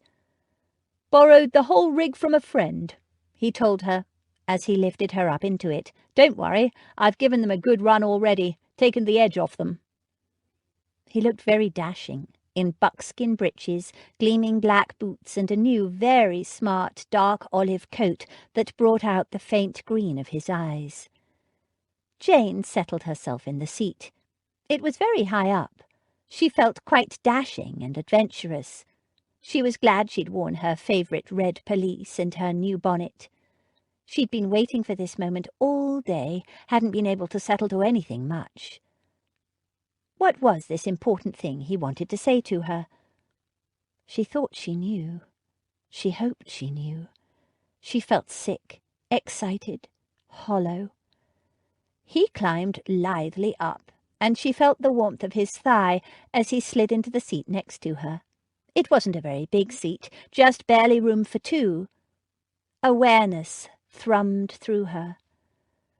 Apart from the initial polite exchange of pleasantries, they drove in silence. She assumed he was considering what he was going to tell her. Whatever it was must be quite weighty, judging by his expression. She had her own thoughts on what it might be. They caused the butterflies in her stomach to flutter even more madly. They drove through the busy streets toward Hyde Park, his hands sure and steady on the reins. She noted his awareness of everything around them, the deft way he negotiated the busy traffic, how he slowed when a child ran onto the road, then stopped and ran back, oblivious of the danger. She saw how he stopped to let an old rag-and-bone man push his cart across the road in front of his smart phaeton. You could tell a lot about a man from the way he drove. They drove through the gates of Hyde Park and continued on to a less fashionable part of the park, where he slowed the horses for a walk. "Thank you for agreeing to this drive," he said. "I am sorry if it caused you any difficulty with your fiancé." "It didn't," Jane said tranquilly. Lord Cambry didn't like it, but he had accepted it. "You said yesterday you had something important to say to me." "Yes." He was silent a moment. The horses walked steadily on, their hooves clopping softly on the road. "It will seem like the most tremendous cheek, but—" He swallowed. Zachary Black was nervous, she realized suddenly. She hadn't ever seen him nervous before. Is it because of the hearing? The horses stopped. He turned his head to look at her. "No, because of the banns being called." His silvery eyes gleamed. "The banns? My wedding banns?" The thudding of her heart kicked up a notch. He nodded. "I wanted to ask you to wait." He paused. "Will you wait?" "I'm not sure what you mean. Wait for what?" "Will you delay your wedding?" Delay? What did he mean, delay? Why delay? Why not just say cancel? For how long? "Until this mess I'm in is sorted, until the charges against me are dropped, until I'm free and clear." She thought she knew what he was implying, but she wanted him to say it, needed him to say it. Free to do what? He just looked at her, an intense, burning look that seared her to her soul. She waited, but he said nothing. "And if they're not dropped, if you end up going to trial, and the worst happens, what do you think I should do then?" she asked softly. He shrugged. "Forget me. Go on with your life as if we'd never met." The phaeton jerked a little as the horses moved slowly on. She looked at him, at his grim profile as he stared ahead, contemplating what she could see was a bleak future. Suddenly, she wanted to hit him. What kind of thick-headed man was he that he would imagine she'd simply wait, keeping two men dangling, hedging her bets while she waited for a verdict, and then, if the worst happened, meaning he was hanged, she would simply go on with her life? Did he really think she could just shrug it off, as if she'd never met him? But no, she saw. He wasn't thinking very clearly at all, and no wonder with a murder charge hanging over him. What a frightful thing to come home to. "I see," she said after a moment. "So you think I should simply tell Lord Cambry that I'd like to delay the wedding until after the trial?" "Yes." She was caught between wanting to hug him and itching to box his elegant, oblivious ears. What did he imagine she would tell Lord Cambry? "Let us delay our wedding until after the trial. Then, depending on the outcome, I'll decide who I'll marry." "I would need a good reason to delay my wedding," she said. "Can you think of one?" She waited for him to give her the reason. When he didn't, she continued, "I hardly know you. We've met perhaps a dozen times. We've walked and talked, and now you expect—" "You left out kissed. We kissed, if you remember, and danced together." And his heated gaze dropped to her mouth, and she felt the tingle of it, the heat, the touch, the possession of it clear through to her bones. She inclined her head, acknowledging the kiss and the dance. "So on the basis of the handful of meetings we had, and a kiss, you expect me to break off my betrothal, which has been formally announced, and for which the settlements have been drawn up?" "No, I'm not asking you to break off the betrothal, merely to delay—" "Oh, don't be ridiculous," she snapped. "Just give me a reason why I should wait." The silence stretched. He clenched his fist and looked away. "I can't," he grated. If she hadn't heard the torment, the anguish in his voice, she might have hit him for his blind obliviousness. He thought he was being noble, the big idiot. "You have to give me something, Zachary," she said softly. "I need a reason." But he said nothing. They completed a full circuit of the park and exited through the gates. In silence they wove through the traffic, a very different silence from before. Why couldn't he just tell her what was in his heart? Why couldn't she? The phaeton turned into Berkeley Square, and they pulled up in silence. The groom jumped down to hold the horses' heads, and Zachary Black walked around to help Jane down. He placed his hands around her waist and lifted her slowly down, brushing her against his body like a slow-burning flame. The silver-green eyes glowed green, and she tried to read the words he refused to speak in them. But he put her down and stepped back without giving her any reason to wait, to hope. "Adam George Zachary Aston Black, you're under arrest." A thin little man, flanked by two burly constables, stepped forward. They seized Zachary by the arms. He said not a word, made no attempt to struggle.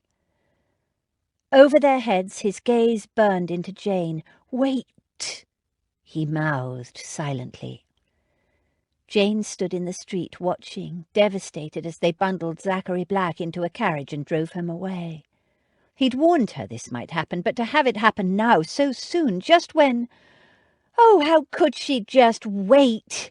Did he expect her to open up her heart to him and then wait for him to be declared innocent or guilty? Clearly he did. And what if he were found guilty and hanged? What was she supposed to do then? Switch her feelings off and go back to marry Lord Cambry as if nothing had happened? Impossible. For Jane, the worst had already happened. She'd fought against it from the start, tried to deny it for so long, but now, seeing him taken away in custody, bound for prison, possibly to be hanged for a murder she was certain he did not commit, she had to acknowledge it. For better or for worse, she'd gone and fallen in love with Zachary Black. Gil was at work when he received a message from Zach's lawyer informing him that Zach had been taken to Newgate Prison. He hurried straight over. He had news of his own. Bad news. Zack was being held in a gloomy little cell with several other gentlemen. Gill, being well aware of the conditions in Newgate, had come prepared, and a hefty bribe soon secured Zack a small but clean apartment of his own, containing a bed, a table, chair, and several small comforts. Zack was pacing back and forth like a caged tiger when Gill was finally shown to his new accommodations. "They arrested me in front of her, right in front of her," he said, as soon as Gill arrived. "Blast them, why couldn't they have shown a bit of discretion, waited until she was inside? The expression on her sweet face! Damn and blast them!" He paced a bit more. "And how the hell did they know to find me there? They were waiting for me, Gill, right outside her door, right at the time I was expected back." Gill made soothing noises and pulled out a bottle of brandy. He'd brought two. The second one had gone to Zack's jailer to ensure his cooperation. He produced 2 tumblers from his pocket and poured the golden liquid. "Sit down," he told Zack. "I have news for you." Zack stopped pacing, but didn't sit. He could see from Gill's expression it wasn't good news. "Cecily?" Gill looked grim. "No sign of her in Llandudno at all. My man returned today." Zack swore. Gill went on. "He questioned Mary Thomas and a number of other people, and they were all adamant they'd never seen Cecily. He questioned them in Welsh and English, and yes, it's the right Mary Thomas. She spoke English and admitted to knowing Cecily from school, but she swore she hadn't seen her since." Zack sank heavily onto the chair. "I don't understand it. She's clearly lying, but—" He glanced at Gill. "At least you can testify you passed on Cecily's letters." Gill shook his head.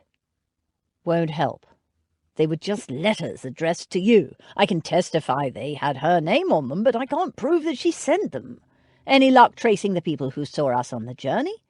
"Not yet, but we haven't given up." Zack contemplated his situation. "It's not looking good, is it?"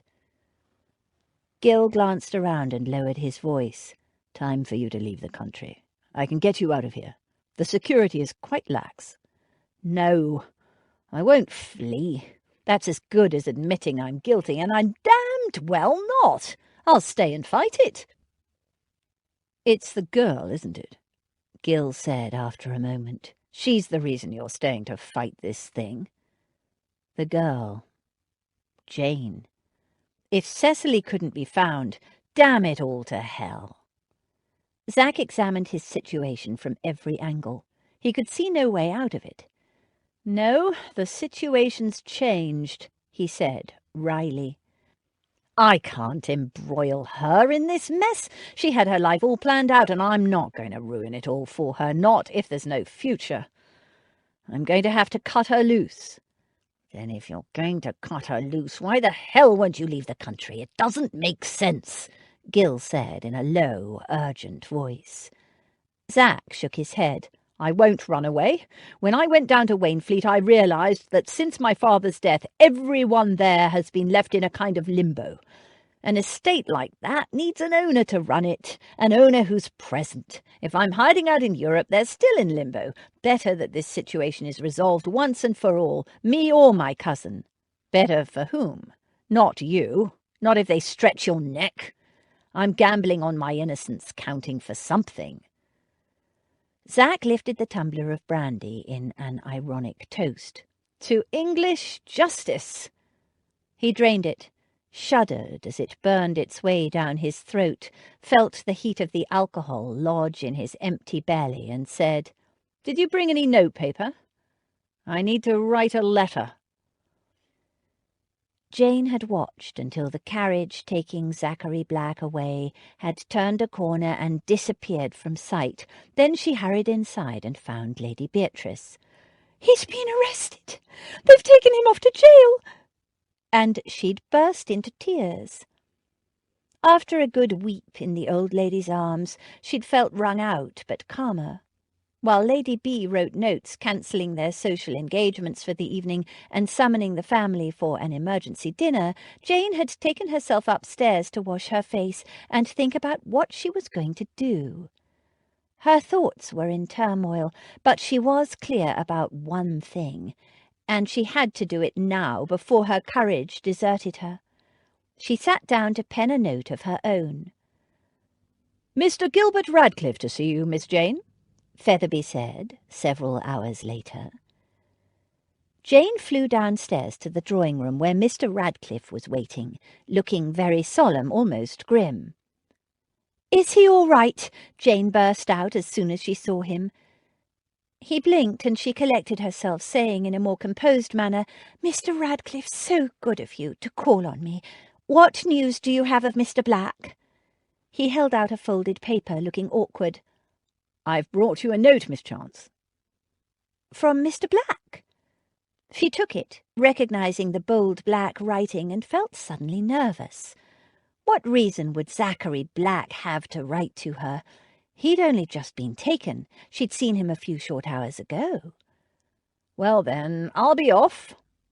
Mr. Radcliffe edged toward the door. "No, please wait," she told him, as she broke open the wafer that sealed it. "I might need to answer this."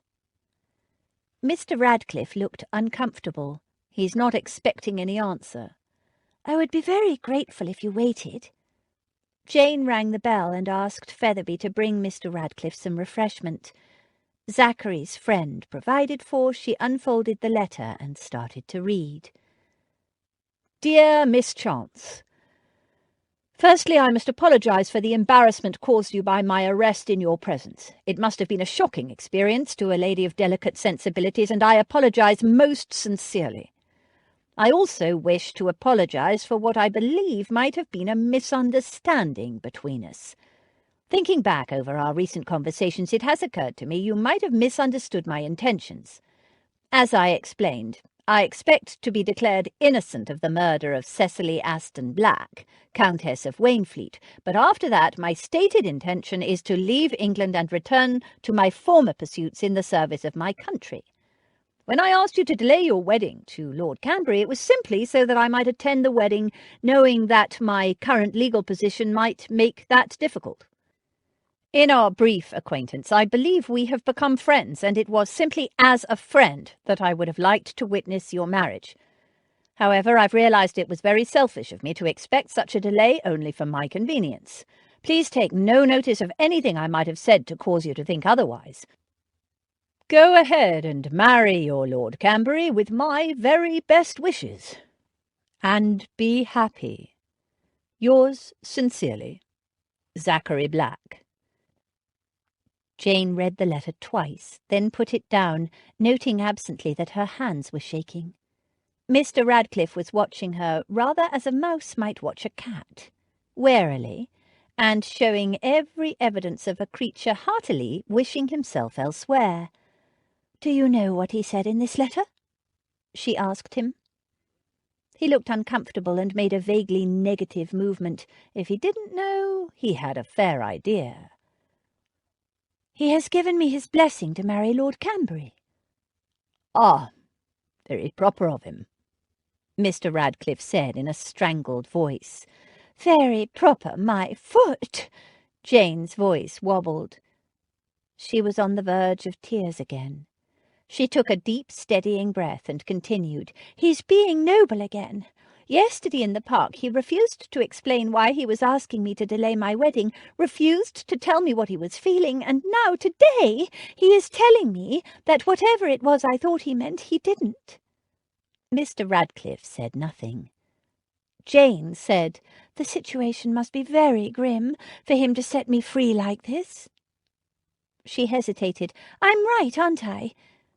It is looking bad for him?" Mr. Radcliffe nodded. "Cecily hasn't been found?" "No, there's no sign of her in Llandudno, where Zach swears he left her, and Mary Thomas, her old school friend, claims she hasn't seen Cecily since school." "I see. So Zachary is expecting to be found guilty and hanged." Of course he was. That's why he wrote such a noble, precious, idiotic letter, so she wouldn't feel bound to him. Too late for that.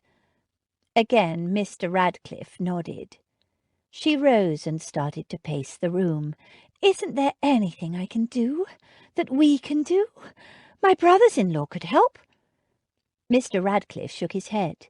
"We're doing all we can. I have men all over the kingdom searching for any trace of Cecily and for any witnesses who saw her with Zach after they left Waynfleet.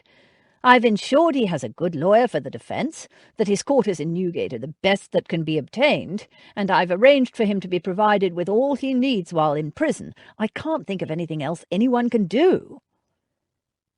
Jane sank onto a chair. Mr. Radcliffe sounded quite pessimistic. "You will fight it?" Mr. Radcliffe nodded. "With all the means we have at our disposal," he vowed. "There will be a pre-trial hearing, but if that goes badly, and without Cecily, how can it go otherwise? It will be a trial by his peers in the House of Lords." "There must be something I can do," she said, in despair. "There is," he said grimly. And when she looked expectantly at him, he said, "Pray." Chapter 24. "You could not make me happy, and I am convinced that I am the last woman in the world who would make you so." Jane Austen, Pride and Prejudice. The note Jane had written earlier was to Lord Camberry, asking him to call on her as soon as was convenient. He arrived shortly after Mr. Radcliffe had left. Jane was still downstairs. She was on tenterhooks, waiting.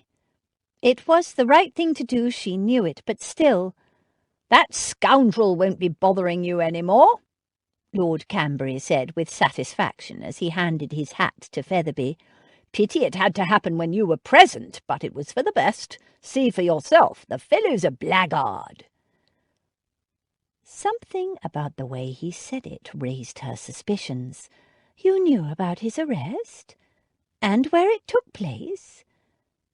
It had only happened a few short hours before. How could he know she'd witnessed it? And when he smiled with smug complacency, she understood. "You arranged it!" Of course, that was how they knew Zachary Black would be returning her to her home, and when. "I protect what's mine." At his words, something inside her settled. "Please come into the drawing-room," she said. "I have something to say to you." "He's a murderer, you know. He even lied to you about his name. He's not Zachary Black. His name is Adam Aston Black." Jane didn't respond. To Featherby she said, "Lord Camberry and I will be in the drawing-room. Please ensure that we are not disturbed." She felt quite hollow, a little sick, but it had to be done. "I knew from the start he wasn't the sort of man a lady should associate with. I did it to protect you," Lord Camberry said as he followed her into the drawing-room. "Please sit down," Jane told him. Her hands were shaking.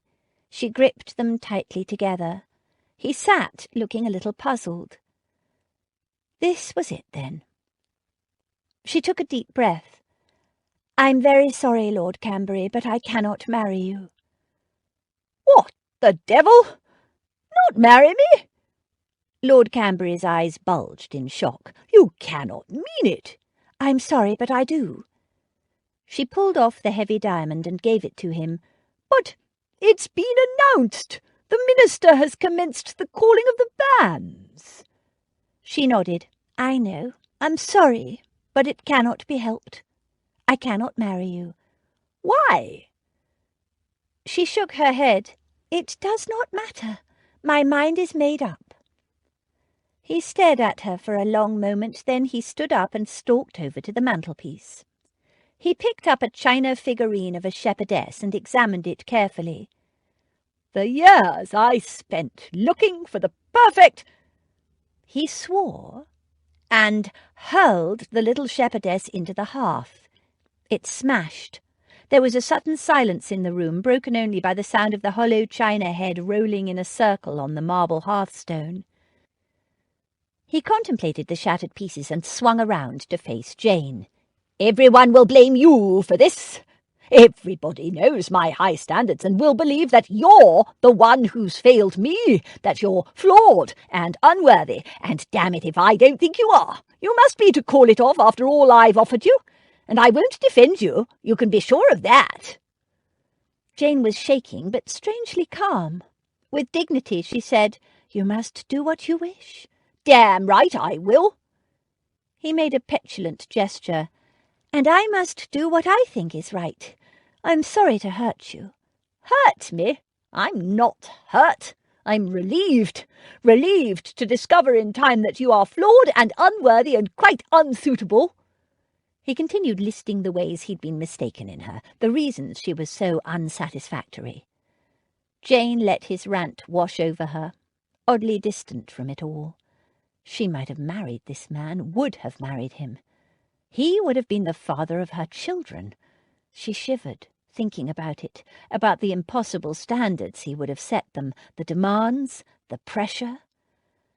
And slowly the fears she had held so long, the bonds that had bound her, loosened.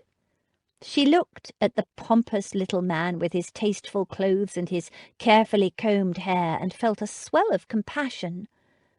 Underneath all the bluster and pretence he was a sad and lonely man.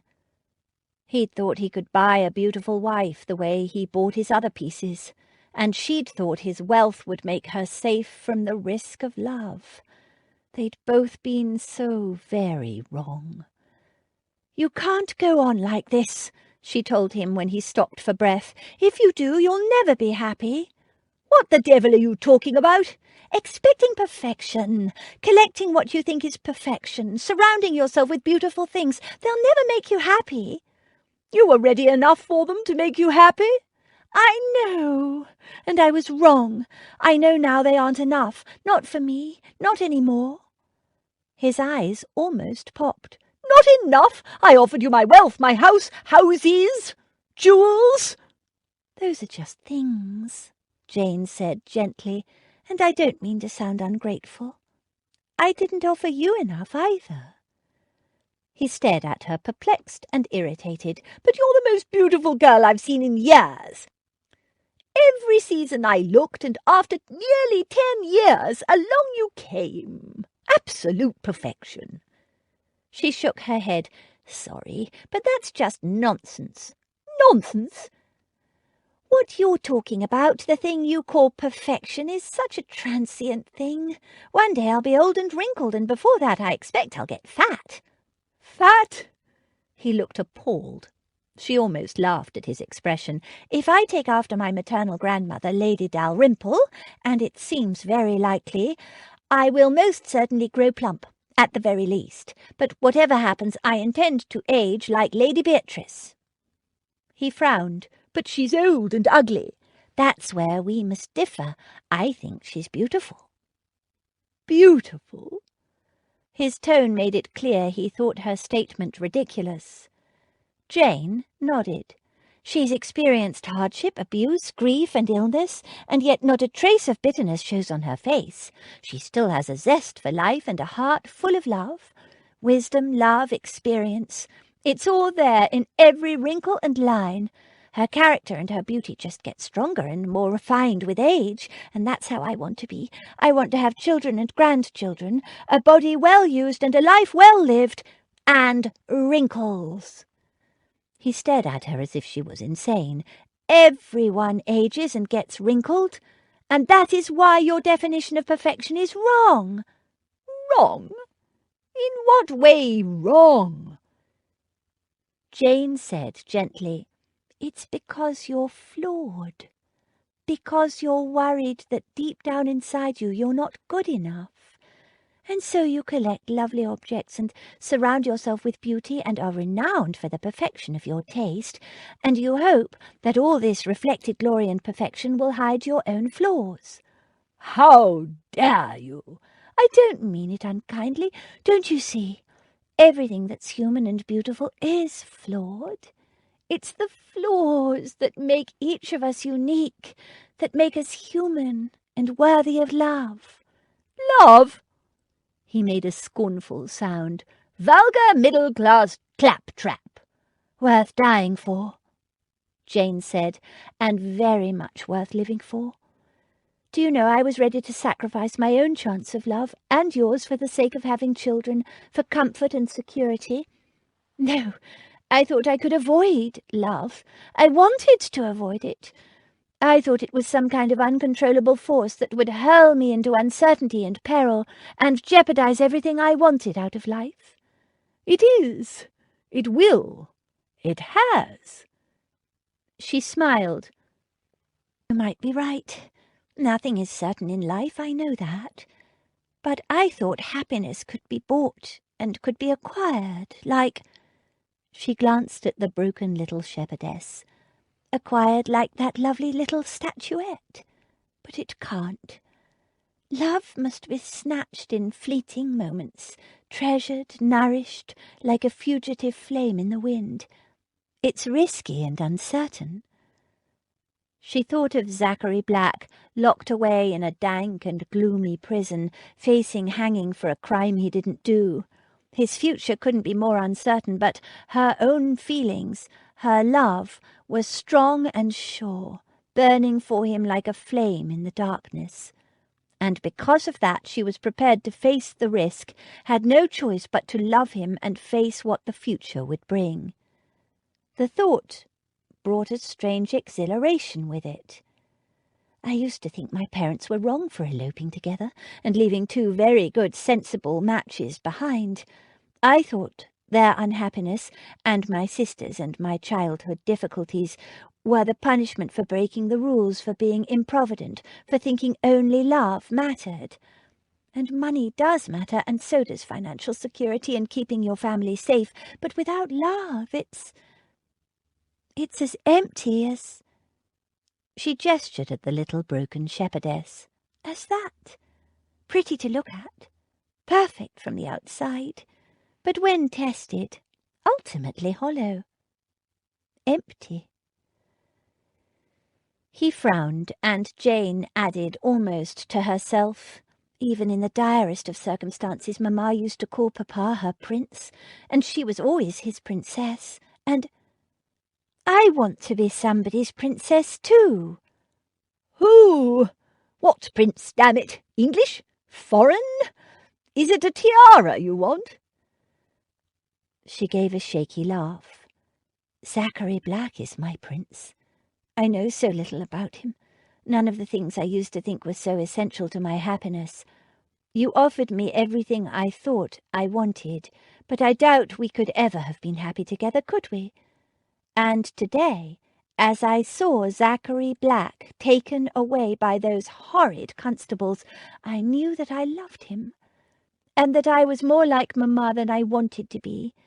I've been struggling against loving him for such a long time. He's an impossible man. He is, and he doesn't deserve you. He's a murderer. No, he's innocent. As for deserving, while it's true that love must be earned, at the same time it must be freely given. That makes no sense at all. It doesn't have to make sense. It just is. She almost laughed at his expression.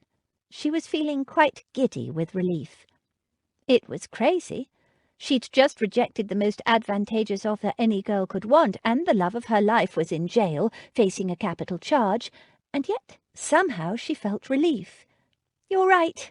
I'm afraid it's midsummer madness with me. But it's not midsummer. It's barely even spring, he said, exasperated. I know, and that's another reason why we would not suit. Seasonal confusion. He looked baffled, and she moved to sit down beside him. I'm sorry to disappoint you, Lord Cambury, and I hope you'll forgive me eventually. She took his hands in hers, but even more, I hope you will stop looking for physical perfection in a bride and stop surrounding yourself with cold, beautiful things. You're a good man, kind and decent and fond of animals, but you're mistaken about so many things. Stop being afraid of whatever it is about yourself you're trying to hide. You need to love someone, not collect things. He blinked at the blasphemy. But I searched for you for years. No, you searched for an imaginary ideal, not me. It's not me you wanted, only my face. But to know a person, to love them, you have to look beneath the surface and love them, perfect or not.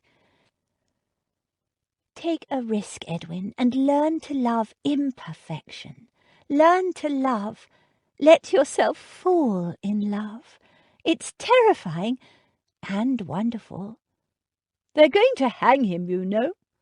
Not if I can help it. Take care of yourself, Edwin. Goodbye. She kissed him lightly on the cheek, the first time she'd ever kissed him, and hurried from the room, leaving him standing and staring after her, a peculiar expression on his face. Dinner was an informal affair. Just Jane's sisters, Max and Freddie and Lady Beatrice. Jane barely ate a thing. She started with the news that she'd just severed her engagement to Lord Camberry. As Lady Beatrice pointed out, it was going to cause a lot of nasty gossip, and none of it would be complimentary to Jane, so they'd better prepare for it. But why? Abby asked, after the initial babble of surprise had died down. I thought he was what you wanted. Jane grimaced. I thought so too, but it's the gypsy, ain't it? Daisy said. Jane nodded ruefully. What gypsy? Abby demanded, having only known Zachary Black as an annoying man who'd pursued Jane in the park and then turned up at the Literary Society and embarrassed them all by speaking Italian and Venetian. It took a long time for Jane to explain to her sister's satisfaction, but when she had, once they were convinced, there was a long silence. So you're finally in love, little sister? Abby said softly. Her face was full of love, and Jane felt suddenly teary. But they're going to hang him. Her face crumpled, and the tears came again. After dinner, the men went off to their club to seek out Gil Radcliffe and see what they might be able to do to help Zachary Black, or Wainfleet as they called him.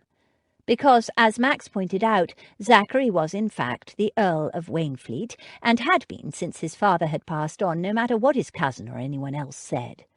Of course, there was the investiture still to come, but Max also pointed out that it would be harder for them to hang the Earl of Wainfleet than a mere Mr. Zachary Black. Jane hoped he was right. Lady Beatrice went to bed, and the girls gathered upstairs. They insisted she tell them everything about Zachary, from the moment she first met him to what he'd asked her in the phaeton ride. They needed to be convinced he was good enough for Jane, and that he really didn't murder Cecily. She's been daft about him for ages, Daisy told them. She tried to pretend she wasn't, but I could tell, and he's a lot better than that old stuffed shirt Lord Comb-it-up. She gave them a mischievous look. I biffed him one the other day. Abby's jaw dropped. Who? Lord Camberry? No, the gypsy. I give him a good hard elbow in the ribs, and you know what he did? No, nothing. Took it like a man, and then I threatened to gut him with a rusty knife if he hurt Jane, and... She looked at each of them. He promised me he'd treat her right. Didn't hold it against me at all. Most blokes wouldn't like being talked to like that, especially not from a little cockney upstart female, and him being a lord, as it turns out, but he knew he'd been acting the fool, and he took it fair on the chin. She gave a brisk nod. So I like him. Jane gave her a hug. Damaris said, There is still the matter of his missing stepmother. I don't understand why, if he really did leave her in Llandudno, nobody there remembers it.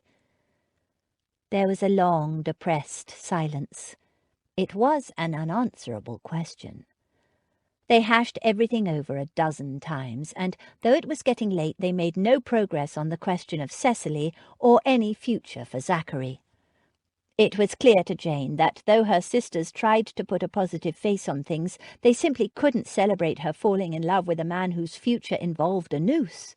They couldn't hide their worry for her. Jane was only worried for Zachary. It was in a sombre mood that Abby and Damaris kissed Jane good-night and wished her sweet dreams. And not to worry. Easier said than done. Upstairs, Jane climbed into bed and blew out the candle. "Night, Daisy. Night." She tried to sleep, but though she was exhausted from the day's events, sleep wouldn't come. She lay there, turning things over and over in her mind, fruitlessly. Then, out of the darkness, Daisy said, "You said his dad used to bash Cecily." "Yes. And Zachary." There was a long silence. She thought Daisy had drifted off to sleep, but then she spoke again. "There was this girl in the brothel once. Her sister used to get bashed something shocking by her old man. She could never get away from him. He always found her and fetched her back, and bashed her again. So one day she come and hid with us, in the brothel. She'd never even spoken to her sister before that. She was the respectable type. But she was desperate, so she come." "What happened?" "He tried all the usual places, and finally come looking for her in the brothel, asking questions, and we all of us lied our heads off, swore blind we never knew what he was talking about." She gave a little huff of laughter. Some of the girls enjoyed themselves asking him real awkward questions about why his respectable wife would run off on him, and why on earth he'd imagined she'd come to a brothel. Sent him off with a right flea in his ear, they did. Jane sat up in bed. "You think Cecily's friend lied to protect her?" "I don't know, but it's a possibility, ain't it? And if they sent men looking for her, well, women who've been hurt, they don't trust men, do they?" It was indeed a possibility. Jane lay back down in her bed and, staring into the darkness, found a glimmer of hope. By dawn she had her plan all worked out. The moment Daisy awoke, Jane explained it to her, running it past her for faults. Daisy was full of objections. "Don't be silly. The old lady won't let you go, nor will Abby and Max and the rest of them." "I know. I won't tell them. I'm going to say I've gone to stay with Lady Dalrymple until the scandal of my broken engagement has died down a little." "But you can't go all that way on your own. So who do you expect to come with you?" "Don't worry, I'm not going to ask you. You're so busy at the moment you'd do nothing but worry about all your work piling up." Daisy looked relieved, and Jane went on. "And I can't ask Abby, not while she's expecting a baby, and Damaris gets ill in a carriage, and though I know she'd come if I needed her, I'd never ask her. And I know I can't go alone, so don't look at me as if I'm an idiot. I'm taking Polly. And William." "William?" "I won't take him with us into the village, but I need him on the journey, for protection. And before you ask, I'll send Polly to hire a travelling chaise. They're the quickest." "I'm the most expensive." "I have enough money, I think. People keep giving me pin money so I can buy what I like for my season." "Why does it have to be you? Why not send someone else? Hire a woman or summit." "Because I'm going mad, not being able to do anything to help. And because I can do this. And besides, what woman? How do I know I can trust her with something so important?" Finally, Daisy had run out of objections, but she still didn't like it. Jane expected that. Daisy hated lies and deception. "The old lady's going to have a fit when she finds out. So is Abby and Damaris, and if you're upset, Abby, Max will throttle you." "They won't worry as long as they think I'm with Lady Dalrymple. They'll be surprised, but not, I hope, suspicious." "Just don't expect me to lie to any of them. If they ask me, I'm going to tell them." "Of course, but just try not to be asked, please, dearest Daisy." Daisy sniffed, but gave a reluctant nod. Jane rang for Polly and explained what she wanted her to do. Polly didn't like the idea either at first, but Jane promised her she would not lose her position, that Jane would take all the blame. That, and the promise of 5 guineas when they returned from Wales, secured Polly's whole-hearted cooperation. Sworn to secrecy, Polly hurried off to pack a bag and arranged the hire of the carriage. The story was that Jane's grandmother, Lady Dalrymple, was sending the carriage to fetch her, so Polly needed to slip out to do the hiring in secret. Daisy sat on the bed, watching, while Jane packed a valise for herself. "Don't forget your shining armour," she commented sardonically. Jane looked up, puzzled. "My what? You did say you wanted to be the knight instead of the damsel, didn't ya?" Jane laughed. "Let us hope there are no dragons to slay then." Jane was ready to leave by 9:15. Lady Beatrice hadn't yet woken. Jane prayed she wouldn't. She left a note for the old lady with Featherby saying she was going to stay with her grandmother in the country for a week or two to avoid the worst of the scandal. Featherby was quite concerned, and not a little suspicious of her sudden need to visit this grandmother that she barely knew, and more to the point that he hadn't yet met, and who was sending a hired carriage for her. He'd been their friend long before he became Lady Beatrice's butler, but when Jane told him she wanted William and Polly to accompany her for protection and propriety, he raised no further objection, though he was clearly not happy. He sent William off to change out of his livery and to pack a bag. The yellow chaise arrived, as ordered, at 9 o'clock on the dot. A good omen, Jane thought. She hugged Daisy goodbye and climbed in with Polly while William packed their things in the trunk. The weather being fine, William was to ride on the outside seat at the rear of the carriage. That suited Jane perfectly, as she planned on keeping William in the dark about their destination until it was too late for him to object. She sent up a quick prayer that their journey would be speedy, safe, and, most important of all, fruitful. And the carriage set off. "What do you mean her betrothal to Camberry is off? Didn't you give her my letter?" Gil nodded. "I rather think that was why she broke it off." Zach stared at him. "But I told her to marry him." Gil shrugged. "Been my experience that women don't much like being told what to do, especially who to marry." "But what if I'm found guilty? What will she do then?" And why hadn't he heard from her? He'd expected an answer to his letter at least, some kind of message, not this silence. It unnerved him. Silence always made him assume the worst. He resumed his pacing. Was she angry with him?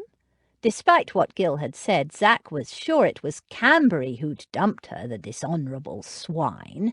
Camberry had had him arrested. So why do that if he was going to abandon Jane? For revenge? And what was Jane doing? Was she all right? Was she utterly disgraced? A target for scandal and vicious gossip? The possibilities seethed endlessly in his brain. He paced, not even noticing when Gil quietly left. He'd trapped a bee in a bottle once when he was a boy. It had buzzed endlessly from side to side, hitting a wall and bouncing in the opposite direction, random, frantic, senseless. Zach felt like that now. Chapter 25. The distance is nothing when one has a motive. Jane Austen, Pride and Prejudice. It was the longest journey Jane had ever made. Though the yellow bounders were known for speed and efficiency, and the postilion and the horses were changed regularly, it took more than 3 days of practically endless travelling to get to Wales. And by the time they reached the small village of Llandudno, it felt like every bone in her body had been shaken loose, and every inch of her bottom was black and blue. Darkness had fallen by the time they arrived, and William, now well apprised of the intent of the journey and unable to change Jane's mind, took charge. By dint of questioning and mime, he managed to find them some accommodation. A small local hostelry facing the sea, too small to be called an inn, more a house with a tap-room below and 2 bedchambers to rent above. It was small, but clean and respectable. Jane and Polly shared the larger bedchamber. They were exhausted, and after a bath and a light supper of hot soup and bread and cheese, both girls fell into bed and slept like the dead until morning. When Jane awoke and looked out of the small upstairs window, the sun was shining, dancing on the waves below. The sight filled her with optimism. Over a hearty and delicious breakfast, Jane chatted to the landlady, Mrs. Price, who spoke good English accented with a lovely Welsh lilt. Determined not to arouse the lady's suspicions by asking questions about Mary Thomas and Cecily Aston Black, Jane acted the innocent traveller. "Such a pretty place this is," Jane commented. "A school friend of my older sister's was from Llandudno, and she always said it was wonderfully scenic. My middle sister, Damaris, would love to paint this view, I'm sure. She's a talented artist." Mrs. Price was a plump, motherly-looking woman who clearly enjoyed a chat. They talked about families and sisters and the village for a while, and then, as Jane had hoped, Mrs. Price could not resist asking the name of Jane's sister's school friend. "Mary," Jane told her. "I don't remember what her married name is. Tomlins? Thompson? Something like that. But she's probably not living here any more. She was widowed, I think, and no doubt moved away." "Mary Thomas, that will be," Mrs. Price said in triumph, "and she hasn't moved. She lives just down that road there, around the corner and down the hill a short way. A white house with a blue pot of geraniums by the doorway." "Oh, I don't think she'd want to see me," Jane said, playing coy. "It was my sister she was at school with, not me. Abby's quite a bit older than me." The more she demurred, the more Mrs. Price insisted. "She'd love to see you, I'm sure. A sweet, pretty girl like you are, miss. Who wouldn't want to have you call on them? Go along with you now." And Jane went. She found the house with the big blue pot of red geraniums with no trouble, and knocked. A slender, dark-haired woman of about 35 answered. Mary Thomas.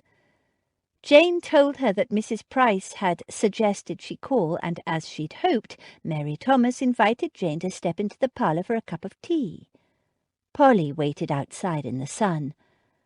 "I've come about Cecily Aston Black," Jane said bluntly when she was seated. Mrs. Thomas stiffened. The friendly expression dropped away. She stood up. "I don't know any Cecily Aston Black. You've come to my home on false pretences. Please leave." Jane didn't move. "First, I want to tell you a story. I know men have been here looking for Cecily, but did any of them explain why they were looking for her?" Mrs. Thomas shrugged. "They were from England, like you. Please leave." "I'm not going to leave until you tell me where Cecily is. I don't know what you think those other men wanted with her, but I'm here because the only person who can save the life of the man I love is Cecily. When he was a boy of just 16, he risked everything to save Cecily from the brutality of her husband, his father. So I think it's only fair that Cecily save him now, because right now he's in prison in London and expected to hang for murder. Cecily's murder." Mary Thomas's eyes widened. "Cecily's murder?" Jane nodded. Mary Thomas sat down again. "I think you'd better explain." Jane told her everything, and when she'd finished, Mrs. Thomas was silent for a long moment. Then she gave Jane a troubled look. "I would help you if I could, but—" "Oh, please!" Jane burst out. "I've told you what's at stake. If you know where she is, you must tell me." "I made a sacred promise that I would tell no one," Mary Thomas told her with a regretful expression. "I understand your problem, and I sympathize, but I cannot break that promise." Jane said desperately, "You'd let him hang for a crime you know he didn't commit." Mary Thomas stood up. "I'm sorry. I can't help you. He's not going to be hanged for her. I won't allow it. I'm going to stay here and force you to tell me where she is. Mary Thomas hesitated. Perhaps you should try the church. The church? Jane stared at her, trying to fathom the mind of a woman who would let an innocent man hang rather than break a promise. What would I find at the church? Do they know where Cecily is? Mary Thomas shook her head. I cannot tell what they might know or not know. Then why would you send me to the church? What will I find there? She added with sudden dread. Oh, God, you don't mean Cecily is buried in the churchyard, do you? No, she is alive. That much I will say. But go to the church. There you might find peace of mind. And with those words of scant comfort, Mary Thomas ushered Jane out of her cottage and shut the door firmly behind her. Polly was waiting outside. Any luck, miss? No, Jane said bitterly. She knows, but she promised not to tell, and she won't break her promise, damn her. She told me to go to the church that I might find some peace of mind there. She snorted. Peace of mind? How can I have peace of mind when Zachary is rotting in jail, and she could help us save him, but she won't tell? They trudged back toward the inn. After all that travelling, to end up with such a frustrating non-answer. Jane felt totally deflated. She is alive, that much I will say. If Mary Thomas testified to that, it might save Zachary's life, and if she refused to go to London to testify, perhaps they could kidnap her and take her to London by force. William wouldn't like it, though, and without William's cooperation, how could she kidnap anyone? Would that be the church she meant up there, miss? Polly pointed. On a hill overlooking the town and the sea sat a small grey stone church. Jane sighed. I don't suppose it will hurt, she said. It's not as if we have any other alternative. They climbed the hill to the little church. It was a stiff climb, but when they reached it, puffing and panting, the view was spectacular. They hadn't come for the view, however. There was no sign of a house. Clearly the minister didn't live on the premises. The place seemed deserted. The churchyard was dotted with gravestones. Jane didn't look at them.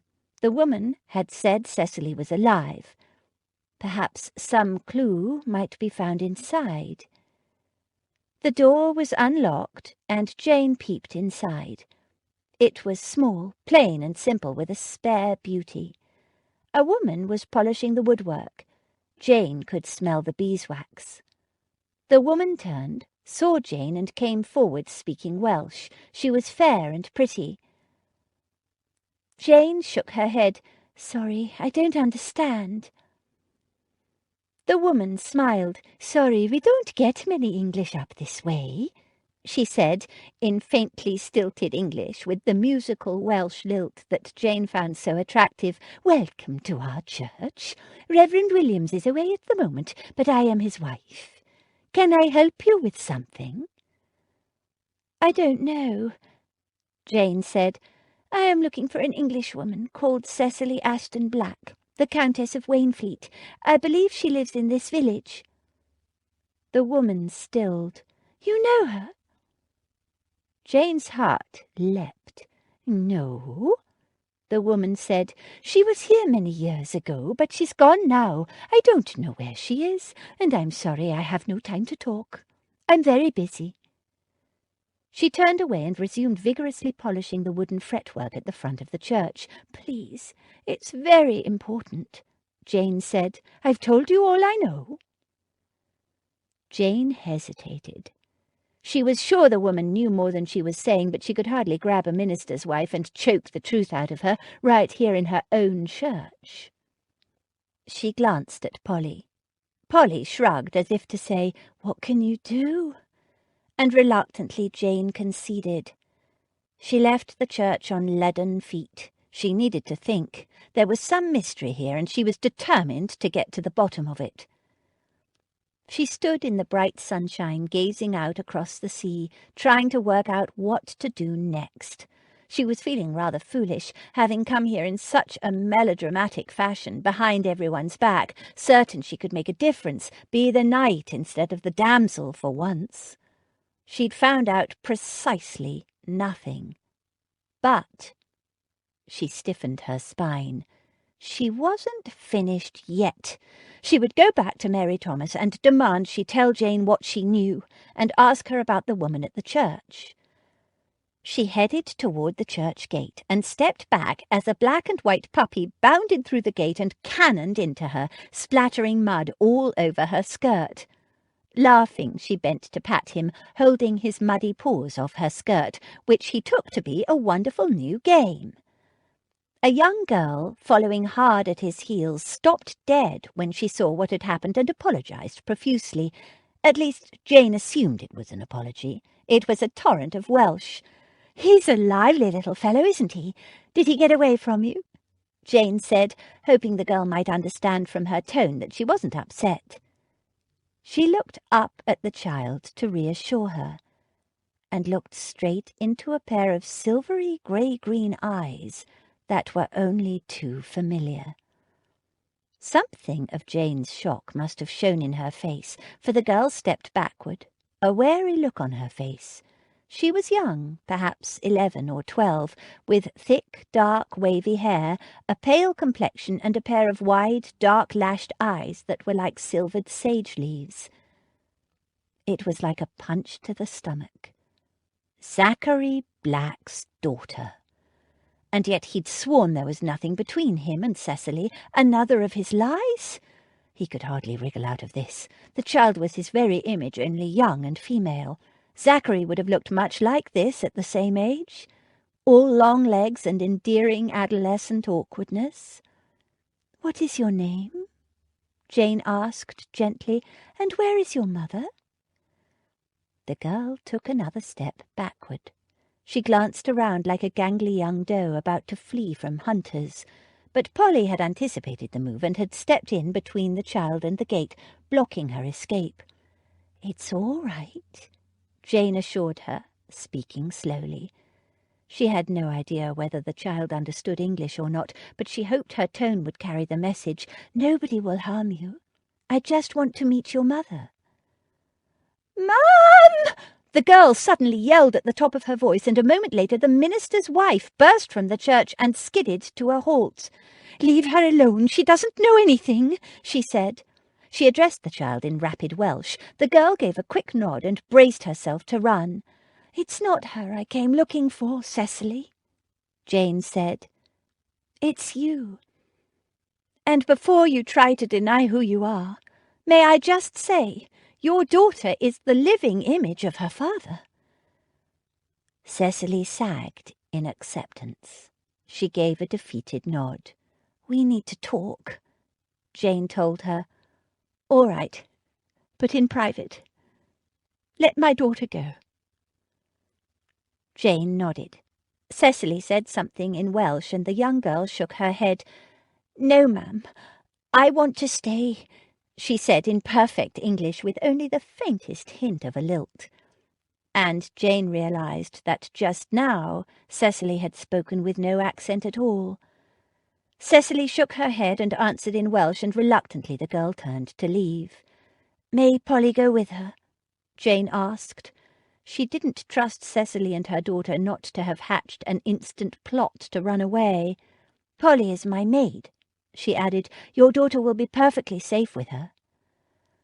Cecily hesitated, then nodded, and Polly and the child left. Cecily indicated a bench outside the church, and they sat down. "Does Zachary know he has a daughter?" Jane asked. "I don't know any Zachary." "Zachary Black?" Again Cecily shook her head, and just as Jane was about to argue, she remembered. "I mean Adam George Zachary Aston Black, though he calls himself Zachary Black." Cecily said tightly, "He's not Winnie's father. He's her brother, her half-brother." "Oh, of course." The tight fist in Jane's chest loosened, though why she should dislike the notion of him having a child she didn't know. It was long before she met him. Does he know he has a little sister? He can't have her. Jane frowned. I don't understand. Cecily didn't bother to explain. I'm not going anywhere. I don't care how many men or ladies the Earl sends. I'm not going back, and neither is my daughter. Daisy was right. Cecily had been hiding from her husband. It's all right. Adam is the Earl now. His father died last year, as I understand. She broke off, frowning. But you must have known that. You said you were the minister's wife. Cecily paled. She looked down at the ground and said nothing, her face tense and set. And Jane understood. No wonder Cecily wanted to keep hidden, and why it was all such a secret. "How long have you been married?" she asked quietly. Cecily swallowed. You mustn't tell. My husband doesn't know. The husband that was away at the moment. Jane tried not to let her shock show. Cecily had not just married bigamously. She'd bigamously married a minister. I had no idea when I first came here that I was with child, Cecily explained in a low voice. I must have conceived just before I left Wainfleet, and I didn't want anyone here to know who I was in case my husband came after me, so Mary and I agreed I should live under my maiden name. She introduced me as a spinster friend of hers from school. It must have been awkward when you learned you were increasing. Cecily nodded. It wasn't until I started getting fat that I realised. I had no morning sickness, nothing, and my courses had always been irregular, so by the time I realised it, I was well along. She gave Jane an embarrassed glance. In fact, I didn't even realise it then. I was shamefully ignorant, I'm afraid. It was Michael who broke it to me. Michael? Reverend Williams, my husband. He's a good, kind, compassionate man, and he realised before I did what the problem was. He assumed I was an innocent girl, you see, taken advantage of by some English rake. She gazed out over the sea.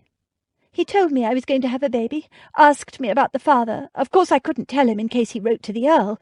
Michael is such a good man. He has no idea how evil other men can be. A shudder racked her slender body. He told me then I must marry him and give the child a name. She glanced at Jane. Of course I refused him, but he kept on. She bit her lip. I know it was wrong, but by then all the villagers knew. I was really showing in the looks I was getting. It was horrid. Why didn't you explain? I couldn't. What if someone wrote to the Earl? Jane could sympathise. But the thought crossed her mind that Cecily could have simply explained she was widowed. But she was the gentle, helpless type, and no doubt the thought of raising a child on her own, among villagers who would probably suspect the child was a bastard anyway, would have been quite daunting. Cecily continued, and then talk started in the village that I was carrying Michael's babe, which was so dreadfully unfair. Michael is so kind and gentle and caring. And then Jane understood. You were in love with him. Cecily nodded. I knew it was wrong and a mortal sin and a crime, but I did it. And for nearly 12 years we've been so happy. He's a wonderful father to Winnie. He loves her and she adores him. She gave Jane a piteous look. He doesn't know. I would rather die than tell him. It's Zachary, Adam, who will die if you stay in hiding. What? Cecily turned to her in shock. What do you mean? Don't you know? He's in prison and likely to be hanged for murder. Your murder. My murder? Jane nodded. He needs you to come to London and prove his innocence. She frowned. Why do you think those men came looking for you before? Cecily looked shamefaced. I don't really know. Mary warned me that a man had come on the Earl of Wainfleet's business, and I panicked. She bit her lip. We told everyone he was a tax collector from England come after me, so everybody pretended they spoke no English, and he went away. When the second man came, we knew, or thought we knew, what he wanted, so we did the same. He was cleverer than the first one, but he went away in the end, and I thought I was safe again. Both those men were sent by Zachary, because he needed to prove he hadn't murdered you and stolen your jewels. And you have come because I love him, and because I know what it is to have to flee from evil men. Not Zachary, Cecily said, horrified. Jane laughed. No, not Zachary, she said softly. He's a rescuer of women, not a bully. She looked at Cecily. So, Cecily, will you come with me to London and prove his innocence? Cecily hesitated, looking troubled, but just as Jane was about to threaten to drag her there, by force if necessary, she nodded. Yes, of course I'll come. Michael is away at the moment. With any luck I can go to London and be back before his return. Jane wasn't particularly impressed by Cecily's priorities, but as long as she saved Zack from the hangman, she could keep her secrets. They walked down to the village together in silence. Jane was preoccupied by the problem of how to transport herself, Cecily, Polly, and William back to London. In her rush to get here, she hadn't considered that. The post-chaise could carry 2-3 at a squeeze, and besides it had departed the morning after they'd arrived. One didn't keep a post-chaise waiting, not if one had limited means. She would have to send William to the nearest large town to hire a vehicle. They reached the main street of the village just in time to see a smart travelling chaise and 4 pull up outside the little village hostelry. A groom ran to take the horses. The driver, a tall gentleman in a dusty, elegantly cut, mainly caped driving coat, buckskin breeches and dusty black boots, swung down and stalked toward them. He was unshaven, weary, and furious. Cecily clutched Jane's arm nervously. "Who is that?" "My brother-in-law," Jane said, delighted that her transport problems had been so neatly solved. "Max, what a surprise! And what excellent time you made! Have you come for me?" She braced herself for a tongue-lashing. "I ought to throttle you," Max growled, drawing her into a hard, relieved hug. "Frightening Abby like that, and Lady Beatrice is beside herself." Jane stood on tiptoe to kiss his cheek. "But I was perfectly all right. I had Polly and William with me all the time, and see, it was worth it." She drew Cecily forward. "This is Cecily, former Countess of Wainfleet. Cecily, my brother-in-law, Max, Lord Davenham." Max blinked. "You've found her?" "Yes, and she's agreed to come to London with us and testify that she's not dead after all." Jane couldn't help grinning. She wanted to dance and sing and cheer. Zachary Black was safe. "Why the devil didn't you simply ask me to drive you?" Max said over luncheon. He'd decided to give the horses a 2-hour spell and set off for London that same day. Jane agreed. The sooner she could get Cecily to London, the sooner Zachary would be out of jail. "I didn't think you'd agree," Jane told him. "Would you have?" "Probably not," he conceded. "Are Abby and Lady B really upset?" "Very." He gave her a baleful look. "It helped that you took William." "How did you find me so quickly?" He said dryly, "Next time you go to stay with your grandmother in the country, you might remember to tell that grandmother it would be better if she didn't then come to make a morning call in Berkeley Square." "Oh." His lips twitched. "It wasn't hard to guess where you were heading for." "I thought Daisy would have told you. She tried so hard to talk me out of it." He grinned. "It was Daisy's uncharacteristic silence that got Lady Beatrice so worried in the first place. The poor girl almost burst from trying to avoid speaking at all." He quirked an eyebrow. "Made you a promise not to talk, did she?" Jane nodded. After a quick lunch, they set off in Max's chaise. It was a bit of a squash. Cecily had brought her daughter Winnie with her. It seemed Winnie had known all along that Michael Williams wasn't her real father, though Cecily conveyed with a warning look at Jane that she didn't know anything else, and now that she'd discovered she had a big half-brother, she was eager to meet him. Cecily had left a letter for Michael saying she'd had to go to London on a family matter, and she and Winnie would be back in about 10 days. On the journey, Jane got to know Zachary's little sister better. She was a shy girl, but sweet-natured and very eager to learn all she could about her newfound brother. Cecily was one of those people who, like Polly, could sleep a journey away. Since Jane was not, she was delighted to talk to Winnie about her brother, relating some of the stories she'd heard from him. By the end of the journey, she and Winnie were firm friends. Max's chaise was better sprung than the post-chaise. They weren't called yellow bounders for nothing, but it was still an exhausting and relentless journey. Max changed horses every 20 miles, and they made good time, arriving in Berkeley Square mid-morning of the 3rd day. Featherby must have been watching out for their arrival, because he ran down the front steps and spoke to Max before the carriage steps were let down to let the ladies alight. Max opened the carriage door himself. "You have 10 minutes to relieve yourselves and tidy up." He looked at Jane. "Freddie and Gil Radcliffe have managed to get a preliminary hearing set up for Wainfleet. A magistrate will hear the evidence against him and decide whether there is a case to answer in the House of Lords. It's already started, so hurry." They raced inside, used the necessary, and in less than 10 minutes were weaving through the traffic to the place where the hearing was being conducted.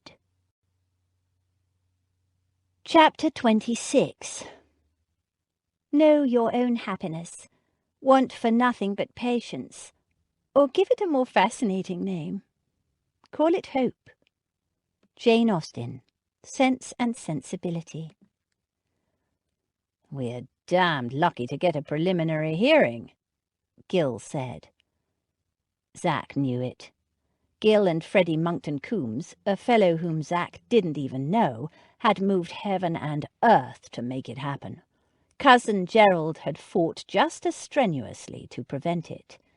But Freddie Monckton Coombs knew people and had pulled strings on Zach's behalf, and Gil and his lawyer had managed to cause enough doubt to get a magistrate to agree to hear the evidence and decide whether or not there was a case to answer. The hearing was being conducted in a large meeting room, not a formal courtroom. Zachary was seated at a small table to one side, flanked by Gil on one side and his lawyer on the other. At another table sat Cousin Gerald and his lawyer. He'd claimed to be representing Cecily, the murder victim, as the heir to her husband, the late Lord Wainfleet. At the front sat the magistrate, a hawk-faced elderly man, sharp, fiercely intelligent, and something of a radical. He'd made it clear that he didn't have much time for aristocrats who thought they could get away with murder or pull strings on their friend's behalf. Just Zach's luck to get one of the few scrupulously honest magistrates in London. The doors were opened and a crowd of people surged in. Zach was taken aback. He'd imagined it would be a small affair. "That's the Wainfleet contingent," Gil murmured in Zach's ear, as a dozen or more people took seats down the front. Zach nodded dazedly as he glimpsed faces he hadn't seen in years, as well as some he'd met on his recent visit to Wainfleet. "My man had instructions to bring up only those witnesses who could give actual evidence. There was almost a riot when he limited it to 8 people. 8? There looks to me more than that." Gil nodded. "We had to hire an extra carriage. Everyone wants to testify that it couldn't possibly have been you who killed Cecily." He glanced at Zach. "Do you have any idea how they feel about you down there? It's positively feudal." Zach nodded, a lump in his throat as he watched the Wainfleet people file in. His people. Some faces like the Wilkses were familiar, and a man he thought might be Briggs, the gamekeeper. There was Sykes, his father's old coachman, and a number of others Zack couldn't place, maids, footmen, gardeners. It looked like Gill had imported the entire Wainfleet staff. We argued their testimonies were vital. Was a way to delay the hearing. Gill murmured. I don't have much hope that their evidence will help, but they were all determined to argue on your behalf. Zack swallowed, touched by their loyalty. No sign of Cecily? Gill shook his head. Others filed in. To Zack's surprise, Lady Beatrice arrived and took a seat at the front of the room. She was accompanied by 3 of her nieces, none of them Jane, and a lanky, elegant fellow that Gill said was Freddie Monckton Coombs, who'd pulled strings to help get this preliminary hearing. Zack nodded to them all. Why had they come? And more to the point, where was Jane? Why had her family come, but not Jane? She couldn't be ill. If she were, her aunt and sisters wouldn't be here. So, was she angry? Upset? He examined their expressions and decided they looked more dutiful than anything. No smiles or hopeful nods, such as the Wainfleet servants were giving him. Was her family here to bear witness to his downfall because he'd ruined her life? A small knot of smartly dressed young men caught his attention as they entered and took seats near the back. Each one of them nodded to Zack, and with amazement he recognized boys he'd gone to school with, friends not seen for 12 years, now grown up. He nodded to them, his throat full. Everybody from Zack's world was here. Everybody, apart from Cousin Gerald, had come to show support. Except Jane. He felt gutted by her absence, but he couldn't blame her. He'd sent her away, fool that he was, and she'd believed him when he said he felt for her only what a friend would feel. Though why had she called off her betrothal? The same old questions endlessly circling in his brain. The hearing started. First, the original coroner's report was discussed. Then, one by one, the witnesses from Wainfleet were questioned by the magistrate. The gamekeeper, Briggs, began by stating his firm belief that young Master Adam had had naught to do with it, that Master Adam was a good lad and never did no harm to man nor beast nor woman. Then he'd gone on to describe how he'd seen the Countess's body caught in the reeds. The magistrate fired questions at him. Briggs answered them in a firm voice. Yes, it was definitely the Countess's body. She had been missing for 3 days before they found her body. Yes, young Master Adam had disappeared at the same time, but he couldn't have. Yes, sir, her skull was cracked and she'd been thrown in the water, but Master Adam had naught to do with it. He couldn't have. For all Briggs's good intentions, the testimony was damning. Zack gave him a friendly nod as he sat down to show he had no hard feelings, but Briggs couldn't look at him. Next, one of the former Wainfleet maids came forward. She also testified to it being definitely the Countess's body. Yes, she was certain. She knew her ladyship well. She'd attended her in the bath. But she too was certain it couldn't have been Zack, even though it was true that he'd disappeared the same night as the Countess. He was always a nice, quiet boy.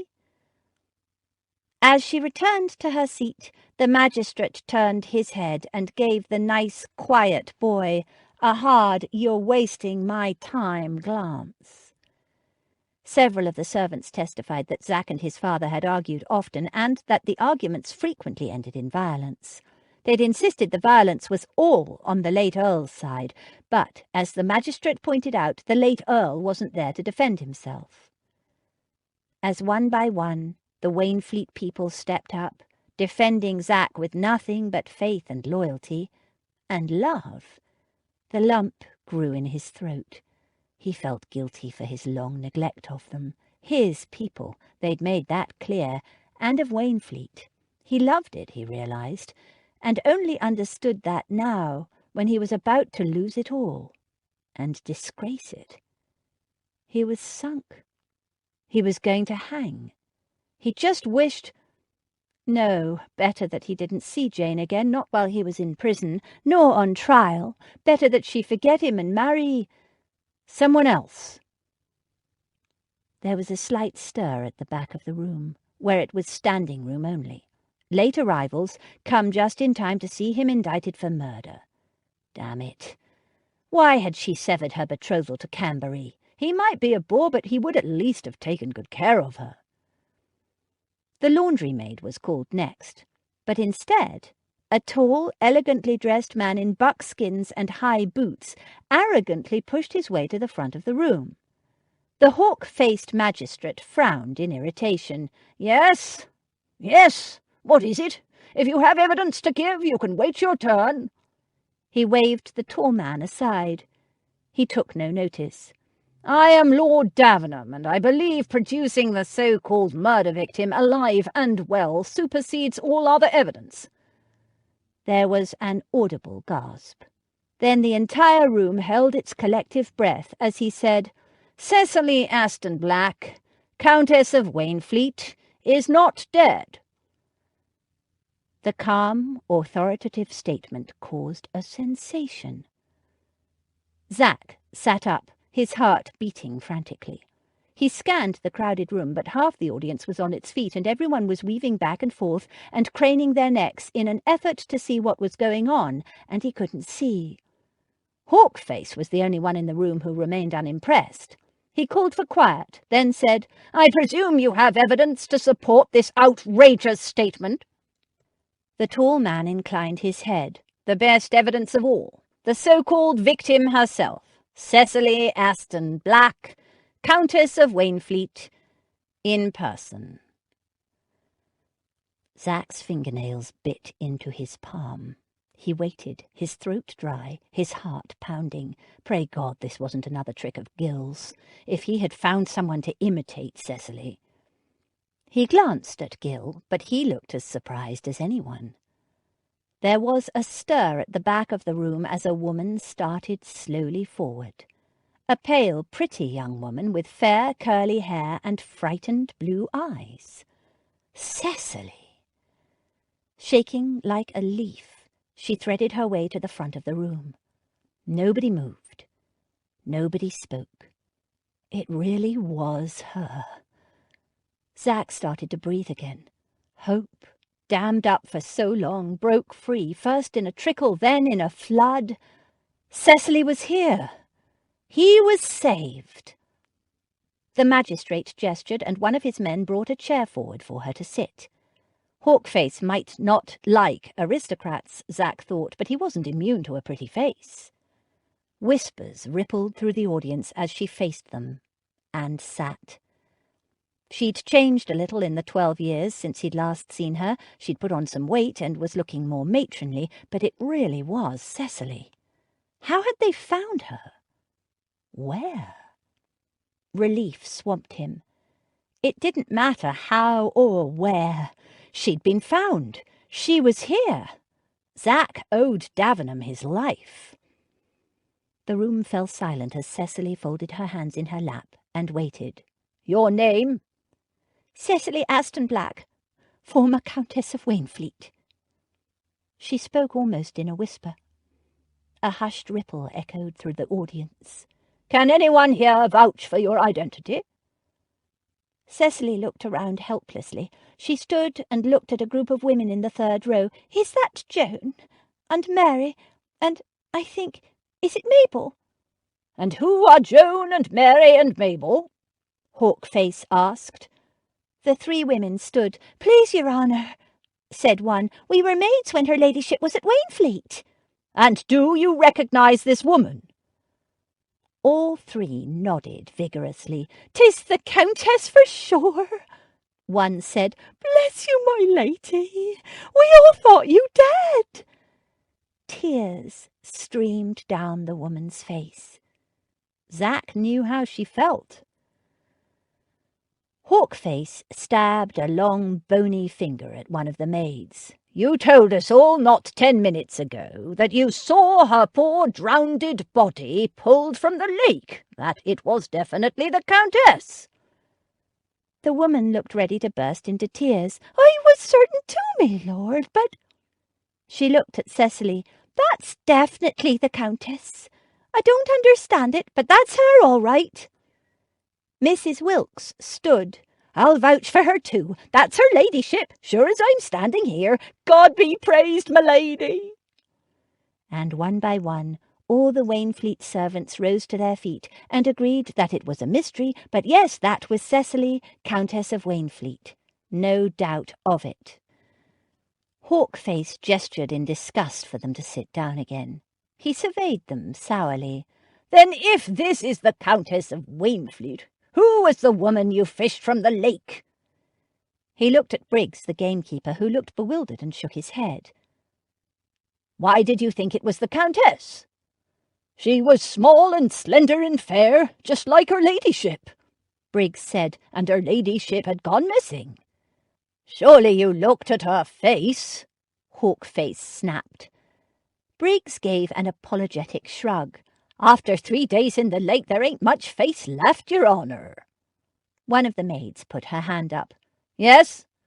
It was her clothes, your honour, the Countess's clothes. She was wearing her new dress. She turned to Cecily. You remember, my lady, the lovely gold dress with the satin ribbons that the Earl bought for you special? Cecily shuddered. I didn't care for it. Zach's father often gave her expensive gifts after a particularly bad night. I gave the dress to Jeanie for her wedding, my personal maid, Jeanie Carr. She was going to be married the next day. She loved the dress, and we were the same She faltered, and her hands flew up to her mouth as she realized the implications. She finished in a horrified whisper, We were the same size. I gave her the gold dress to wear at her wedding. There was a ripple of conjecture. Then a maid said, We thought Jeanie had jilted Bobby Looker, left him standing at the altar, but all the time... She burst into noisy sobs. If the body was that of Jeanie Carr, Hawkface said, there is still a murder to be investigated. Sykes, Zach's father's old coachman, got heavily to his feet. I reckon I know what happened to her, he said. I've thought about it off and on for years, but... He scratched his head worriedly. I wasn't sure enough to stir it all up again. Get on with it, man, Hawkface snapped. When his lordship learned young Master Adam had run off with the mistress, he were that furious. He were a man of temper, but I never saw him so enraged. He'd been drinking a fair bit, he said in an apologetic aside to Zach. He insisted on setting out after you in his curricle, even though it were well dark by then, and he were determined on driving himself. Well, you know what he were like, Master Adam. Zach nodded. When his father was drunk and in a rage, the devil himself couldn't reason with him. The old man's face crinkled with emotion. We hit something on the way out, just before the bridge. I thought it were a sheep, honest I did. I heard a little bleat. I went back when we got home the next morning to check. I don't like to let animals suffer, but I never found nothing, so I never thought much about it. But thinking back, I reckon he might have hit young Jeanie going to meet her Bobby all dressed in her finest. There was a hushed silence, as people in the audience pictured a joyful young bride crossing the grounds of the estate in the dark, dressed in her beautiful new gold dress, going to meet her groom, only to be struck by a curricle driven by a drunken maniac, and drowned. They pictured the groom waiting at the altar the next morning, the slow devastation as the minutes passed, and it dawned on him that he'd been jilted, and the question of why never answered, until now. So very tragic. Hawkface made a note and said briskly, In that case, I find there is no case to answer. Cecily Aston Black is alive and well. On the death of the maidservant, Jeanie Carr, I rule as accidental death, and since the driver has gone to his eternal rest, that is the end of the matter. Lord Wainfleet, you are free to leave. There was a moment of utter silence. Then cheers burst out. Zach rose to his feet, half in disbelief at his good fortune, half exultant. He was free. Free to build a new life. Now he just needed to find the girl he wanted to build it with. And at the back of the room, a beautiful young woman rose to her feet, her smile a dazzling sunburst in a sea of happy smiles. Zach thought his heart would burst. She was here after all, waiting for him. Jane had come. Jane stood at the back of the room, jostled by the throngs of people, all wanting to personally congratulate Zachary, unable to get to him. Across the room her eyes met his. His glowed, shining silver green. She smiled back, close to tears, happy tears. They'd made it in time, after all.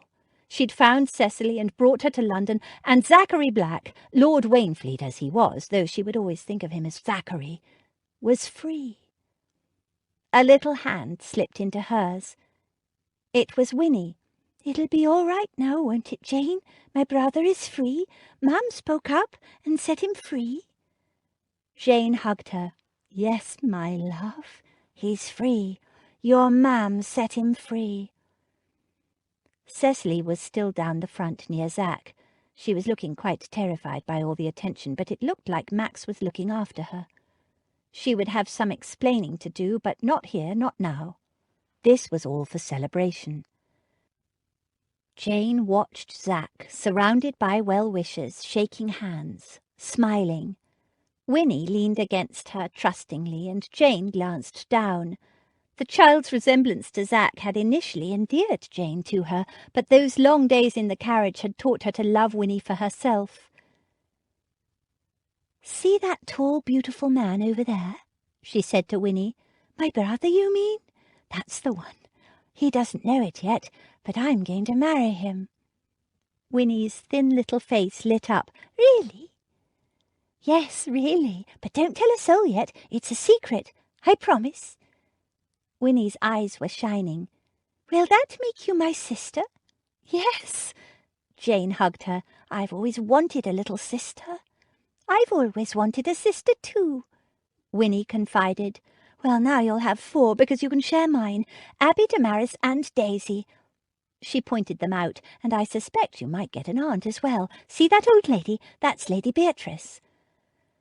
Winnie looked at Lady Beatrice, leaning heavily on her stick, glaring at the milling throng blocking her exit.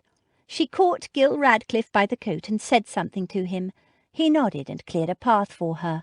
"She looks a bit scary," Winnie whispered as the old lady stumped toward them. "She does, but she has the kindest heart in the world." Jane told her. "I promise." "Come on, we are going home," Lady Beatrice declared. "Can't tolerate this racket any longer. Freddie's taking Damaris and Daisy home, and Max will bring Abby." "But—" Jane began. She wanted to speak to Zachary. "Told young Radcliffe to bring him along later. They're both coming to dinner." She frowned at Jane. "Well, you didn't imagine you could have any kind of private talk here with all this rabble looking on, did you? Do it better in the parlour at home. Don't fret, girl. He has obligations to his tenants, but he'll come. I doubt wild beasts could keep him away from you now his name's been cleared."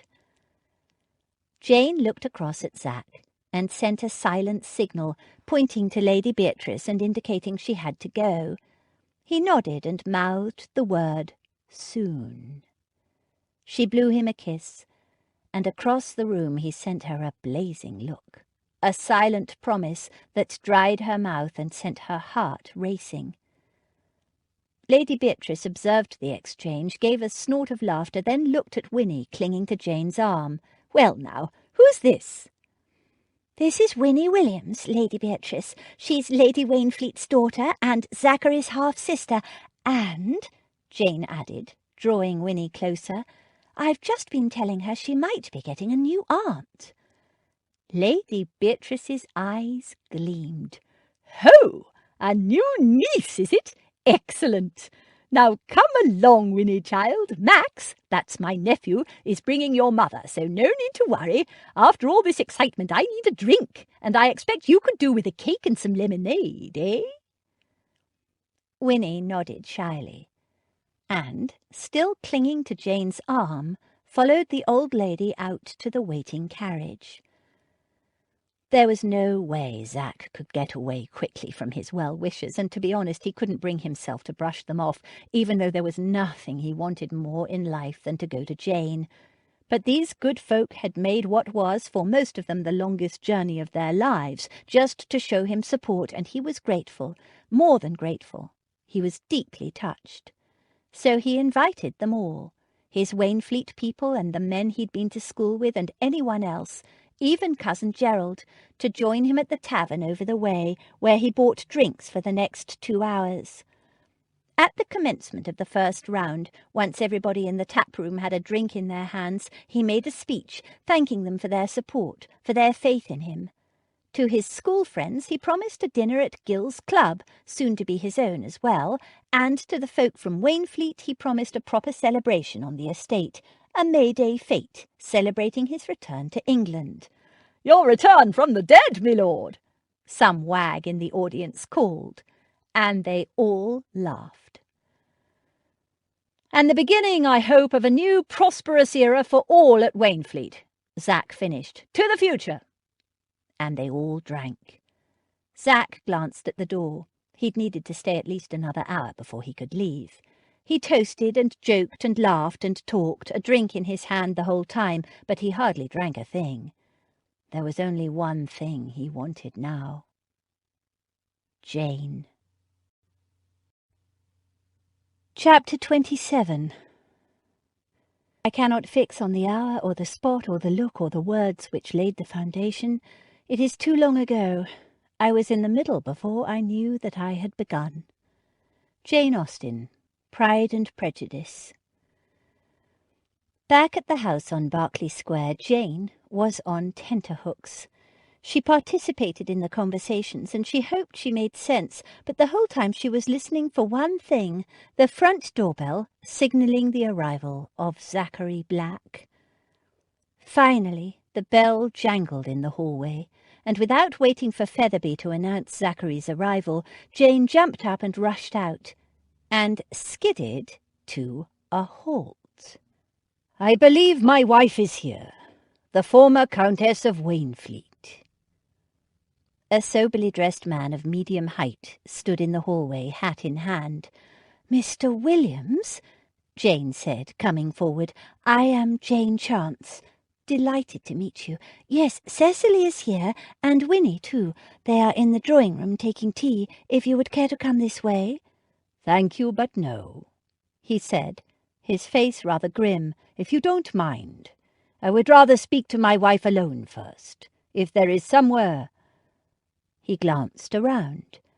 "Of course," Jane said, her heart sinking. This did not look good for Cecily.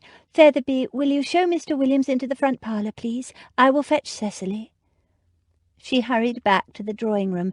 "Cecily, your husband is here."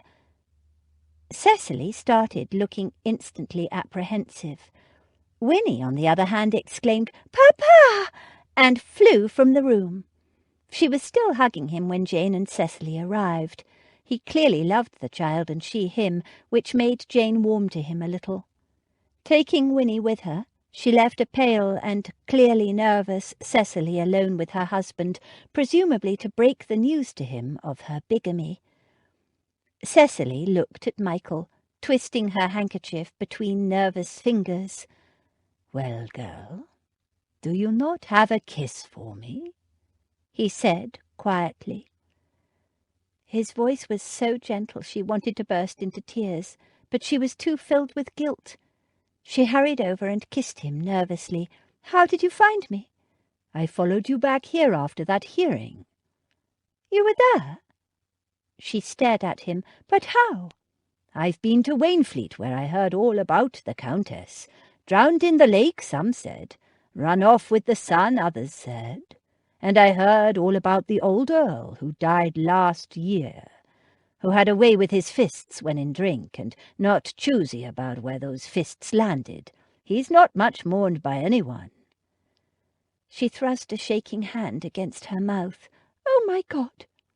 You know!" He nodded. "About the bigamy?" Again he nodded. "But how? What made you go to Wainfleet in the first place? That lawyer's man. There he was, asking about the Countess of Wainfleet, and you and Mary Thomas all in a tizzy about him and convincing the whole village to speak only Welsh to the poor man. And what do we have to do with the Countess of Wainfleet, I wondered. So I had a quiet word with the fellow. Oh, Michael. Cecily's eyes filled with tears.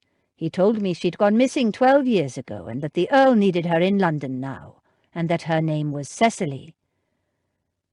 At that a sob burst from Cecily. Oh, Michael, I'm so sorry. So sorry. He pulled out a handkerchief and wiped her cheeks. Hush now, girl, don't take on. What's done is done. Why didn't you say anything? Well, see, I remember how you were when you first came to stay with Mary Thomas. Jumpy and nervous you were, Carriard. Like a dog that's been ill-treated and has learned to fear the hand of man. He stroked her cheek with the back of his fingers. I knew you were running from something bad, from someone bad. I knew you were in hiding, knew you were full of fear and secrets. He smiled. But God forgive me, I wanted you. Oh, Michael, I should never have agreed to marry you, I know. Bigamy. It's a serious crime, and you've always been so upright, so pure. He laughed. Not so upright or pure that I didn't want you the instant I set eyes on you, and still do. And he drew her into his arms and kissed her. What are you going to do? Cecily said after a while. He tucked a stray curl behind her ear. I suppose you'd better make an honest man out of me. She blinked. I don't understand. I think a quiet London wedding will do the trick. Then we go back to Llandudno and go on with our lives. You mean you're not going to tell? What good would that do? You're my wife. I made promises in the presence of God. Promises I still consider sacred, bigamy or not. God knew the truth even if I didn't. Perhaps that's why he never blessed us with another child. She bit her lip. But our Winnie is blessing enough for me, he continued, and will face divine judgment when the time comes. My mind is easy. His goodness, his acceptance, brought on more tears. Michael Williams, you're such a good and decent man. I don't deserve you, but I love you so much. Hush now, Carriard. Just tell me you'll marry me in London and give us a kitch.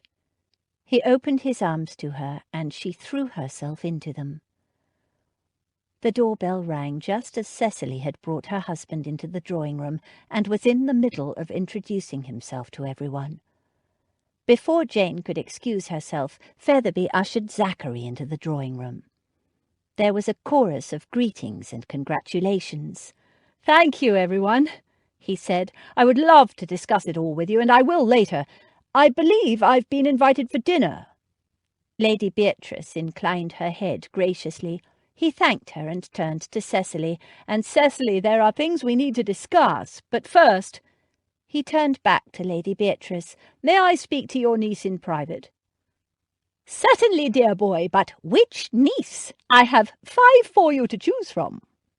He grinned, began to turn away, then glanced back with an odd look. 5? I thought there were only 4. Lady Beatrice smiled. "I have a new niece, one you have not yet met, Lady Winifred Aston Black, better known as Winnie Williams. Your sister." "My sister—" He broke off, and Jane saw how he looked, really looked, for the first time at Winnie. The child sat like a little mouse on the edge of her chair, gazing up at him, her magnificent big brother, with her heart in her eyes. Jane held her breath. "Don't let him rush this," she prayed. "I have a sister?" Zach said in a wondering voice. He looked at Winnie and gave her one of his slow, heart-curling smiles. "I have a beautiful little sister. You cannot know how happy this makes me, Winnie," he told her in his deep voice. "I have always wanted a little sister. If Jane hadn't already fallen in love with him, she would have fallen at that moment. And then he took his little sister's hands in his big ones and lifted them one after another to be kissed. It was just right. Winnie blossomed under his gentle care and smile. "I have always wanted a brother, too," Winnie said shyly. Zachary laughed and caressed her cheek with one long finger. "I shall try to be a good one," he told her, "but I will need lots of practice. I'm looking forward to showing you Wainfleet, little sister. The people there will be thrilled to meet you. A new daughter for Wainfleet." Cecily made a little sound in her throat, and Zachary turned to her, saying, "First you give me my life back, and now a sister, a precious gift for which I have no words." He kissed Cecily's hand. "Thank you from the bottom of my heart." Cecily snatched her hand back. "You can't have her. I won't give her up." Zachary took in the situation at a glance. "Of course I won't take her from you, Cecily. I have no intention of separating you from your daughter. Good God! What sort of a man would I be to even think of such a thing? She is your daughter and always will be." She eyed him doubtfully, and he gave her a little nod of reassurance. "But you will let her come to Wainfleet sometimes for a holiday, won't you? Bring her with you, I mean." His gaze included Cecily's husband, to whom he hadn't yet been introduced. "All of you." Cecily stammered. "You forgive me, then, for hiding?" Zach smiled. "There is nothing to forgive. I gather the lawyer's agent was an idiot who used my title and made demands. It must have frightened you half to death." Cecily sighed and nodded. "It did, but I'm sorry I was such a ninny. I should have trusted you." Zach looked at Max. "I haven't thanked you properly yet for finding her. I don't know how you did it, but I didn't do anything." Max said, "Jane found her." Zachary looked at Jane in shock. "Jane did?" Max said, "She hired a post-chaise and went to North Wales, found Cecily and convinced her to come to London. I just drove everybody back to London." Zach glanced at Cecily, who nodded. "But—" He closed his eyes briefly. "First things first. Lady Beatrice, may I speak to your niece in private?" He took Jane's hand. "This one?" And without waiting for permission, he hurried Jane outside into the hallway. He looked around. "Where can we—" "In here." Jane opened the door of the small parlour and drew him inside. Kicking the door shut behind him, he pulled her into his arms and kissed her.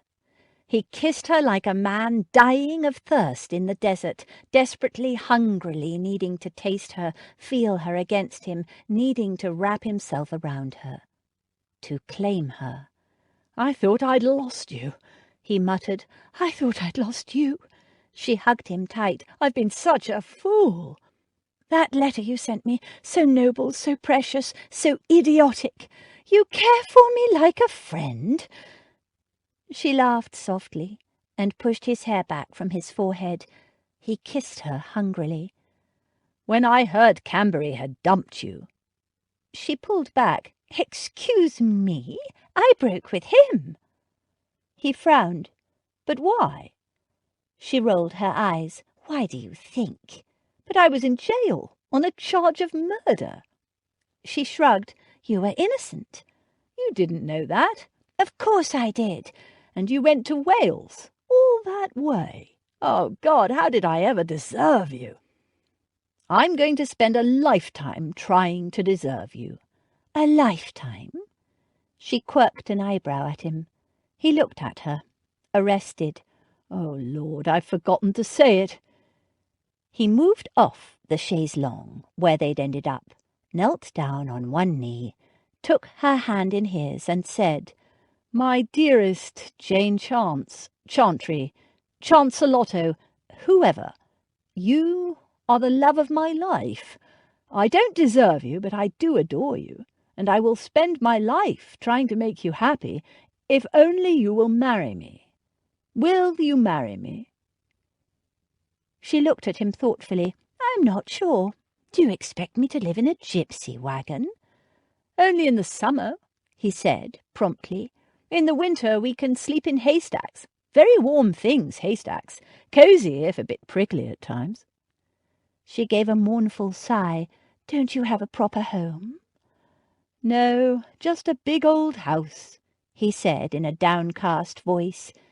He added hopefully, but it could be turned into a home, with a bit of work, I mean, and the right person. Do you think I might be the right person? I know you are. Now, will you please say you'll marry me, because kneeling like this is dashed uncomfortable, not to say silly-looking, and I want to have my wicked way with you on that chaise longue. Oh, well, in that case, I would love to marry you, my darling Zachary Black, or whatever your name is. And she slipped off the chaise longue and into his arms. Dinner commenced with Zac and Jane announcing their betrothal. There was a slight delay as Lady Beatrice pointed out caustically that Zac had failed to provide his betrothed with a ring. She could, however, solve his problem. She snapped her fingers, and the ever-prepared Featherby produced from his pocket a small leather box. "I have so far provided all my nieces with a betrothal ring," the old lady said, "so we might as well keep up the tradition, unless you have any objection, Wainfleet." Under her beady gaze, Zac wouldn't dare. He accepted the box graciously and opened it. It was magnificent, a glowing red ruby surrounded by tiny diamonds. He showed it to Jane. "Oh, it's beautiful," she exclaimed happily. "Put it on me, Zac, put it on." He slipped it on and sealed the deal with a kiss.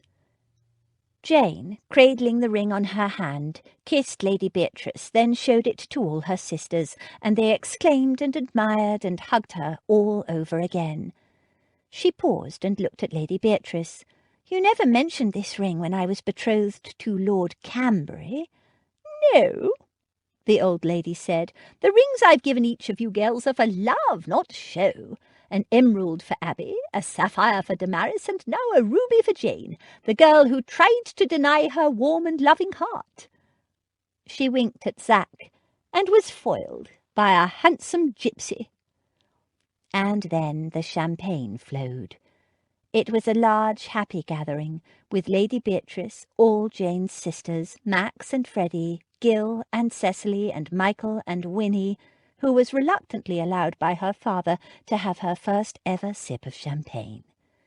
The only missing member of their loose extended family was Flynn, who was spending a few weeks at the country home of a certain Lady Elizabeth, daughter of an impoverished earl. An interesting announcement was expected. Over a dozen courses they rehashed the events of the day. Zac thanked everyone again. Jane described her trip to Wales, and then Cecily and Michael quietly announced they were going to marry again, and more champagne was brought out. "You must have a honeymoon," Jane said. "Oh, no," Cecily demurred, but she looked at Michael with a hopeful expression. "No," he said, "simple country ministers don't go on honeymoons." He meant they couldn't afford it, but Jane could see Cecily loved the idea. She looked at Zac, who picked up her silent message beautifully. "It would be my pleasure to have you holiday at Brighton for a couple of weeks, if you would permit it, Michael," he said. "A small thanks for saving my neck from the noose, and a tiny part of what the Wainfleet estate owes Cecily. That's what I meant to talk to you about, Cecily. As my father's widow, you are owed money." "Oh, but—" Michael began. "All drawn up in the settlements before her marriage to my father," Zac told him firmly. "Legal and binding, no choice in the matter at all. But the Brighton trip would be a wedding gift from me, if you will accept it." Michael and Cecily looked at each other. Cecily's eyes were shining. "And if you will permit," Jane added, "Winnie can stay here with us, and Zachary and I can show her around London. Lady Beatrice?" "Can't think of anything more delightful," the old lady said promptly. "Charming girl. Fond of her already." Cecily turned to her daughter. Would you mind staying here while your Da and I go away for a little holiday?" "Mind!" Winnie exclaimed. "Stay in a house with 3 cats, a dog, 2 sisters and an aunt, and be shown around London by my brother?" They all laughed. "Then it's settled," Zach said. While Cecily and Michael were away on their honeymoon, the household at Berkeley Square swung into preparation for Jane and Zachary's wedding. It was to be held at St. George's Church in Hanover Square, the parish church for Mayfair and the setting for all the fashionable weddings, but no banns were called there for Jane and Zachary's wedding. "It would be too embarrassing to have the banns called for my wedding to Lord Cambury one week and then the banns for my wedding to you the next," Jane told Zachary, and he laughed. "Suits me. The sooner we're wed, the happier I'll be." And he obtained a special license. The date was set for 2 weeks, just in time for Cecily and Michael to attend, and more to the point, Winnie. In the short time they'd known her, they'd both become so fond of their little sister. She was sweet and shy, and expected so little. The day after her parents had left for Brighton, Winnie had been sitting upstairs with Daisy and Jane, watching a fitting of Jane's wedding dress. Luckily, Daisy had been working on it for weeks, and the change of groom and date didn't bother her in the least. "Jane," Winnie said diffidently, "I know children aren't usually invited to weddings, but I was wondering—" "Oh, dear," Jane said, keeping a perfectly straight face. "I didn't plan on inviting you as a guest, Winnie." "Oh." Her little face fell. She mustered a brave smile. "That's all right. I didn't think. I hoped you would be a bridesmaid." There was a moment of silence. Winnie's jaw dropped. "Me?" she squeaked. "You want me to be a bridesmaid?" Jane hugged her. "Of course I do. We've already started on your dress. Daisy and you will be bridesmaids, and Abby and Damaris will be my matrons of honour. I want all my sisters with me on my wedding day." Chapter 28. You have bewitched me body and soul, and I love you. Pride and Prejudice, film script. Zach stood with his best man, Gil, waiting at the altar. The church was filled with spring flowers, and their scent, brass cleaner, incense, and beeswax formed a heady mix. "Have you got the ring?" he asked Gil. "For the 5th time, yes. She's late." "She's not." Behind him stood his brothers-in-law-to-be, Davenham and Freddie Monckton Coombs, looking perfectly relaxed and a little smug. Damned married men. They had no idea how blasted jumpy he was feeling. Flynn, now, he seemed almost as nervous as Zach. With 4 bridal attendants, he'd had to have 4 groomsmen, and Jane had suggested Flynn. Zach didn't care who was in the wedding party as long as Jane was. Where was she? What if she'd changed her mind? The church was packed. Almost all there for Jane and her sisters, half of them from the literary society, but some of Zach's relatives had turned up, relatives he barely remembered, but seeming glad to see him, much to his surprise. Even Cousin Gerald had graced the event with his presence, though he wasn't exactly exuding sweetness and light. Fences to mend there, Zach thought. But where the devil was Jane? The organist, who'd been playing some blasted creepy tune for the last 10 minutes, fell silent, and then Mendelssohn's Wedding March. He turned and saw his little sister, slender and earnest, marching with slow, careful steps down the aisle toward him, holding a bunch of freesias and some kind of white blossom in a death grip. His throat swelled. She was followed by Daisy, and behind her, the love of his life. Jane, walking toward him in a dress of some white stuff, silk maybe or satin, with a foam of lace that cupped and caressed her breasts and shoulders. Aphrodite rising from the waves. He swallowed. Was there ever such a beautiful sight? For a moment he couldn't breathe.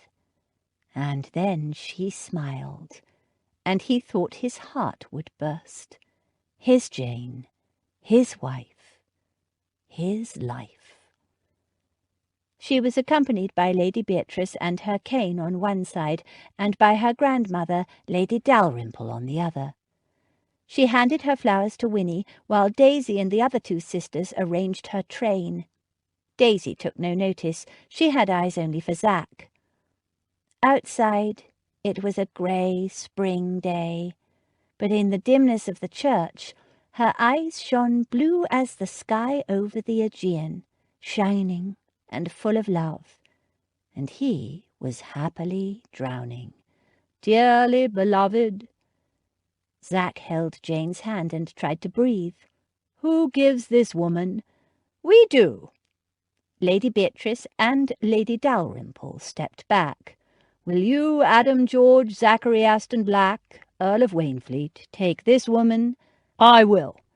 "And will you, Jane Sarah Elizabeth Chantry, take this man?" "I will." He fumbled with the ring. His hands were shaking absurdly. Why, when he wanted this so much? But it slipped smoothly onto her finger. She smiled up at him, and Zach gazed down at her, and heard nothing more until, "You may kiss the bride." At last. He cupped her face between his hands and made her another silent promise with his eyes, and then he lowered his mouth to hers. At last, after 12 years of wandering, homeless and alone, Zach was home. For his wedding night, Zach had booked a suite at the Pulteney Hotel. Jane had never stayed in a large hotel before, and the Pulteney was the grandest and most fashionable hotel in London. The Tsar of Russia himself had stayed there only a few years before. Zach slipped the porter a guinea and leaned against the door, watching his bride as she explored the suite in delight. A bottle of champagne had been opened for them on arrival, and she lifted a gently fizzing glass, drank it down all in one gulp, then shivered deliciously. "Lovely!" she exclaimed, then turned to look at him. "Well?" "Well, what?" "You told me weeks ago you'd have your wicked way with me, and I'm still waiting. Isn't it time?" "It certainly is," Zach said, and striding forward, swept her up into his arms. Jane laughed as he caught her up and fell with her onto the enormous bed. She was eager to make love with Zach, but also a little nervous. Her sisters had told her not to worry, that it might not be comfortable at first, but with a little practice it was utter bliss. She remembered the look on Abby's face as they were riding to the masquerade. The love, the connection between Abby and her husband had almost been tangible that evening. Damaris and Freddie had it too, and Jane wanted to know their secret. She wanted to know it with Zachary so very much. As he scooped her up and fell with her to the bed, she expected him to pounce and to be ravenous the way he'd been the day he proposed. Instead, he was heartbreakingly tender. In an echo of her wedding kiss in the church, he cupped her face between his hands as if cradling something precious and fragile. His fingers were cool against her suddenly heated skin. Gently, he tilted her face toward him.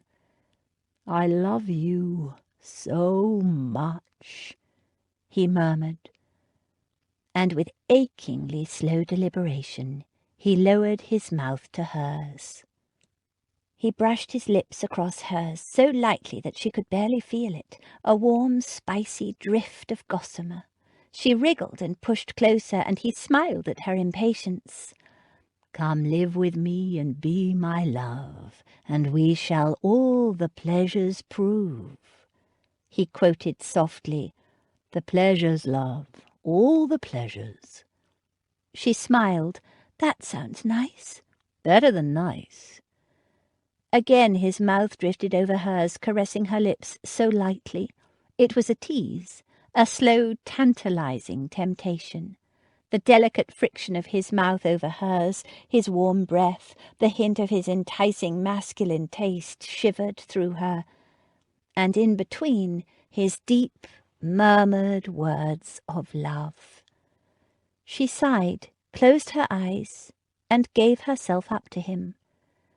The delicate tease of his mouth soon turned into slow, hot, deep, drugging kisses, and she slowly turned into a hot puddle of desire. It was utter bliss. His hands roamed over her, and she plucked impatiently at his waistcoat, his shirt. "Yes, I think it's time to get rid of these." He rose from the bed, and without taking his eyes from her, he pulled his coat off, his waistcoat, his shirt, and he was bare from the waist up. He turned and sat and pulled off his boots. Then he stood and pushed his breeches down his legs and kicked them away. He turned and stood before her, clad only in a pair of white drawers. She lay on the bed, boneless, feasting on the sight of him.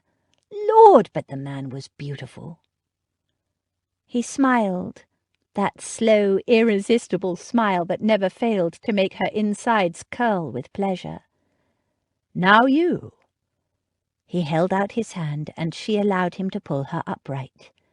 He kissed her again, but her knees sagged, and she sank helplessly back to the bed.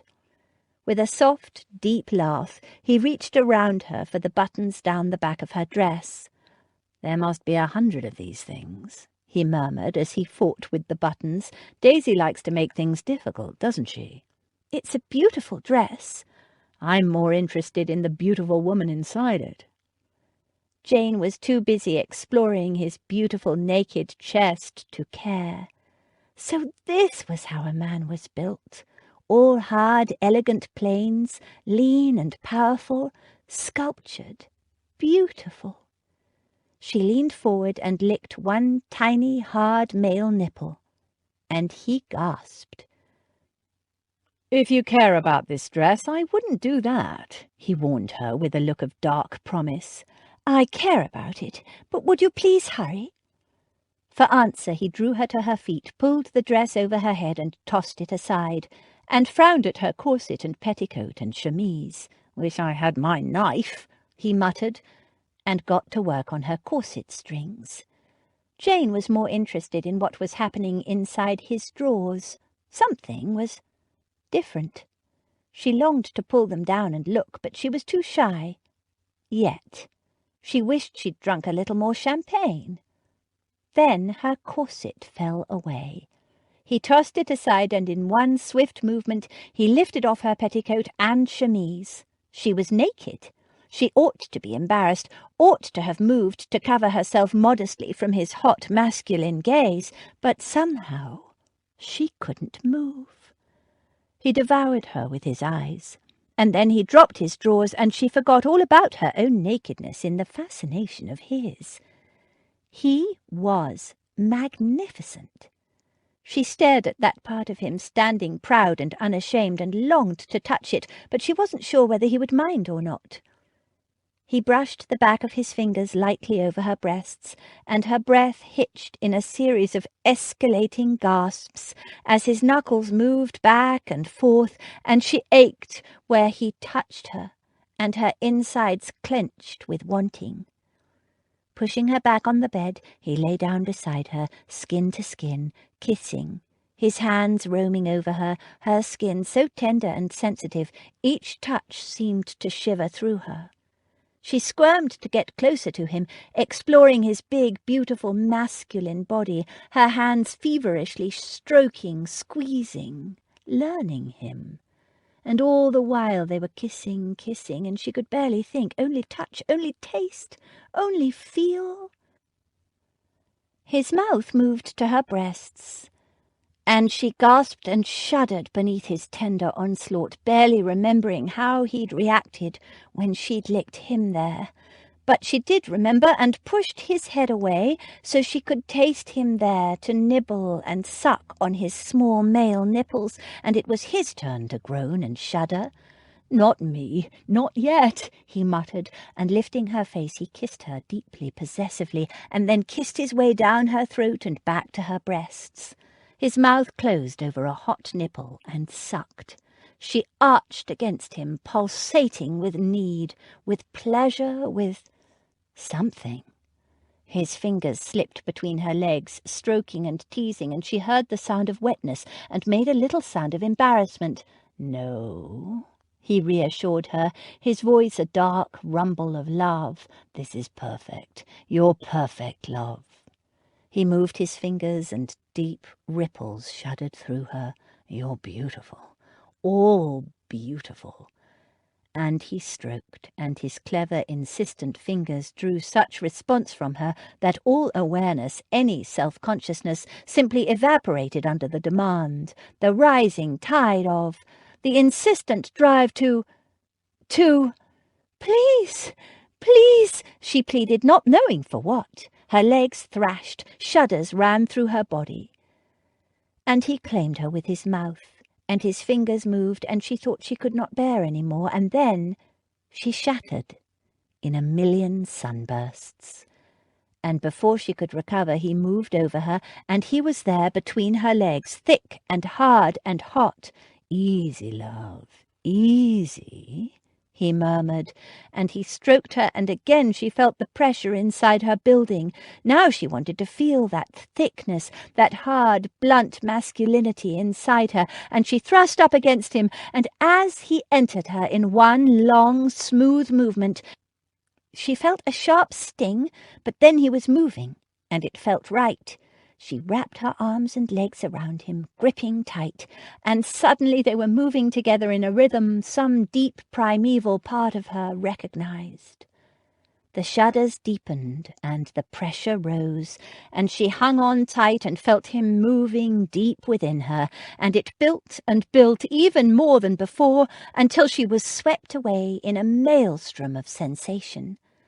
The world splintered into 1,000 glittering shards, and he gave a harsh groan and shattered within her, and for a moment she knew nothing more. When she opened her eyes, the worried expression in his eyes faded, and he smiled and kissed her gently. The French call it la petite mort, the little death. Are you all right? She went to stretch and found herself still wrapped around him. He'd turned so he was on his back, and she was lying on top of him. It was a position that she decided she liked very much. Perfect, she murmured, and planted sleepy kisses on his chest. Just perfect. Bliss. And she lay her head over his heart and slept. Zach pulled the bedclothes over them, careful not to wake his precious burden. He lay there, trying to come to terms with how his life had changed. He'd come to London with nothing, no name, no future, no family, and now this loving, sweet-faced girl had given him everything. He was the luckiest man in the world. He went to shift out from under her. No, she murmured sleepily. Her legs and arms tightened around him. I don't want you to move. Ever. In the morning, he awoke to find her standing by the window, wrapped in nothing but a shawl, looking out at the grey drizzle of a London spring. He slid out of bed and, naked, padded silently toward her. He wrapped his arms around her and planted a slow, heated kiss on the nape of her neck. She shivered deliciously and turned in his arms, smiling at him with sleepy, loving eyes. She kissed him. Good morning, my darling. She stretched. I feel wonderful. So that's what you meant by all the pleasures prove. No. He gave her a slow smile. That was just the beginning. It gets better. And he drew her back to the big, wide, rumpled bed. Epilogue. 'Tis too much, she added, by far too much. I do not deserve it. Oh, Why is not everybody as happy? Jane Austen, Pride and Prejudice. The May Day fete at Wainfleet was a huge success. People had come from miles around, villagers, tenants, and all kinds of people not connected with Wainfleet. All of Jane's family was there, including her newfound grandmother, a group of Zach's friends from school, even some members of the Literary Society. To Winnie's delight, she'd been crowned Queen of the May and had led the dancing. There was maypole dancing and folk dancing and competitions of all sorts, from baking competitions to shooting and tug-o'-war and wrestling. Zach had provided a feast with a whole ox and several sheep roasted on a spit, barrels of ale and cider, platters of roasted vegetables and mounds of bread, followed by cakes and sweet pies of every sort. A bonfire was built that lasted through the night, and as evening fell, a gypsy band had appeared, and there was music and dancing and fortunes told and trinkets bought and sold. Zach had introduced his wife to his gypsy friends. They would always be welcome at Wainfleet, he told them.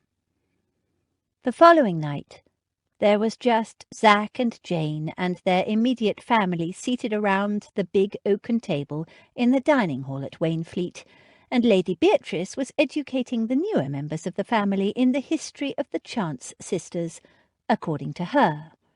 The Chantry girls, you see, being orphaned, were taken in by my dear half-sister Griselda. Imaginary half-sister, Max murmured sotto voce to Zach. All this is quite imaginary. Zach grinned. He liked the old lady, and it was good to know he wasn't the only focus of her mischievous tongue. Griselda, of course, was married to a Marchese, Alfonso di Chancelotto.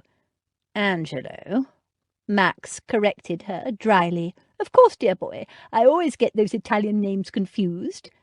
Venetian? Precisely. She gave him a beady glare and continued, So, when Abby and Jane's widowed mother passed away in the sanatorium in Italy— Not Venice? Max asked innocently. No, dear, in the mountains of Switzerland, the Italian-speaking part, she added before Max could interject again. So, dear Griselda and her husband decided to take in the girls and raise them as their own dear daughters. Along with dear Damaris, I presume, Freddie said. And Daisy, Damaris added, giggling. Oh, she was only discovered later, sadly. Lady Beatrice had to account for Daisy's Cockney accent somehow. I never went to Italy, Daisy said firmly. She didn't approve of these flights of the old lady's fancy, and I never been to Venice either. But we'll take you there one day, Daisy, darling. Abby told her. You should see it, so beautiful with the houses rising out of the water. I've been in houses like that, Daisy said, unimpressed. It's called rising damp. Abby laughed. No, they're beautiful and not at all damp. You'll see. And there are pigs, Freddie added, the famous experimental Chinese swimming pigs of Venice. Oof! As Damaris elbowed him in the stomach. He gave her an injured look. What? My father loves those pigs. Nonsense, his loving wife told him. He's never even seen them, and he won't because they don't exist. Ah, but he dreams of them, Freddie said soulfully. And they all laughed. The newly proclaimed Earl of Wainfleet slipped his arm around the waist of his countess and said, Well, delightful as this gathering is, my wife and I need to inspect the grounds, Jane said. At night, Lady Beatrice said. Zach smiled. There's a full moon out there, and it needs attending to. Ah. The old lady nodded. At the mention of a full moon, Abby and Max, Freddie and Damaris, and Cecily and Michael all decided they needed to inspect the grounds too, different parts of the grounds, attending to the moon. Lady Beatrice and Lady Dalrymple looked at those who remained, Daisy and Flynn. Well, Lady Beatrice said, are you two going or staying? Staying, Daisy said. The country gives me the creeps at night. Anyone for cards? Patrick Flynn gave her a dry look and rose to his feet. I might as well walk the dog then. Come on, Caesar, or Rose Petal, or whatever your name is. We can bay at the moon together. Jane and Zach strolled slowly through the gardens, stopping to kiss every few steps. The scent of roses, freesias, lilac, and 100 spring blossoms filled the air. Overhead, a full, fat, golden moon hung in the sky, blessing all beneath it. They were home, both of them. Happy? Zach murmured. Jane gave a blissful sigh. More than I ever believed possible. Me too. He tightened his hold on the woman nestled against his heart, the woman who'd made dreams he'd never dared to dream come true. Bathed in moonlight, they kissed. This concludes The Spring Bride by Anne Gracie, narrated by Alison Larkin. Copyright 2015 by Anne Gracie. This unabridged audiobook is recorded by arrangement with the Barclay Publishing Group, an imprint of Penguin Publishing Group, a division of Penguin Random House LLC, and was produced in the year 2015 by Tantor Media Incorporated, which holds the copyright thereto. Please visit tantor.com for more information on our growing library of unabridged audiobooks and to take advantage of special offers.